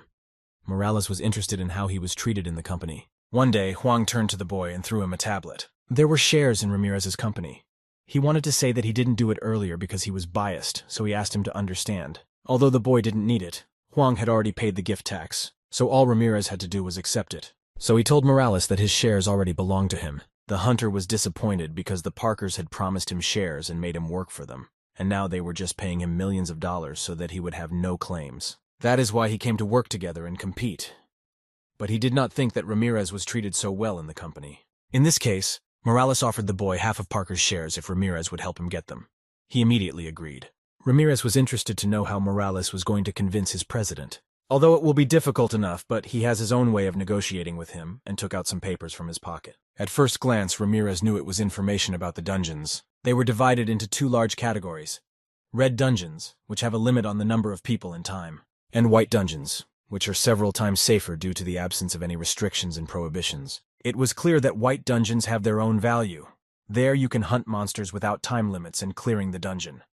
That is, it was a good chance to extract monster cores. Since this dungeon was rank B, it looked like a treasure to them. Morales said that his company illegally obtained this dungeon. They used it to finance their factories. He planned to raid it to negotiate with them. Since their reputation would be at stake, they would try to close the issue very quietly and quickly. But Ramirez did not understand what the problem was and why he needed help. If all the information was ready and all that remained was to make the right move. The problem was that this dungeon was guarded by a hunter of the AI rank. To get there, you must first defeat it. On his own, Morales was sure that he would not be able to cope. Therefore, he decided to ask for help, especially since Ramirez was an expert in fighting people. The boy was interested in who this A-rank hunter was. She was Korean, and her name was Caicedo, the daughter of Ramirez's ex-girlfriend, with whom they communicated when he was at international competitions. He was surprised that she guards the dungeon of the Parker Company. The guy admitted that this hunter is the daughter of his close friend. Ramirez could not interfere with her work, and they would have to forget about everything they had said up to this point. Morales did not give up and asked the boy to think about this proposal again. But Ramirez's answer was obvious, and he did not want to repeat it several times. He offered to include Caicedo in the fate and offered to divide everything into 3. Ramirez was not sure that Morales would be satisfied with such an option. But he replied that in any case, there is no difference between dividing by 2 or 3, because there is a lot of money. Moreover, if she joins them, the chances will become even higher and they will be able to implement this idea without problems. But Ramirez asked not to expect a miracle, and if she refused, they would have to forget about their conversation. The guy called Caicedo to make an offer, which Morales voiced. He just started saying that he wanted to work with her on one case and didn't even have time to voice the terms. And she already agreed and said that she would come to him soon. Caicedo didn't even listen to him and hung up. She believed that this was a good opportunity for her to show her abilities. The girl wanted to impress Ramirez. When she arrived, they began to discuss a rough plan. They needed to think through each step in detail. Caicedo listened very carefully and thought that any of his plans would be very cool. He asked to tell him if she did not want to follow his instructions, but the girl sharply answered that she was ready, because 10% of Parker's shares were worth at least several $billions. Therefore, it will definitely be much more profitable to participate in this. She took out her smartphone and planned to terminate the contract with the Parkers right in Ramirez's room. The boy was surprised by the fact that this can be done through a smartphone. After they had a detailed plan ready, they went to the place. There were 2 guards there, and it seems they needed to enter the territory. Caicedo cut Ramirez off and said they could just go in. The security guards asked to show their IDs in order to get inside. The gate was open for them, and she invited her friends to go inside with her. They were surprised that it could be done so easily. Probably the security had not yet been informed that she had terminated the contract with this company. Ramirez now understood which factory processed the materials from the White Dungeon. The most amazing thing about this factory is that the dungeon is right in it. A dungeon gate can appear anywhere, even on the wall of an ordinary house. It cannot be controlled. Morales said that Ramirez will understand everything when he sees them with his own eyes. This is a rare thing to meet. They climbed to the right floor and were about to enter the dungeon. Caicedo needed to know where the director of Rocksteady was. The guard said he was talking to the CEO right now. Ramirez asked if the guard was talking about the first son of the Parker family. Morales answered that it was him, and it was unclear why he suddenly decided to come here. The guy said it didn't matter, because they could just knock them out and take whatever they needed. Morales added that if they just walked out now, they would attract attention. The girl said that this plant is still illegal, and they will not bear any criminal responsibility for it. They were sent to the meeting hall. The security guard stopped them and said that they were not allowed to enter because a conference was taking place there. Caicedo was educated, so she listened to the end and only then struck. After that, she kicked the door and asked no one to move if they wanted to survive. But something strange was happening there. 2 men were sitting on the floor tied up, and nearby some guys were robbing them. They wanted to say something, but their mouths were taped shut. One of the thieves thought they were security guards and started shooting at them with his weapon. Morales was the first to defend and used a defensive wall to repel this attack. The boys realized that these were unusual guards, so they needed to take the entrance to the dungeon and escape. But Caicedo believed that there was no need for them to go anywhere, and she used her ability. The girl calmly lifted the thief with the dungeon into the air and pulled the closet towards her. They could not defeat them by force, so one of the boys grabbed the headmaster and started threatening to kill them both. Caicedo replied that her life would not change if the 2 old grandfathers died. Ramirez tried to understand why they had such a fight over an ordinary closet. But the fact is that this closet is the entrance to the dungeon they were talking about. The bandit tried to blackmail them and threatened to kill their captives. But the fact is that they also came to this place in order to take the entrance to the dungeon. Ramirez said they can do whatever they want with these people, all they need is a dungeon. A powerful explosion rang out on the territory of the plant, and the smell of fried chicken appeared. The criminals thought that they had prepared the explosion, but it was as illogical as possible, because it was already very difficult to get out of this place. Ramirez saw a monster in the window, and he wondered how to manage a company so that monsters constantly appeared in it. He was approaching, and the boy ordered to follow him. It was a large jellyfish-like monster. It left traces of its slime everywhere. Together with the criminals, they started to run out of the building and run away. They also took the director and general director with them. They did not have time to escape, and the liquid slime was already right in front of them. When even one drop falls from it, it can create a deep hole in the ground. Caicedo decided to attack first and summoned a modern wolf from Mana. He didn't seem happy about being used. This blow did not leave a single scratch on this monster's body. It did not even move. Caicedo told Ramirez that she was not that weak and decided to try again. The boy managed to grab her hand and drag her away from the place where the drop of slime fell. He asked her to concentrate and be more careful with such a serious opponent. This was the first monster that Ramirez did not know. He had not met such a thing even in the abyss. In that case, it might have been another servant of some evil constellation who wanted to kill the boy and his team. Slime began to penetrate inside the nuclear processing plant. With the help of core energy, he could become stronger. And this will happen as long as there are cores nearby. Morales gave the boy the phone and said something terrible had happened. Factories where cores are stored were attacked at the same time by the same monsters. Ramirez had no idea who implemented it, but this creature is smart enough. Because the monsters became stronger if you summoned them at the nuclear plants. They needed to do something, but first they needed to solve the problem with this slime. Morales asked if Ramirez had any skills that could help fight them. The boy had only one idea. Cut him until he dies or becomes very small.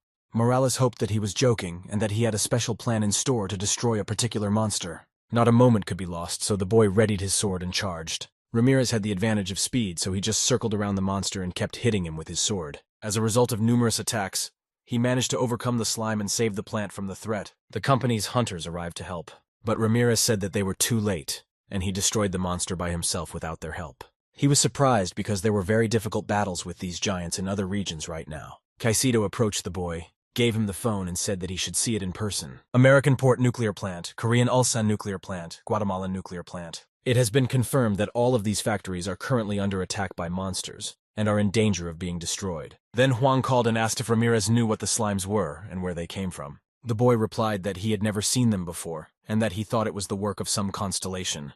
What worried Huang the most was that the stock was falling very fast and no one wanted to hold it anymore. While he was talking on the phone, slimes crawled towards him from different directions. The most effective way to kill them is to burn them until they stop regenerating. Ramirez replied that he simply cut him to pieces until he simply died. In any case, the boy asked to be informed if there was any additional information. Huang promised to call him and hung up because the monster was coming at him. Caicedo said that the best option would be to send to Korea and help there. Ramirez promised her to send some of the stocks as soon as they solved this problem. The girl replied that she was not there for the reward, but would gladly accept it. The guys loaded the cabinet with the dungeon onto the car. Ramirez couldn't believe that a dungeon could be in a closet. Morales also thought it was impossible until he saw it with his own eyes. Then the boy noticed that they completely forgot about the directors, who were still tied up. When they untied one of them, he asked how they knew this would happen. Ramirez replied that they received the information through their sources, and Morales asked them for help for joint defense. The director thanked them for rescuing and destroying the monster. This will make it possible to quickly restore the production process. He also apologized for taking so long with the promised shares, but now he was confident that he would be able to convince the other directors to give them to him. Ramirez told Morales that it was a hoax. There was not an iota of sincerity from the director. It was the truth. Ramirez is a constellation that acts in the form of an ordinary mortal, and he recognized the lie immediately after the director said the first word. Modern users of martial arts are able to read the thoughts of opponents. It was really amazing. Ramirez said they were done and needed to move on and save other factories. They got into the car and drove to the next place, and they left the directors in the middle of the street with their hands tied. The Union of Small Constellations looked forward to seeing Ramirez and discussing the news. And finally they met. He found time to get in touch. He asked what was the serious reason they summoned him. The kitten said that there was a great commotion among the constellations. He also added that there is a reward for the head of the constellation that created this chaos. The guy checked his system and realized that it was because the rules of the agreement were violated. Since soul stones are not easy enough to earn, it will be cool if he manages to catch this monster. Ramirez asked what options were available to find him. The landlady replied that there was no need for it. Constellations participating in the treaty constantly bombard him with messages about a call to battle. Of course, he can simply refuse these offers, but a constellation that constantly refuses risks saving the chance to stay on Earth. Ramirez expected to compete with him one-on-one, but that was a rarity in the Abyss. No one will agree to risk their lives, only if the enemy is stupid and reckless. Ramirez believed that he could safely be called such a person, but in any case, there should be additional information about him. The goddess of laziness considered him a cruel constellation that used to be a monster. But Ramirez thought that for a monster he knew the Earth very well. Then the boy thought, maybe there was some constellation that helps him from Earth. Ramirez decided to visit the Abyss. He started looking through the ads. There were a lot of constellations willing to give a reward if someone caught this shapeless monster. Also, among all the announcements, he noticed that the benevolent goddess had requested a meeting with Ramirez. Meanwhile, the goddess was preparing for this meeting and trying on different outfits, because it was very important. Her avatar said that the word perfect was invented just to describe this day. It was Aquarelle that had returned after Ramirez's millennial search. After returning, the girl could expect to be able to participate in the battles of the constellations. She also added that this time she will have a training avatar with her, so she needs to give 100%. Watercolor asked the mistress why she wanted this servant so much. She replied that she did not care about him and that she had no feelings for this avatar at all. Ramirez was already waiting in the goddess's garden for her to accept his visit, but her avatar appeared in front of him. It was her strongest warrior about whom she spoke last time. Even the goddess of laziness could not hold back and said that she had not seen such strong servants for a long time. She will not be surprised if other constellations try to recruit her, but this will happen only if she herself wants it. After Aquarelle, the goddess immediately appeared. She was dressed in a beautiful dress. She had a powerful existential force again, although not as much as before. The girl greeted Ramirez. He said that it was an honor for him to meet her every time. The boy guessed that she invited Ramirez because of the shapeless monster. It was true. Although all the constellations hunted him, not many would risk calling him to the battle of the constellations, because they knew nothing about him. But it was even better for them because the reward was significant, and they needed to be the ones who caught him. The goddess would like to cooperate in this task, but first she needed permission from his constellation, although the kitten thought that it could be a trap. Ramirez was sure that the goddess was not so stupid. The boy decided to think for a few minutes and told the goddess that now he asked his constellation. She was very happy. Ramirez added that he would probably agree. The goddess grabbed the boy's hands and began to melt in front of him. Her assistants understood that she needed to keep herself in her hands, but they could not do anything about it. The girl said that this constellation accepted the challenge to the battle of the constellations, only in an unusual form. This is a sport in which hunters fight 6-on-6. It is also one of the types of the battle of the constellations. But Ramirez wasn't very familiar with the sport, because he hadn't watched it since the entire Korean team was defeated. The girl understood that he had not been on Earth for 30 years, and a lot had changed. Then she decided to offer to take part in a training match before the main confrontation. The goddess's assistant escorted the boy to their new training ground. On the way to him, the boy noticed that beautiful buildings and powerful servants had been added to this territory. This was different from what he had seen last time, and finally they were almost there. Aquarelle and other fighters were waiting for him at the site. The girl pounced on him and said that she was genuinely happy to see him. She didn't have time to say this earlier. Aquarelle really wanted to meet him. She wandered the Abyss for thousands of years.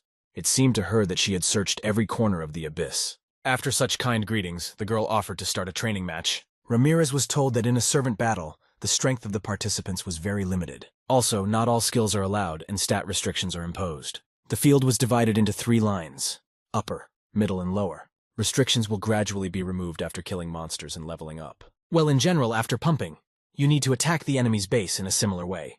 The team that first destroys the sanctuary of the constellation will win. That is, Ramirez needs to kill monsters, pump and destroy everything in a row. To begin with, he needs to choose a skill, and he decided to take the Sky Strike. After everyone was ready, the competition could begin. His energy instantly dropped. The regeneration effect was reduced. He also couldn't use the Great Absorption technique. Ramirez felt as if he had once again become an E-rank hunter. Watercolor suggested that he just needs to occupy the top line. The girl wanted to add something else, but she didn't have time because Ramirez suddenly started and ran forward. He decided that he does not need advice, and wants to experience everything that will happen on his own. The first on his way, he met ghouls. These are monsters that were used to increase the level. With each subsequent killed monster, its power will increase. First of all, he needs to think about how to save internal energy. Therefore, he decided not to spend it on skills. Therefore, the only option that remained was to rely on the muscle memory of the body. With each kill, he also regenerated his inner energy. Ramirez was about to move on, but he didn't notice that he missed one monster. The guy did not have time to react and destroy it, but someone else did it instead. As it turned out, a nearby crystal did it. Ramirez thought it was a street lamp, but it turned out to be very useful. In this case, he could not worry about his safety and destroy monsters to level up. The boy wanted to know if his progress was normal after so many kills. His endless regeneration effect has been increased. Since he had no experience, he could not understand whether it was a good result or not. Ramirez expected to see his enemies after a fierce battle with monsters. Meanwhile, another member was leisurely killing monsters with magic. Raising his level was progressing beautifully. So far, his plan had been overachieved. Since his opponent was a human, he expected to quickly destroy him and not linger here. While the assistant of the goddess was counting how many monsters he had killed, Ramirez was already approaching him, and he definitely did not have good intentions. The boy ran up and thanked him for the painful experience. Ramirez decided not to listen to his answer and simply punched him in the face. This blow turned out to be critical for him, and he went back to the castle. He died and was reborn. This angel realized that he could not do anything to that person. Although the participant relaxed, he realized that this was definitely not a newbie. Ramirez got excited and destroyed monsters without rest. It reminded him of thousands of years in the abyss. Through the magic of communication, Aquarelle contacted him and asked if he was all right. Since it was his first time, she decided to ask if he had any problems. Ramirez replied that he had recently killed some angel and was now continuing to clean up Goulet. Aquarelle was surprised and kept silent for a few minutes. The guy also stopped and asked if it was not prohibited by the rules. The girl said that it was rather the opposite, and it will be very good if he continues at the same pace. Right after the conversation, Ramirez met the angel again. He must have missed it last time. He said he wasn't going to run away just because he missed a few shots. Angel began to provoke the boy and offered to try to knock him out once more. Ramirez wondered where he got such skill in provocations. Although he himself understood that he had no chance in close combat, Angel planned to trap him and limit his movement in order to gain an advantage. He hoped it would work and he would step on her. But Ramirez stopped and said that he should learn to control his emotions instead of provoking so stupidly. The boy activated his heavenly finger and was ready to attack. This time he decided to use a ranged attack to teach another idiot in his life. Meanwhile, in the mid lane, the Vile Angel's allies did very well. He flew to them in tears to ask for help.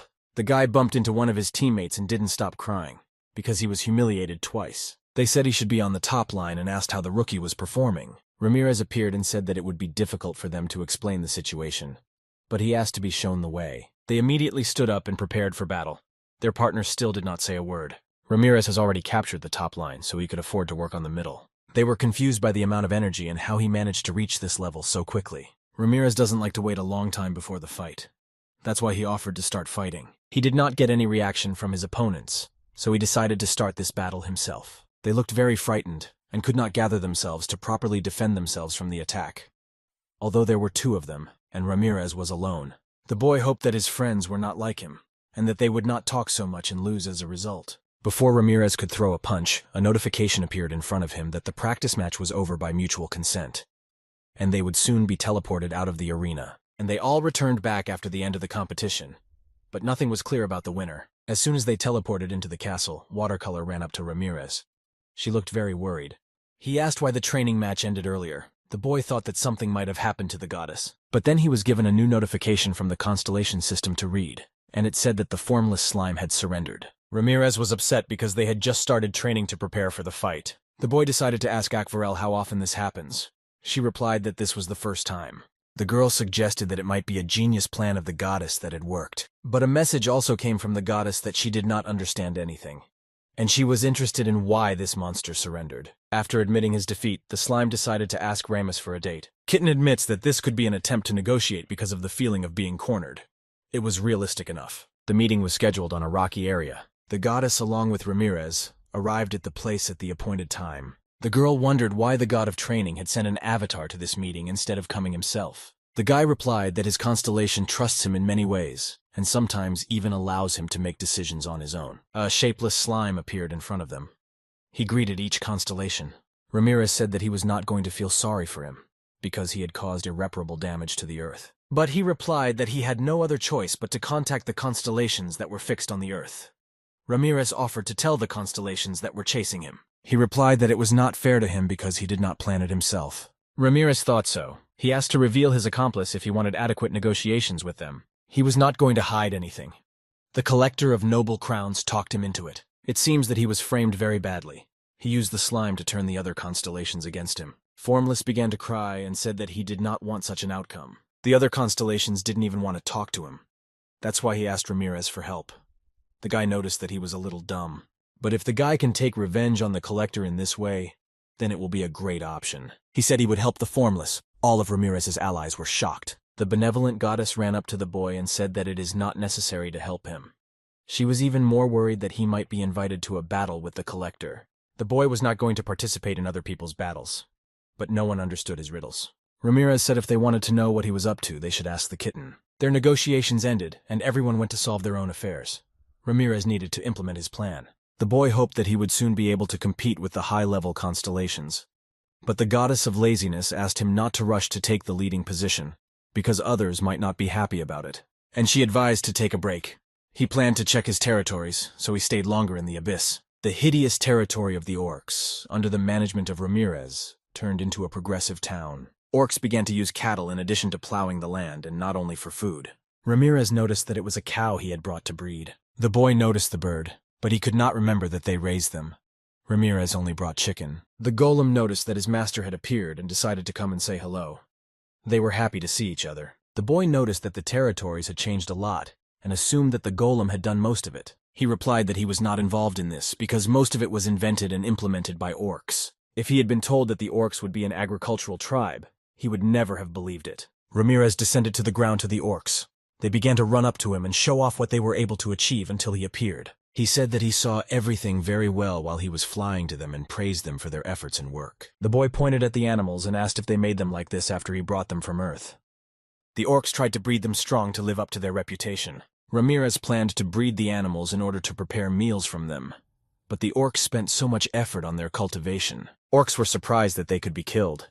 They thought it was forbidden, but now that they had received permission from their master, their possibilities had increased. They wanted to kill them all. They started attacking the cows. It was like entertainment for them, and it didn't matter that before that they spent a lot of effort to raise them.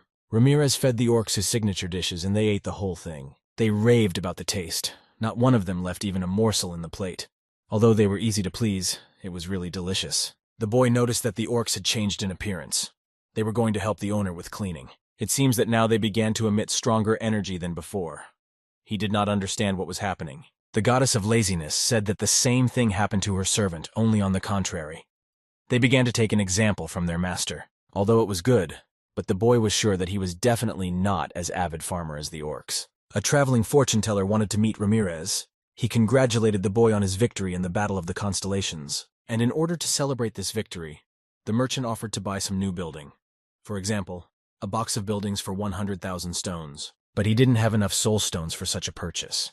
The goddess of laziness said that you need to protect your territory, and it would be nice to buy some kind of building. Ramirez agreed, but he lacked soul stones and again aggressively began asking the merchant for a discount. The peddler was unhappy that the boy kept trying to lower the price, but Ramirez didn't call him, so he simply refused. The merchant began to cry, but still agreed to a discount, and promised that next time it will definitely not work. The chest looked ominous enough considering how much money he had paid for it. He even began to think that he was in a hurry with this purchase and should have thought better. There was no point in regretting it, so he decided to open it and check what was inside. A bright light appeared from the chest. The message said that his fate was decided as chaos flowed out of the box. It was the barrier of a great warrior who protected the abyss from storms and gave strength to servants. There was also an opportunity to pass this skill on to his followers. Laziness Goddess said that barriers were very useful in the abyss because thanks to them, you could protect your territories even when the constellation was not around. It couldn't have been better for a busy star like Ramirez. In any case, it was a very nice item and you can't complain about it. Meanwhile, Huang watched the stock chart and enjoyed the way it started to rise. Although they became much cheaper because of the slug, it was pleasing that they did not continue to fall. To calm Huang down, Ramirez said that the Formless is going through a very difficult time right now, and there are a lot of constellations that want to kill him. The boy admitted that he was helping him a bit, but that was only because they were using him against the Collector constellation. Kitten was shocked that Ramirez wanted him to spread rumors. The boy said that the surprise attack on the nuclear factories brought harm not only to the beautiful constellations, but also to the demonic god. Therefore, if you spread rumors that it happened because of the Collector, his authority will definitely decrease. The kitten understood the plan and liked the idea, but he didn't understand why he had to do it. Ramirez considered the kitten an expert on rumors, The kitten himself understood this, so he could not argue and had to do this work. Because of this, the collector will be much worse than the formless, and all the constellations will switch to the collector. Ramirez decided to watch the news. They talked about Hunter Grant, rank A. He announced that he would participate in the raid on the Abyssal Gate. Huang heard the news and was shocked at such stupidity from Grant. At his conference, he said that for a very long time, humanity was under the control of constellations from the abyss and constantly attacked by monsters. This is due to the fact that the gates of the abyss exist.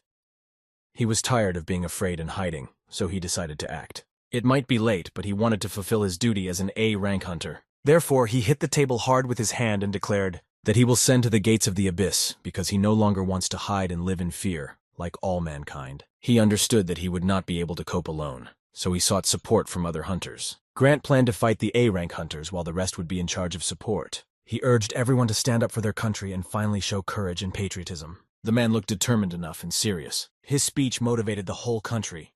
People simply applauded him and shouted on the streets. Ramirez was as calm as possible, but Huang could not contain his aggression. Huang has thought about such things many times, but not everything is as simple as it seems. The costs are simply unreal.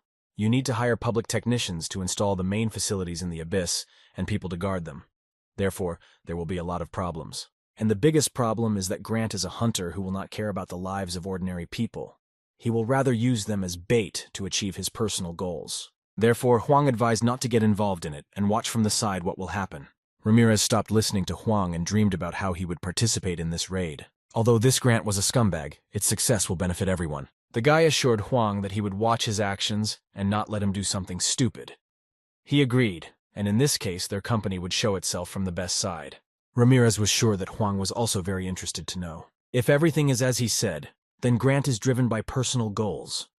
The fact that he dared meant that he was confident, but there must be a reason for this confidence. This news quickly spread throughout the internet. Everyone was discussing Grant's next actions and trying to predict the outcome. As Ramirez guessed, there was a reason behind this great action.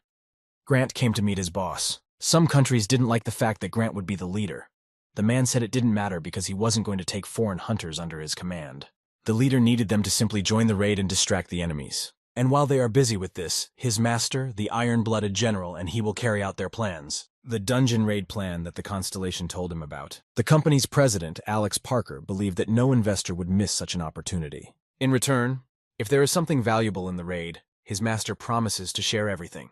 Alex called his son Jacob and said that he wanted him to do support this time. He also added that this will not be a simple raid, and this battle will go down in history. And while they will be there, Alex will think about what he should do with that land and slowly build plans for it. Before the raid, all the hunters gathered at the gates of the abyss and prepared. Ramirez thought about the fact that so many of his students were coming with him. He planned to watch over them and help, but still decided to ask if they were definitely ready to go. Because someone might die in this raid.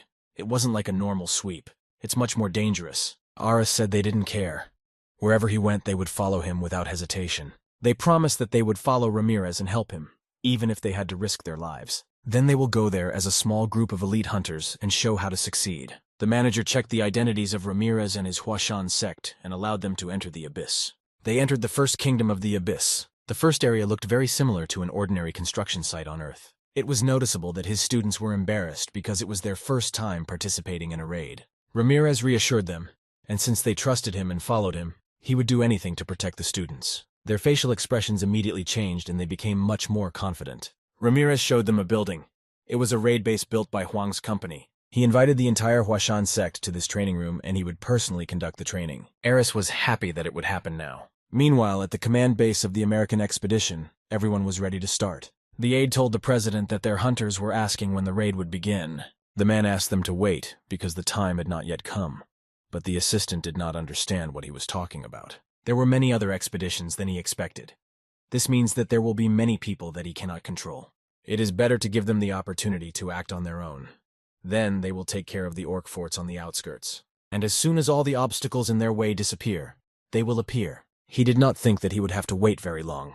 So he was confident in his decisions. Meanwhile, based on Draken Industry, Ramirez watched the other participants and did not expect them to be so collected.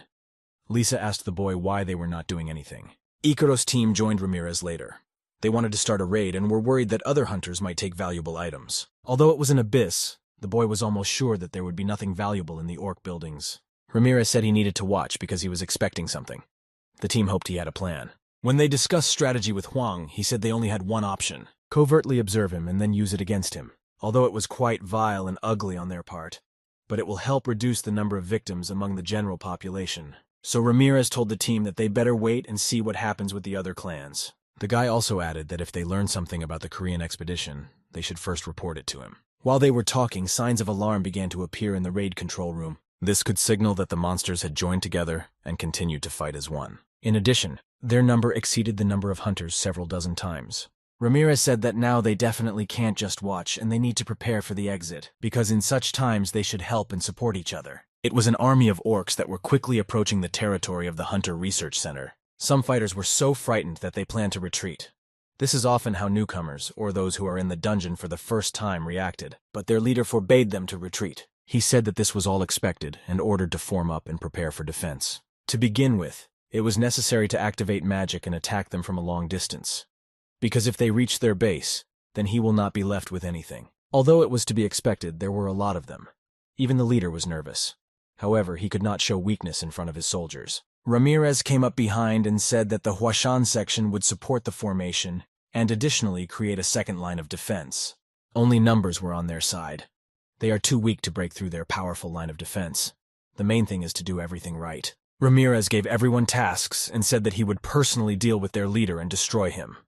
This would shake their moral standing, even though they were monsters. The leader of the other clan tried to order Ramirez around, but the boy pushed him away and told them to just keep supporting the magic. And it is much more convenient for him to go alone, because no one present could compare with him in speed. The hunter remained in one place after what he saw. He had never seen such dynamics. Ramirez thought that there was no point in dragging out this task, and he decided to attack the orcs. He began to gather energy in his fists before reaching the enemy. The orcs were not used to being attacked in this way, so they stopped and had to defend themselves. But it didn't make sense because after Ramirez's hit, even the ground was scattered. Therefore, their defense could be considered absent. After the first attack, the boy got up. He managed to take the lives of several dozen orcs with one blow. Ramirez asked the monsters where their leader was. He wanted to meet him. But in response, these creatures were simply silent and breathing heavily. This angered them, and they wanted to take revenge. Then the boy realized that to begin with, you need to deal with the worthless monsters. He uses the heavenly finger to destroy them at a distance and not waste time to approach and attack. Orcs flew apart like hot cakes. Their heads and limbs flew off. They also often had holes in their bodies from magical attacks. Ramirez sneaked up behind the orc and noticed that he was distracted from the battle, and for this the boy punished him. He cut it in half. It only took a few seconds for one blow to switch to the next. Ramirez decided to continue at the same pace to eventually corner them. Once he had cleared his way, it was necessary to find their leader and destroy them as well. The warrior of madness and blood was delighted with how he managed to destroy an entire army. Now the boy understood who owned this territory. The goddess of laziness guessed, but did not think that he would dare to say it openly. The one whom Ramirez had been looking for so long crept up to him and wanted to attack by surprise. But it was difficult to approach the boy and remain unnoticed, even if approached from behind. When he saw him, he understood from his size that he was their leader. He had only one task, and that was to destroy Ramirez and his assistants. The boy liked his mood, but he had other plans for the day. Therefore, with the help of the celestial sword, he cut off the head of the main orc in this area. His head rolled towards the soldiers and they were shocked. After this situation, they lost motivation. The orc still stood in front of his head for several minutes, because they could not immediately comprehend everything that had happened. And after that, they just started to run away very quickly and even left their weapons behind. Now Ramirez can deal with more important things than fighting orcs. He was confident in his team and that it would be able to wipe out the rest of the monsters that remained after the escape. Therefore, he decided to go and look at the defense of other countries, and especially Korea. Fierce battles were fought there, and their defense was clearly unable to repel the entire wave of attack. The sorcerers used all their mana, and it was already starting to run out, and the orcs continued to advance. They tried to destroy them in various ways. Among the Korean hunters, there was one on whom high hopes were placed. It was the A-rank hunter of the Korean expedition, Kwan. He had already single-handedly cut down more than 100 orcs, and there was not even time to rest and regain strength. He had to stop for a moment as one of the monsters wanted to attack him from behind. But he managed to react and block the blow with his sword. His weapon did not hold up, and he suffered from the impact. Kwan flew several meters away. This monster was much stronger than the others, and most likely he was their leader. He had only one task, to kill people and protect his territory. So he came over and swung to strike again. This time, Kwon definitely wouldn't be able to block this attack because his weapon was destroyed and unusable. But he was lucky that one of the hunters managed to secure him and thrust his sword right into the monster's back. It turned out to be Ramirez, who was going to help other countries protect their territories. Kwon is surprised to see him and starts asking Ramirez various questions. But the boy said that they need to deal with the monsters first. He killed the leader, so it should be easier. Kwon turned to his hunters and asked them to listen. He said that Ramirez had just killed the orc leader, so he ordered to use this moment to repel the wave of attack. The whole team was in a good mood, and they were motivated to prove themselves in front of such a powerful hunter. With the help of joint efforts, they were able to destroy all the orcs that surrounded their factories and territories. Kwon bowed and was very grateful that Ramirez came to their aid. The boy replied that in such a situation they should support each other. Ramirez said he knew his name. Kwon was surprised by this fact and was very pleased. He was part of the representative team of Korea. The boy had seen him before through Jakarta. He was constantly beaten. Ramirez said that their base is badly damaged and it will take a long time to repair it. As Kwon was explaining how their technicians planned to fix everything, an assistant came up to him and said they had a big problem. He thought that they had found new orcs that had gone into hiding. But that was not the problem. The assistant told the reason, but very quietly.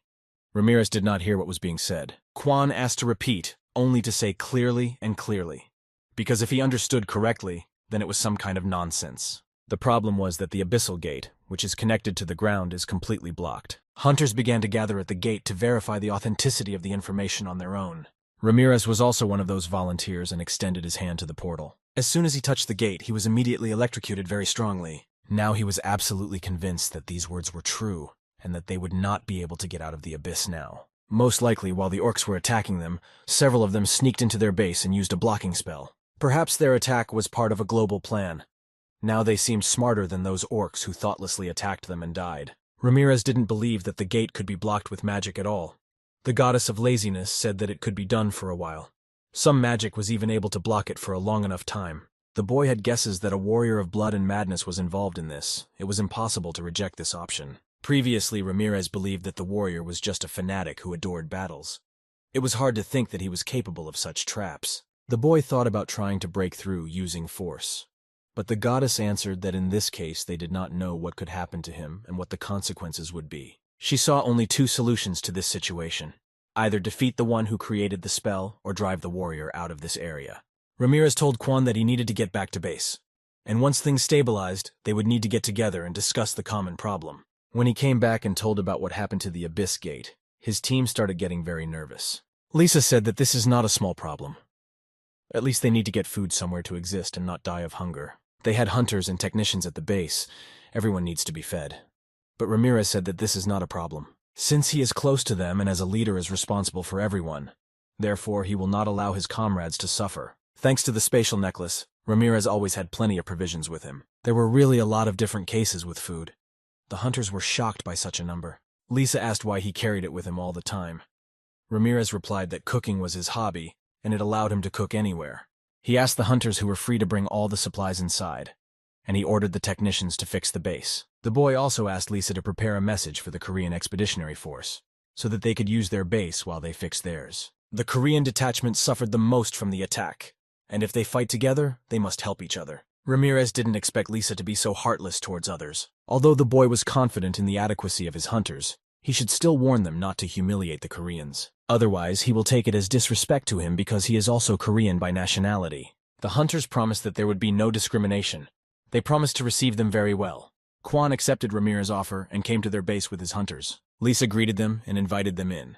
She greeted them with a smile. They also hung welcome balloons and prepared a special poster in honor of their arrival. Smalling immediately offered them fried rice, which is packaged for consumption in the dungeon. Kwon accepted this gift, but could not understand the purpose of all these joyful greetings and such a warm meeting as if it were someone's birthday. They added that they would not interfere with their rest and therefore would go about their business. One of the Koreans asked Kwon why these Americans greeted them so well.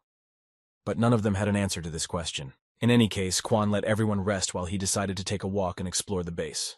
He was interested in how well everything is arranged in them, that they can accept hunters from other countries. This place was really huge. He walked long enough, but still did not see the end. He reached the armored door. Most likely it was the training center blowing. Ramirez approached him and said that he did not expect to meet Kwon in this city. The Korean bowed and thanked him for his invitation. The boy replied that they had called them to share resources and help. Ramirez noticed that he was standing in front of the training center for a long time, so he asked if he wanted to train. But Quan refused. He admitted that he just got lost and reached this door by accident. He should rest after such a difficult battle. Ramirez offered to work out later, but Quan replied that he didn't really like working out. The boy did not like these words and immediately asked why he was not training. He replied that he was already strong enough even without additional training. Ramirez always wondered why the Jakarta squad always lost, and why people criticized him, and it turned out that it was all because of people like Quan. Ramirez grabbed him by the shoulder and said he would immediately go train with him, and he can stop only when he allows. They entered the training ground and the door was locked behind them. Meanwhile, at the American base, everyone was closely watching the actions of the hunters and monsters. The assistant told Grant that these orcs were very cunning and treacherous. They moved in small groups to steal supplies. They were much smarter than normal. If this continues, they will quickly run out of supplies and have no chance of survival. Grant gave the assistant the tablet and said that nothing could be done about it. They could not be distracted from their plans. He ordered to contact the representatives of the expeditionary units of each country and inform about their proposal, for them to prepare for the final attack on the orc settlement. And if they follow their orders during the operation, they will give them all their supplies. It didn't matter to Grant that there was a shortage of products. He needed to reduce the number of low-ranking hunters and ordinary technicians. They also don't have to hold back on their promise at the expense of provisions, because Grant needs them to join the attack. And that requires motivation. They had only one goal. As long as they had at least one powerful hunter, they must win a position in the center. For this, they need to destroy the orcs and their camps. In the meantime, Ramirez was training Quan. This became a necessity after he learned that the boy did not work out at all. Ramirez was upset by the level of his combat training and physical skills. You cannot count on the fact that his opponent will stand still and expect an attack with magic. He said that it was necessary to force him to open up in order to keep the opponent under control. In fact, Quan had no experience in one-on-one matches. In that case, there is no choice. Until they return to Earth, Ramirez will train Quan every day. Lisa entered their room. Important information came from the American base. She was interested in what the two of them were doing on the training ground. Ramirez asked not to pay attention to it. He asked what the American Expeditionary Force had said. As a result, in order to get supplies from them, they would have to join the final attack and follow their orders. Lisa said that it was more like a threat that was voiced in the form of an offer. But most likely they were underestimated. Ramirez never thought that he would be treated like garbage. The guy believed that if they were made an offer, they should give a respectful answer, which they deserve. He wanted to make sure that Lisa would be able to convey everything verbatim, and he additionally asked that intelligence be sent after them. As always at the American base, all assistants were monitoring the situation in the abyss and the likelihood of a threat from monsters. Grant asked how the detachments from other expeditions had reacted. The aide replied that most had accepted his proposal. They were very hurt, so they responded almost immediately. The offer of help worked great. The assistant decided to clarify the information about the hunters from France and Germany, with whom they contacted through a special channel. Ben and Adele accepted his special offer, and it was very good news for them. That left China, Korea, and Huang's company. China has always been quite closed, so they did not expect a positive answer. They had planned to get an answer from the rest later, but it came at that moment. Grant walked over to see if the others had accepted the offer. Ramirez said that they will take part in the final attack, but they have enough supplies, so they will not listen to any orders. Also, if the American detachment wants to join them, they will show mercy and consider such a possibility. The assistant began to show excessive aggression. Grant asked him to calm down. It seems that they were well prepared thanks to the right investor. The president asked for a response that they could do anything. However, their plan would not be affected if they refused to join them. He also asked to gather all the hunters who agreed to join their base, and as soon as everyone gathers, they will begin the final attack. Ramirez stood on the hill and watched how the orcs moved and what they were doing in general. They had enough monsters. Their only chance was to win with a numerical advantage. Some hunters were depressed morally and not ready for such a big battle, but they had no choice. The boy wasn't sure that they would be able to compete in this condition. Lisa informed Ramirez that the Huashan sect and Ikaros had finished preparing for battle. The Korean expeditionary squad was also ready. Liza wondered what their leader was thinking about. The boy replied that it was curiosity and concern. There were already enough people in the alliance, but for some reason they did not start moving. Ramirez asked if there was any intelligence news, and at that moment a huge barrier over the orc settlements appeared before their eyes. One of the hunters ran to Ramirez to tell him that the alliance had already begun an operation. But he did not understand how it began. If they had not yet set out, the hunter said it was a bait-and-switch strategy. Low-level hunters who are gathered in one squad must lure orcs. And as soon as the orcs are surrounded, the rest of the hunters will destroy them in one approach. They should leave soon in order to have time to form a trap. Lisa said that using this strategy, Most hunters who are used as bait will simply die. Ramirez replied that it was their personal choice. Orcs are simple enough creatures. Maybe such a plan would even work. They behaved quite quietly, despite the fact that their fortress gates came under such a strong attack. The boy had the feeling that there was no one inside. Ramirez was right. The orcs gathered the bulk of the fighters and led them out of the fortress to prepare a trap. As their master had said, the people would gather near their settlement in one heap. Now they were ready to attack under the leadership of their leader Ketanov. He waited for the right moment and gave the order to surround and destroy all the people. Their task was to cleanse their land of the cursed people who had encroached on their homeland. A large army of orcs appeared behind the hunters, attacking from where they were not expected. Then they realized that the orcs had set a trap for them and drove them into a dead end. Meanwhile, the warrior of blood and madness mocked them, that they did not even know the basic rules of warfare. The hunters expected that the dumb orcs would not understand anything, that they would openly lie in ambush, and that they would relax their vigilance. They did not even suspect that there were a bunch of his spies among them, who learned about all their intentions. The warrior had a lot of advantages. The more deaths they will bring with their stupidity, the stronger and more powerful he will become. And then he will be able to encroach on human lands to take revenge. But unexpectedly, more people appeared on the battlefield. It was Ramirez and his supporters who were very angry. The warrior recognized their leader. He always spoiled all his plans. They tried to move very fast in order to have time to save more hunters' lives. The boy was surprised how the orcs managed to find out about all the plans of the Alliance and beat them. Quan said that in such a situation it is better to retreat to reduce casualties. Ramirez agreed with him. But the fact is that without their help, all these hunters will die. In this case, there will be fewer of them, and it will be much more difficult to fight. Quan was still interested in why they were bypassing the battlefield. It looked as if they were not going to help them. Ramirez replied that it had been known since ancient times that a house should be stormed when it was empty. The strongest sorcerers could not destroy the barrier, because their mana decreased in geometric progression, and the orcs who were inside did not move at all, as if they were sure of the invulnerability of their dwelling. The hunters were in a hopeless situation. If they escape, not only will they not receive any supplies, but they will also have to pay compensation for failure to comply with orders and breach of contract. They needed to at least destroy the gates of the fortress if they couldn't lure them out. Ramirez appeared next to them and saw that they were unsuccessfully trying to break through the gates of the fortress. They used all their strength, but the barrier was too strong.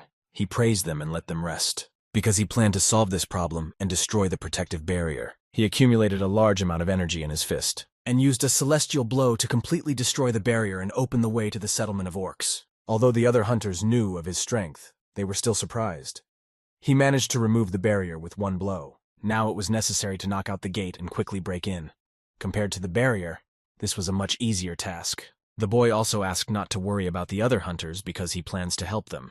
Meanwhile, the orcs continued to advance thanks to their numerical superiority. The hunters retreated more and more. Grant was forced to join this battle to save his life. He was very angry because he didn't understand how the orcs were able to find out about their plan. They needed to retreat, but their base was very far away.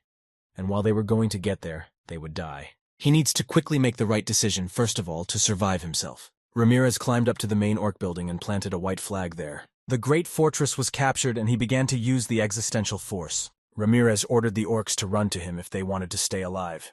Everyone stopped and listened to him. The boy waved a white flag and repeated that the great fortress was captured. Grant did not understand what he was doing, and in general, when he managed to capture the fortress. Oben, one of the hunters who was standing next to him, said that this was their chance. All the orcs were shocked that their fortress was taken.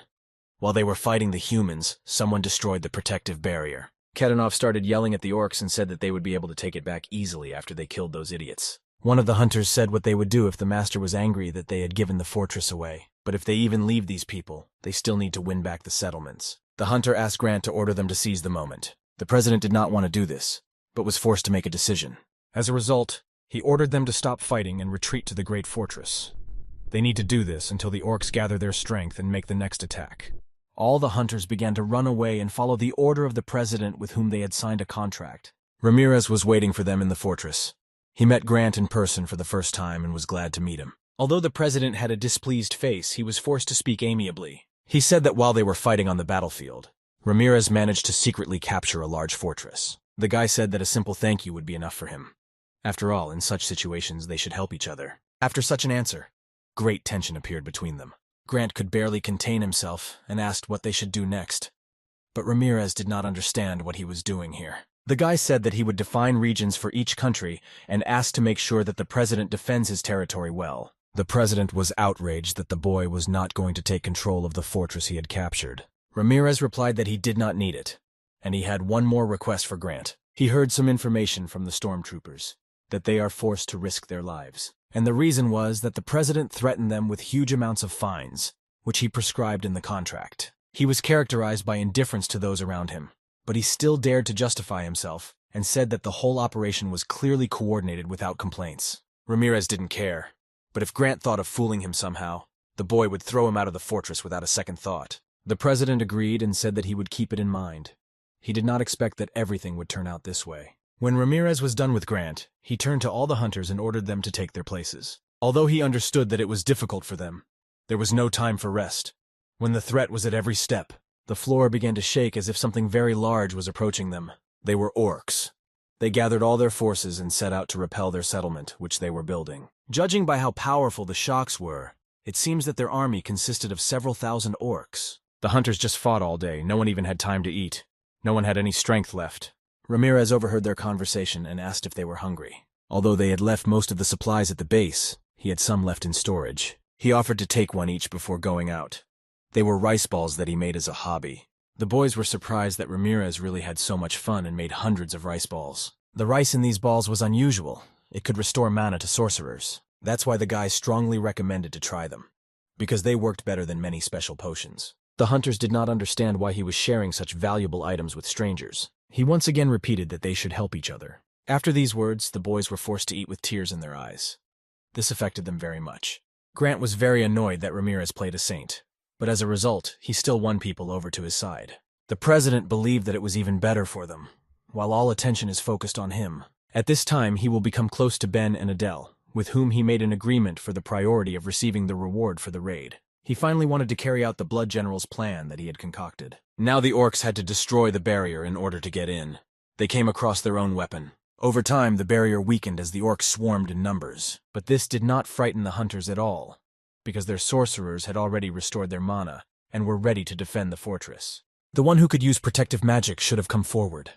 As Ramirez said, now we need to help each other, because otherwise it will all end very badly for them if the orcs break through. Lisa thought the orcs looked evil enough. Although it was logical, they lost their home. And if you watch them, it seems that they are determined to end the war with one blow, because the hunters were for them like rats that were cornered and forced to fight back. Ramirez kept thinking that it was very strange for orcs who never listened to anyone to move in such a clear and coordinated manner. The boy guessed that they were led by a warrior of madness and blood. In one of the tents, most likely, there was a boss who receives orders from the main host. Liza thought, if they are really controlled by some constellation, then it will be very difficult to get out alive. That's why Ramirez started warming up to go and finish him off. The girl generally doubted that it was possible to do it alone. But the boy replied that it would be even better if he went alone, and there was no point in taking novice hunters with them and risking their lives. While Ramirez was talking about his plans, he noticed that Grant and his supporters were up to something again. The main boss of the orcs was constantly guarded. He sat and thought that people would still have to obey their master and follow his orders. Egon planned to storm the keep when the hunters ran out of strength, to destroy each of them and thereby raise the reputation of their master. The warrior of insanity watched Egon constantly and admired each time. He thought he had made a great decision when he made him the boss of the orc army. The warrior was confident in the strength of his followers and wanted to brutally punish them. This time the hunters had nowhere to run, and they would be completely defeated. Egon sometimes left his tent to supervise the work of his subordinates and simply to walk around. It was at this moment that Grant was able to sneak into his territory. As they said, they relaxed a lot.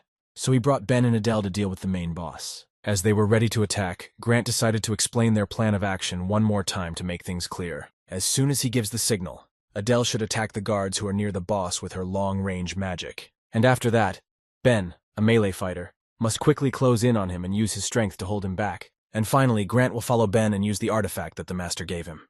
It had an instant kill effect. He will use extinction poison to consume his life. One strike should definitely be enough.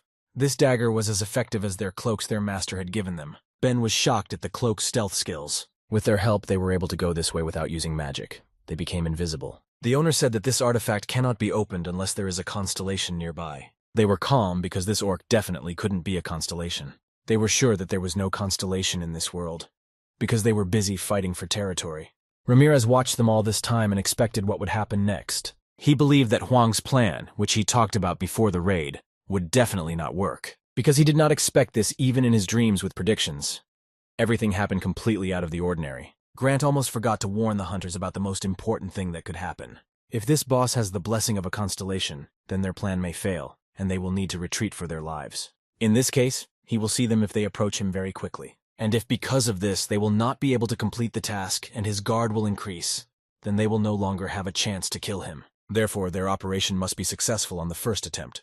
Otherwise, the consequences are unknown. They listened very carefully to the president and began to get nervous, but they are professionals in their field, so Grant was confident in their competence. A few minutes to get ready and it's time to start the operation.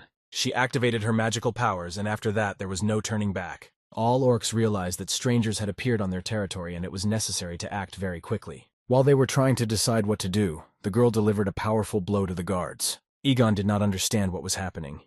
The assistant said that most likely these people decided to attack him by surprise. After that, in front of his eyes, the assistant was destroyed with a fire magic attack. Adele did her part perfectly. Now it's time for the second stage of the operation. Ben activated a missile dash to get to Egon faster and grab him. He ran to him very quickly. All the guards were destroyed, so he was left alone. Ben had heard that he was the boss of the orcs, and that his power was second to none. And he wondered if it was true, so Ben decided to check it out for himself. Egon said that such a vile rat had no right to compete with him in strength. The orc grabbed him very hard and began to overpower Ben. He fell to his knee and began to collapse on the ground. The boss was very easy to fend off his attacks, even with the hunter using boosters. He was much stronger than they expected. They needed to finish him off, or it would be very dangerous later. Grant jumped out of the bushes and charged at the orc with his sword. He didn't yet know its true power. When he got close, he immediately attacked him. The president thrust the dagger completely into him. After that, the poison began to penetrate the body, and it took some time for it to completely cover the body. Egon let go of Ben and felt his strength leave him. He fell to his knees and could not do anything in response. His body seemed to be paralyzed. Grant continued to hold the Krinjal inside until the poison had spread throughout his body. The warrior guessed that this dagger belonged to a general of blood and steel, as it was covered with a terrible existential force. In the entire abyss, it was difficult to find such a monster that could withstand such a poison. Most likely there were several of them in the entire territory. It was very strange that he gave such a valuable item to a stupid person. This time the general decided to take a big risk and try his luck. But the warrior smiled because he knew nothing of his servants and their power. Egon was the strongest of that bunch of orcs. He is a warrior with a powerful life force. After recovering his body from the poison attack, he needed to take revenge for such impudence. Egon lifted Grant by the neck with one hand and said that he was a servant of a warrior of madness and blood, and he will never die from such stupid creatures as humans. The boss threw the president right at Ben. As they flew, Adele used her agility and mitigated the damage from the landing. Their plan was failed. It remains only to rejoice that they are still alive. The master told Grant that this dagger was capable of killing an orc boss with a single blow. He received a message from the owner. He himself was surprised that it didn't work and advised him to just run away. They all fell silent and began to think how to get out of this trap, because they had no other choice but to run away. Ben was very angry because now he won't get any reward and has to risk his life to save himself. Egon did not forget about them and returned to make them pay for their stupidity.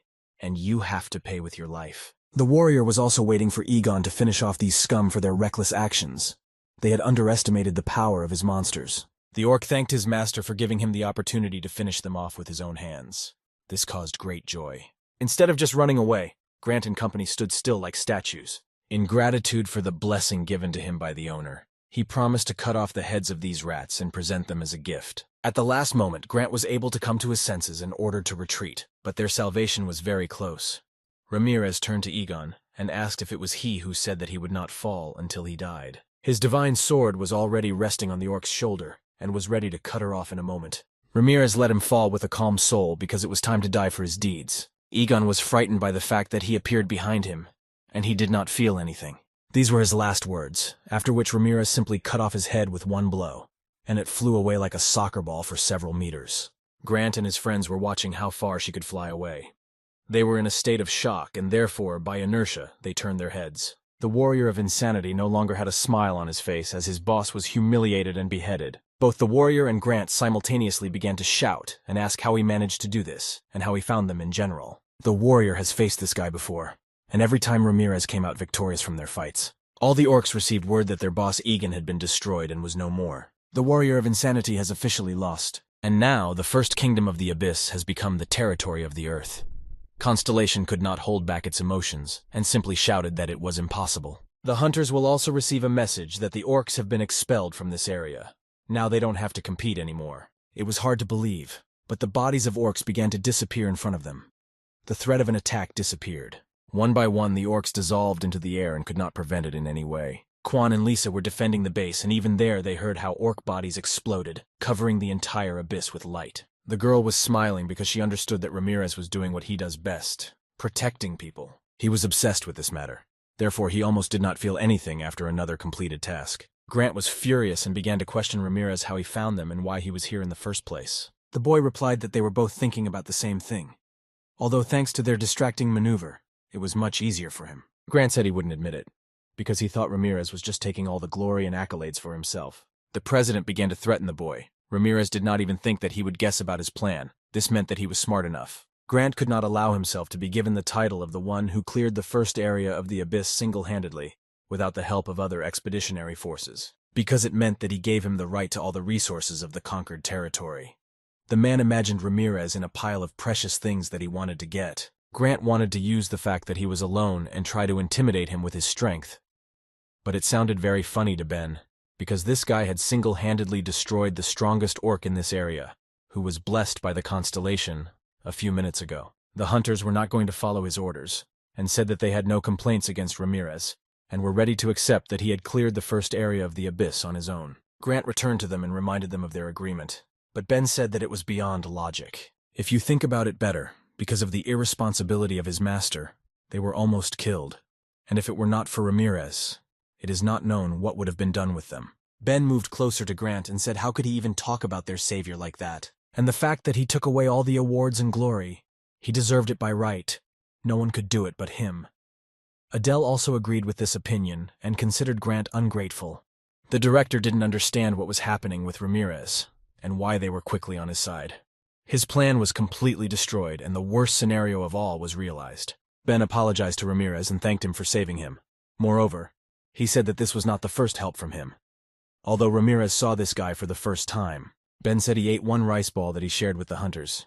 It helped him regain his energy quickly. He also heard that many supporters survived only thanks to these rice balls.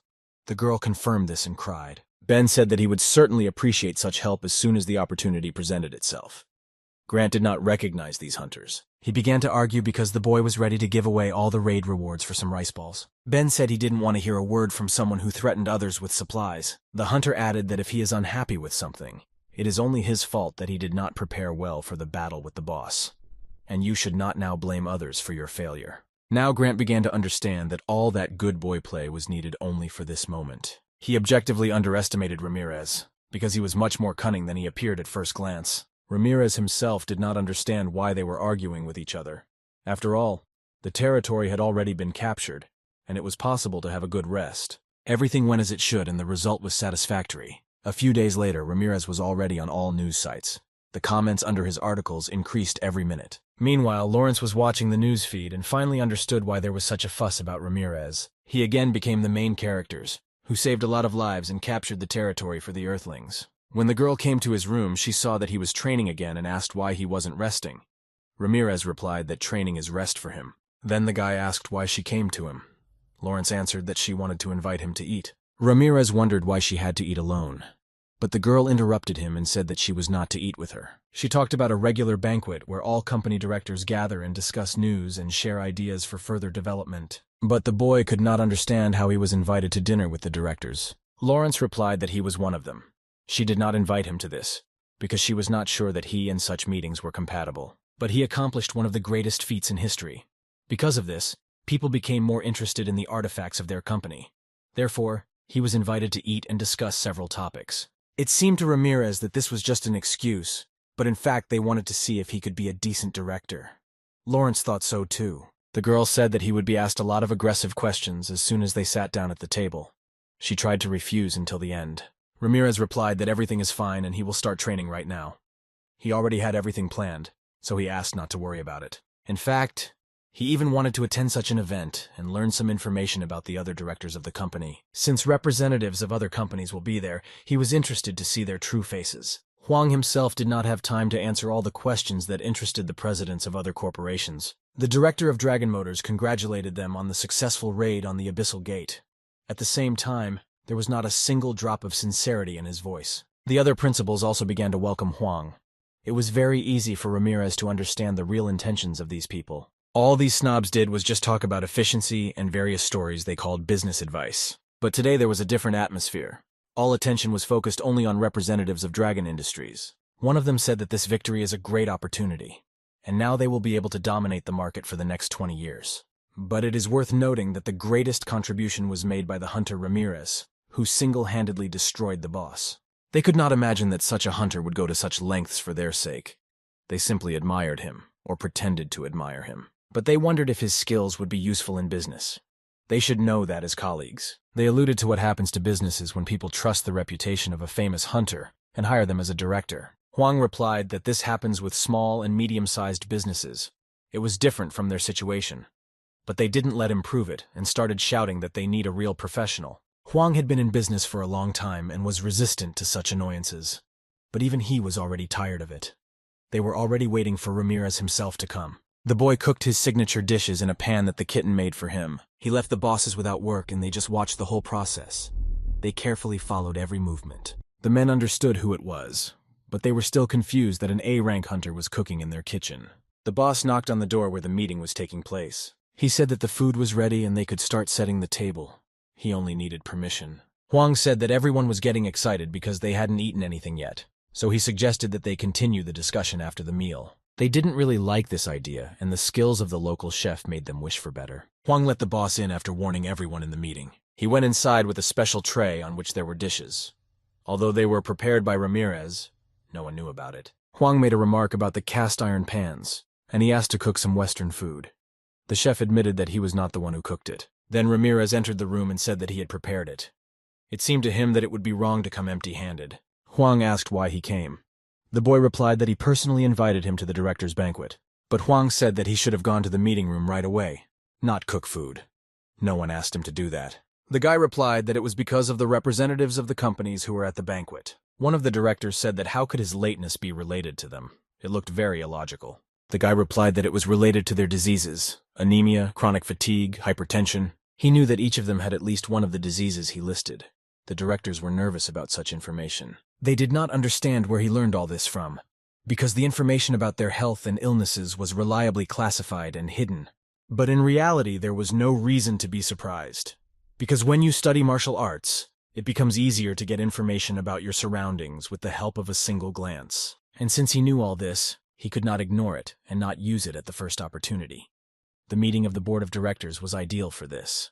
Therefore, to remember their first meeting, he prepared dishes that can help with their problems even after the first use. One of them was a spicy beef soup, and it can be safely called a unique medicine. Orliac helps with insomnia and heart problems. Beans remove toxins from the body, and beef strengthens immunity and prevents the development of anemia. And it is ideal to add rice, which he specially grew and prepared today as a side dish. And together, it was an ideal, nutritious dish that helps to cure various diseases at the same time. The chef served the director's soup. Ramirez asked them to eat quickly before it cooled down and not to be embarrassed if someone wanted an extra portion. One of the presidents was very grateful for the experience, but they were not meeting for food. Ramirez knew right away that Dragon Motors Goldblum had approached him because he had the most businesslike approach to solving problems among the directors. And the guy noted that if he holds such a respectable position, then he definitely needs to take care of his health first of all. Because if something happens to him, their company will incur huge costs. Therefore, he hoped that Goldblum would listen to him and eat everything. But he replied that he did not like Korean cuisine. But when he smelled the aroma of this soup, he held his breath so as not to exhale that perfect, spicy aroma. Goldblum never finished his meal, even in Michelin-starred restaurants, and now he started drooling. The man replied that although he had no appetite, he would eat this soup because Ramirez had poured his soul into it. Everyone carefully took the utensils and decided to taste if Ramirez so persistently asks. After the first spoonful, each of the directors began to have internal hysteria, because everything about this dish was perfect.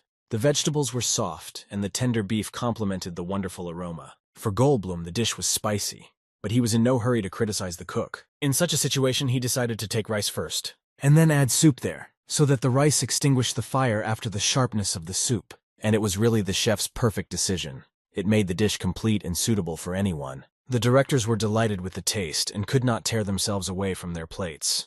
They really liked the combination of products. The guy was satisfied with the work done, because they reacted even better than he expected. From the last visit, Ramirez knew that cows and plants that grow orcs have a mana recovery effect. But as it turned out, they also help ordinary people to restore their lost energy. It also tasted great, if even the picky rich ate with great pleasure. Thanks to this, he had a lot of useful information. It was great that he was able to cook a delicious meal and learn something. All managers were very full and satisfied. Their energy increased and they were ready for productive work. Huang also thanked the boy and said that he had not eaten so well in a long time.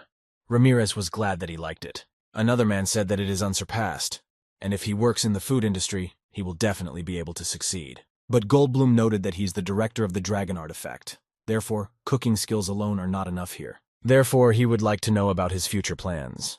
Although he said that cooking was not enough, he ate 4 portions of soup. Ramirez understood that he was worried that the company might fall in value if it were run by a common hunter like him. The boy decided that there was no point in going into details, but he wanted to say only one thing. If the new artifact, which they will release soon, does not take the first place in sales, then he will independently leave the position of director. It was a really bold decision, and those present thought that he was completely indifferent to business. Now they were interested to know the plan. Huang hoped that the boy had a plan. Otherwise, he would not be able to convince them in any way. But the fact that he encroached on the first place was very risky. It is not so easy to conduct business in this industry. All the assistants were gathered in the Parker building for an urgent meeting. They all expected instructions from the president. Alex Parker himself was very angry and worried at the same time. It was difficult for him to accept that his plan did not work. No one expected Grant to screw up, and he demanded that everyone learn a lesson from this situation. Alex offered to listen to the countermeasures of one of the assistants.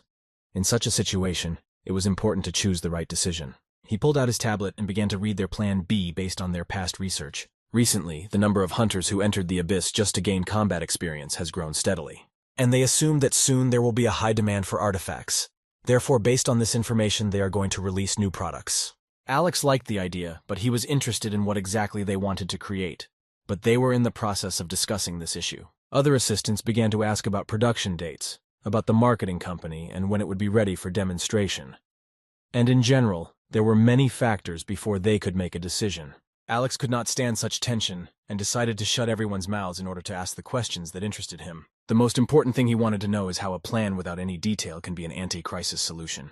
Alex wasn't going to listen to the rest if one of the management's plans was so ill-conceived and bad. His mood completely disappeared and he decided to end the meeting, and he asked to prepare better for the next time. Because otherwise he was ready to go for drastic personnel changes, because this pace of work did not suit him. All the employees understood his idea, and Alex hoped that it would motivate them to invent something really valuable. After that, he kicked them out because he didn't want to see anyone until a plan for further development was ready. The assistants did not like this relationship because he concluded the contract with Grant, and now it was up to them to find a solution to the problem.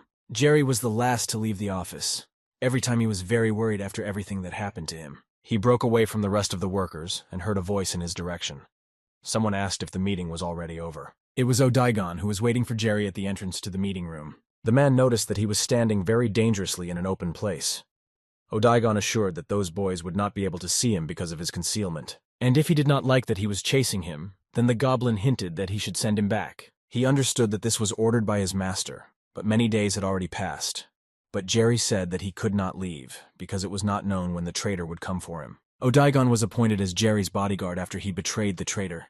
The goblin wanted to be always by his master's side, so he was not very pleased. Jerry begged him not to leave, and if necessary he was ready to steal all the secret files of the company. Odaigon wanted to engage in great battles with his master, but instead he got to play with Jerry. After their banquet, Huang met with Ramirez in person to discuss everything that had happened. The boy said that the whole shrill speech in front of the directors was a simple bluff. Ramirez said it wasn't a prepared speech, and he just shared his ambitions because he's trying to get better. But he doesn't have a plan.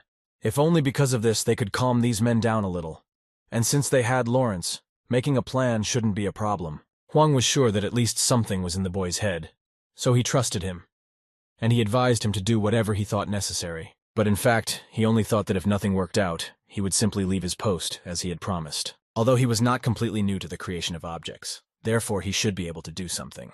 According to the news, many hunters began to visit the Abyss. For them, the Abyss had many opportunities for rapid growth. It's not so easy for them to get into dungeons on the ground. Basically, people go there to raise their characteristics, but as a result, they die. And on the other side of the abyss, in which the entrance is always open, and they can fight there only with those monsters that they can defeat. It was an ideal place for the hunters' progress, and if they show themselves well, they can even be noticed by the constellation. And no ambitious hunter will refuse this. This was all very well, but Ramirez felt that they needed to be stopped, because underestimating the abyss was a very bad idea. Huang has never seen a hunter who takes advice, and if he tried, Ramirez would be considered a monopolist of the abyss. Therefore, he believed that they should also send their hunters to gain experience there. Huang offered Ramirez to go there together. As usual, he could not worry about the finances, because all expenses would be covered by the company. But the boy said that he needed to check something first, and went into the abyss. As he expected, he had more than 100 messages from the constellations on various topics. But the majority belonged to the warrior of madness and blood who constantly complained about Ramirez. He told everyone that he lost because other constellations kept teaching people magic and giving them their abilities. The elf mocked the warrior and did not understand why he kept repeating it. He criticized him for constantly crying after defeat. Also, the light elf did not know any other constellation that could lose to a mortal man. Therefore, he suggested that the warrior of madness should not be called a constellation anymore. Ramirez wondered if the other constellations would get nervous after his defeat, but they didn't care. Probably because they were eccentric personalities. Among all the messages, Ramirez saw one where a six-winged angel asks a collector to explain rumors that he attacked nuclear plants. Since the six-winged angel is considered strong among the good constellations and has an aggressive character, he is one of the strongest good deities in the abyss. Finally, the gossip kitten started working. A really strong constellation took the bait. The rest must now also join the discussion. The collector tried to invent an excuse and said that he did not know anything about it. But the angel asked him to clearly answer his question. As their discussion progressed, other constellations began to be added. They also demanded explanations. Ramirez expected that they might even start a fight. At this rate, if the stars started fighting, it would be very profitable for him. As a result of their argument, the six-winged angel said that he would attack the collector's territory on Earth. But Ramirez did not expect that their confrontation would take place on Earth. That is, their servants would fight right in the cities. It was very bad because a lot of people could get hurt, and no one could stop it until there was a winner. As Ramirez expected, the war between the constellations had serious consequences. There was a big drop in stocks. The news began to write that an angel had declared war and would wage it on Earth. People understood that at such rates the Earth would be completely destroyed. They began to worry and needed to think about storage facilities. Because of this, a lot of problems started, which in the future may lead to a world crisis. But the worst thing about this situation was that no one went on dungeon raids because of the battle between the constellations. And many different monsters that came out of this dungeon began to aggressively attack people and scare them. People were going to rest and sunbathe on the beach, but sea creatures attacked them and had to close the passage to the beach. The first manifestations of this global catastrophe were in England on the territory of the Collector, who was declared war. Everyone thought so, but in fact the first hints started in the neighboring country, in France. The French president did not understand why monsters appeared on the territory of Great Britain, but attacked their territory. He tried to be calm and reasonable, so as not to provoke other members of the Congress with his appearance. Then he turned to the Minister of Defense and asked him to explain the situation they are in and why this is happening. He replied that judging by his analysis, the monsters felt threatened by the conflict of the two constellations and began to flee to the nearest territories. So they gathered all the hunters and sent them to the sea because the monsters appeared there. Fortunately, they were C-rank monsters, so their hunters can deal with them for now and ensure reliability. But it is unknown what the next monsters might be. The problem is that they sent all their people there, and so now there was no one to defend their city.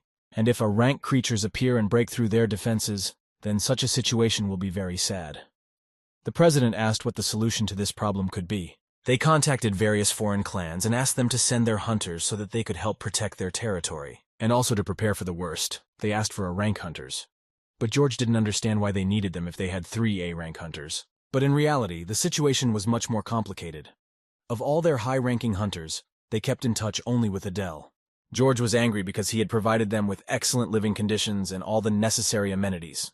And when they needed them, it was difficult to even contact them. It is difficult to imagine what will happen in the country when foreign hunters arrive, if even their own hunters do not obey. The Minister of Defense replied that most of the hunters refused to help, but there was one who gladly agreed. They had already received a report that he would soon arrive in their country. It could not be anyone but Ramirez. Only he worked in the interests of countries and their security. The president was surprised by such information. He was interested to know who this guy was. This is the person who succeeded in the recent raid on the Abyss. He was greeted with joy by the president's aides at the airport. Ramirez was the most popular hunter in the world. Now he has arrived in France in order to protect once again world society from various monsters. The guy said that he got here comfortably because he was paid for a business class ticket. The helpers ran up to him and started thanking him for coming such a long way. Ramirez in turn apologized because he wanted to take a few more members of his clan with him. But they were very busy in the territory of the Abyss, so you can understand them, and he came alone. The workers continued to thank the boy for responding to their request. Ramirez asked what he was supposed to do besides kill monsters. At first, the assistant suggested that he stay at a hotel, where they had reserved a room for him.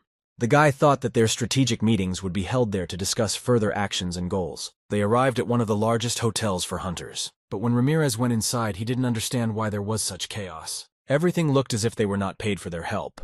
All the hunters were sitting, drinking and playing cards. They were having fun instead of working. One of these hunters saw Ramirez. He was already drunk, but still did not leave his glass. He got up and recognized the most famous hunter. The guy decided to come closer. It was Rain. Ramirez did not expect to see him in this place. And the boy himself was surprised. Rain had wanted to thank him for a long time, and therefore offered to treat him to alcohol and drink together. But Ramirez refused and wanted to ask something. The behavior of hunters was incomprehensible to him. The country is in danger. Monsters will soon walk the streets of cities if they are not destroyed. But Rain replied that these monsters on the seashore were very weak, and no valuable materials could be obtained from them. The country's authorities can deal with rank C monsters on their own, and they only have to kill those who enter their city. Ramirez understood that the president would be very angry when he found out what was happening here. He had a feeling it wasn't going to end as easily as these hunters thought. The palace guards were on guard, but their workday was ruined by the collector's servant, who appeared to confront the Elf of Light and show who really has power in this world. The guards had a hard time seeing this monster, but they guessed who it might be. Right in front of their eyes, many monster portals began to appear in the sky, passing into their world. It was a trap, and now the dead are appearing in France thanks to portals. This surprise was organized by the humble servant of the collector, Mark. He looked really terrible, and it added to the fear. He has come to find their king and destroy him. It is time to pay for the actions of the Elf of Light. The president and ministers managed to attract foreign hunters and one hunter of rank A for protection. Now they were sure that there would be no problems, and they literally closed all issues at the expense of the country's security. George said they could finish the meeting because the mental processes were already giving him a headache. But in fact, it was only the beginning, and Mark had already come for them. The minister asked George to hurry to safety because something very strange was happening. In a moment, half of the entire building exploded and turned into a pile of small pieces. The Minister of Defense rushed to save the president and covered him with his body from the debris. Mark was in front of them, and he asked the King of France to raise his head. He said that his master had a business for him, and it would be very well if he would humbly listen to him. The guard announced to all the hunters that an emergency had begun, and monsters were already in the city. All the hunters were ordered to prepare for battle. But they were not at all surprised and continued to do their business. They thought that this was officially announcing the attack of the new C-rank monsters. But in reality, the problem was much more serious. Their president was taken hostage by the collector's servant. This information made the hunters at least listen to the situation to the end, and start thinking about further actions. The leader said that everyone needed to get together quickly and go to help. The safety of the entire country was in their hands. But as it turned out, they were not going to become heroes. They were going to flee to their countries. The guard began to plead with them to at least save their president before leaving. But the leader of the hunters said that he had no conscience. They cannot fight the constellation servant sent by the master. He was on a completely different level. And if they want to save their president, then he advised to send their own hunters for this. But now they had no soldiers at all. The leader said that if they didn't have an A-rank hunter, they would all be dead. Ramirez came down to the first floor and said that it was not a problem because the A-rank hunter was already in place and ready to perform tasks. The leader was shocked that Ramirez himself would deal with the situation. In this case, he expected that they would not complain if he was in the first line of attack. But even for an A-rank hunter, it is very dangerous to compete with a constellation servant. And they did not want to give their lives for another country. These guys were much worse than he expected, so he had to count on himself as always. He needed people to destroy small monsters, but the problem was that there was no normal reward for them. While Ramirez was preparing a speech for the hunters, a girl with green hair appeared in front of them. Her master saw the problem these lands were facing and personally sent her to help. She is the servant of the six-winged angel, Illa. She knows the whole situation. On the orders of her master, she will help destroy the collector's servant. All the hunters were shocked, but it wasn't really surprising because they were currently fighting each other.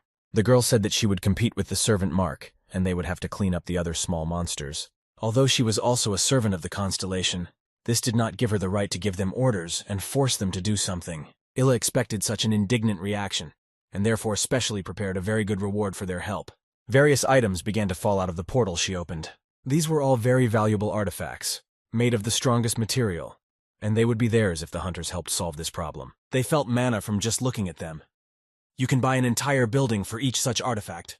These treasures were given to her by the owner, and if they join, they can take anything. Illa will give the opportunity to choose items to those who first swear to be with her. Without thinking for a long time, they began to shout that they swear loyalty to her, and every hunter wanted to run to the artifacts first. People were as simple as her master said.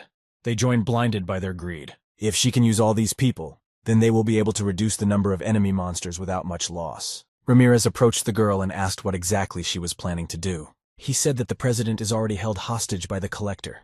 If he escapes into the abyss, then they will not be able to get him. Therefore, he was interested to know the plan if she so actively called hunters to her. Illa was surprised that this guy was so calm in front of all the treasures of her master. But he was somehow different from the rest. He even had a different energy. The girl replied that there was no need to worry about it yet. But Ramirez did not understand what she was talking about. Instead of explaining with words, it will be much easier to show her everything. Illa demonstrated the situation in the Elysee court. The barrier that is there was installed by the collector's servant. It is needed to use the return magic. He absorbed a lot of mana to unite the earth and the abyss. Therefore, he uses it to buy some time. But regardless of his wishes, the collector must remain on Earth for the time being. Ramirez wanted to ask a few more questions, but was interrupted by a security guard with important news. He said that monsters have appeared in the city, and there are more of them every minute. They were skeletons. They filled all the streets. Although they were of low rank, they caused discomfort. Among them, other types of monsters also began to appear. In any case, it was necessary to find the portal from which they exit. Ramirez was already in the city and watched how the events were developing. The appearance of the dead seemed strange to him. Illa said that they were most likely brought here by a collector, thanks to his barrier. Their opinions differed. Ramirez believed that it was necessary to destroy these monsters first, and Illa believed that it was necessary to go immediately to the Elysee court. Although you need to spend some time on them. But if you leave everything as it is, there may be victims. Angel believed that it was much more important to get rid of the servant than to protect someone. Ramirez said that she is a servant of a six-winged angel, and he is an avatar of training. He believed that this was a convincing enough argument to disobey her orders. The guy asked her to get lost because she was getting on his nerves. Illa was confused and began to feel the pressure. She did not listen to anyone except her master, but now the situation was different. What surprised her the most was that an ordinary person had such strong energy.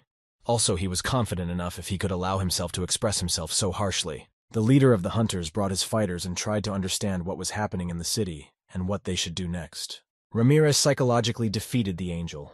He did it with the servant of the abyss, who was personally sent by the elf of light. Since the boy became the leader of their mission, he ordered everyone to get ready.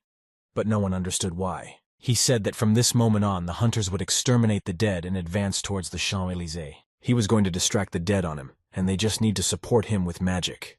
The fact that Rank A was going to fight skeletons surprised the hunters. They wanted to understand why such a respectable hunter would do the dirty work. Ramirez replied that he just hates people who look for excuses not to do their job. Therefore, he said, if someone had a similar thought, the guy advised them to quickly change their mind and get involved in the work. They said that it was not their goal to hide from work, especially when they were being commanded by an A-rank hunter. Each of them began to actively use their individual magical skills. Ramirez was pleased that they began to work as a team. Since everything was ready to attack, the boy decided to use the right moment. One of the hunters advised him to wait for the magic boost from them. Even though he is an A-rank hunter, it is still very dangerous. But he no longer heard these words because he began to destroy the dead. They were too weak for him. From such a rank, he did not even regenerate energy, because he hardly spent it. But he was determined to send the dead to their rightful place, to the graves. He could kill 10 skeletons in one move, and he did it very skillfully and quickly as usual. A monster of a different kind jumped out at him from a nearby street, but Ramirez managed to react and quickly dodged. When the boy saw this creature, he realized that it was the local boss, who was in charge of this bunch of dead people. But it didn't matter because everyone had to be destroyed. Ramirez struck him with a heavenly blow to the heart. The attack was powerful enough that it nearly tore him to pieces. One hit was enough to eliminate the boss. It was one of the weakest bosses that the boy faced. The hunters all this time stood and watched the development of the battle between Ramirez and the monster. He noticed this, and it was clear from his look that he was not satisfied with the work of his assistants. Ramirez asked what they were doing and asked if they were going to run away from work. They started to smile and said that they would never do that in their life. They encouraged each other and urged them to work. Since the boss was gone, it was a very good opportunity to kill all the monsters that entered the city. Meanwhile, Mark was in the Elysee court. Until that moment, he believed that all that people owned were junk and low-grade goods. But while he was collecting mana for the magic circle, he tasted their alcohol, and it really brought him real pleasure. While he was drinking wine, he even began to treat people a little better. But this could not affect his plan. He had the president and all the ministers at his disposal. He said that he does not often praise people, so they can think that this is the best event that happened to them in their life. The president was very angry and started calling him names. He said that he could not just leave the country in ruins. He threatened to take revenge, but it only amused Mark, because his situation was much better than theirs. He put his glass on the table and said that the servants of the six-winged angel had invaded the territory of England, which was his master's territory. They came to France to rest while fighting with them, and if his master wanted, he could take over their country. They miserable people could maintain their autonomy only thanks to the generosity of his master, and they even dared to show ingratitude and side with the good gods. George believed that his master only did this out of fear that the other constellations would unite against him. Mark said that despite their meanness, his master's generosity would remain the same. His master just wants to talk to the king of these lands and find a compromise in which George will obey him. He also needs to be brainwashed to get rid of abnormal thoughts. Mark liked that the president was interested in this information. He clicked his fingers, and a cloud of evil energy began to form around the president. He wanted to show approximately what would happen to him in the abyss. This unpleasant fog began to cover the president's body, but he could not do anything about it. All that remained was to watch. George began to feel an unhealthy pressure and strange voices began to appear in his head. Mark asked him to stop resisting. The effect was not complete because he temporarily borrowed power from his master, but even so the president would become much calmer. George said that right now his hunters are heading here to save him and destroy the enemy. But Mark just scoffed. The barrier that covered this palace received the existential energy of its owner. This is the barrier of the ominous night. And inside this barrier, Mark possessed an absolute power that no one could defeat. Mark happily asked which warrior would come to his aid. He doesn't care who to destroy, either low-ranking hunters or servants of high-dimensional gods. He believed that he did not have a worthy opponent until a constellation stronger than him appeared here. While cleaning the area, Ramirez's ears suddenly started to itch. He thought that someone remembered him, and even guessed who it could be. In the news for the residents of Paris, important news was announced. On the screen in the middle of the burning city. The Elysee Palace is currently closed by a barrier installed by a servant. The president and other important persons were held hostage. Also, new monsters constantly appeared from this place, chasing people and killing them. They asked everyone who is in the danger zone to evacuate very quickly, and if they can't get out, then wait for the hunters who will save them. Ramirez at the last moment rushed to the rescue of a man who was being attacked by a monster. It was very lucky that it was Ramirez who ended up in this place, because the hunter would hardly have had time for the others. The frightened boy had already managed to say goodbye to his life.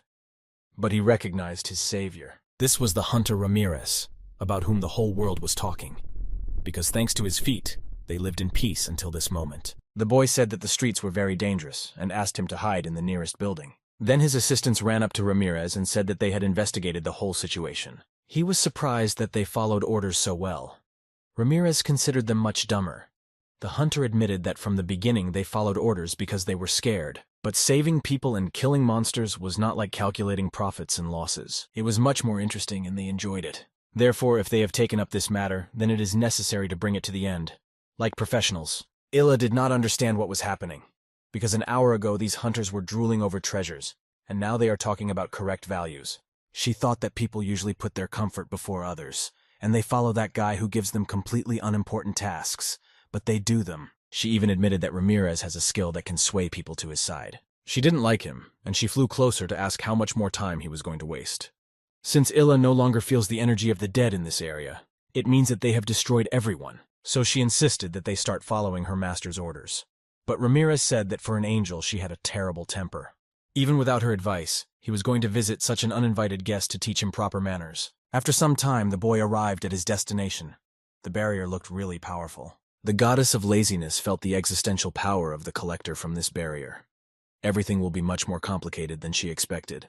In order to defeat the servant inside this barrier, he needs to use existential power.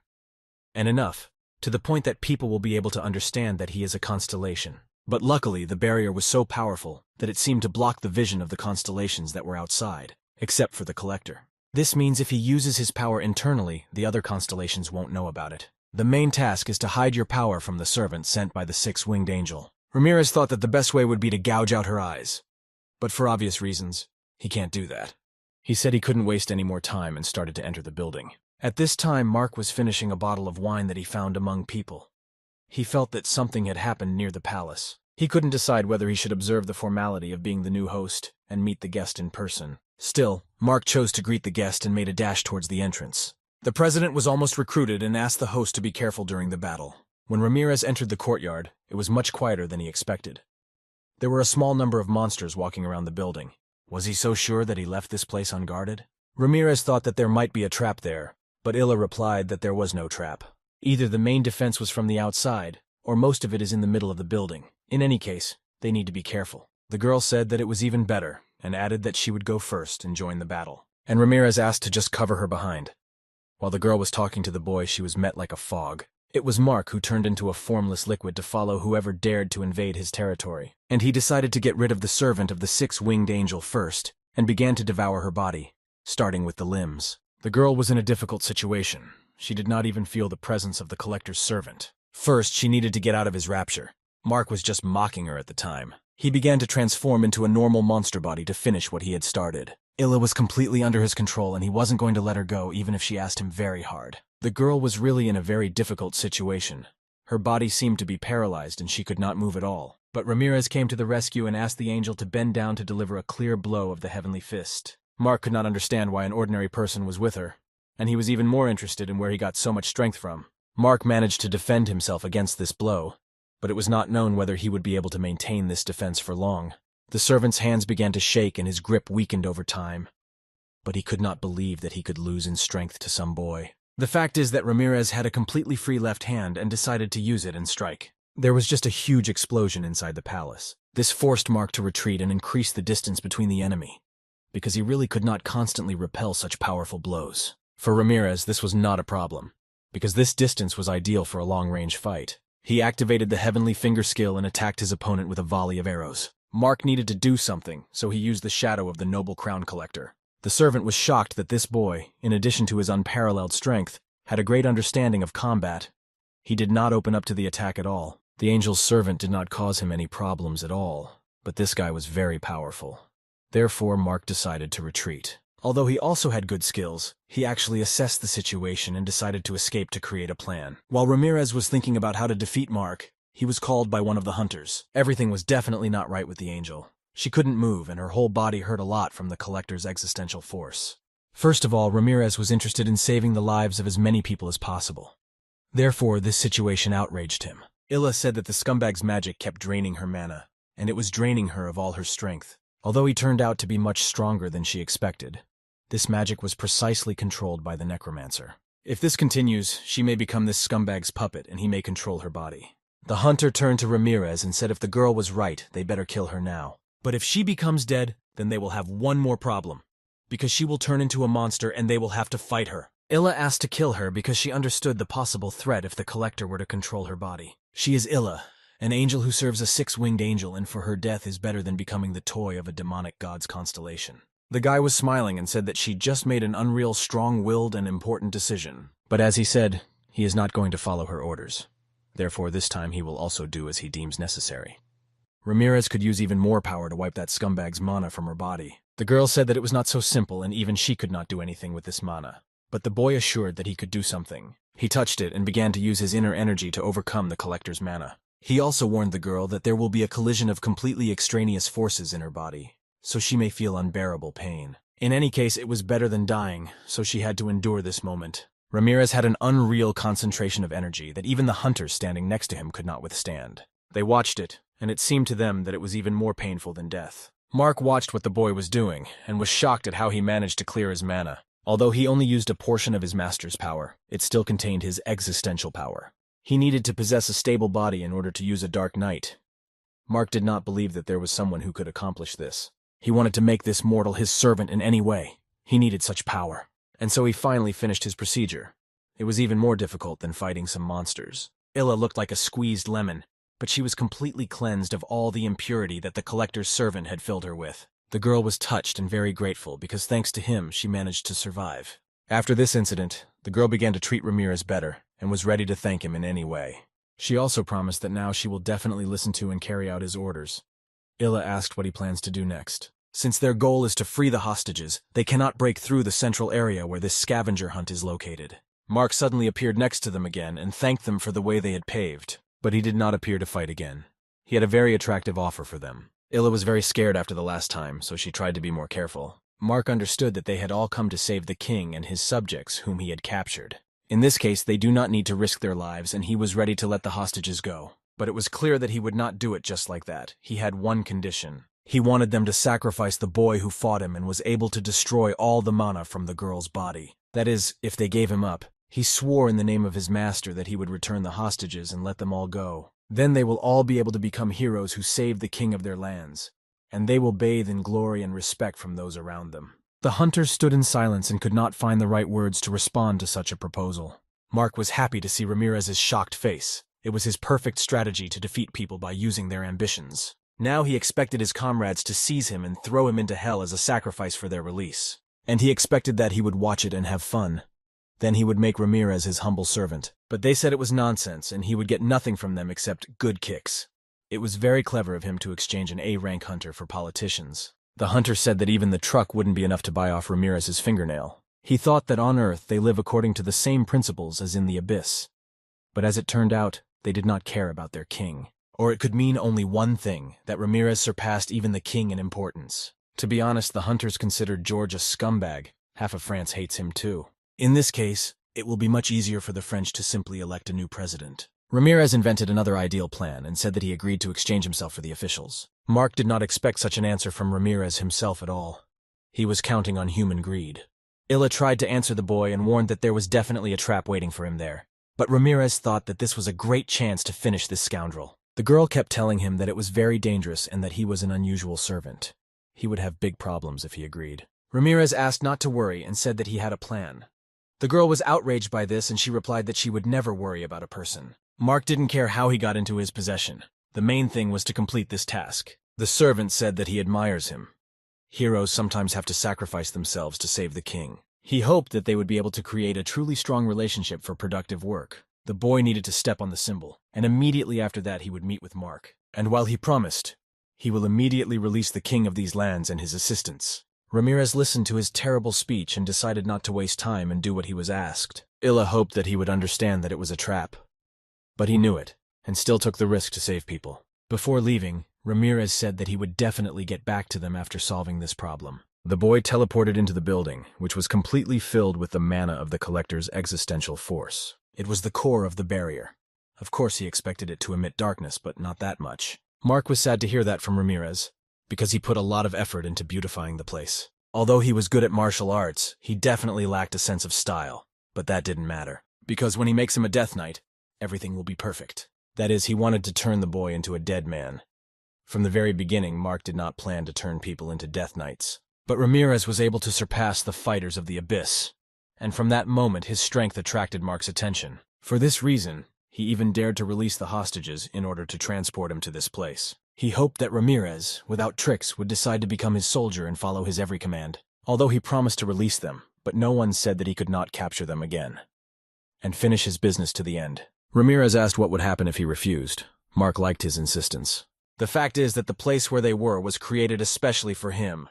Even the constellations cannot get there, and he is completely isolated. He ordered to simply give him his body without resistance, and for this he promised to give a reward. Ramirez realized that isolation from the rest of the world is exactly what he needs to activate his abilities to the maximum. So he smiled and was ready to tear to pieces this servant who had caused them so much trouble. He completely destroyed all the energy that Mark directed at him.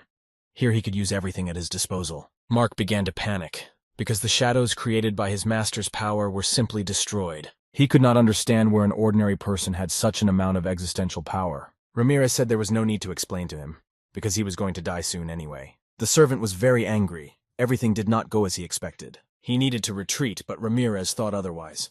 And now he can do whatever he wants with this servant. This guy was even faster than his shadow teleportation in space. Now Ramirez is definitely not going to give him the chance to save himself and run away from the battlefield. That's why he started doing what he loves the most: destroying monsters. It was difficult to even imagine what unbearable pain Mark feels after the blow of the training god. But the boy felt that he had used up a lot of existential power after a long break. Although Mark was still alive, his strength was not enough to even raise his hand. Ramirez approached him and promised to destroy him with the next attack. The servant understood that he would not be able to cope with him in any way, but he would not be able to stop him either. Then he remembered that among the shadows he could summon was a shield capable of stopping even Ramirez. The boy was interested to see what trump card he hid up his sleeve in order to save himself from powerful attacks and somehow survive. Mark was 100% sure that even Ramirez would be powerless in front of this shield and would be forced to retreat. He dragged Illa, the servant of the many-winged angel, into this building, and he began to cover himself with it. The boy did not understand what was happening. Why did he drag her and for what purpose? The servant said that the boy had underestimated his power after being able to stop his master's skill once. He managed to drag Illa down because no one who touched his shadow could escape his submission. So he started threatening him and told him to leave if he wanted his girlfriend to survive. The boy needed some time to think. He understood that Mark would go to the end in order not to die. While the girl was conscious, she tried to persuade him to kill her again. Illa was ready to die for her master. Ramirez was displeased because she was going to die all day. The girl asked not to think about her, but just to kill this scoundrel. Ramirez promised to do everything in the best way. Mark could not believe that he would do such a thing. This was his last hope to save his life. The boy activated the divine fist skill and began to attack the servant. Illa closed her eyes so as not to see her death, and hoped that it would be very quick. But the boy stopped his fist right in front of the angel's face. He did not attack her. She did not understand why he stopped. Now they will both die, and this idiot will continue to terrorize the world. Mark started laughing very loudly and realized that Ramirez was just pretending to be cool. But in reality, he was an ordinary man controlled by attachment to allies. Now Mark got 2 soldiers instead of 1. The girl asked the boy to use the last opportunity and run away. But he thought of something and asked her to hold on a little because now it will hurt a lot, even more than last time. He began to absorb the energy, only this time it was not only Illa's energy, but Mark's as well. The servant began to lose not only his mana, but also the power that his master had given him. He had never heard of energy absorption. Along with all the shadows, Ramirez absorbed the power over the Shadow Crown. It made it possible to absorb the enemy using the shadow. Then the absorbed opponent becomes a loyal servant. It was a very cool gift for Ramirez. Although he was already his servant, the boy still decided to teach him one more time, and hit him with all his might for prevention. Since he no longer had the power of his master, all his chances of victory were also gone. He did not lose hope of escape. That is why he tried to call his elite soldiers, so that they destroy this person who threatens their master. And at that time, he planned to simply run away. Ramirez also understood that it was completely ineffective, and he was trying to buy more time for his escape. And if Ramirez's guess is correct, he won't be able to play host for them again. But Mark could not understand what he meant by this. Ramirez decided not to explain it, but to show it by example. Therefore, he ordered the shadow soldiers to capture Mark. This drove him into depression. The skeletons began to hold him. The boy said that there was nothing unusual here, because they were just following their master's orders. Mark was never able to understand the essence of the power that his master had given him. In the description of abilities, it is indicated that when stealing, all subordinates also transfer to the new owner. Ramirez asked him not to get upset because he didn't need his dumb puppets. He just wants to kill him with them, so that they don't encroach on their lands anymore. It was very good that Illa lost consciousness due to the absorption art. Therefore, you cannot worry about her. And use the existential force calmly. Ramirez accumulated energy. Mark did not understand what he was, because even the lords of the abyss do not possess such power. The guy has already said that he is not going to explain anything to someone who will soon die. There is no logic in this. After these words, he destroyed Mark along with his followers with one stroke of his sword. The Master of Power was killed, and now the barrier began to disappear, and the rest of his monsters also dissolved into thin air. The hunters did not understand what was happening. At first, the angel disappeared without a trace, and now the barrier began to disappear and all the monsters died. While they were trying to understand what was happening, a silhouette came out of the main entrance. While it was unclear who it was, but then they saw that it was Ramirez with an angel in his arms. Did he single-handedly defeat the Servant of the Abyss? They always believed in Ramirez and never doubted him. After some time, Illa woke up, and the first question she had was why she was in Ramirez's arms. She remembered being grabbed by the collector's servant. But the boy asked her to calm down because he had defeated him. Illa repeated to him once again that she was not going to worry, and never did. One of the hunters met Ramirez and said that he was very happy that everything was fine with him, and that he was able to win. The boy said that they were also well done. The fact that Mark kept his promise was quite unexpected for a demon-type servant. The hostages are fine, they are safe. The healer had already taken care of them, so everything was fine. But the president was in a strange state until now. This was expected, because he almost died. The hunter could not help but note that it was a great success. This victory over the demonic god would go down in history. Of course, this was all very well, but Ramirez was very interested in what kind of kernels were scattered around the entire perimeter. The hunter saw that they seemed to fall out of the dead they killed. They didn't pick them up because of the chaos, so there were a lot of them around. Ramirez wasn't sure about their quality, but it would be a shame to just throw them away. The guy asked to find more of these kernels. Illa was surprised that they were collecting simple kernels.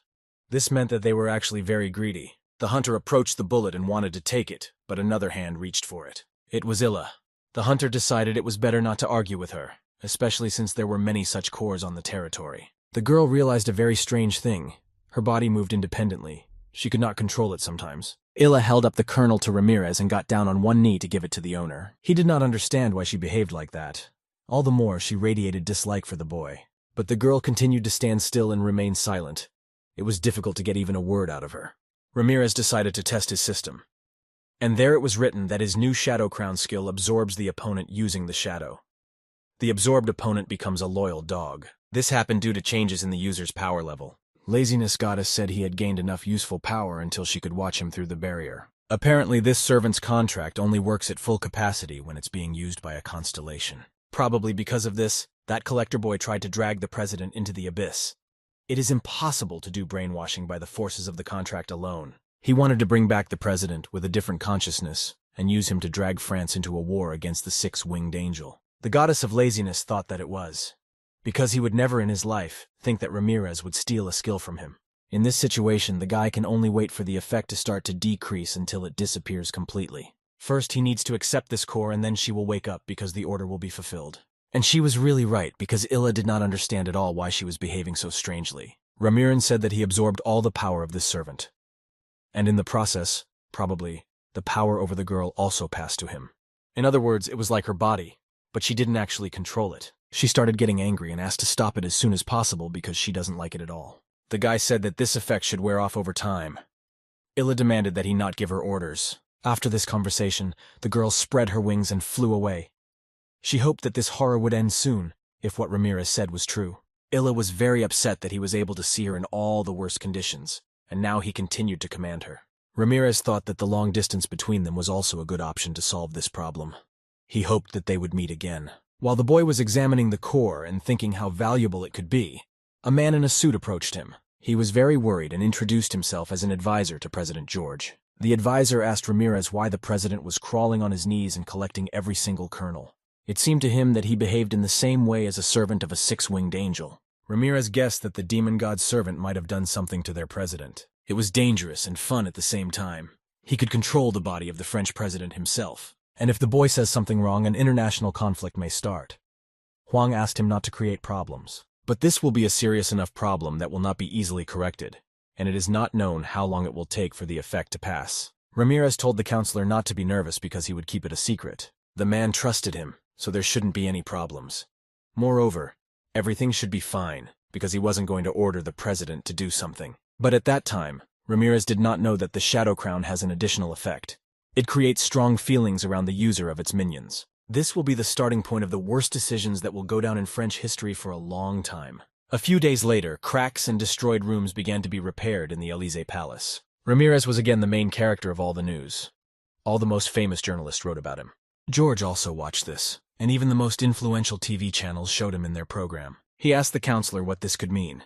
The man replied that this incident was very serious, but the president saw this situation differently. Now everyone thinks that French hunters are ineffective.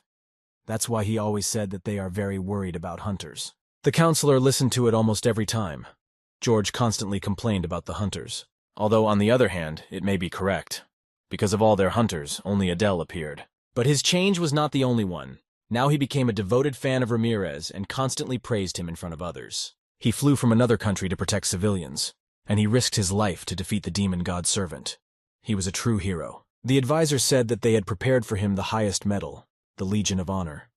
But George said that it was not enough at all. To give a simple medal when he saved a representative of the nation is a shame for all of France. While they were trying to figure out the level of gratitude for Ramirez, another assistant came into the office. He said that the preparations for the medal ceremony are complete, and Ramirez has also already arrived at the place. The president was happy that he would be able to see his savior, but the advisor had a bad feeling. And now they were already standing on the stage in front of a bunch of reporters. as a thank you to all the foreign hunters who protected the residents of France. From the monsters in the last incident, they awarded the representative, Hunter Ramirez, with this medal. In this battle with the monsters, they had no victim, and even the word hero would not be enough to describe his value.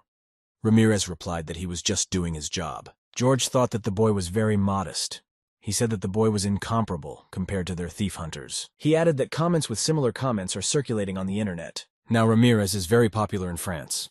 That is why his existential power has increased several times. This incident convinced him that the hunters of his country are inferior. Therefore, he decided to offer their hero a business on which their future would depend. The president asked Ramirez to take over the construction of the French base in the abyss. The reporters were shocked.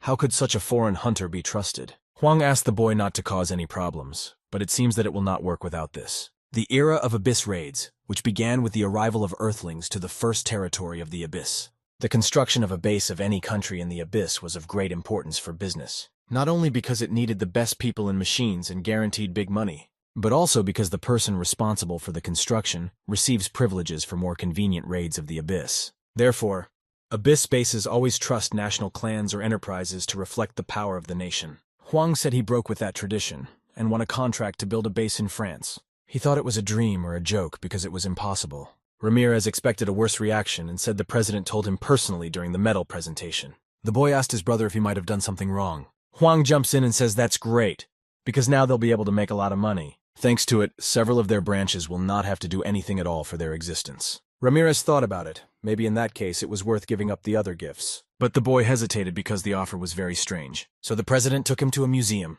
took out some things and gave them to Ramirez. The guards began to bring them into the office, but there were too many of them. These were artifacts of Korea's cultural heritage, which France did not allow them to access. Huang didn't want to understand how he managed to do it, because France believes that any cultural value is their property. At the museum, advisors begged the president not to give the items, but he said they belonged to Korea, so he would give them to their rightful owner. Ramirez just stood and watched as they almost fought each other. Huang found this very strange because the president had never been so kind to anyone, but it was good news anyway.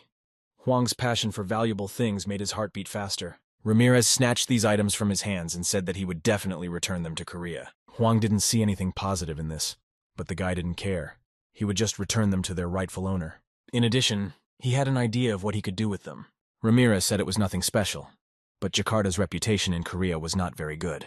As soon as the match of the Korean team starts, it will definitely receive a lot of criticism from Korean residents. Ramirez had only one solution for this. It was necessary to restore his image so that all the criticism stopped a little. Huang had his doubts on this score, so he made some strange facial expressions to show his displeasure. Ramirez knew how much Huang loved antiques, but he still kept thinking about his chansik. Huang was offended because he liked him more, but Ramirez said that an old man like him behaves very childishly. The boy didn't like how Huang had treated him and said he was very sorry considering how much profit was made from the station in the abyss. He was about to leave for another company, but Huang stopped him and said that one side of Ramirez still valued their relationship. In this case, Ramirez reached Huang's location in order to return all the artifacts to Chansik. Since they were already talking about the station, Ramirez decided to inquire whether the outpost of their base was finished. Huang said that he was finished and offered to look at it together. Ramirez suspected that there might be some problem, but it was easier for Huang to show everything than to tell. That way, he will be able to see everything with his own eyes. Straight from the office, they went to the entrance to the temporary station of the Abyss territory. Security checked all guests very carefully, so Ramirez was no exception.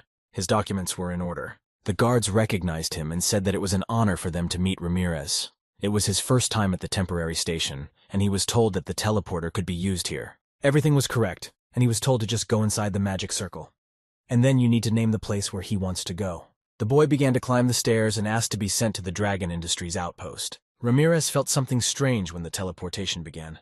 His body seemed to decompose into molecules. Teleport is a very convenient way to travel, because thanks to it you could get to almost any point in a few minutes. When Ramirez arrived at his destination, the new outpost reminded him more of a city than a base. He was immediately met by his friends. Lisa said that they had been waiting for him for a long time and could not contact him. Also with Lisa was the Huashan sect. They were all very happy to see their mentor. Ramirez asked why she was here with the Huashan sect and where the other members of the Ikaros clan were. The girl replied that they had gone to scout the area, so they were far enough away. There was no one from their clan there, so Lisa was responsible. She was delighted with the new base and asked if Ramirez liked it. The guy replied that it was really impressive. He couldn't believe that a barrier of such strength could be maintained continuously.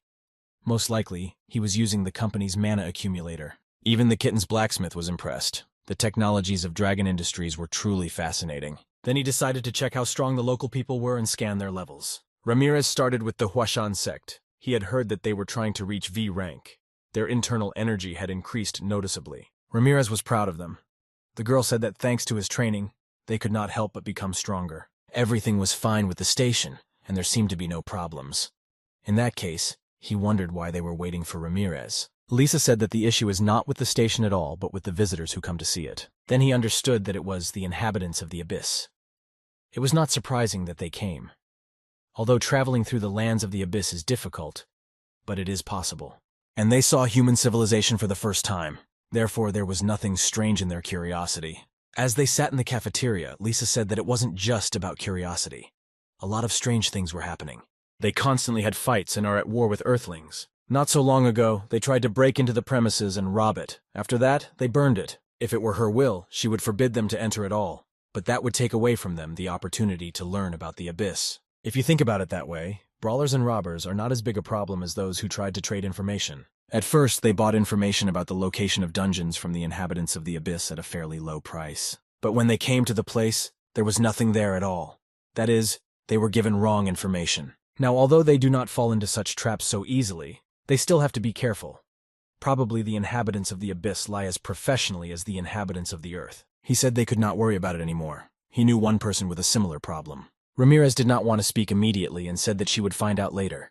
He is the one who knows the abyss better than anyone. In addition, he was very obedient and performed any tasks. The goblin did not understand at all what he was doing in the office, because he must travel with his master through the abyss and participate in constant confrontations. He couldn't believe he had to protect this bastard instead of being happy with his master. He was left here to protect against Cooper's surprise attacks. He did not understand why he had to solve this problem alone, because the hole in the finances due to stupid expenses from funds and accounting manipulations cannot be his fault. He constantly talked about the fact that the owner steals money, and he did not understand how he was able to become the head of such a company. The goblin received a message from his master. He was very happy because they had not seen each other for a long time. He told Cooper that he found it difficult enough to work with him, but he believed that he had a hard time. He did not understand why the goblin spoke like that. These words sounded as if before he left him. The goblin broke the glass and immediately apologized, because he needed to hurry to help his master. Cooper asked Odagon what he was doing, but he replied that he needed to challenge his master. Cooper was almost in tears because he was very afraid to be alone in this office. Odagon showed him the message where Ramirez called him back to the abyss. Cooper grabbed his leg and did not want to let go. He was even ready to put up with stealing money from the company's budget and promised not to complain about anything anymore. All the more so because Ramirez, whom he loved so much, ordered to protect Cooper. Therefore, he considered it irresponsible to abandon his mission. He was so fed up that Odagon asked what suggestions he had for solving the matter.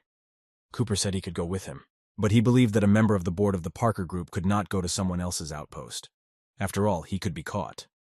But Cooper assured him that he could brush off a business trip, and in this way, no one will demand from him an explanation of where he went. It was cunning enough. It would not be so difficult to draw him there in any case, and Odagon thought about this idea. If he takes it with him, he will be able to throw it in the trash can at any time by order of the owner. Odagon allowed him to go with him, but ordered him to behave very quietly. And most importantly, if he dares to stand out in front of Ramirez more than him, then he will be punished. Cooper swore he wasn't going to attract attention, so he might as well not bother. Manipulation of financial statements, theft of funds, and all the stolen funds went to the shares of other companies. Ramirez did not believe that such a thing could be diverted from Parker Groups. Ramirez said that Cooper is much more talented than he actually expected. Odagon did not understand how he dared to receive praise from his master. After all, he had warned him before the visit. In any case, Ramirez praised him for coming to him. He promised to provide him with shelter and protection, so he allowed him to stay there as long as he wanted. Cooper decided to go for a walk and get some fresh air. He could also think of a few ideas. Odagon asked the owner if maybe he should just be thrown out, but Ramirez said it was unnecessary, because he works for their competitors and spoils all their plans. Ramirez said it was time to get down to business.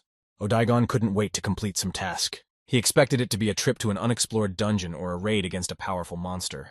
Whatever it is, Servant Odagon is ready to give his life for Ramirez. The boy believed that the goblin was the only one to whom he could tell this.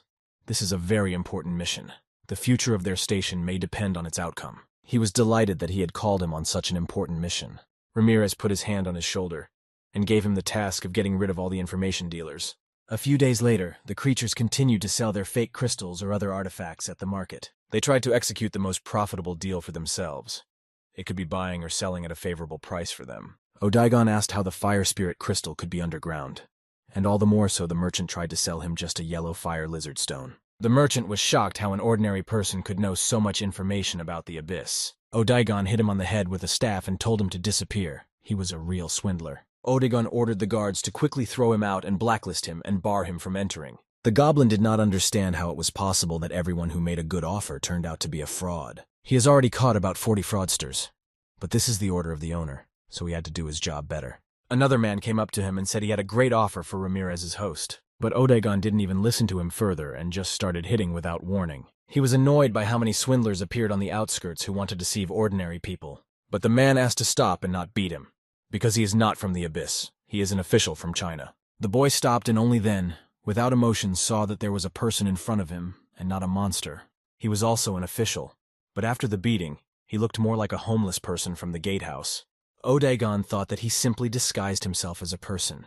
He began to apologize and said that he should have said it earlier, but the man replied that he did not have such an opportunity.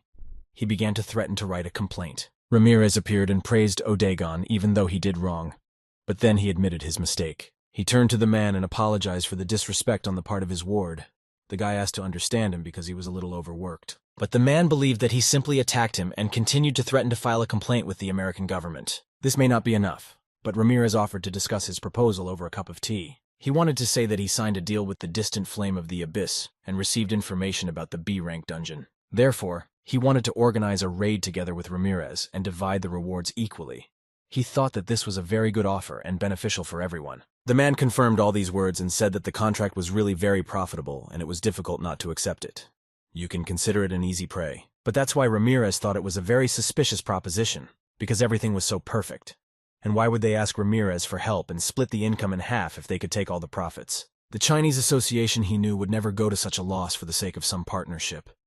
They tried their best to succeed themselves, but without losing profit. It was very suspicious, and Ramirez expected to know the reason for such generosity on their part. In today's world of hunters, there is a customer whose requests will be rejected by even the most money-minded hunter, starting with false testimony to attract ignorant newbies, and ending with special contracts, thanks to which they could withdraw all the funds even after successfully completed work, as agreed. And the leader among such proposals was obviously the Association of Chinese Hunters.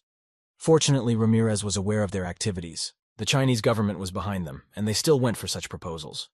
But it would also be a shame to give up a B-rank dungeon, even without any evidence.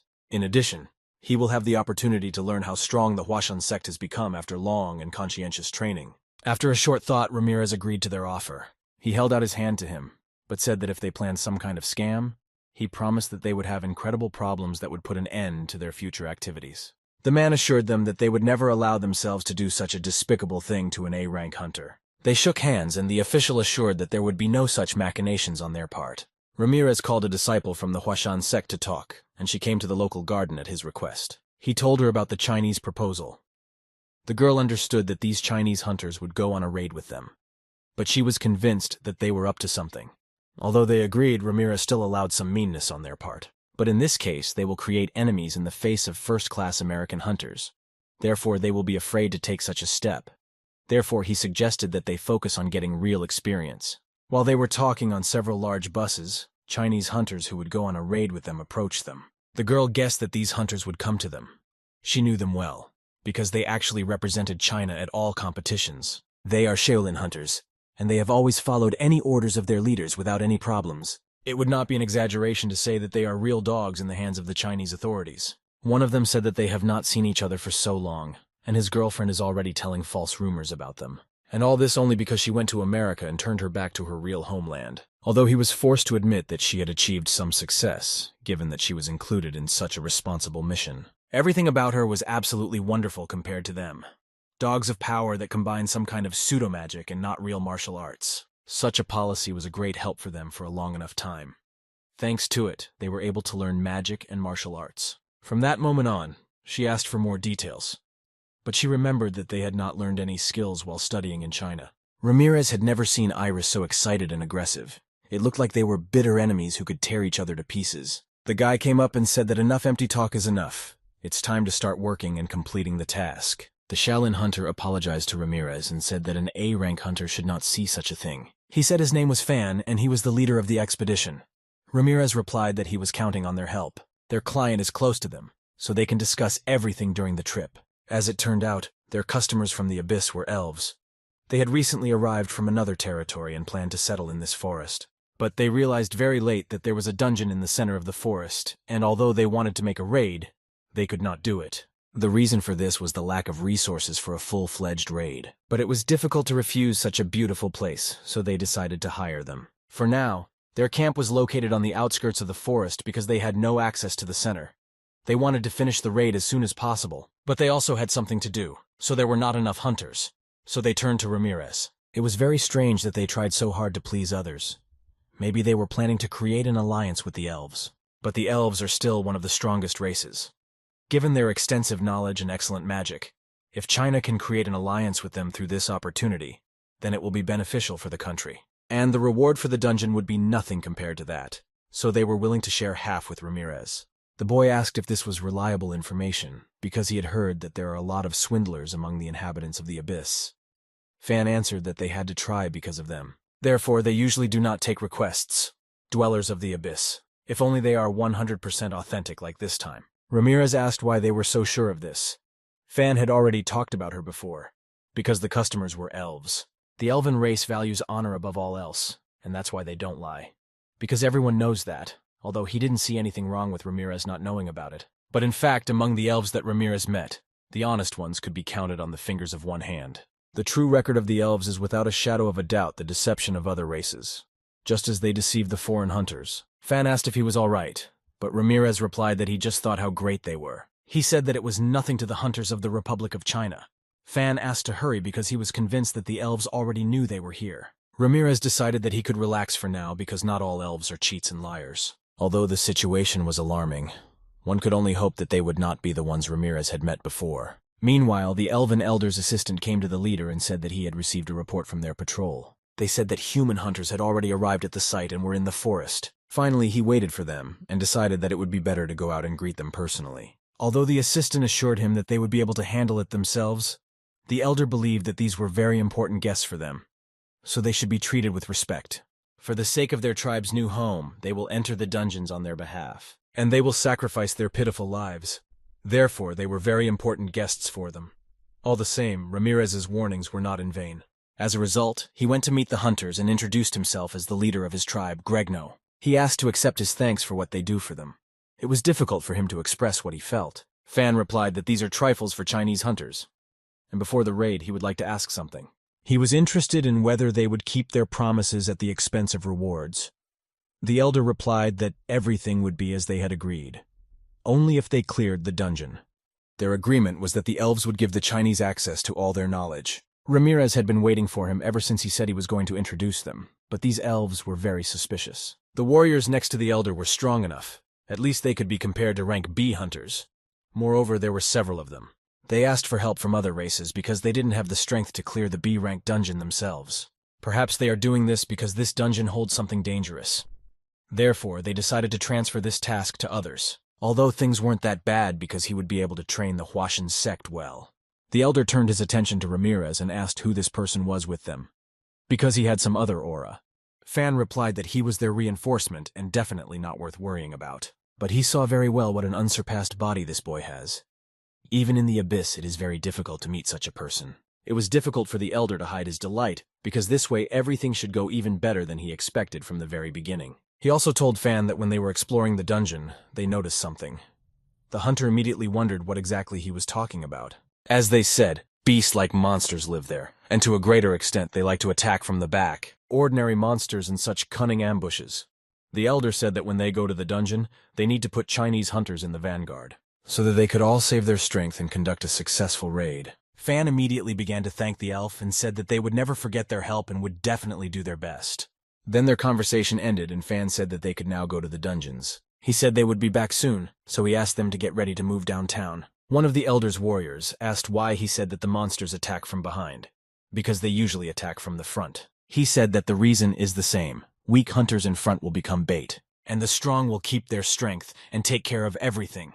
He thought it was a great idea. Ramirez didn't understand why Fan was pushing them like that. Ramirez and his students had to barely run to catch up with the hunters from China.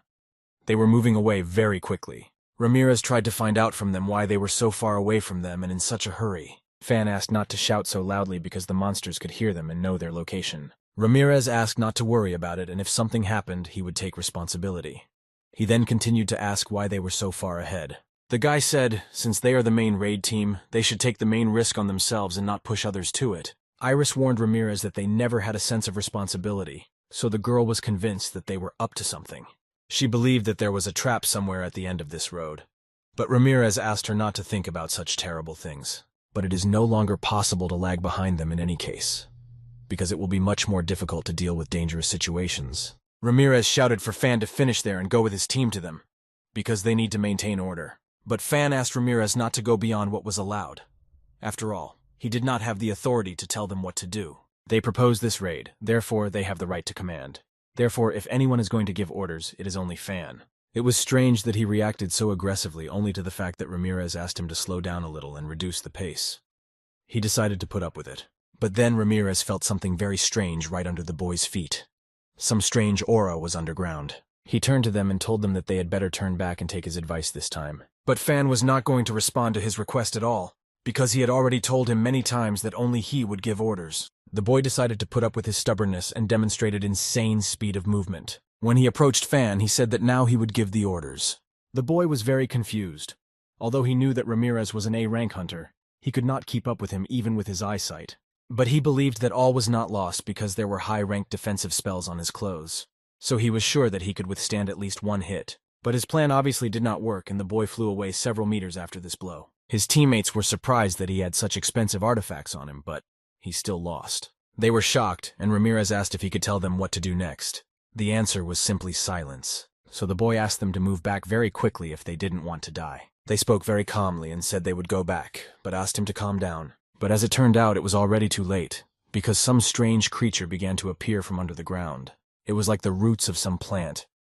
While it grabbed the Chinese, Ramirez managed to escape from them. Unfortunately, he did not have time to help the boys. Ramirez already knew that the elves were hiding something. This was their secret. In front of him stood a large A-rank monster carnivorous tree. The combat capabilities of the main body are approximately B or B+ rank. But due to his one problematic ability, his raid class was raised to A level. This ability allows you to steal the energy of living organisms that come into contact with it, after which it regenerates. He also had the ability to absorb the energy of other organisms, regardless of their race. He did not understand why the elves had to hide this information. Were they afraid that China would not undertake such a thing because of the complexity? Perhaps this is true, but most likely they just needed a bait. Although the carnivorous tree is a monster, it is surprisingly cautious enough.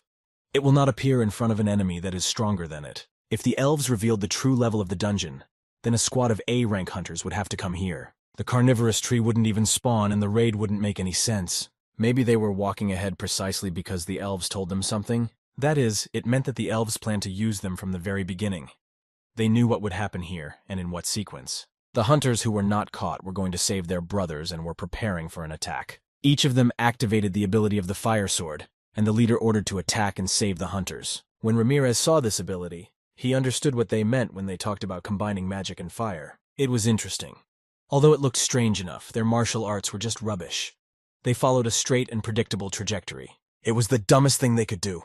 Run straight at the enemy when he attacked from underground. Those hunters who were going to fight the monster very quickly got captured by him and lost. While Ramirez was trying to figure out how he was able to grab them so quickly, Iris ran up to him with some important information. Thanks to their training in energy and footwork, they were able to avoid death. Ramirez was pleased that it was all thanks to his training and their discipline. Then he offered to check how strong they had become. The boy was giving them a chance to prove themselves in a battle with this monster. He was personally determined to show these false warriors what real martial arts were. Their strength was gradually disappearing, and the boys understood that at this rate they would simply die. But when the Chinese looked to the side, he saw Ramirez and the Huashan sect there, who were going to save them. To defeat the tree, you only need to take away from it the ability to use energy absorption. Otherwise, it will regenerate endlessly. In other words, they needed to first break off the branches on which he was holding the Shaolin hunters. Their next target is the roots, which absorb energy, and then you just need to kill this tree. As soon as they rescue the Chinese, Ramirez ordered Iris to wait for his signal, although she did not want to save them, but only on the orders of Ramirez. The boy activated the formation of the Jade Sword. This ability increased the energy of the users several times. The monster tried to catch them, but Iris said that such attacks could only work on Shaolin idiots who couldn't even use their legs. The Chinese hunters were shocked that the Huashan sect could move and dodge attacks like that. They got to the right place and almost simultaneously cut off all the branches on which the Chinese hunters were. The monster heard a voice behind him. He was talking about how this monster already annoyed him, because he pays attention only to others. It was Ramirez.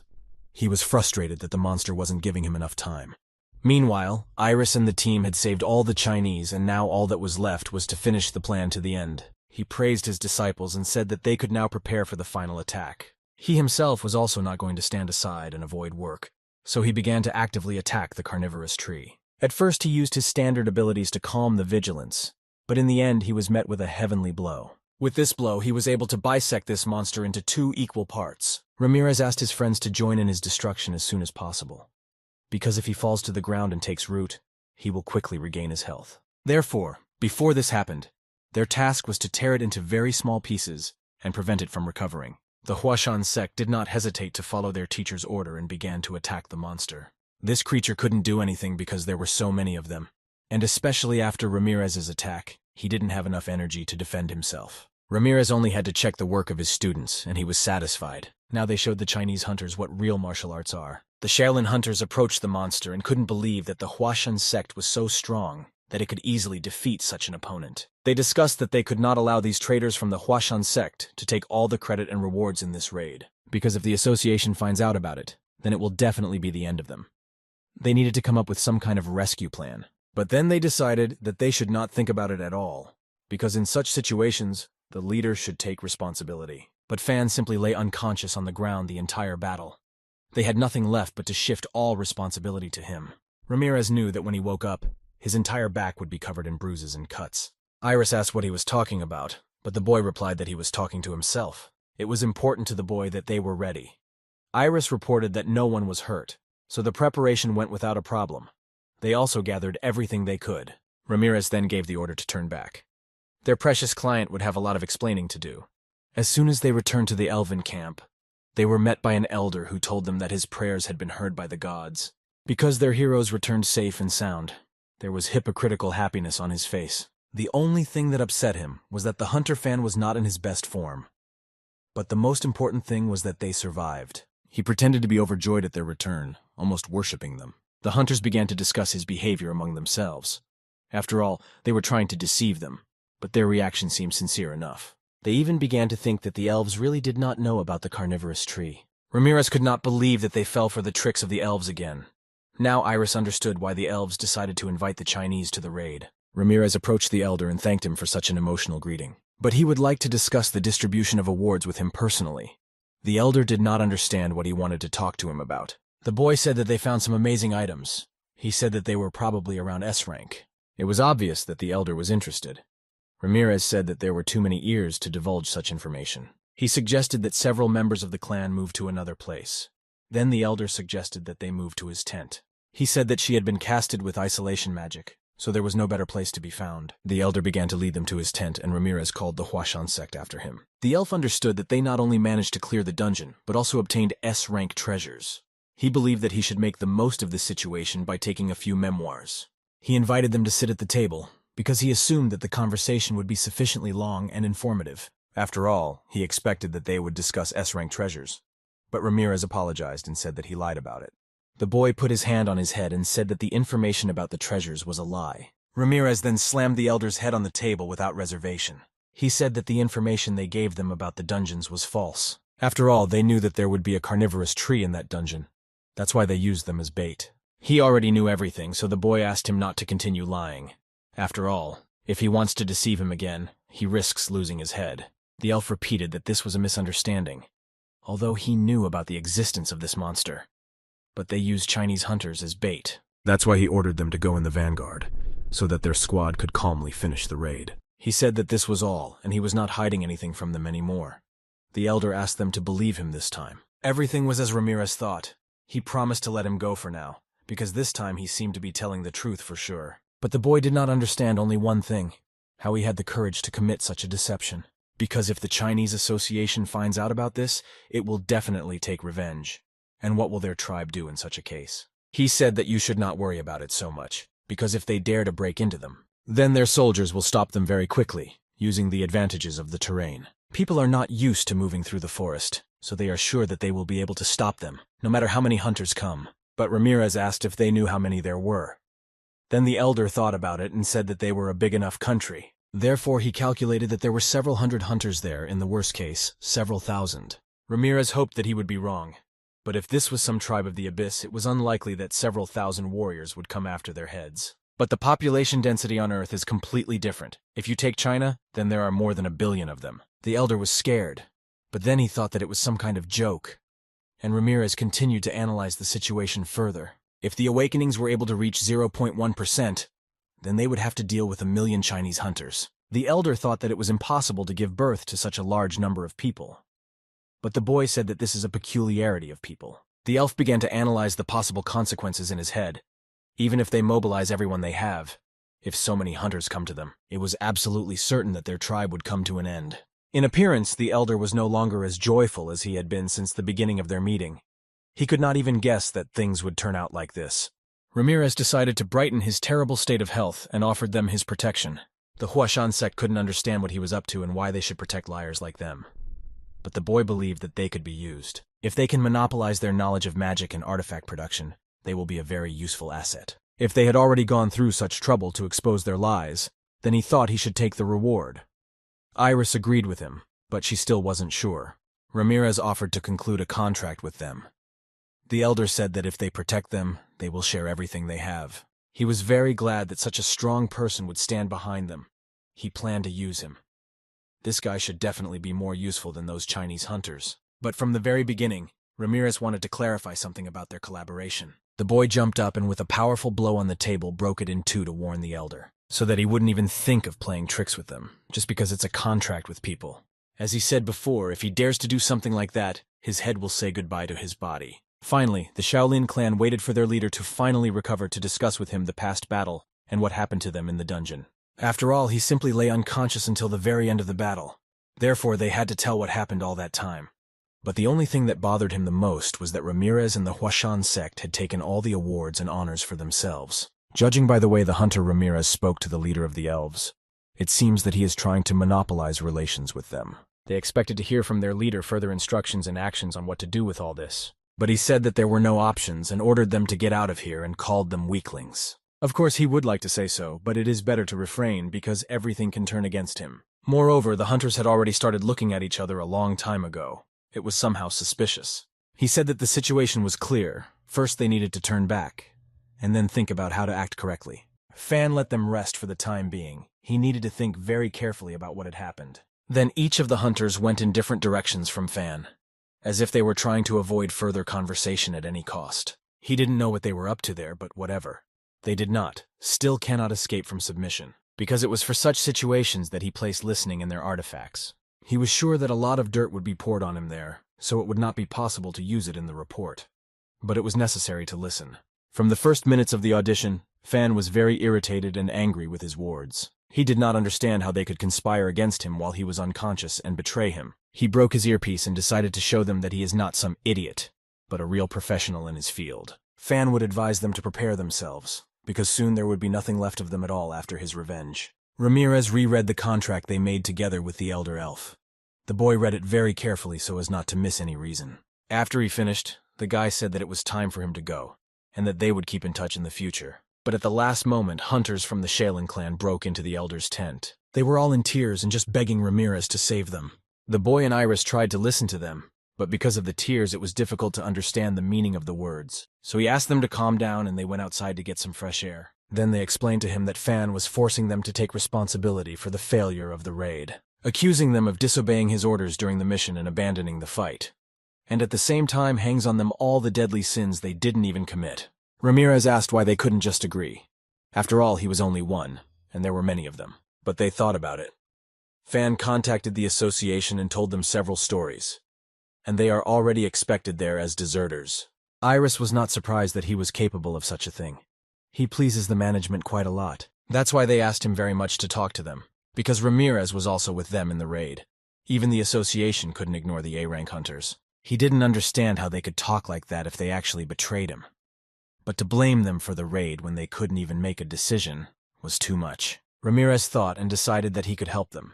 Moreover, there was nothing complicated about it. In this case, the hunters asked how much they would owe him for such a service. But Ramirez said he didn't have to give anything. He would just tell them the truth, and everything would fall into place. He was annoyed by their actions, but they were still just following fans' orders. Besides, they tried to fight the monster to save their comrades, and they didn't even think about just running away. He didn't need anything in return. He just agreed to tell the truth. If they really wanted to say thank you in some way, he offered to help later at the station. The hunters began to cry again because after such an act he seemed to them just a holy angel. Ramirez received a message that they believed in him very much, and for this, he received existential power. This is how the raid from the village of elves came to an end. Ramirez took the witness stand and refuted Fan's account, which he'd told the Chinese association. The association was looking for someone to put all the blame on, so they blamed Fan for everything. No one knew what happened to him. No one saw him again. After a few days, everything quieted down and a new legend began on Earth. Meanwhile, Hansen Energy thanked their guest for his time. The president could not even think that he would be able to meet with two such famous hunters. The girl said that there was nothing strange about it. They were visited by June, an A-rank hunter, and Hansik, also an A-rank. As he said, they were invited to them to test a new artifact of their own production. Before placing an artifact on the market, hunters were usually invited to inspect it. Hanseha believed that it was the manufacturer who should check it, and why should they do it? Jun replied that it was usually the case, but now it was a different case. At Hansen, not only the overall production was impressive, they also had a lot of contracts. Therefore, they conduct such tests in order to get a better contract for themselves. She should have known this because she is one of the followers of this company. But Hasek was not very interested in that. She only came there because of her grandfather's request. The president decided to start their show, and this time there were two applicants. There was a bracelet from Parker Group. It looked very good. Parker Group showed their best sides as always. Another artifact looked good too. New artifact, dragon artifacts. But then June remembered that their new director was Ramirez. So this meant that this was the first artifact that Hunter Ramirez had made.